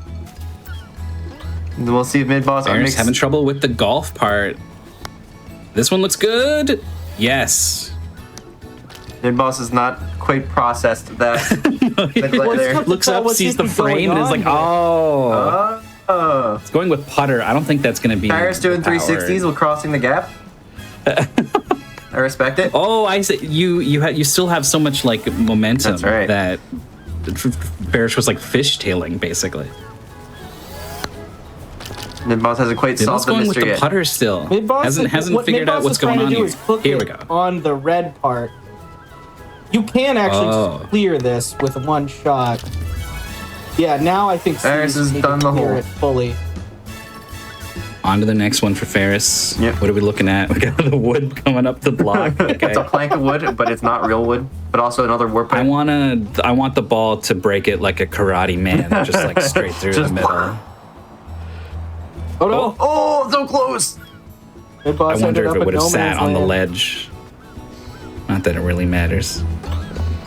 You're so close. This would be so close if we didn't have them desynced. It's a shame we had those nice issues. Nice shot. There's the hole. Slow tap. Is it moving slowly? It is.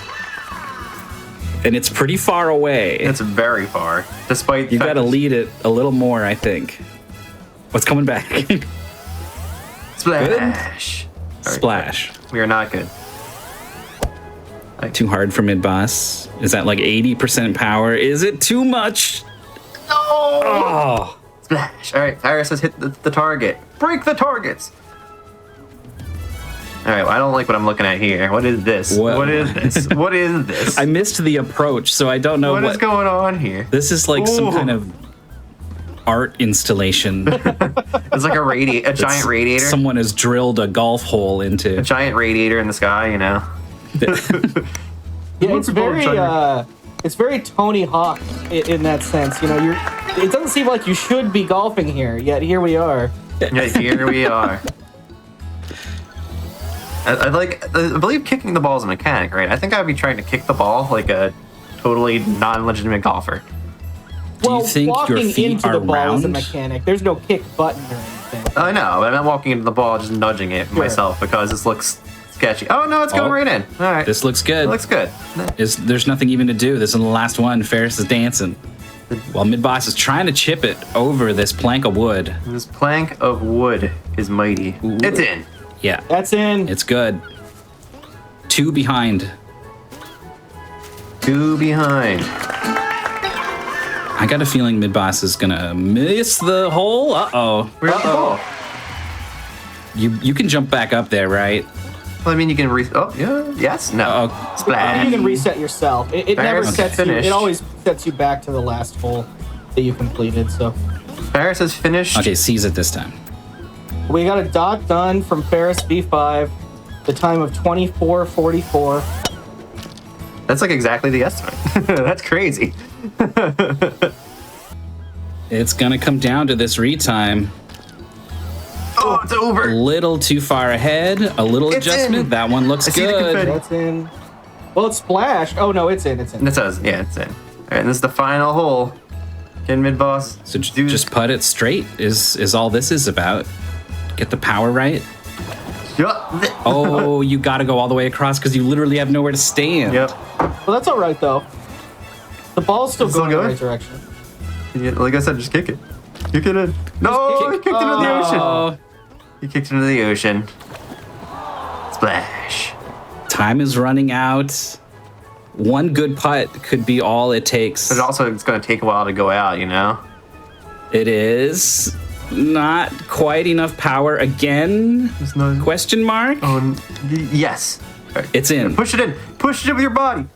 Do it. It's all up to fate now. Oh, it's going to try to hurry it along. Come Do not kick this ball out of this trough. He's trying to finagle it. He's trying to finagle it. Go. It's going. Go. It's going. Is so hesitant and is right to be so. Oh, is it? All right. There it goes. It's a dot done from 26:31. It's going to be so close. That is a difference of 1 minute and 53. Sorry. Minute and 50 about. Sorry, this is not a math stream. Yeah. We will have all of our brilliant number crunchers analyzing this race. But no matter what the result of this race is, a game 2 is happening. That's right. We can expect a game 2 next, just for fun, regardless. We don't know. So I can't tell you the official result on this one yet, but we're going to figure it out. And we're going to move on to a new game, regardless of what happens. Oh boy, stream maths. We got a computer root, indeed, which is not worth getting into why that's funny. Yeah, man, what a match. That was insane. What a cool game. What a cool game. I want to buy the full game. It's like $5, right? I think it's like $5. Yeah. It was I think it was a Steam Next Fest demo. It is $4.99. $4.99 American cents. Golf. Oh boy. Well, I don't envy the official number crunchers, but we got to witness some fun things. I'm waiting to see if someone is going to volunteer to be the official retimer. Why don't we just call it a tie? Is going to have to research it. Why don't we call it a tie and get more games? Yeah, well, what would we do with the tie? Would both players be awarded a win or no players awarded a win? Because that matters, because this is something we can talk about. We haven't covered this. Sure have. The UI on screen here, the layout, currently indicates Midboss has a win. I'm pretty sure. I can't see it. I mean, that's how it's supposed to be, yes. The winner side, the person who makes it from winner side gets a 1-win advantage to make up for the fact that we don't have enough time for it to be a bracket reset for double elimination. So we just do one series, one best of 5 series for the grand finals, but giving a win to the person who did not lose. It's not quite the same as a proper double elimination bracket. Like, if you have 2 people matching up and you just sort of have an assortment of like player 1 wins, then 2, 2-1, 2-1, 2. Like, if you have sequences of numbers, right, you get different results if you do it this way or if you do it in a typical double elimination bracket. There's no doubt that it's different. I haven't looked at the math, but I suspect it's probably somewhat comparable of an advantage for the person coming in from winner's side. And I mean, you can see stuff happens, right? These players have never played these games before. They've never set these games up. They've never streamed these games before. They have to stream it and we have to see it. So there's a number of points of failure. Stuff happens. And if we had to go through potentially 6 games for grand finals. You mean 10? Because it's best of 5. It's best of, well, it's, oh, geez. It's best of 5. I guess you're right. These are best of 5s. Right. We could have 10 whole games if we do a bracket each one reset. could go to 10. It would be like 8 hours just for grand finals, right? Also, we only have so many games, right? Like the games are submitted by the players and just people who find stuff also. So those got to come from somewhere. We don't have an infinite number of games to give out to the players as well. We can pretend like we do, though. Yeah, it's really interesting. It's kind of just worked out. This is now my kind of 4th year going in the main like organizer, and when we just throughout the testing process, we're like, yeah, this game's really good. This is like a top 8. And there's always ends up being just about the right number. Like all the games we need plus like 3 or 4 backups. And like, it just kind of works like that. Maybe that's the actual percentage of games that are good. It's hard to say. But it just sort of ends up like that. We don't like go searching for, we never have to go searching for more or less. So this is a right number of games to play. Approximately, give or take, plus or minus a few. Anyways, so we talked a lot about Midboss. Let's talk about Ferris. And then we talked a little bit about Ferris at least. But I was like, you never know how much time we're going to need to get through stuff. So I was like, let's get this one started. Ferris, we obviously has won Mystery Tournament 16. 18 is the, reigning champion. 7 top 8s in almost as many mystery tournaments, right? Joined in 10. So including this one, that's 10 mystery tournaments they've played in? Give or take. Yeah. And finished in 5th on their first mystery tournament, which is very rare that someone makes top 8 their first go. I guess Andy would know a little something about that. Yeah, it happens. And it's a sign of like that you're consistency. One of the best. Consistency is good. I fear not the person who has practiced 10,000 kicks one time. I do fear the person who has practiced one kick 10,000 times. Or something. Does that apply here? I mean, this is a tournament about knowing how to play 10,000 kinds of games. Like, yeah, it doesn't, does it? I fear the person who's just naturally good at kicks. Yeah, I guess that's fair. I mean, I wouldn't want to get kicked regardless, Doesn't matter how many times they practice the kick.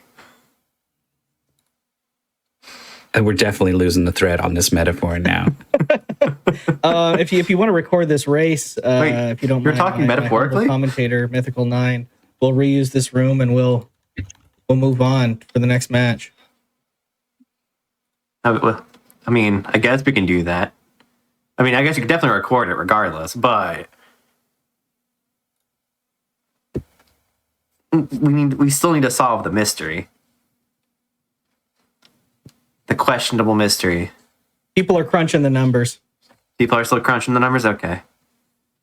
Continue crunching the number. And I will continue to clear the air with really questionable metaphors.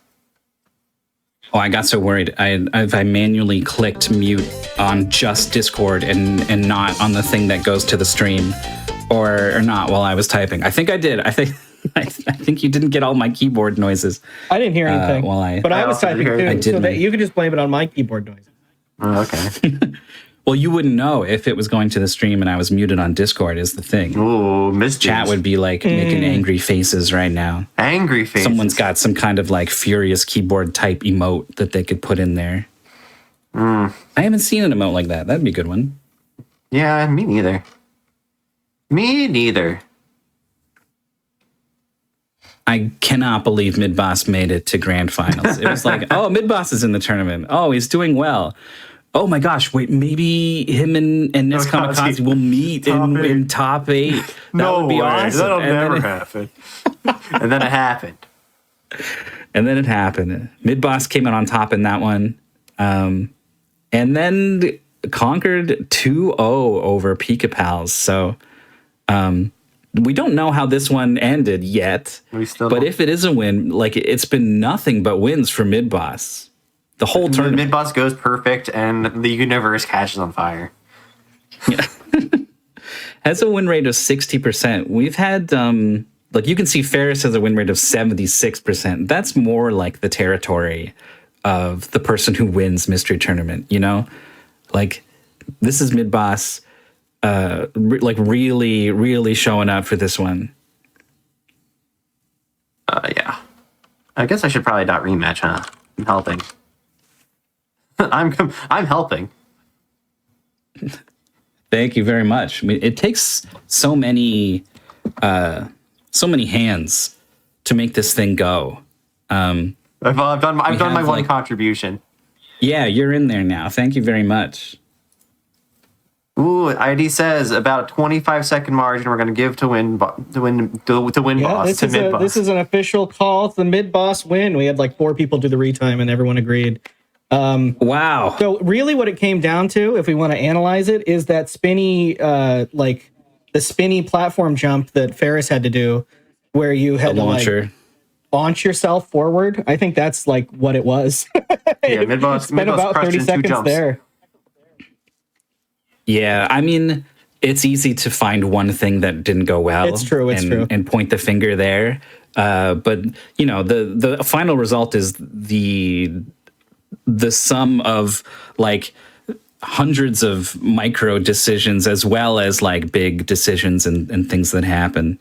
And they've all conspired to award the first win in our first match, but it's the second win for Midboss, right? Remember, Midboss gets a win on the board for coming into grand finals from the Wizards side. So we are one game away from potentially having Mystery Tournament champion Midboss. Which is probably the least expected thing that's probably ever happened. Yeah. And Midboss like would be the first one like on the list of like, not me, definitely wouldn't be me. Well, and this is something I want to point out. We had Jlambsy this year as a very first contestant make it to top 8. I mean, and like not only top 8, but like good top 8, like well into top 8. Got 4th place. Yeah. So just because like we do see similar names win, those are people that know about Mystery Tournament and join Mystery Tournament. These aren't necessarily the best like out there.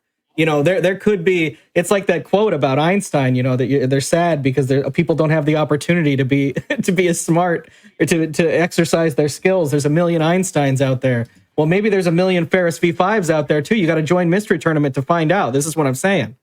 You got to show up. Play video games. Have but fun also, doing it. don't feel bad if you're like me and you're like, man, I'm pretty good at video games. You join MT and you're not all that good, because some people are really good at video games. Some people go 0-2 in one tournament and then like 8-0 in another one. Like it's not exactly like this can be a volatile format sometimes. Yes. It is a chaotic thing. I mean, video games come in so many genres, and so many genres can be so different, and your experience level with them can be so different that, like, just simple luck of the draw. Like, if you've never played a first-person shooter and one of those comes your way like that you might just kind of be over. But if you're wicked good at platformers, we have a lot of those. You might get nothing but those for a while. So there is definitely a lot of luck involved, and it's part of the fun. It's true. Yeah. I would say I encourage everyone who thinks this looks fun to join. I encourage people who only think it would be fun if they won. Maybe, give it a couple years, get the vibe, because you have to like games. Because we aren't just playing just random stuff. Sometimes they're going to be good. Sometimes they're going to be your cup of tea. Sometimes they're not. But if you love video games, it's the place to be. Think about it this way: if you don't want to compete, you can still join the races. Like, you don't have to compete to join the races. Just join the races. We don't see that as much because all this, there's such specific setup for top 8. All of our races, multiple people who aren't actually the two people competing join those races. Often will beat the racers, often won't. It's just fun. Just fun to play games. Play some video games. Yeah, and even if, the idea of like a timer running kind of weirds you out or whatever, you can just like get the link that gets you what you need to race along, and you can just play along and see how you do. You can just see what games are happening. Just watch as a viewer, and if you see something that's like, oh, you know what, I want to give that a shot, then you can go seek it out and sort of compare how you did that way. Yeah, I was a tester. Oh yeah, go ahead. A couple years. Feel free to share your experience on that. That was you get all the games that get filtered out. So you do play some, generally you're playing kind of games that have more problems than you would if you're just in the tournament. But it also you record your test time, and so you have all of these like points of comparison that way. So I really enjoyed being a part of things in that capacity as well. It is definitely fun to enjoy. It's fun, I look forward one day. It's great that we've had so many different people take over Mystery Tournament over the years. I miss the days when I could see top 8 and also be surprised. I'm familiar with all the stuff that we're gonna play, but it's just fun. Every once in a while, I'll see a game and people will play it, and the way they play it is so like skilled above me that I am surprised. I'm like, oh, that's how this game is supposed to work. I see. I still get it. I solved this puzzle the complete wrong way. Yeah. I tested a lot of games with my buddy Jorf. He did quite well in Mystery Tournament back in the day. So he's good, and I'm kind of like okay or whatever. So there's been lots of times where Jorf is able to see through the illusion and find the true path through the game. We had a game called Tunnel B1, I think it was called. It's like a PlayStation tank game. I think we ended up rejecting that, but that's a wild game. Well, we rejected it. I played it and was like, oh, this is kind of tough. But I made my way through and it took this long. And it took Jorf 3 minutes. 3 minutes? Because he just drove past all the enemies. There was like no requirement to fight anything. So he just played it like a slalom game. Like he was skiing down a mountain. He just drove his tank past everything and finished the goal in 3 minutes. That does sound like something Jorf might do. I can totally see that. There are opportunities for good players to have a sort of transformative experience. It's something Ferris is particularly notable for. Yeah, and I highly recommend everyone look up the cover to the game Tunnel B1 on PlayStation. I'm looking it up. It's got one of the best video game covers of all time. It's probably why I played it for as long as I did. It wasn't great for MT. The title is, by the way, it's Tunnel, the like a tunnel, and then it's the letter B and the number 1. Yeah. What is the cover? Oh, Ocean. I recognize that company. Yeah, that's how you know. The Ocean seal of quality. Question mark. Ocean seal of ocean. Ocean. Your ocean is contained within. If you don't know what that means, you will. Oh, Mooware's got the emote that basically encapsulates the box art for Tunnel B1. If you're like, I'm not going to tab out and look up this thing, who are you kidding? There you go. It's basically right there in chat. All right, the next game is coming up, I think, right? Yeah, I think so. We're really close to it. I think we've done our job. Next game is, gosh, you could almost call it a golf game. Almost. It's. I didn't do this on purpose because we ended up moving games around and different stuff. You could almost call this a golf game again. Almost. What if Midboss wins this and Grand Finals was decided by just like superior golf skills? This is a different set of golf skills, but I'm ready for it. The game is Palluriko on the I think PSP, but it's also got a PC release. This game, despite being from 2010, has kind of a modern kind of freeware vibe. This is when, all of the small game companies wouldn't make microtransaction-ridden mobile games. They would make stuff like this. And we get to play it today. You play, apparently. Our good friend and 4H here on commentary was looking up the lore earlier. Apparently, there's lore for this game. This guy's a character. He's got a backstory. Would you like me to look it back up again and do the dramatic reading? Yeah, if you want to. We're seeing the gameplay for the first time here on Midboss's screen. It's got a power meter like golf. You hold the button, and as long as you touch a wall, you can shoot again. I like it. Yep, and your goal is to just get yourself to the end. All right, cool. I do have the Wikipedia page if you want the plot. All right. Yeah, who's this? Is this Palluriko? Is the little guy? Is that him? Yeah. So it's Rusty playing with his friends. A mysterious board game is brought into a parallel dimension, becomes a bouncing ball named Palluriko. He will try to escape and return to his world after clearing all the stages of the game. That's all Wikipedia says about the plot, by the way. It's a Jumanji situation. It's a Jumanji situation. The barbed wire, no bueno. Yeah. So this game has. It's fun. You really have an opportunity to go fast. It's so fast. Constantly move yourself forward, and often, you have to, I think, touch a wall in order for you to do a second shot. But there's a lot of walls. There's walls everywhere. There's walls everywhere. You can treat this like a bad flying game, essentially. Like you just keep hitting the the vector advance me in this direction button. Good button. And just bang off of everything while you it's propel like yourself in slow motion. Generally in the direction you're trying to go. Midboss assassinating a wall. The wall had it Midboss, coming. unfortunately, getting the bonuses. In general, it's usually pretty obvious where to go. There's some breakable walls and a little bit more complicated level design in later levels. There's also destroying the wall. The big problem with this game, I would say, and we might see our players struggle with this a time or two, is that the backgrounds are very busy. And they're not particularly dim compared to the foreground. I can't see anything. You gotta just have to decide what's real and what isn't. I see what you mean. I can't see though. As a result, and yeah, I like the fact that you can shoot again the moment you touch a wall, because that means it opens the door for a lot of. Yeah, both players have caught on to this immediately and are going to be playing this game possibly differently than a lot of us would have if we had just fired it up. We would have been carefully considering our next move or whatever, but like not these two. Not me either. If I was playing this game, I would be just rooming and just shooting in every direction like some kind of idiot pinball.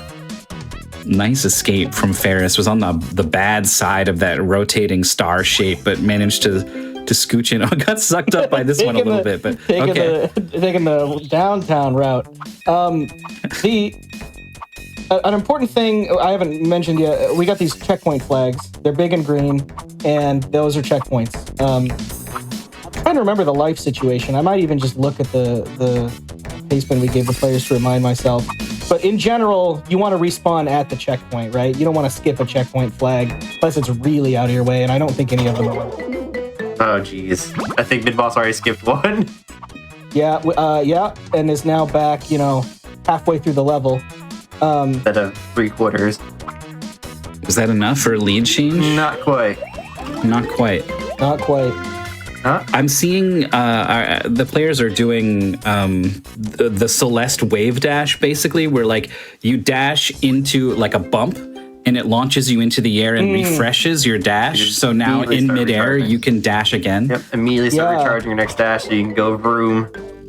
There's app analogy for that, actually. That's exactly what it is. Oh, Midboss. Another Celeste mechanic, hitting the barbed wire, but somehow not the part where the spike is. Little corner jump thing.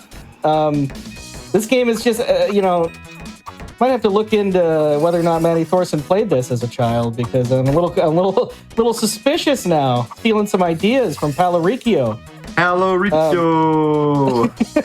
Midboss keeps hitting these corners, does not want the checkpoint flag, but there's barbed wire everywhere. What a shot! Ow. Did potentially get the checkpoint flag. I don't know how big this hitbox It's sparkled. The checkpoint sparkles. Are you supposed to go up? Yeah, the arrows are pointing up. Yeah, this got hard. The checkpoints a little sparkle bit when you go near them, so I think that's how you can tell you get them. Oh, there's barb there. Where are we going? But still, did you notice? Kind of touched the barbed wire without dying for a second. Oh, look at that. Whoa, the quick reaction. Bad move. Go up. All right. Touching enough walls. Oh, barbed wire. Who needs it? Who cares? Moving on. Ferris is catching up quick, complete. though. Yeah, Ferris is right right here. behind. Went right through that windowsill in the background that I surely thought was a platform. I think Ferris not quite as close as you thought. This is actually on the second switchback. Oh, yeah, it sure is. So it needs to go up here again. It's still close. I didn't read what the goal was. I didn't read what the goal was, so I'm going to need you to tell me what the goal is. The goal is World 3. So this is World 1, the city, I guess we're at. I don't know. Have a goofy city. It's like Eavesville. It's called Eavesville, I think. 2 is like kind of an Iceland, and World 3 is like a tiki jungle land. What an oddly series of levels for Palluriko to traverse get back home. Video games. It's unclear, and I don't know how long this game is. Somebody else can explore that for me. I've only played what we need to play in this goal. Oh, the barbed wire for both of them. They're both barbed wired. Also, the fact that barbed wires completely destroy your poor Palluriko. I know if I touch barbed wire, I just say ouch and maybe bleed a little bit. It's true. I assume he's like kind of a rubber ball, although he doesn't bounce much. Nope. All right. What is all this barbed wire doing here? Oh, no. Ferris is climbing. Midboss is down, though. Complete. Midboss is out. Ferris is not too far behind. Nope. This is a really close race so far. I don't see a timer. Why are they picking up clocks? It's a meter in the top. Yeah. Okay. I didn't even realize that existed. Interesting. Oh, right. So you do have a time limit on the stages. I don't think it's really going to come into play much. You have to be pretty bad, like a la me or somebody like me, to run out of time. It is tight on some other levels, but there are clocks you can collect to kind of get yourself out of a jam. Clocks are really only bad if you get yourself on like a really tough checkpoint and die a lot on it. Usually, you're doing all right. Just as a reminder, Midboss has got an extra game rather than doing a standard double elimination bracket, because it's a long day. Like, not only is it taxing on us to put stuff together, it's hard on the players. Like, this is the fourth game Midboss has played today. It's I think the same for Ferris. Like, you gotta do a lot. Like, luckily we didn't have we're just gonna do one match. The very unlucky route through the tournament, which is where you have to play in the first game of today, the second game of today, and the third. So you're playing a best of 3, and then a best of 5, which has happened to Ferris before, and Ferris actually won that. Yeah, that was last year, I think, right? 2 years before? ago. Oh, okay. Yeah, I believe it was 17. That's crazy. 16 was the one Ferris won, and then it's 16. Oh wow! I wish I had. Oh, I where'd that wish I had farmer the come from? Dang. So mid. And so yeah, endurance can like start to become a factor. You have to like, you were playing those other games that played so differently, and like now you need to mentally reset for this next one. Weird Thankfully, there's a bit of a golf through line between these two. For this weird fake golf game.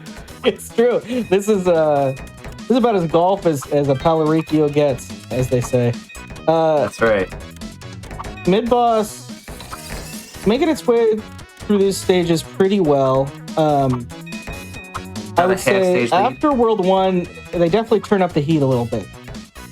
But it's tough for Ferris to catch up when so few mistakes are being made. We're talking about literal heat or metaphorical heat? Well, literally the opposite of real heat because it's an ice world. Gotta knock the tire down, I guess. Go get him tired. Yeah, Midboss finds this tire before he finds what it's supposed to do, but just has an inclination. It's got to be important. So knocks it down. And, yeah, and it is. I think you need the weight in order to spin that thing to get yourself into that. Oh, Ferris is there. Ferris is there, and the tire is there. Oh, you're right. If you don't see the tire, it's very weird to think, oh, I need to go find extra weight, right? Like that's a totally new mechanic. It's potentially possible if you just slam yourself into the ground enough times, but I mean, the tire is going to be the faster method. All right. Midboss starting World 2. Ferris right behind him. Site number 2. Site number 2. It's again an odd thing to call. What kind of site? It's like the name of a Doom level or something. Refueling base. Refueling base, yeah. It's like, where are we right now? Oh, you know, just the refuel. Palluriko. Are you okay here? There's a great... No, dropping ceilings. Oh, no! Been crushed by the girders. A little bit of I guess you can see the spikes on the bottom. I guess that makes sense. You can see it coming, kinda. Nice dodge. Nice dodge. Ferris is caught up, though. They're tied. Wait, no, they're not. I thought they were tied. To do the... Here comes the ceiling. Let's see. It looks exactly the same. Yeah. Very tricky to one-shot. Okay, so the final jump of this stage is not easy. If you touch this like kind of ice water at all, it kills you. So we'll see what happens when Ferris gets there. But Midboss doing that first try, I think, could be a pretty big advantage here. Death water. Ferris had a nice turn back after triggering the ceiling rather than having to do something really awesome. And there's that jump. Icicles. Oh, I guess it doesn't kill you. Never mind. Oh, it's fine. No, it's fine. I'm wrong. I think there's another one later where it spikes and it's a similar setup. Levels can tend to run together in this one. I can tell. And like you said, the backgrounds look busy. I can't... What's going on? There's a bulldozer going on out there? Like, what's going on? Yeah, there's a... Please tell me we go to site number 3. There's a bulldozer in this set of levels that I legitimately thought was like a boss. But it's in the back. It's in the background. It's not actually there. So looking forward to seeing how our players react to that. You might see some hesitation. Oh, site number 2 is like the world name. Yeah, it's the world name, yes. World 1's Evesville, I think. And then this one's site number 2, which is a very generic, by the way. Sticky walls. Buttons. Switch. That's a switch? I think it was just frozen in time. It's frozen in time while the button's reacting, I see. I don't like that. That's stopping my gameplay. I want to hit the ball. It definitely did look like it's stuck there. Whoa! Like using the bouncer. I'm immediately getting out of here. The heck out. And I do want to explain, even though this looks like it probably could work as a mouse game, maybe if it gets a recent Steam release or something, somebody could pull Palluriko out of their licensing catalog. But this is controlled all by controller, so you're pointing the analog stick in the direction that you want the thing to go, and then holding down the button and letting go to build up power. It's a little goofy though, because power builds up so fast. Like you're basically never doing a not max power shot. Woo! Deadly saw blades, of course. That's what we needed in our terrifying golf platformer. The finesse from Midboss. Seriously. There's the bulldozer's back. So that guy's just not even interactable, but I mean, here he is. He's intimidating. Just the noise. Just there. What is he doing? Ferris is almost done this the Switch Palace here. Also using the rubber bands. But oh no! Oh, it didn't touch the ceiling. Tragic. That would have refreshed the dash. Okay. It's little things like here, that the saw blades. with players this strong that I think are going to make a difference. It does come down to the buzzsaw. Got a switch? No, it's a bouncer. Okay. Yep, spikes. Spikes. And saw for Ferris. I saw the spikes. Midboss just kind of had a mid-air dash that, the landing for Ferris there gives another dash, and that sequence is going to be enough to get to the checkpoint. And the spikes aren't even a thing. We're done. We're done. So easy. We're being chased by buzzsaws, by the way. Scary buzzsaws. That immediately bank me off the walls. Palluriko. We see a little bit in mid-bosses in this section. We might see it from Ferris too. You can hold power for as long as you want to without letting go. So if you're sliding, you can kind of like hold and aim and perfect your direction before letting go. You can kind of like work while you're working. I like it. Uh-oh. What is happening here? It's all spikes. What is happening here? Great. Oh, the ceiling. Ceiling. Oh my gosh, that level's crazy. So they knew what kind of game they made, right? Yeah. It's not like they're abusing the mechanics by hitting the ball over and over and over in midair. They were like, no, this is the World 2. You need to use the ceiling to refresh your dash. All right, Varus is also encroaching upon the level that Midboss is currently in. And this is a difficult section. These cycles are slow, and if you miss one, this is embarrassing. You have to embarrassingly sit awkwardly. I don't think they even reset on death, too. Some Midboss die, and the cycle was perfect. All right, next layer. Let's see if Varus figures out the... Oh, Varus is doing... Oh, this is the intended way. Varus is doing the intended route. I take it back. I like the ceiling jumping better. That was interesting. I can't believe it's nice to have that as a skill in your back pocket. I don't know if the ceiling jumping is going to be useful later, but it very much could be. Midboss is waiting on the left one. I would go, you need to be on the right? No, it's dropping down a level here. What's going on? Like, that checkpoint's to the left, but to the right? You have to go backwards to get it because there's spikes on that wall. Oh, no. And you can't see because they're light blue and the background is light blue. That's huge. Disgusting. Disgusting level design. I'm disappointed in you, Palluriko devs. Yeah, seriously. Not again, the same spike. No. Ferris is right here now. Yeah, I think it's maybe the same. Is it the same checkpoint? I think it'd be hard for a player not to get die to those spikes the first time, but there is a chance that our top 8 players are observant enough that. I don't. Okay, there we go. Midboss making it through, just barely. But I mean, didn't even really want to be there, but wanted the checkpoint.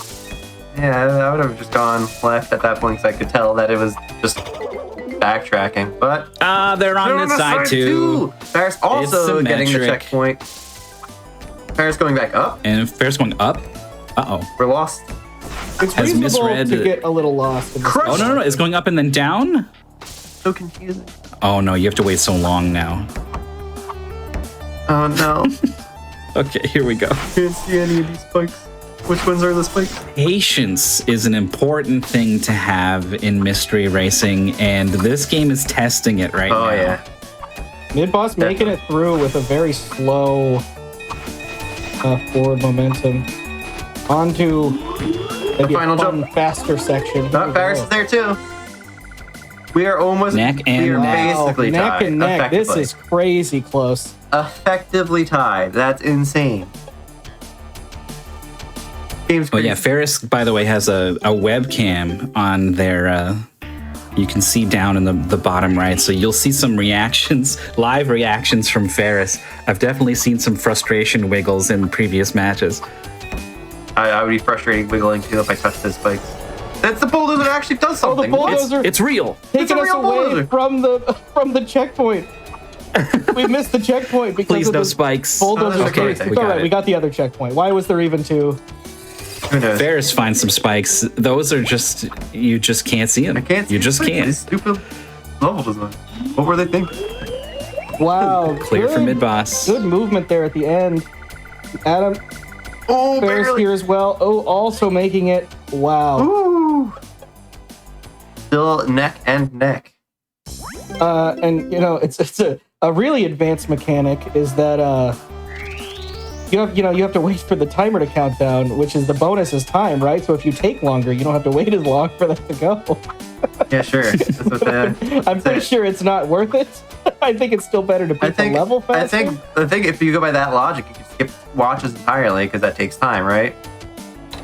You probably should skip watches entirely, yes.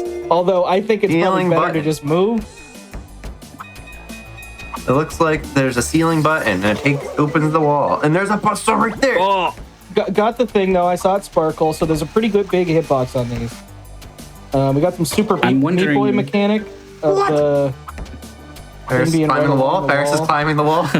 Super Meat Boy climb. As soon as you said hitting a wall refreshes it, the first thing an image conjured in my mind of going up the side of a wall exactly like Ferris just did. Oh, there's a spike there. Luckily, right next to I'm wondering what happens if you hit a switch and then die. I don't. You go back to the checkpoint. What's the status of the I guess switch? it's Is it still hit? You got to re-hit Is it? that like the game cycles appear to be? Yeah, because the cycles continue moving, I would think you probably don't have to. Okay, this is the section I was thinking of with the. This is dumb. This is a tough section to get through. This is so stupid. Midboss saw the spikes on the bottom of the screen and said, I'm going to use the ceiling to refresh my dash. And then guess what? That's dangerous too. A big jump over the whole thing. Oh, no. I think got the Lost sparkle. control. Oh, didn't get the sparkle. Oh, no. The timing Ferris is on here this too. You're once again tied in a bad neighborhood. Jump just as you leave the ground. All right. Midboss has got the checkpoint. Refresh it. Oh, no. You got to hit the things.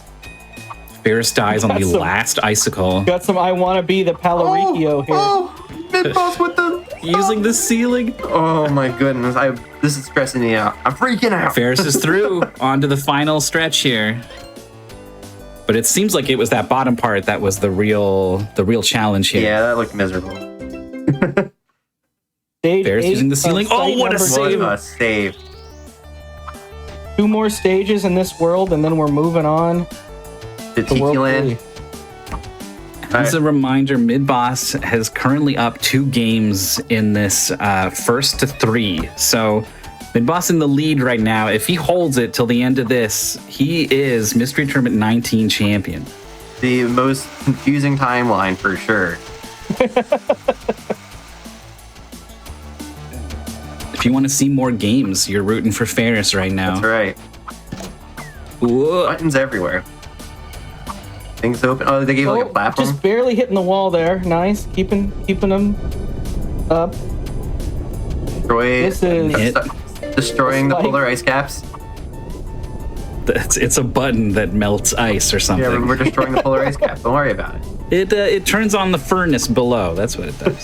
I guess you really are the hot level after all. Oh, Midboss fears the saws. Oh, okay. Well, it had to end eventually, right? It looks like so this is interesting. Ferris, you probably can go over this wall without lowering it. Well, Ferris tried to. And Ferris was very close, but I think probably didn't realize that that's even the goal. And you wouldn't until you hit the button. Potential skip if you're looking to speedrun this game, though. All right, Ferris over the wall, but the saws are so you don't know they're there. You don't get a peek at that part of the level. The screen is not big enough, man. That's my biggest complaint. I can't see where I'm going. Much faster in that section. Once again, making you're up neck quite a and bit of neck. time. Although maybe had struggles with other parts of the level, because going into these levels, this is about the same distance they were apart going into the last one. Perhaps. We got a button. Press the button. I pressed the button. It flips the spikies. You could have just jumped on the ceiling. Yeah. Jump on the ceiling. Don't worry about it. At least you know which way to go after you hit the button. Yeah, that's the most useful thing about the buttons, is that it tells you where to go. What is happening? These cycles are so strange. They're working out. Oh, now they're working out. It's like proximity bait. What? Oh, you have to ride use this one. Yeah, you have to ride it down. You want to go now? You don't want to wait. Oh, now there's spikes. Oh, a little bit of hesitation. Oh, Ferris did the same thing. No. The players do not want to wait for 2 whole cycles. I don't. Midboss trying for the spin shortcut, realizing that that's just not worth it. Nope. Don't want to do this any more times than you actually Ferris have is taking the lead. There we go. But Midboss is right Checkpoints behind. for both players. Midboss didn't hit a wall. All right, we're almost there. I guess the first time Ferris has really been in the lead the whole match. I agree. Well, the whole game. Yeah. It was hard to tell who was in the lead in that first one. Yeah. Stage complete. Hey, stage complete. And complete. You're in. Stage 10. This is all going to come down to World 3, it looks like. Although, maybe World 2's got a little surprise up its sleeve for stage 20. Perhaps. What are we going to call the final world? What is it going to be called? So in stage 210, which is this stage, it's mentioned in the paste bin that there's a breakable wall here. You would just kind of never know that was there. That's good to know. Lame. I was wondering. Yeah. Good to know. Easy to forget that sort of thing, but both players either found it or remembered. So, thank goodness. Watch out for the buzzsaw. I don't know. Some kind of tiki land is World 3. Yeah. Who knows what they're going to call it though? If this is site number 2. Yeah, we had Eastville, site number 2, and then who knows? I don't know what the name. Yeah, right. All right, well, we'll find out because Paris is done. Midboss needs to react with it. Oh no, it killed his momentum. Okay. That's crazy. I thought he still had a whole bunch of speed and was careening towards those also spikes. done. Moving on to World 3. Bakumbala. I missed it. Bakumbala. Bakumbala. Okay. Bakumbala. I like it. Following the little goodies on the jump arc. That background man scared the heck out of me. Where are we going? I thought that background guy was an obstacle. No, he's not. I can't see anything. The end of the level is there, and this part is falling? It looks that way. Do you have to break it down? Good question. Also, look at these dudes. Wait. That look cool, but they made me think they were an object. Like, I thought it was going to die when you touched it. Oh, I see the button. Button knocks down. We need more buttons, if anything. I think what you actually do is you go up above it now that it's fallen slightly. Oh, boring. And down through it. Yeah. Here I thought we were going to get to destroy an ancient article of history. And Palluriko appears to care about that. So this looks like a bonus level or something there? I guess. No, that's the entrance. Thankfully it's... Oh, the entrance. Oh, we knocked it down. Oh, that's adorable. That's adorable. Yeah, they're really taking advantages of their square levels. You're kind of just constantly doing zigzags through these squares. Oh, nice launch from Ferris with a nice adjustment. Is at that second... maybe Whoa, first what was that? Second checkpoint. Oh, it's a jumpy pad. Boing. Break it. Yep. Gotta wait or hit into it? Just wait. I think it's just a cycle. They're trying to be Whoa, swingy thing. Swinging in the breeze. Midboss. Oh, didn't have the dash. There we go. Midboss In has the to waiting wait. section. There's spikes on that thing. I couldn't tell. There's a cool boat in the background. In a pyramid. Well, surprise. I didn't even see that wall. No threat at all, even. Whoa! Boss clears the spikes, so it's going to be right behind Ferris now. So close. We have quite the race here.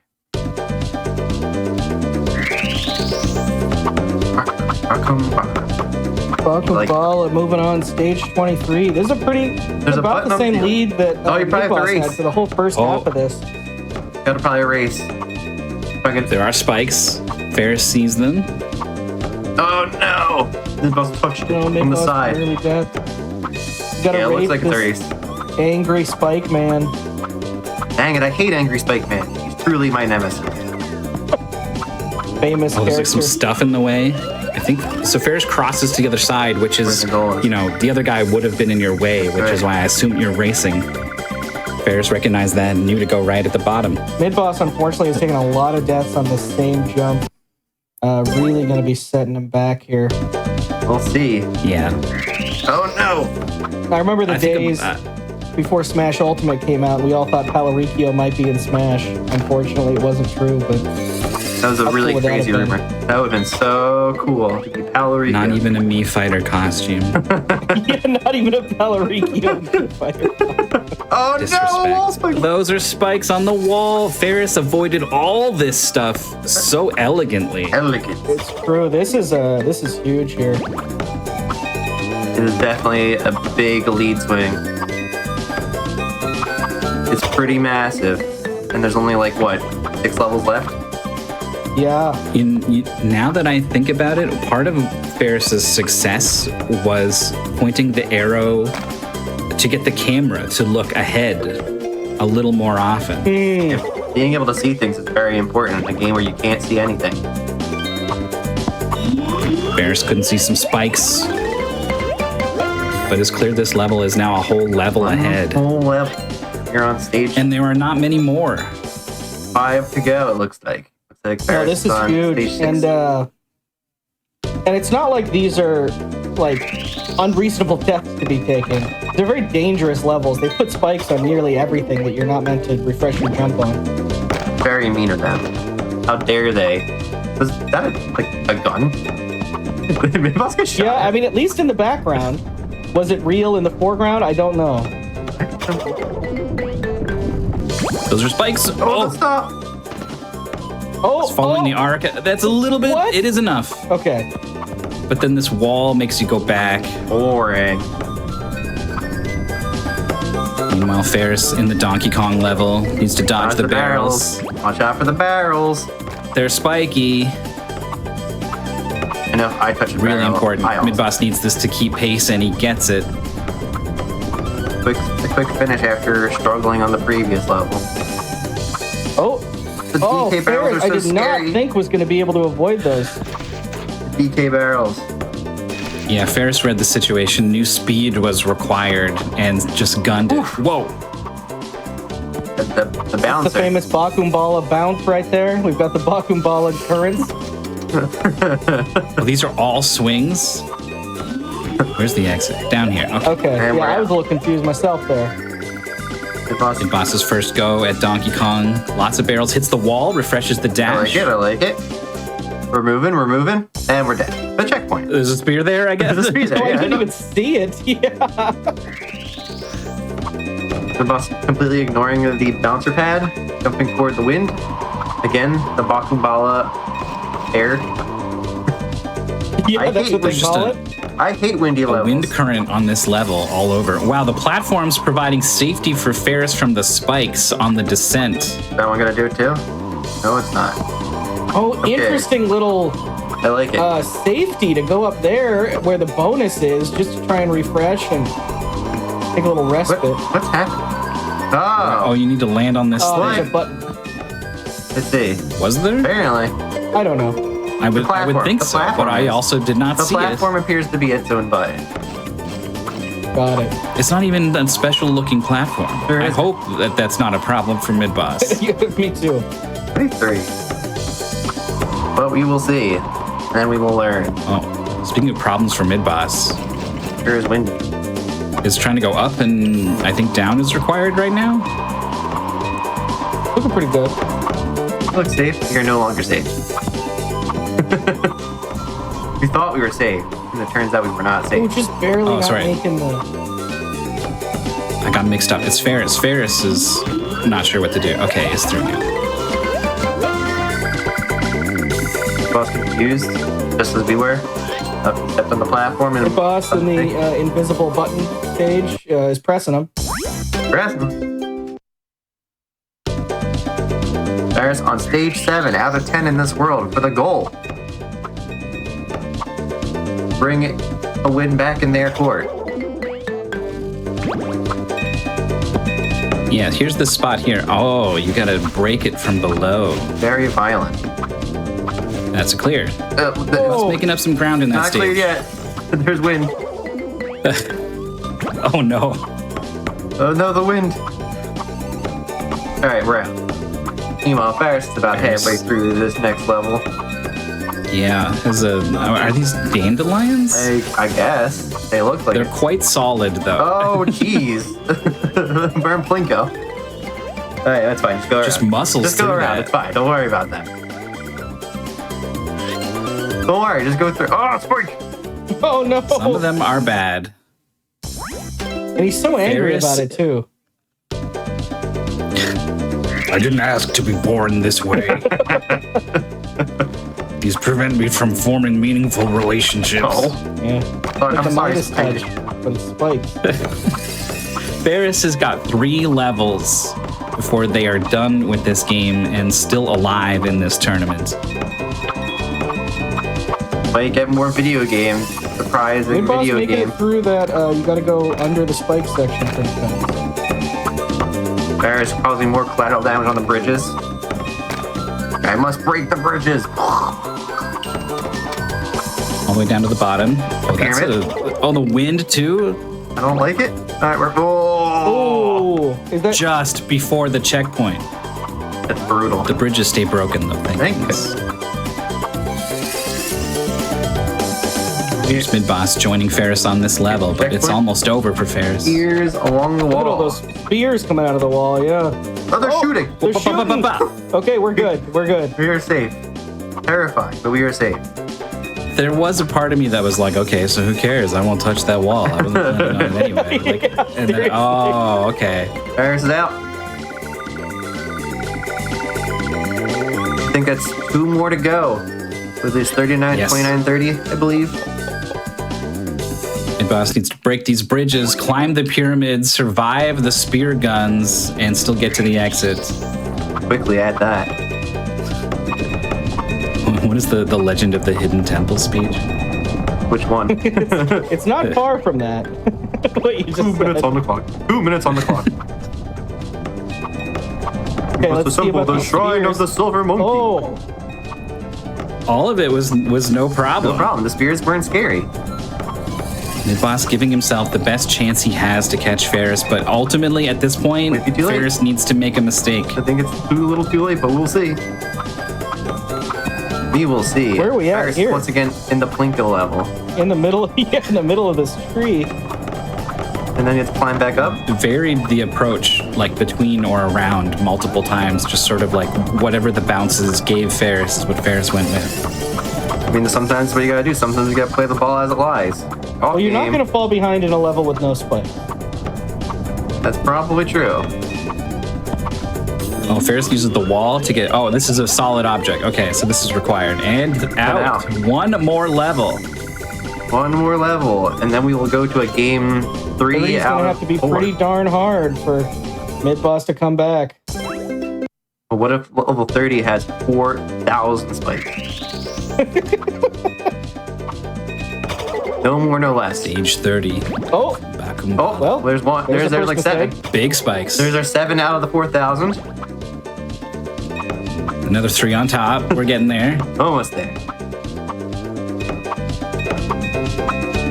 Let's see.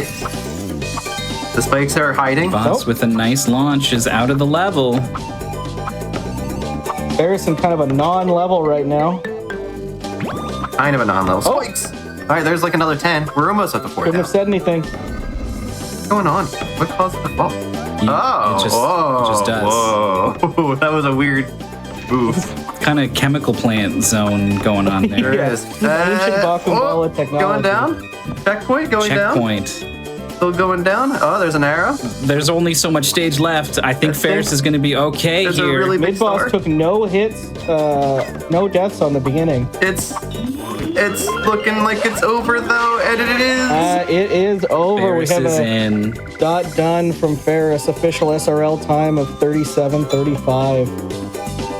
Oh, Midboss close. takes a moment to type the GG. Very close race. Very close races. And we will have more as Ferris goes up to 1-2 now against Midboss. It's still tournament point for our unlikely Wizards finalist. That's so close to the end too. Oh, the spike. The spike. Ooh. That was pretty spot on for a Roblox oof. It just came out just right. Oh, look, get out. Ferris just kind of nailed this, but we're seeing now actually this is pretty tricky. By the way, World 4 is called Palu Prime. High. Palu Prime is World 4. Oh, the ceiling. Space level. Yeah, Palu Prime.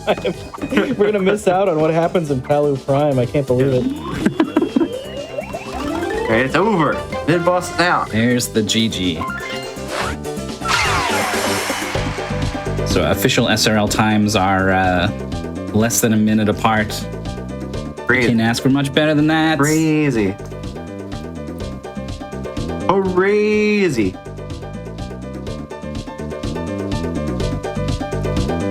I don't know what they're going to play next. I do. Somebody should. Somebody does. Somebody better. It's good that somebody does. Mystery tournament. Nobody knows what's going on. Yeah, that's why it's such a mystery. We don't even know. You show up for your match and someone goes, Sonic? Have either of you played Sonic 3D Blast? No.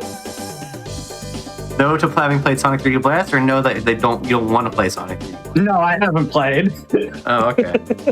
I'm blind to it. Well, you're gonna. Nice. Mystery tournament. I don't think that's a topic. You shouldn't be saying stuff like this because it's like tempting me to be like, maybe we should just play Sonic 3D Blast. But we shouldn't. But like, how crazy would that be? Be like, I don't know. ID decided we were gonna play Sonic 3D Blast, and that's. Well, the rest of the admins have to decide. Like, is that okay? Are we just gonna? Someone just said Sonic 3D Blast, and he just put it. Made a paste bin on air. Gave it to the players. All right. It's not Sonic 3D Blast. It's not everybody. Sonic. It's not 3D Sonic Blast. 3D Blast. As far as I know. And I think, just as like a quick analysis, I think a Sonic 3D Blast probably wouldn't work in MT because you really, it's a game of wandering around in circles, really. You don't really know where you're going until you like walk around the whole place, and then you got to find all the people.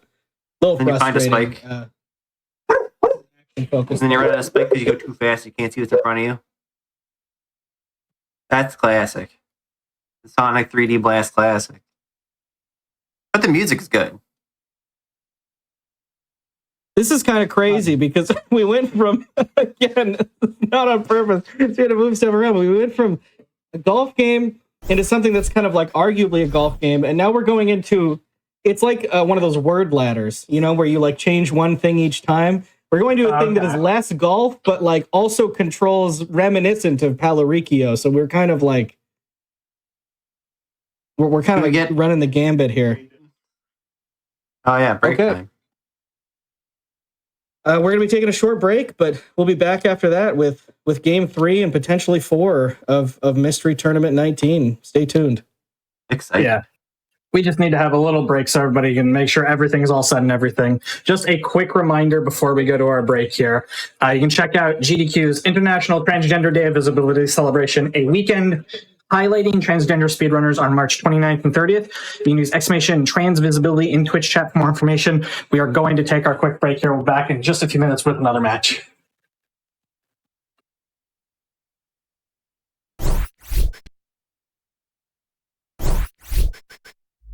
Hello, everybody. Welcome back to the Games Done Quick Hot Picks. This is Mystery Tournament 19 Grand Finals.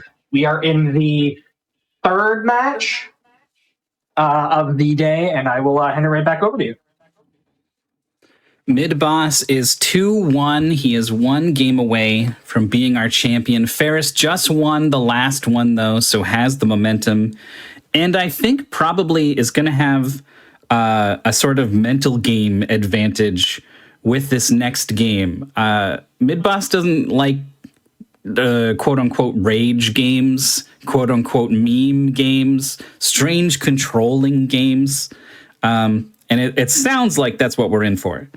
Yeah, I'm the only one here with the actual experience. I'll say it definitely has the DNA of games like that. I found this game to be a little bit more the levels are short. You don't lose a lot of progress all of a sudden. And you have some mitigating controls in order to kind of make it so the weird controls end up a little bit more normalized. So it's on the kinder end of those for sure, as far as to the player. But it's hard to say that it's not one. It is indeed a game that controls weird, and that's kind of the point of it. I launched it. I've been saving this side story, and I think now's a good time to tell it.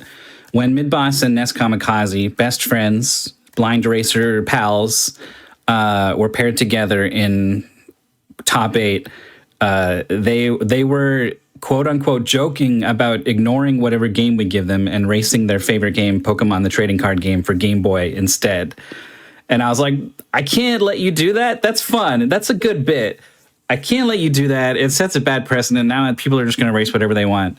And I thought maybe he wouldn't care. I thought it seemed like maybe he would just do it anyway.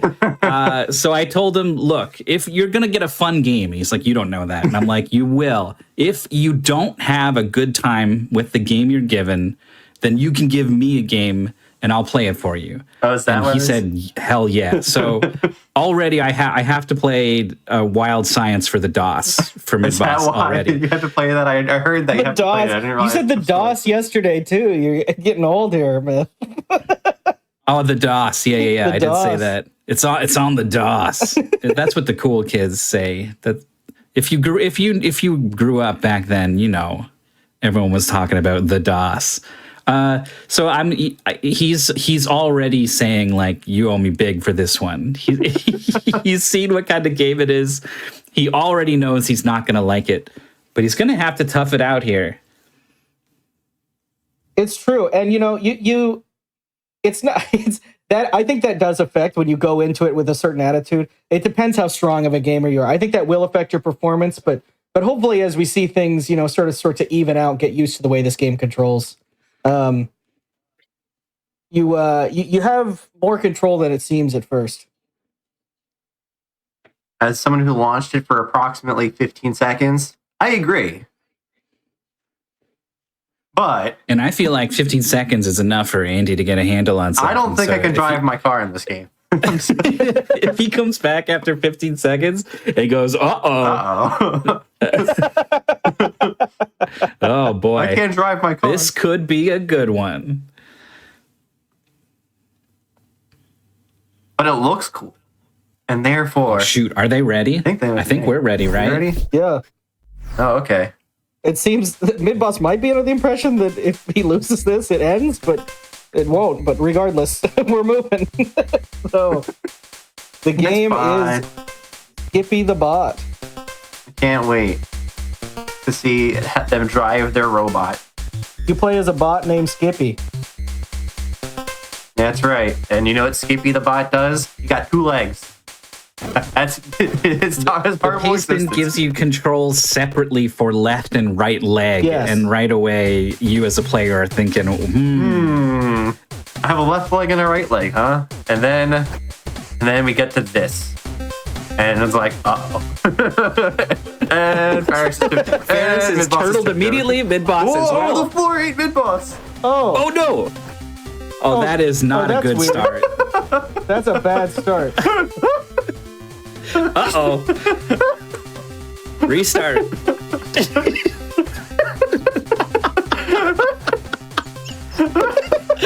Oh, it's not going to be easy for me to be like, no, the game's good, I swear. What is happening? For you now. Ferris, meanwhile, is doing some jumps with the legs, tumbling around. This looks pretty fun when you're just playing it and not when you're competing in front of 1,000 people or whatever. I don't understand what's happening. Midboss has some wacky... Okay, there we go. Oh, there we go. Oh, wow. That's looking like a more normal way to control the game. He actually is right. We'll let that one slide. I love... like a 10-second retime or something. We'll figure that out.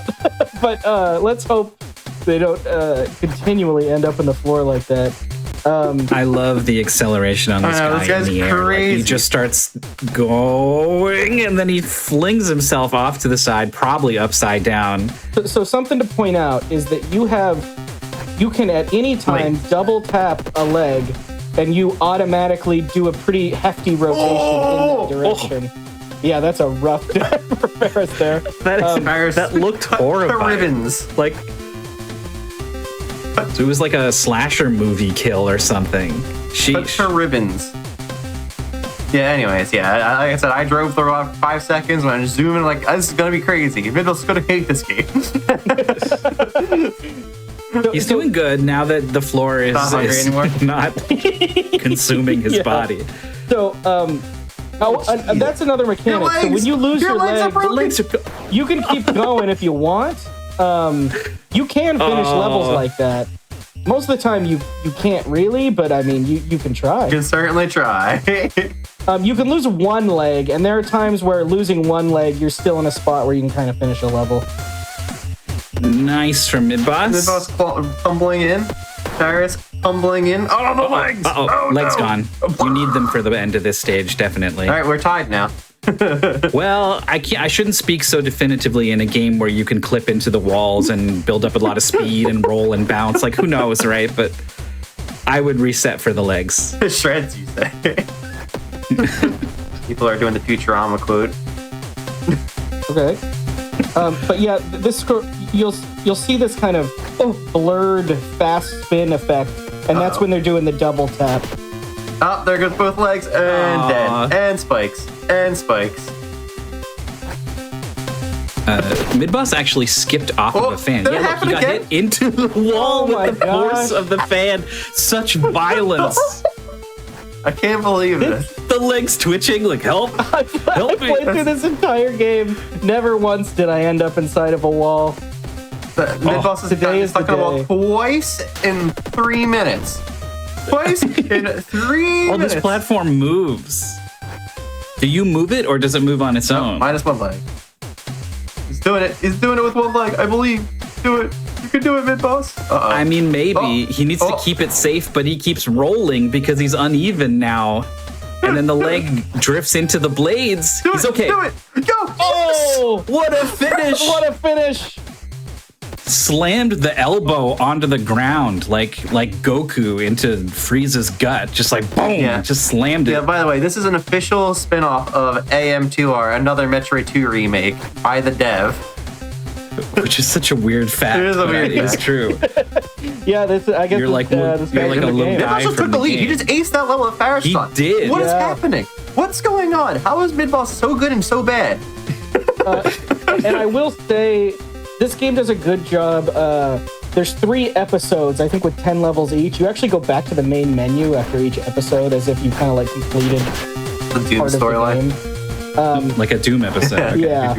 But it does a good job of kind of switching up adding new mechanics. We get some water mechanics later about sinking and things like that.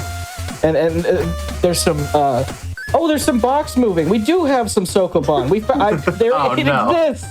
No. Some fantastic finesse from Ferris. Ferris on is this stumbling stage. around. I like it. It's like the opposite of Midboss's approach, right? It's violence versus care. So far, violence is winning. I'm team violence for sure. I would 100% get stuck in the walls like Midboss. I'm sure of it.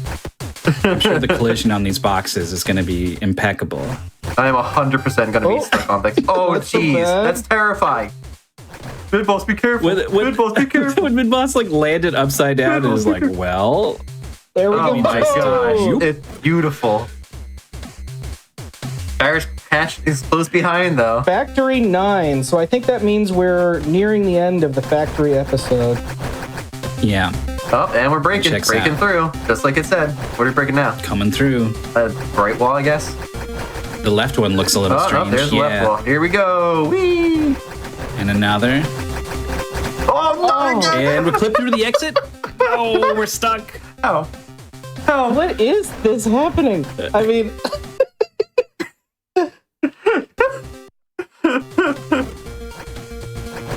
Midboss doesn't care about trying to go as fast as possible. He cares a lot about having fun. And having fun to him means talking about what's happening to him in race chat. So he'll take little pauses to be like, I can't believe what's happening. It's so insane. I have no reason to, like, it's not like it's a console game. I mean, this is, PC, things can happen, but like, it's just surprising that a game this simple can be so different. Oh, Bear's having a lot of trouble with this level. Crazy. The 3 sets of boxes twice. Oh my gosh, nice Midboss with not the enough. Skip? Almost.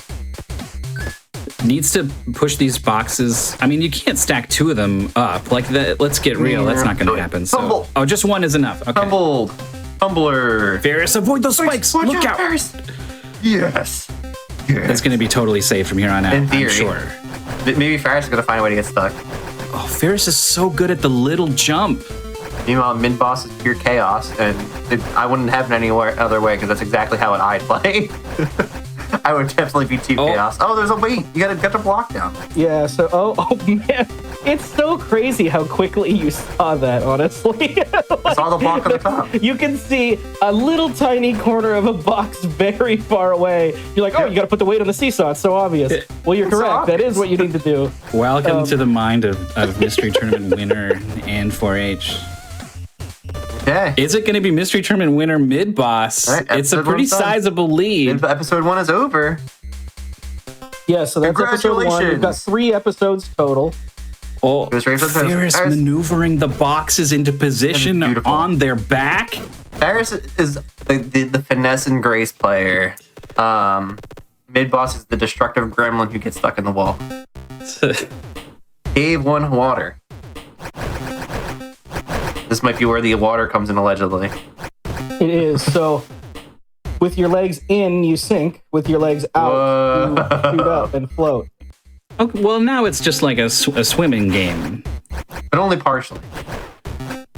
Yeah, so you're going to have to use certain mechanics to kind of shoot yourself out of the water, to navigate. Are those stalactites bad? I need to know. Are those stalactites dangerous?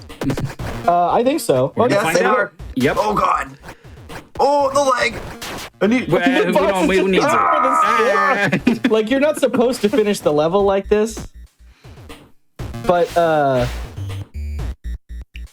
Ferris is knocking the blocks over using the camera. There's a camera feature, by the way. You can scroll the screen. Ferris actually looking. Midboss not. It would be very easy in a game that demands your focus like this to forget about the camera button, but being very heads up there. The weight is off the side of the saw on the right a little bit, so Ferris is kicking down and pushing it down, not getting the jump they need. Come on, you can do it. You can do it. Oh, there's a water jet. I guess that gives you the momentum to go flying. Oh, there he goes. Go. Whoa. One leg, all you need. Okay, and Ferris is in there too. But it's two whole stages behind. Yeah. Right. Although stage 1 was kind of not really short, so but it's true. What is going on with the blocks? Do we need Why this? is the block here? We can't bring it with us, right? It would be so hard to stay on top of it and push it all the way down. I agree, but they're gonna try it. He's gonna try it anyway. Midboss is trying anyway. You might be right. There it goes. Dude, he's so good. I guess maybe this is what you're supposed to do. Yeah, it's not that hard. It's possible. It's so hard. This is the hardest thing I've ever seen. And you do, in fact, need it. You need it to make this very fast. Look at that. The convenient slot for it. You probably could just finagle your way up there, though. Let's be honest. I thought that you could, but really, when you only have one leg touching down, you get very little height. Yeah, it becomes more of a rotate. Could you do a wall jump though with epic gameplay? That's the thing I was thinking. I bet probably. Again, I tried that, and that was because I didn't understand that you were supposed to use the block. So I was just trying to figure out how to finish the stage. I couldn't make it work, but I think if you really, you could potentially make it work. Ferris is doing the one leg clear as well. There it is. Beautiful, beautiful, beautiful. This is a big level. Midboss passed up like 2 or 3 different ways to go on the way here, but this is the end. I saw the goal at the start. Like, it points to the goal at the start. We kind of had an idea he needed to be on the right side. And that's also a level where it kind of gives you the tip to. Oh yeah, we've got these guys. What? We haven't been trying to collect these orbs, but if you do, you might get alligatored. It's an instant they're all death. bait. That's all bait. Ferris very quickly getting the box push on this level. No trouble at all. No, what? Whoa! I guess there was a gator lurking in the platform, and maybe Midboss clipped into it a little bit, and then like That's into what the I think gator happened. immediately. That was the cannonless gator, is what happened. Yeah, right. Whoa! Oh, Whoa! what a stall on the corner with the leg avoids the alligator. Go for this. You know, there's gonna. Is there any sign where they are? Well, it's they're where the diamonds are. The diamonds are in the ground. Okay. Some they're diamonds halfway are in the real. ground. No, I don't see a difference between them. Yeah, Not the diamonds that personally. are real are away from the ground. The ones that are fake are in the floor. I saw it. There's a difference. There we go. Like the ones that are fake are touching the ground. This is why he's here. Anyways, Paris is That now makes also so in this much level. sense. It's very frustrating. You can say that so quickly because that would have been. I mean, it's a helpful thing. Well, Midboss saw it quick too. Now Ferris gets a taste. Delicious. We'll see how quickly Ferris picks up on this. Water. It's going to be important. We have made water and we're gently floating. Oh no, your legs got bit off. What are you gonna do, Ferris? Who needs legs? Probably not, right? Probably. Okay. We need our legs. I like this game a lot. This game amuses me greatly. I love it. I love them. I love them playing it. I think I would also love playing. I think I would like playing it in a non-Mystery Corner finals, preferably. Yes, it's going to be stressful for them for sure. The interesting thing about this, compared to other like rage games, and we have, contrary to perhaps to maybe Midboss belief, I generally won't even accept rage games as a tester. I think most of the time they're just kind of like lame. Like they're full of gotchas and stuff that's just meant to get you. You have pretty good control in this game. I don't know if Midboss can beat this level with one leg, but we're gonna find out. He's trying his best. We're gonna find out. There We're gonna drive it home. Actually, you might be able to. What you have to do here is There's a geyser. There's a geyser. Use the geyser, to push yourself. So you have to hook yourself under the edge on the left. Do it! No! And then at the end, so Midboss has to hook himself on the left, and then then shoot up all at once. Or just do that. Okay, sweet. A fortuitous bounce onto Cave 8. The boulders. This is a fast performance. This is the like a boulder. Yeah, Cave 8 boulders. Paris is that not too far behind. 2 levels behind, I think. Paris is the one where you have to knock the pillars down to make water. I feel like, I guess he doesn't need it. Midboss does not need the boulder after all because he's just too good. Yeah, that one you can get away without. The one later in the level, I think you do need. That's kind of like your tutorial for boulders. We will find out. We're in the water. What is happening? There's this like quick rotate button or something that Midboss is hitting, and I almost never see Ferris hit it. I think you can't really play the game without it. It's pretty necessary. And we're up. Rising tide. Nice care there to not keep spinning or would have rolled off. Only one. Oh, the quick rotate. Ferris only one level. It knocked us off. Ferris only one level back. Has one leg currently. It's going to go ahead and give that a Ferris reset. is on Cave 7 already? Yeah, Cave 7. Wow. Ferris is, Ferris is catch.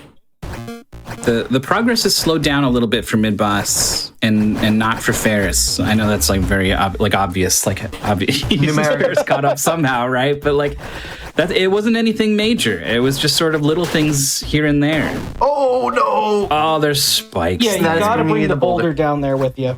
I didn't even see a second boulder. Or does this was the first boulder? Oh, I think you gotta go what the up. start of the level looks like. It's not the first boulder, but you gotta kind of go. Oh, that boulder. Up, yeah. You can see Ferris right and at the Midboss beginning. currently pushing the same boulder. Midboss pushing the boulder. And you see the second one when you come push the first one. Okay. See if Paris can figure out the Sphinx's riddle. If you tuck your legs in, you can squeeze in through there, right? Oh, but you don't want to. Okay. Sure. Midboss wants to. Oh, this is not going to go well. Uh-oh. Not again. Oh no. Maybe if he wasn't upside down, like you can spring off the legs before they break or something, but yeah, he sees those boulders now.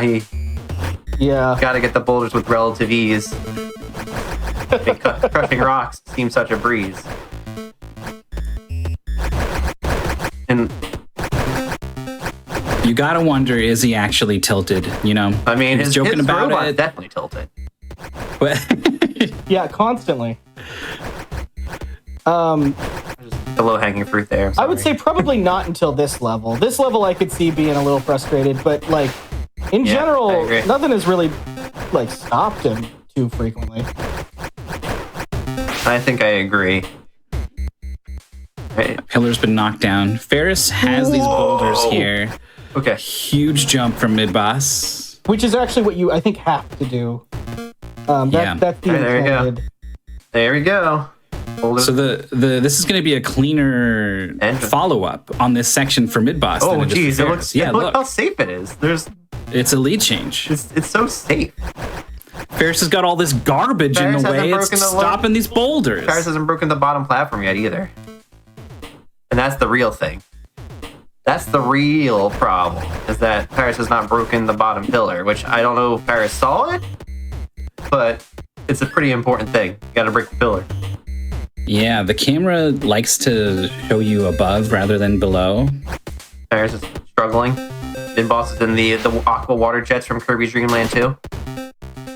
Oh, lost a leg. It's very unclear why this is where you want to be at all right now for Ferris, as I just watched. Like, it doesn't really look like there's a way to break a below platform at all. So yeah, we're definitely in the Kirby's Dream Land 2 water tunnels. This is an important moment. Ferris cannot drop a game here if they want to become Mystery Tournament champion again. Okay, just gives up on it. I hope Ferris sees it this time. Oh no, Midboss! Oh no! Midboss, your body is falling to pieces. Oh no, we're all good. He's going full speed. Pause buffer. Oh, you don't need to. Yeah, it's trying to pause buffer. Camera. Oh, camera, go. Is Midboss okay? Is Midboss okay? What's waiting for us at the end of the stage? Nothing. Good. He's got nothing. The Pyrrhic victory, and here we are on the surface. Game 10, the end of World 2. Got a boulder. Why would we want to plug the water on the right with the boulder? I don't know. We'll find out though, because I think that's what Midboss is going to do, and that's what I would do. I see a boulder, I got to push. It's just the gamer rules. If I see a boulder, I'm pushing. Oh, there's spikes. You have to do it because you can't get down in this water because of the. It blocks an upstream. Yeah. There's munchers. Watch out! Big launch. Munchers. Big launch. The gate's up here. That launch is not easy. You have to really finesse that, and Midboss just like no issues. No issues. One so world to go. Up top. Match point. Mystery Tournament 19. That's number 1, right? 19. Yes, that's 19. The one. Oh no! Ferris. Oh. Okay, Ferris. It was all there. Ferris. The exit was right there. You're in the city. Outer City wall. 1, outer wall. Yeah, we're outside now. What's the mechanic Look at the here? speed Midboss builds up at the start of the level with the quick rotate. But are these bombs? What is that? Is that a bomb? Oh god, it is. A bomb. It's a Look out! Your legs, your body. We're all good. Yeah, we're fine. So the bomb. We're fine. Oh no. The bombs definitely do damage. Not a ton. You can take a bomb or two, but not much more than that. Yeah. You don't get visual. You don't have a health bar. Oh my god. Oh gee. You do have a visual health bar. Those didn't have a thing on. So like your chassis gets a so, little bit cracked if you take damage. I did notice that. So these are the two separate types of bombs. You've got those bombs. Oh jeez. Okay. So you've got bombs that will activate when you touch them, and then you've got barrels that will explode when they get destroyed for any. Oh, so they're explosive still. Okay. Yeah. I see. Okay. Ferris is now at. It's coming. Level 19, level 9 or 19, I guess. Level 19 and 9. Yep. Boulders conquered. Oh, we're fine. A nice spring using the momentum into the exits. Ferris has 9 levels remain. Ferris with only one leg. Can Ferris do it with one leg? Oh, it scraped along the ceiling. It's fine. We're tumbling. Midboss hit these spikes along here. Oh, yeah. There it is. Barrel tumbling down. I think he has to blow up the block. So this is a situation where you have to use an exploding barrel. Oh gosh, he's gonna hurt and himself. The spikes blow it up? Yeah. Oh, Yeah. there it goes. So I think the idea is you're supposed to drop it from above so you don't also get hit, but you know, each their own. Good work. That was a crazy dodge. Oh, they refreshes it. That's good to know. Oh, good. He's kind of need it, probably. Again. No, don't do it. He's going to try to roll. What? Oh. Is this like a mash or something? What is he doing? He's not a mechanic. Screw. I guess what's happening is that Midboss is mashing the button so quickly that it's giving a slight amount of momentum and upside down. Fantastic. Oh, look at this, the shortcut. Oh, Ferris, no legs, but fine. Not dead. On the final ascent. It's fine. It's going to be okay. Ferris is fine. Ferris is fine. Don't worry about it. Ferris is now on the last level of World 2. Midboss threatened to buy the explosive. Doesn't want to blow up. That's not enough, is it? No, and you also have to send another one down. Get this another one done, yeah. Otherwise, you get Instead, it's Midboss going down. Look out. Flipping up. Bonk. He's already dead. Do it. Bonk. it. Kick it. Oh no, the legs are pinching. Look out. Oh, that's perfect. I like waits it. for it. I like Oh, it. wait, too far? That's fine. It's okay. Don't hurt yourself, though. We're good. What's down here? More terrifying things. Bombs. Ferris has blocked the jet. That's is a moving lot of through. bombs. Oh, the launch is not good enough. Remember, Midboss nailed this launch. he's What does Ferris do now? You have to go all the way around and try again? I guess so. Okay. Victory lap for Ferris. So these these are cool fans? mechanics. These Fans? are they're like magnets. They pull in. Oh, and they push pull out. in and push out. I saw. Oh boy. Get ready for the launch. Watch out. Ferris got ate by a thing. Midboss is really not afraid to just hit this rotate button and get some speed. He really no isn't. idea what's over there, but I'm gonna go fast. Go. Finish. Oh, The exit's there. I love it. There we go. Skipped a little bit in that level. And there's another City level 4. with magnets where you can skip nearly the whole thing. I hope that it does. Just fly into the. Oh, there's a death pit.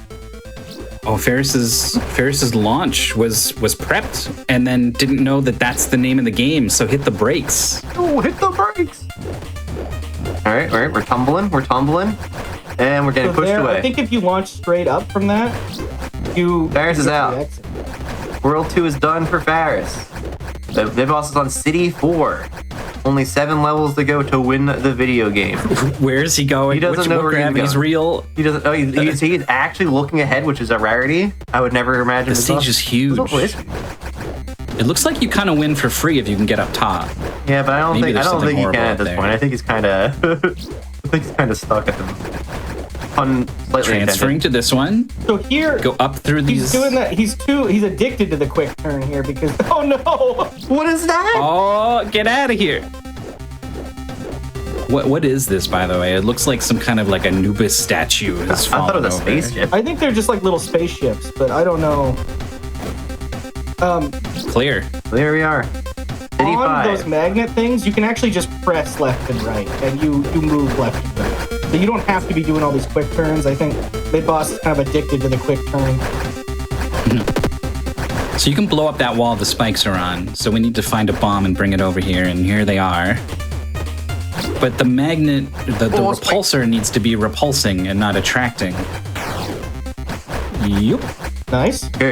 Okay. Almost looked like it was on purpose there. That's crazy. Oh, you have to manipulate the barrel. This goes somewhere to the right. To the right, Maybe? yeah. Oh, I saw blew the up wall. already. I saw the wall to the right. It's definitely to the right. Yep. There it is. Oh god, look out! Watch out. Okay. Looking good. We're cracked, but we're fine. Not dead. Ferris is on. Is this still the first level, or this is the It's the second? second. level? It's the second. It's the first like kind of real level. The repulsor. Landed from one repulsor into another, and it was Jover. Ferris needs to look out. Whoa. Still okay. I like the pushing all the barrels. I just love love the tumbling. Just, Oh, so all three of these things are going to get sent flying. There they go. Midboss jumped too in celebration. It was like a yay! Yeah. All right. Clear for Ferris. City 2. I think honestly a little bit faster than Midboss on level. I believe that is correct. Oh, that was level 1. That was actually. level 1. Yeah, my mistake. They look the same. Oh, watch out! Oh, that looks so scary. It looks so scary. It's fine though, but is it fine? Whoa! Well, it is fine. Look how fine this is. Just like the gentle go. Oh, straight to the exit. Okay, nice. City 6 climb. City 6, 5 levels left. On a game Midboss was sure he would hate and be terrible about. Is he going to take the tournament? After getting stuck in the wall 3 times. Now, and to be clear, one of these things that Myth said may still be true. Midboss might hate this game. That's true. Midboss might hate this game. We do not know. This is a good point. But is pretty good at it. Somewhere. Ferris gliding upside down, getting a look. I can't wait to tell Boney someday that Midboss is possibly going to be a mystery tournament champion. Oh, that would be so good. Cannot believe. Boney, by the way, sort of the originator of Mystery Tournament, the TO, way back in the day, has been a community member the whole time. He's taken a bit of a break.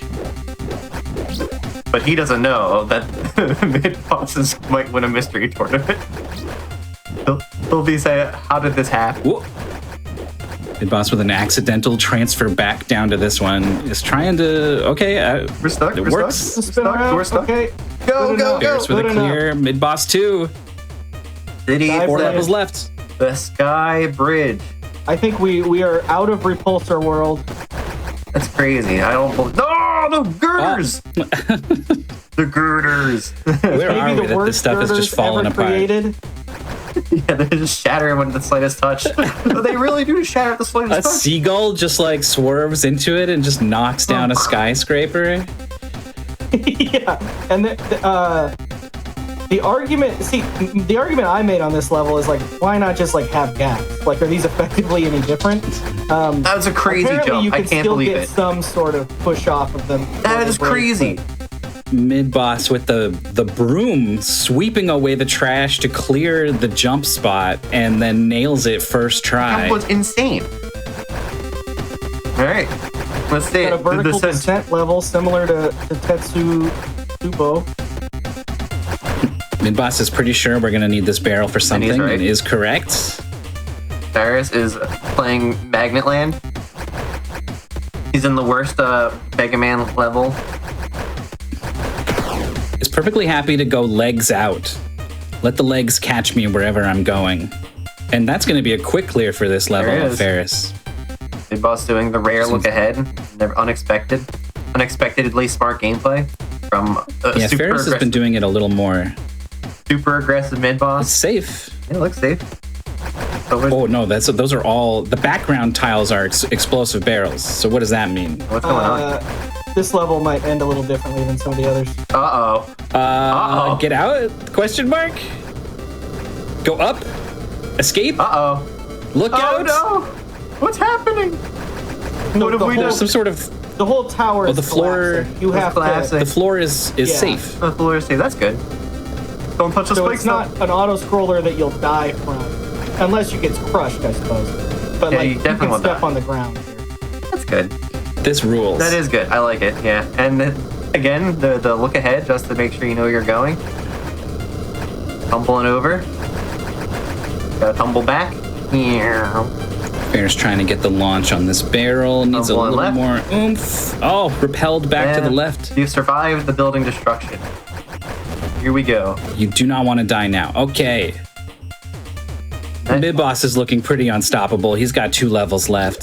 So this is the level I think that I skipped the majority of. I got up to that one without going low, and then just went straight to the exit from there. That's crazy. Oh, Ferris fell at the end. No. No. This is slipping away from Ferris. Midboss is building up momentum to jump Big up. launch. Oh, there's a repulsor. Oh, but it's repulsive. So you need to go like... You can jump just from the right ground time. there to get to it, though. I see. Or you could go the long one. I mean, I think it's what Midboss is doing. But I think he's stuck. I think he's kind of stuck on it at that point. Little triangle's a little bit in his way. Gets a nice rotate, not using the inclined plane there on the right. Oh, the Ferris wheel of death. All repulsors. This place is crazy. The windmills are everywhere. What's happening? Okay, it's gonna switch now. Meow. It up. Ferris is on the climb. Midboss is looking for the goal. It's above. Oh no, he's in the middle. What's happening? No control over your fate when you're just stuck in the middle of 3 different gravitational fields. He's trying to jump. He did not succeed. Went early. Is over. Is down. Right, one more level. This is it. The final level. This could be it. Tilt, perhaps what Midboss is feeling right now. Tilt. That is a hell of a level name. Wow. This level is it's pretty tough. The world tilt. Oh boy. I think it's doing more than tilting. You thought you were the only thing around here that could tilt? Yeah, it's true. Check this out. Farrah's accidentally falling down 2 levels. Oh no. Midboss fell a little bit, but not 2 levels. Go. Oh, just some excellent control. Oh, the building is crumbling more. That's cool. That's a really cool effect, by the way. Like it hangs on the ledge. That's actually a really cool design. So I died in this gap, I think twice. Okay. Boss will not. There we go. 0. Midboss making it we'll over. see. It's tough because your brain compensates. Oh no, it was this gap up here. But your brain compensates for the fact that the game's tilted. But it is tilted. The mechanics wise, you're on an angled platform right now. You don't just have an angled camera. Yeah. So Ferris clears 7, or is on 7. I think it's on 7. Midboss on 10, the final stage. Oh, Ferris slips off. And Midboss not sure where to go even, I think. I've lost it. Trying to make this jump, I don't know if that's possible. You need both legs down, but then the normal force of the slope you're on is going to take you to the left. Geez. Yeah. Oh god, hang on there. Don't fall. It'll be embarrassing and also unfortunate. The legs are freaking out. Knows that if you rotate too fast, you're going to push yourself off. So it's being careful about these rotations. Oh, the launch is no good. Shoot. That's tough. That is so tough. Yeah, that's a long level. That's a long level too. Oh, jeez. It is. It is. What does Andy say about mystery racing? Rule number 1. Read the pace bin and also don't tilt. What? Rule number 2. Don't tilt. Don't tilt. Oh, there it is. And rule number 3. Read the pace bin. I can't believe Also, you have to not tilt in a game where you have to play the level called tilt. That's right. Tragic. Paris is on the second to last level. Paris is catching up. It's definitely still in the cards for Ferris to get the comeback here. All Midboss has to do is get through this stuff. Tumbling. Don't fall in the gap. Tumble. They give you this one first to practice, and then they're like, all right. Let's see can you go another route? Can you go above? You have to go under? It looks so I'd rather can. There, I think if you could get your leg on there. It's really difficult to make that jump, though. I think I would much rather do that. Oh, no. I think was counting on the leg. Went a little early. It's so Ferris looking ahead. We're so close. It's almost over. But can Midboss Yeah, the close it interesting out? thing about read the pacement, of course it's important because we're going to tell you what to play, where to select the level or whatever. In this game, you got to know that when you finish an episode, it goes back to the main menu. But this is the kind of game you can't very easily explain in words. Pacement's not going to help you at this point. You know how to play the game. It's got a leg button, man. Legs. Yeah. Yeah, Ferris is missing a leg. Speaking of legs, Ferris is missing a leg in the descent. Doesn't really. You kind of just roll around through these gaps as they come. But it still makes it a little awkward. I'm concerned about this final section, but I think it'll probably be okay. I also think just sort of effortlessly drifting along like a break dancer doing a head spin or something. Just seems fine. Midboss. Okay, Midboss is going for that. Has fallen and is like, I'll just go for it this way. I think it's possible. There it is. Clear from Ferris. Oh, it's City 9. Oh, Midboss hates that girder. He's going to try to put Destiny in his own hands with this jump. I don't think he can make it. Oh, no. Oh, he's okay. Oh, for the moment. Go. You have to. Go. Okay, he's made it. Through. What's left? I think that's the biggest obstacle. Yeah, I think he has to follow that building. I can't believe he didn't look down at Yeah, the right? stuff down there. Oh, he's Big going. launch. I don't like it. Oh, I don't like he it. scouted out where he's going to land with a big jump and was like, I only need to know what's over there because that's where I'm going. Go. He's almost there. Please. I love the confidence, too. Go. It's right there. That's the end. No. There's no spikes or anything. Please. Your mystery tournament 19 champion, Midboss. Incredible. What a turn of events. Midboss champion of Mystery Tournament 19. Dear Boney, today, Mystery Tournament champion Midboss. I mean, everyone played so well. Dear Boney, things have changed since you left. Ferris approaching the end. I loved Ferris's finesse. There were so many moments where I was just impressed with the control Ferris had.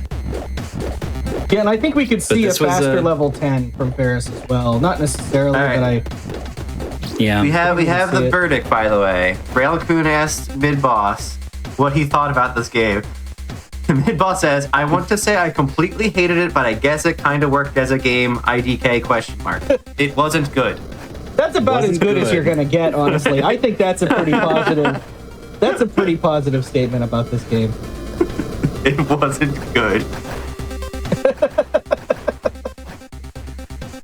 we take those.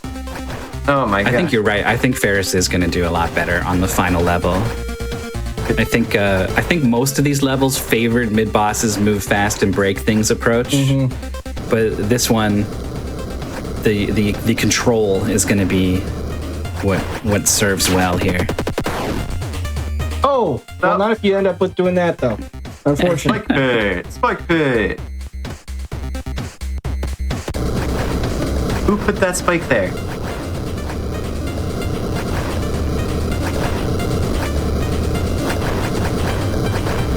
Man, I can't believe it. We have history. I know. Midboss won't be doing an interview today, but and I want to watch Ferris finish this for sure. But while we're watching Ferris finish it up, just want to say a thank you to everybody who helped so much with Mystery Tournament, all of our testers, all of our commentators, all of our streamers. Special shout out to Maurice, who you heard on commentary yesterday, who created all the stuff we use for restreaming. It's pretty involved, and it's like just about the easiest setup that could possibly exist.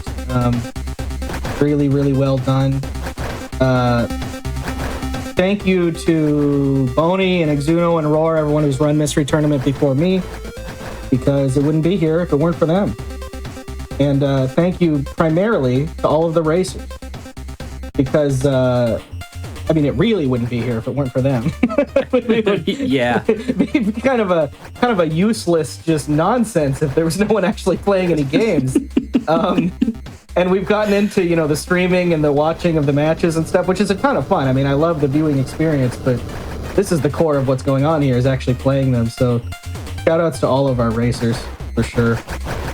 Yeah, not just our top 8 players today, but everyone who comes along and puts on the gloves, suits up, grabs the controller, makes it happen out there. Oh, that's something I want to mention. Exuno saying in chat, submitters. We haven't talked a lot about this. The way that we get the games, we talked about how we have to test them. The way we get them is just the people in the tournament are like, hey, you should play this.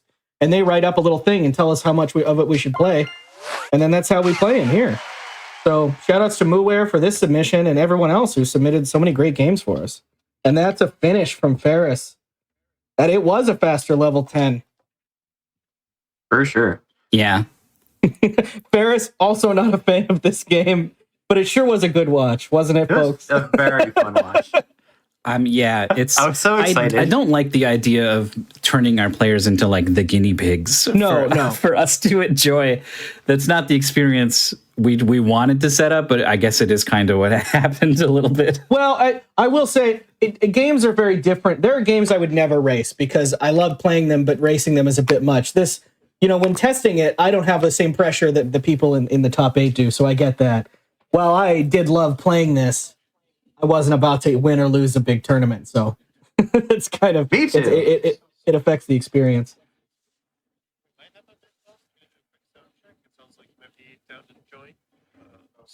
Okay, so we might be hearing from Midboss. Oh, great. Surprise.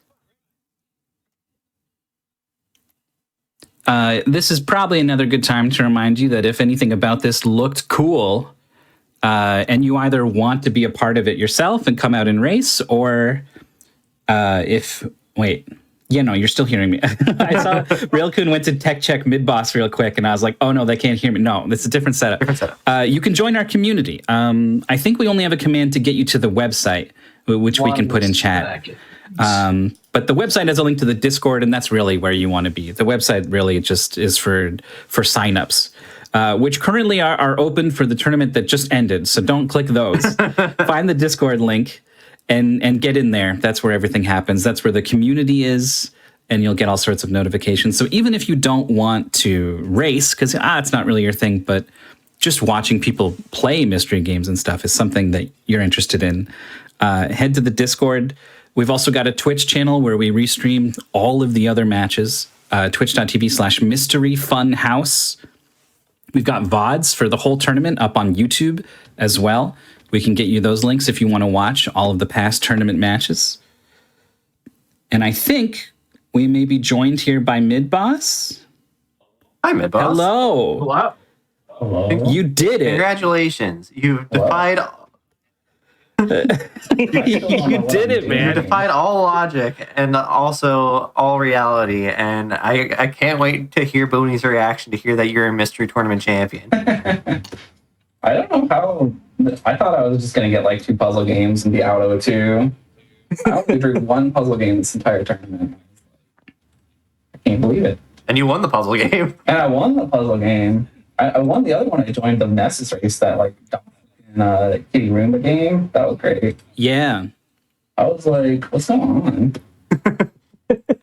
I think what happened is you played like 1,000 different games with Ness instead of doing the tournament, and it's like Goku in the hyperbolic time chamber. You just got better at games. I don't know, man. I just got lucky. There's definitely a little bit of luck. I mean, it's a chaotic thing we run here. Well, you won your puzzle game today, the robot Detour. Yeah, that game was hard. I was struggling. It's hard. I left those 2 levels to go back to later, so I was like, I don't know what I'm doing. That was such a good play. I'm such a big fan of skip the level you're stuck on, because when you went back, they were nothing. Yeah, that first one was like free. It was like 15 seconds and I was out of there. You start to improve. We had a lot of games this tournament where you kind of start as like a real novice and improve quickly. This was one of them, the one you just played, where at the beginning you really have basically no control. By the end, you have some. I couldn't flip my robot over. Oh my god, getting on your feet was so hard. There was both of you had moments where you were just like upside down, just scooting along on your head and just sort of making it happen that way. Yeah. Well, and it's weird. I don't know if I explained it well enough. The way you do the quick rotate is a double tap, but you can kind of do it faster or slower and you turn less, but I don't really know. You can't like double tap softer. I don't really know what mechanism is making it go faster or slower, but I think it's how fast you double tap. Okay. Like I think a slow double tap spins different than a fast double tap. So I feel like when I do it really fast, it was like really jittery and like I wouldn't flip myself over. It was weird. Maybe your double taps were faster than anyone else's, and that's how you got stuck in the floor a couple times. I started the game and I just got yeeted into the floor, and I was like, "What is going on?" I was like, "What a good first impression." I never ended up on the floor in this game. I don't know what you were doing. You were doing it right, apparently. And then that box beat me into a floor. I was just like, yeah. Equal parts bafflement and bemusement from tester and tournament organizer, Internet Dirigible, watching you just get Sitting here slammed scratching into my the head. geometry. Like, I don't want to have to call It this. didn't I'm running out happen of to any games. of us.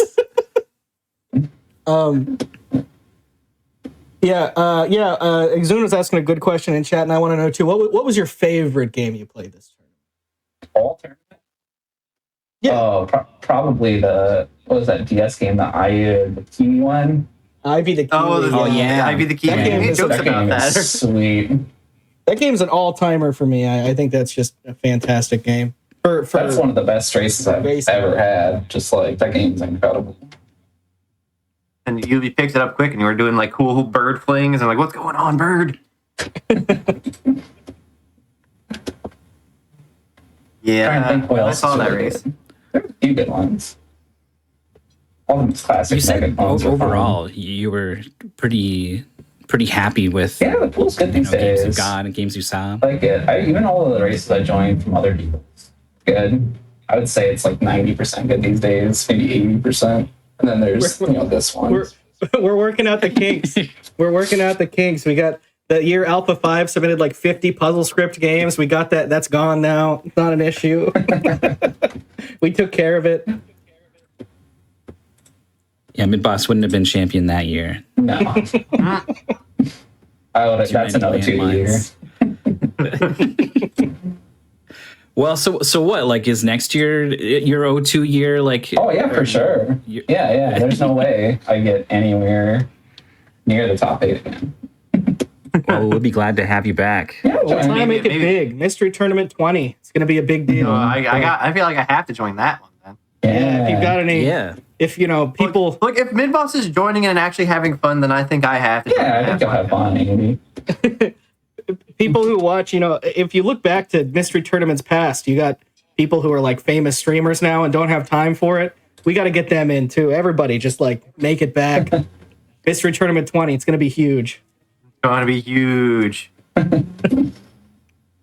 We'll take like 5 months to finish. We could probably trick Cranked and Jorf back into it if it's 20. Exactly. We'll get them all. I don't know about Jorf. I don't know about Probably Cranked it. but possibly Cranked. If it's 20 and I join and say you should join too because it's the 20th one, maybe it'll work. Yeah, Darkman, Boney. We got to get Blecky back. We got to get everybody. If Blecky joins, I will blow my mind. That'd be great. You think he's washed up? He still beat all of UFO 50. I bet he's still incredible. I also think he's still really good. Blanky showed up and watched a race or two, and one of them was like kind of a puzzly game, and it was like saying stuff in the chat that was like immediate solving of stuff. I don't think Blecky's washed up. Well, that's our tournament. It says please no. All right. We're dragging him in. Please no. Or and now I think we'll drag ourselves off this stage. It was a fun time. Mystery Tournament 19 thanks for hosting. comes to a close. Thanks for hosting. Thanks for having me Thanks for for putting finals it again. together. I'm so glad I Shout got outs to be to a everyone, commentator. all the racers, everybody, all the commentators. I'm so glad I get to fun. commentate for grand finals and have fun and be a clown and everyone just laughs at me. Great Shout outs fun. to Angie for sitting behind me all day cheering me on. Nice. Yeah, thank you so much. A lot of people are required to make this happen, right? We already went over some game submitters, testers, moderators, admins, broadcasters, commentators, players, of course. But also thank you, everyone, for watching. Congratulations once again to our tournament champion, Midboss. Until next time.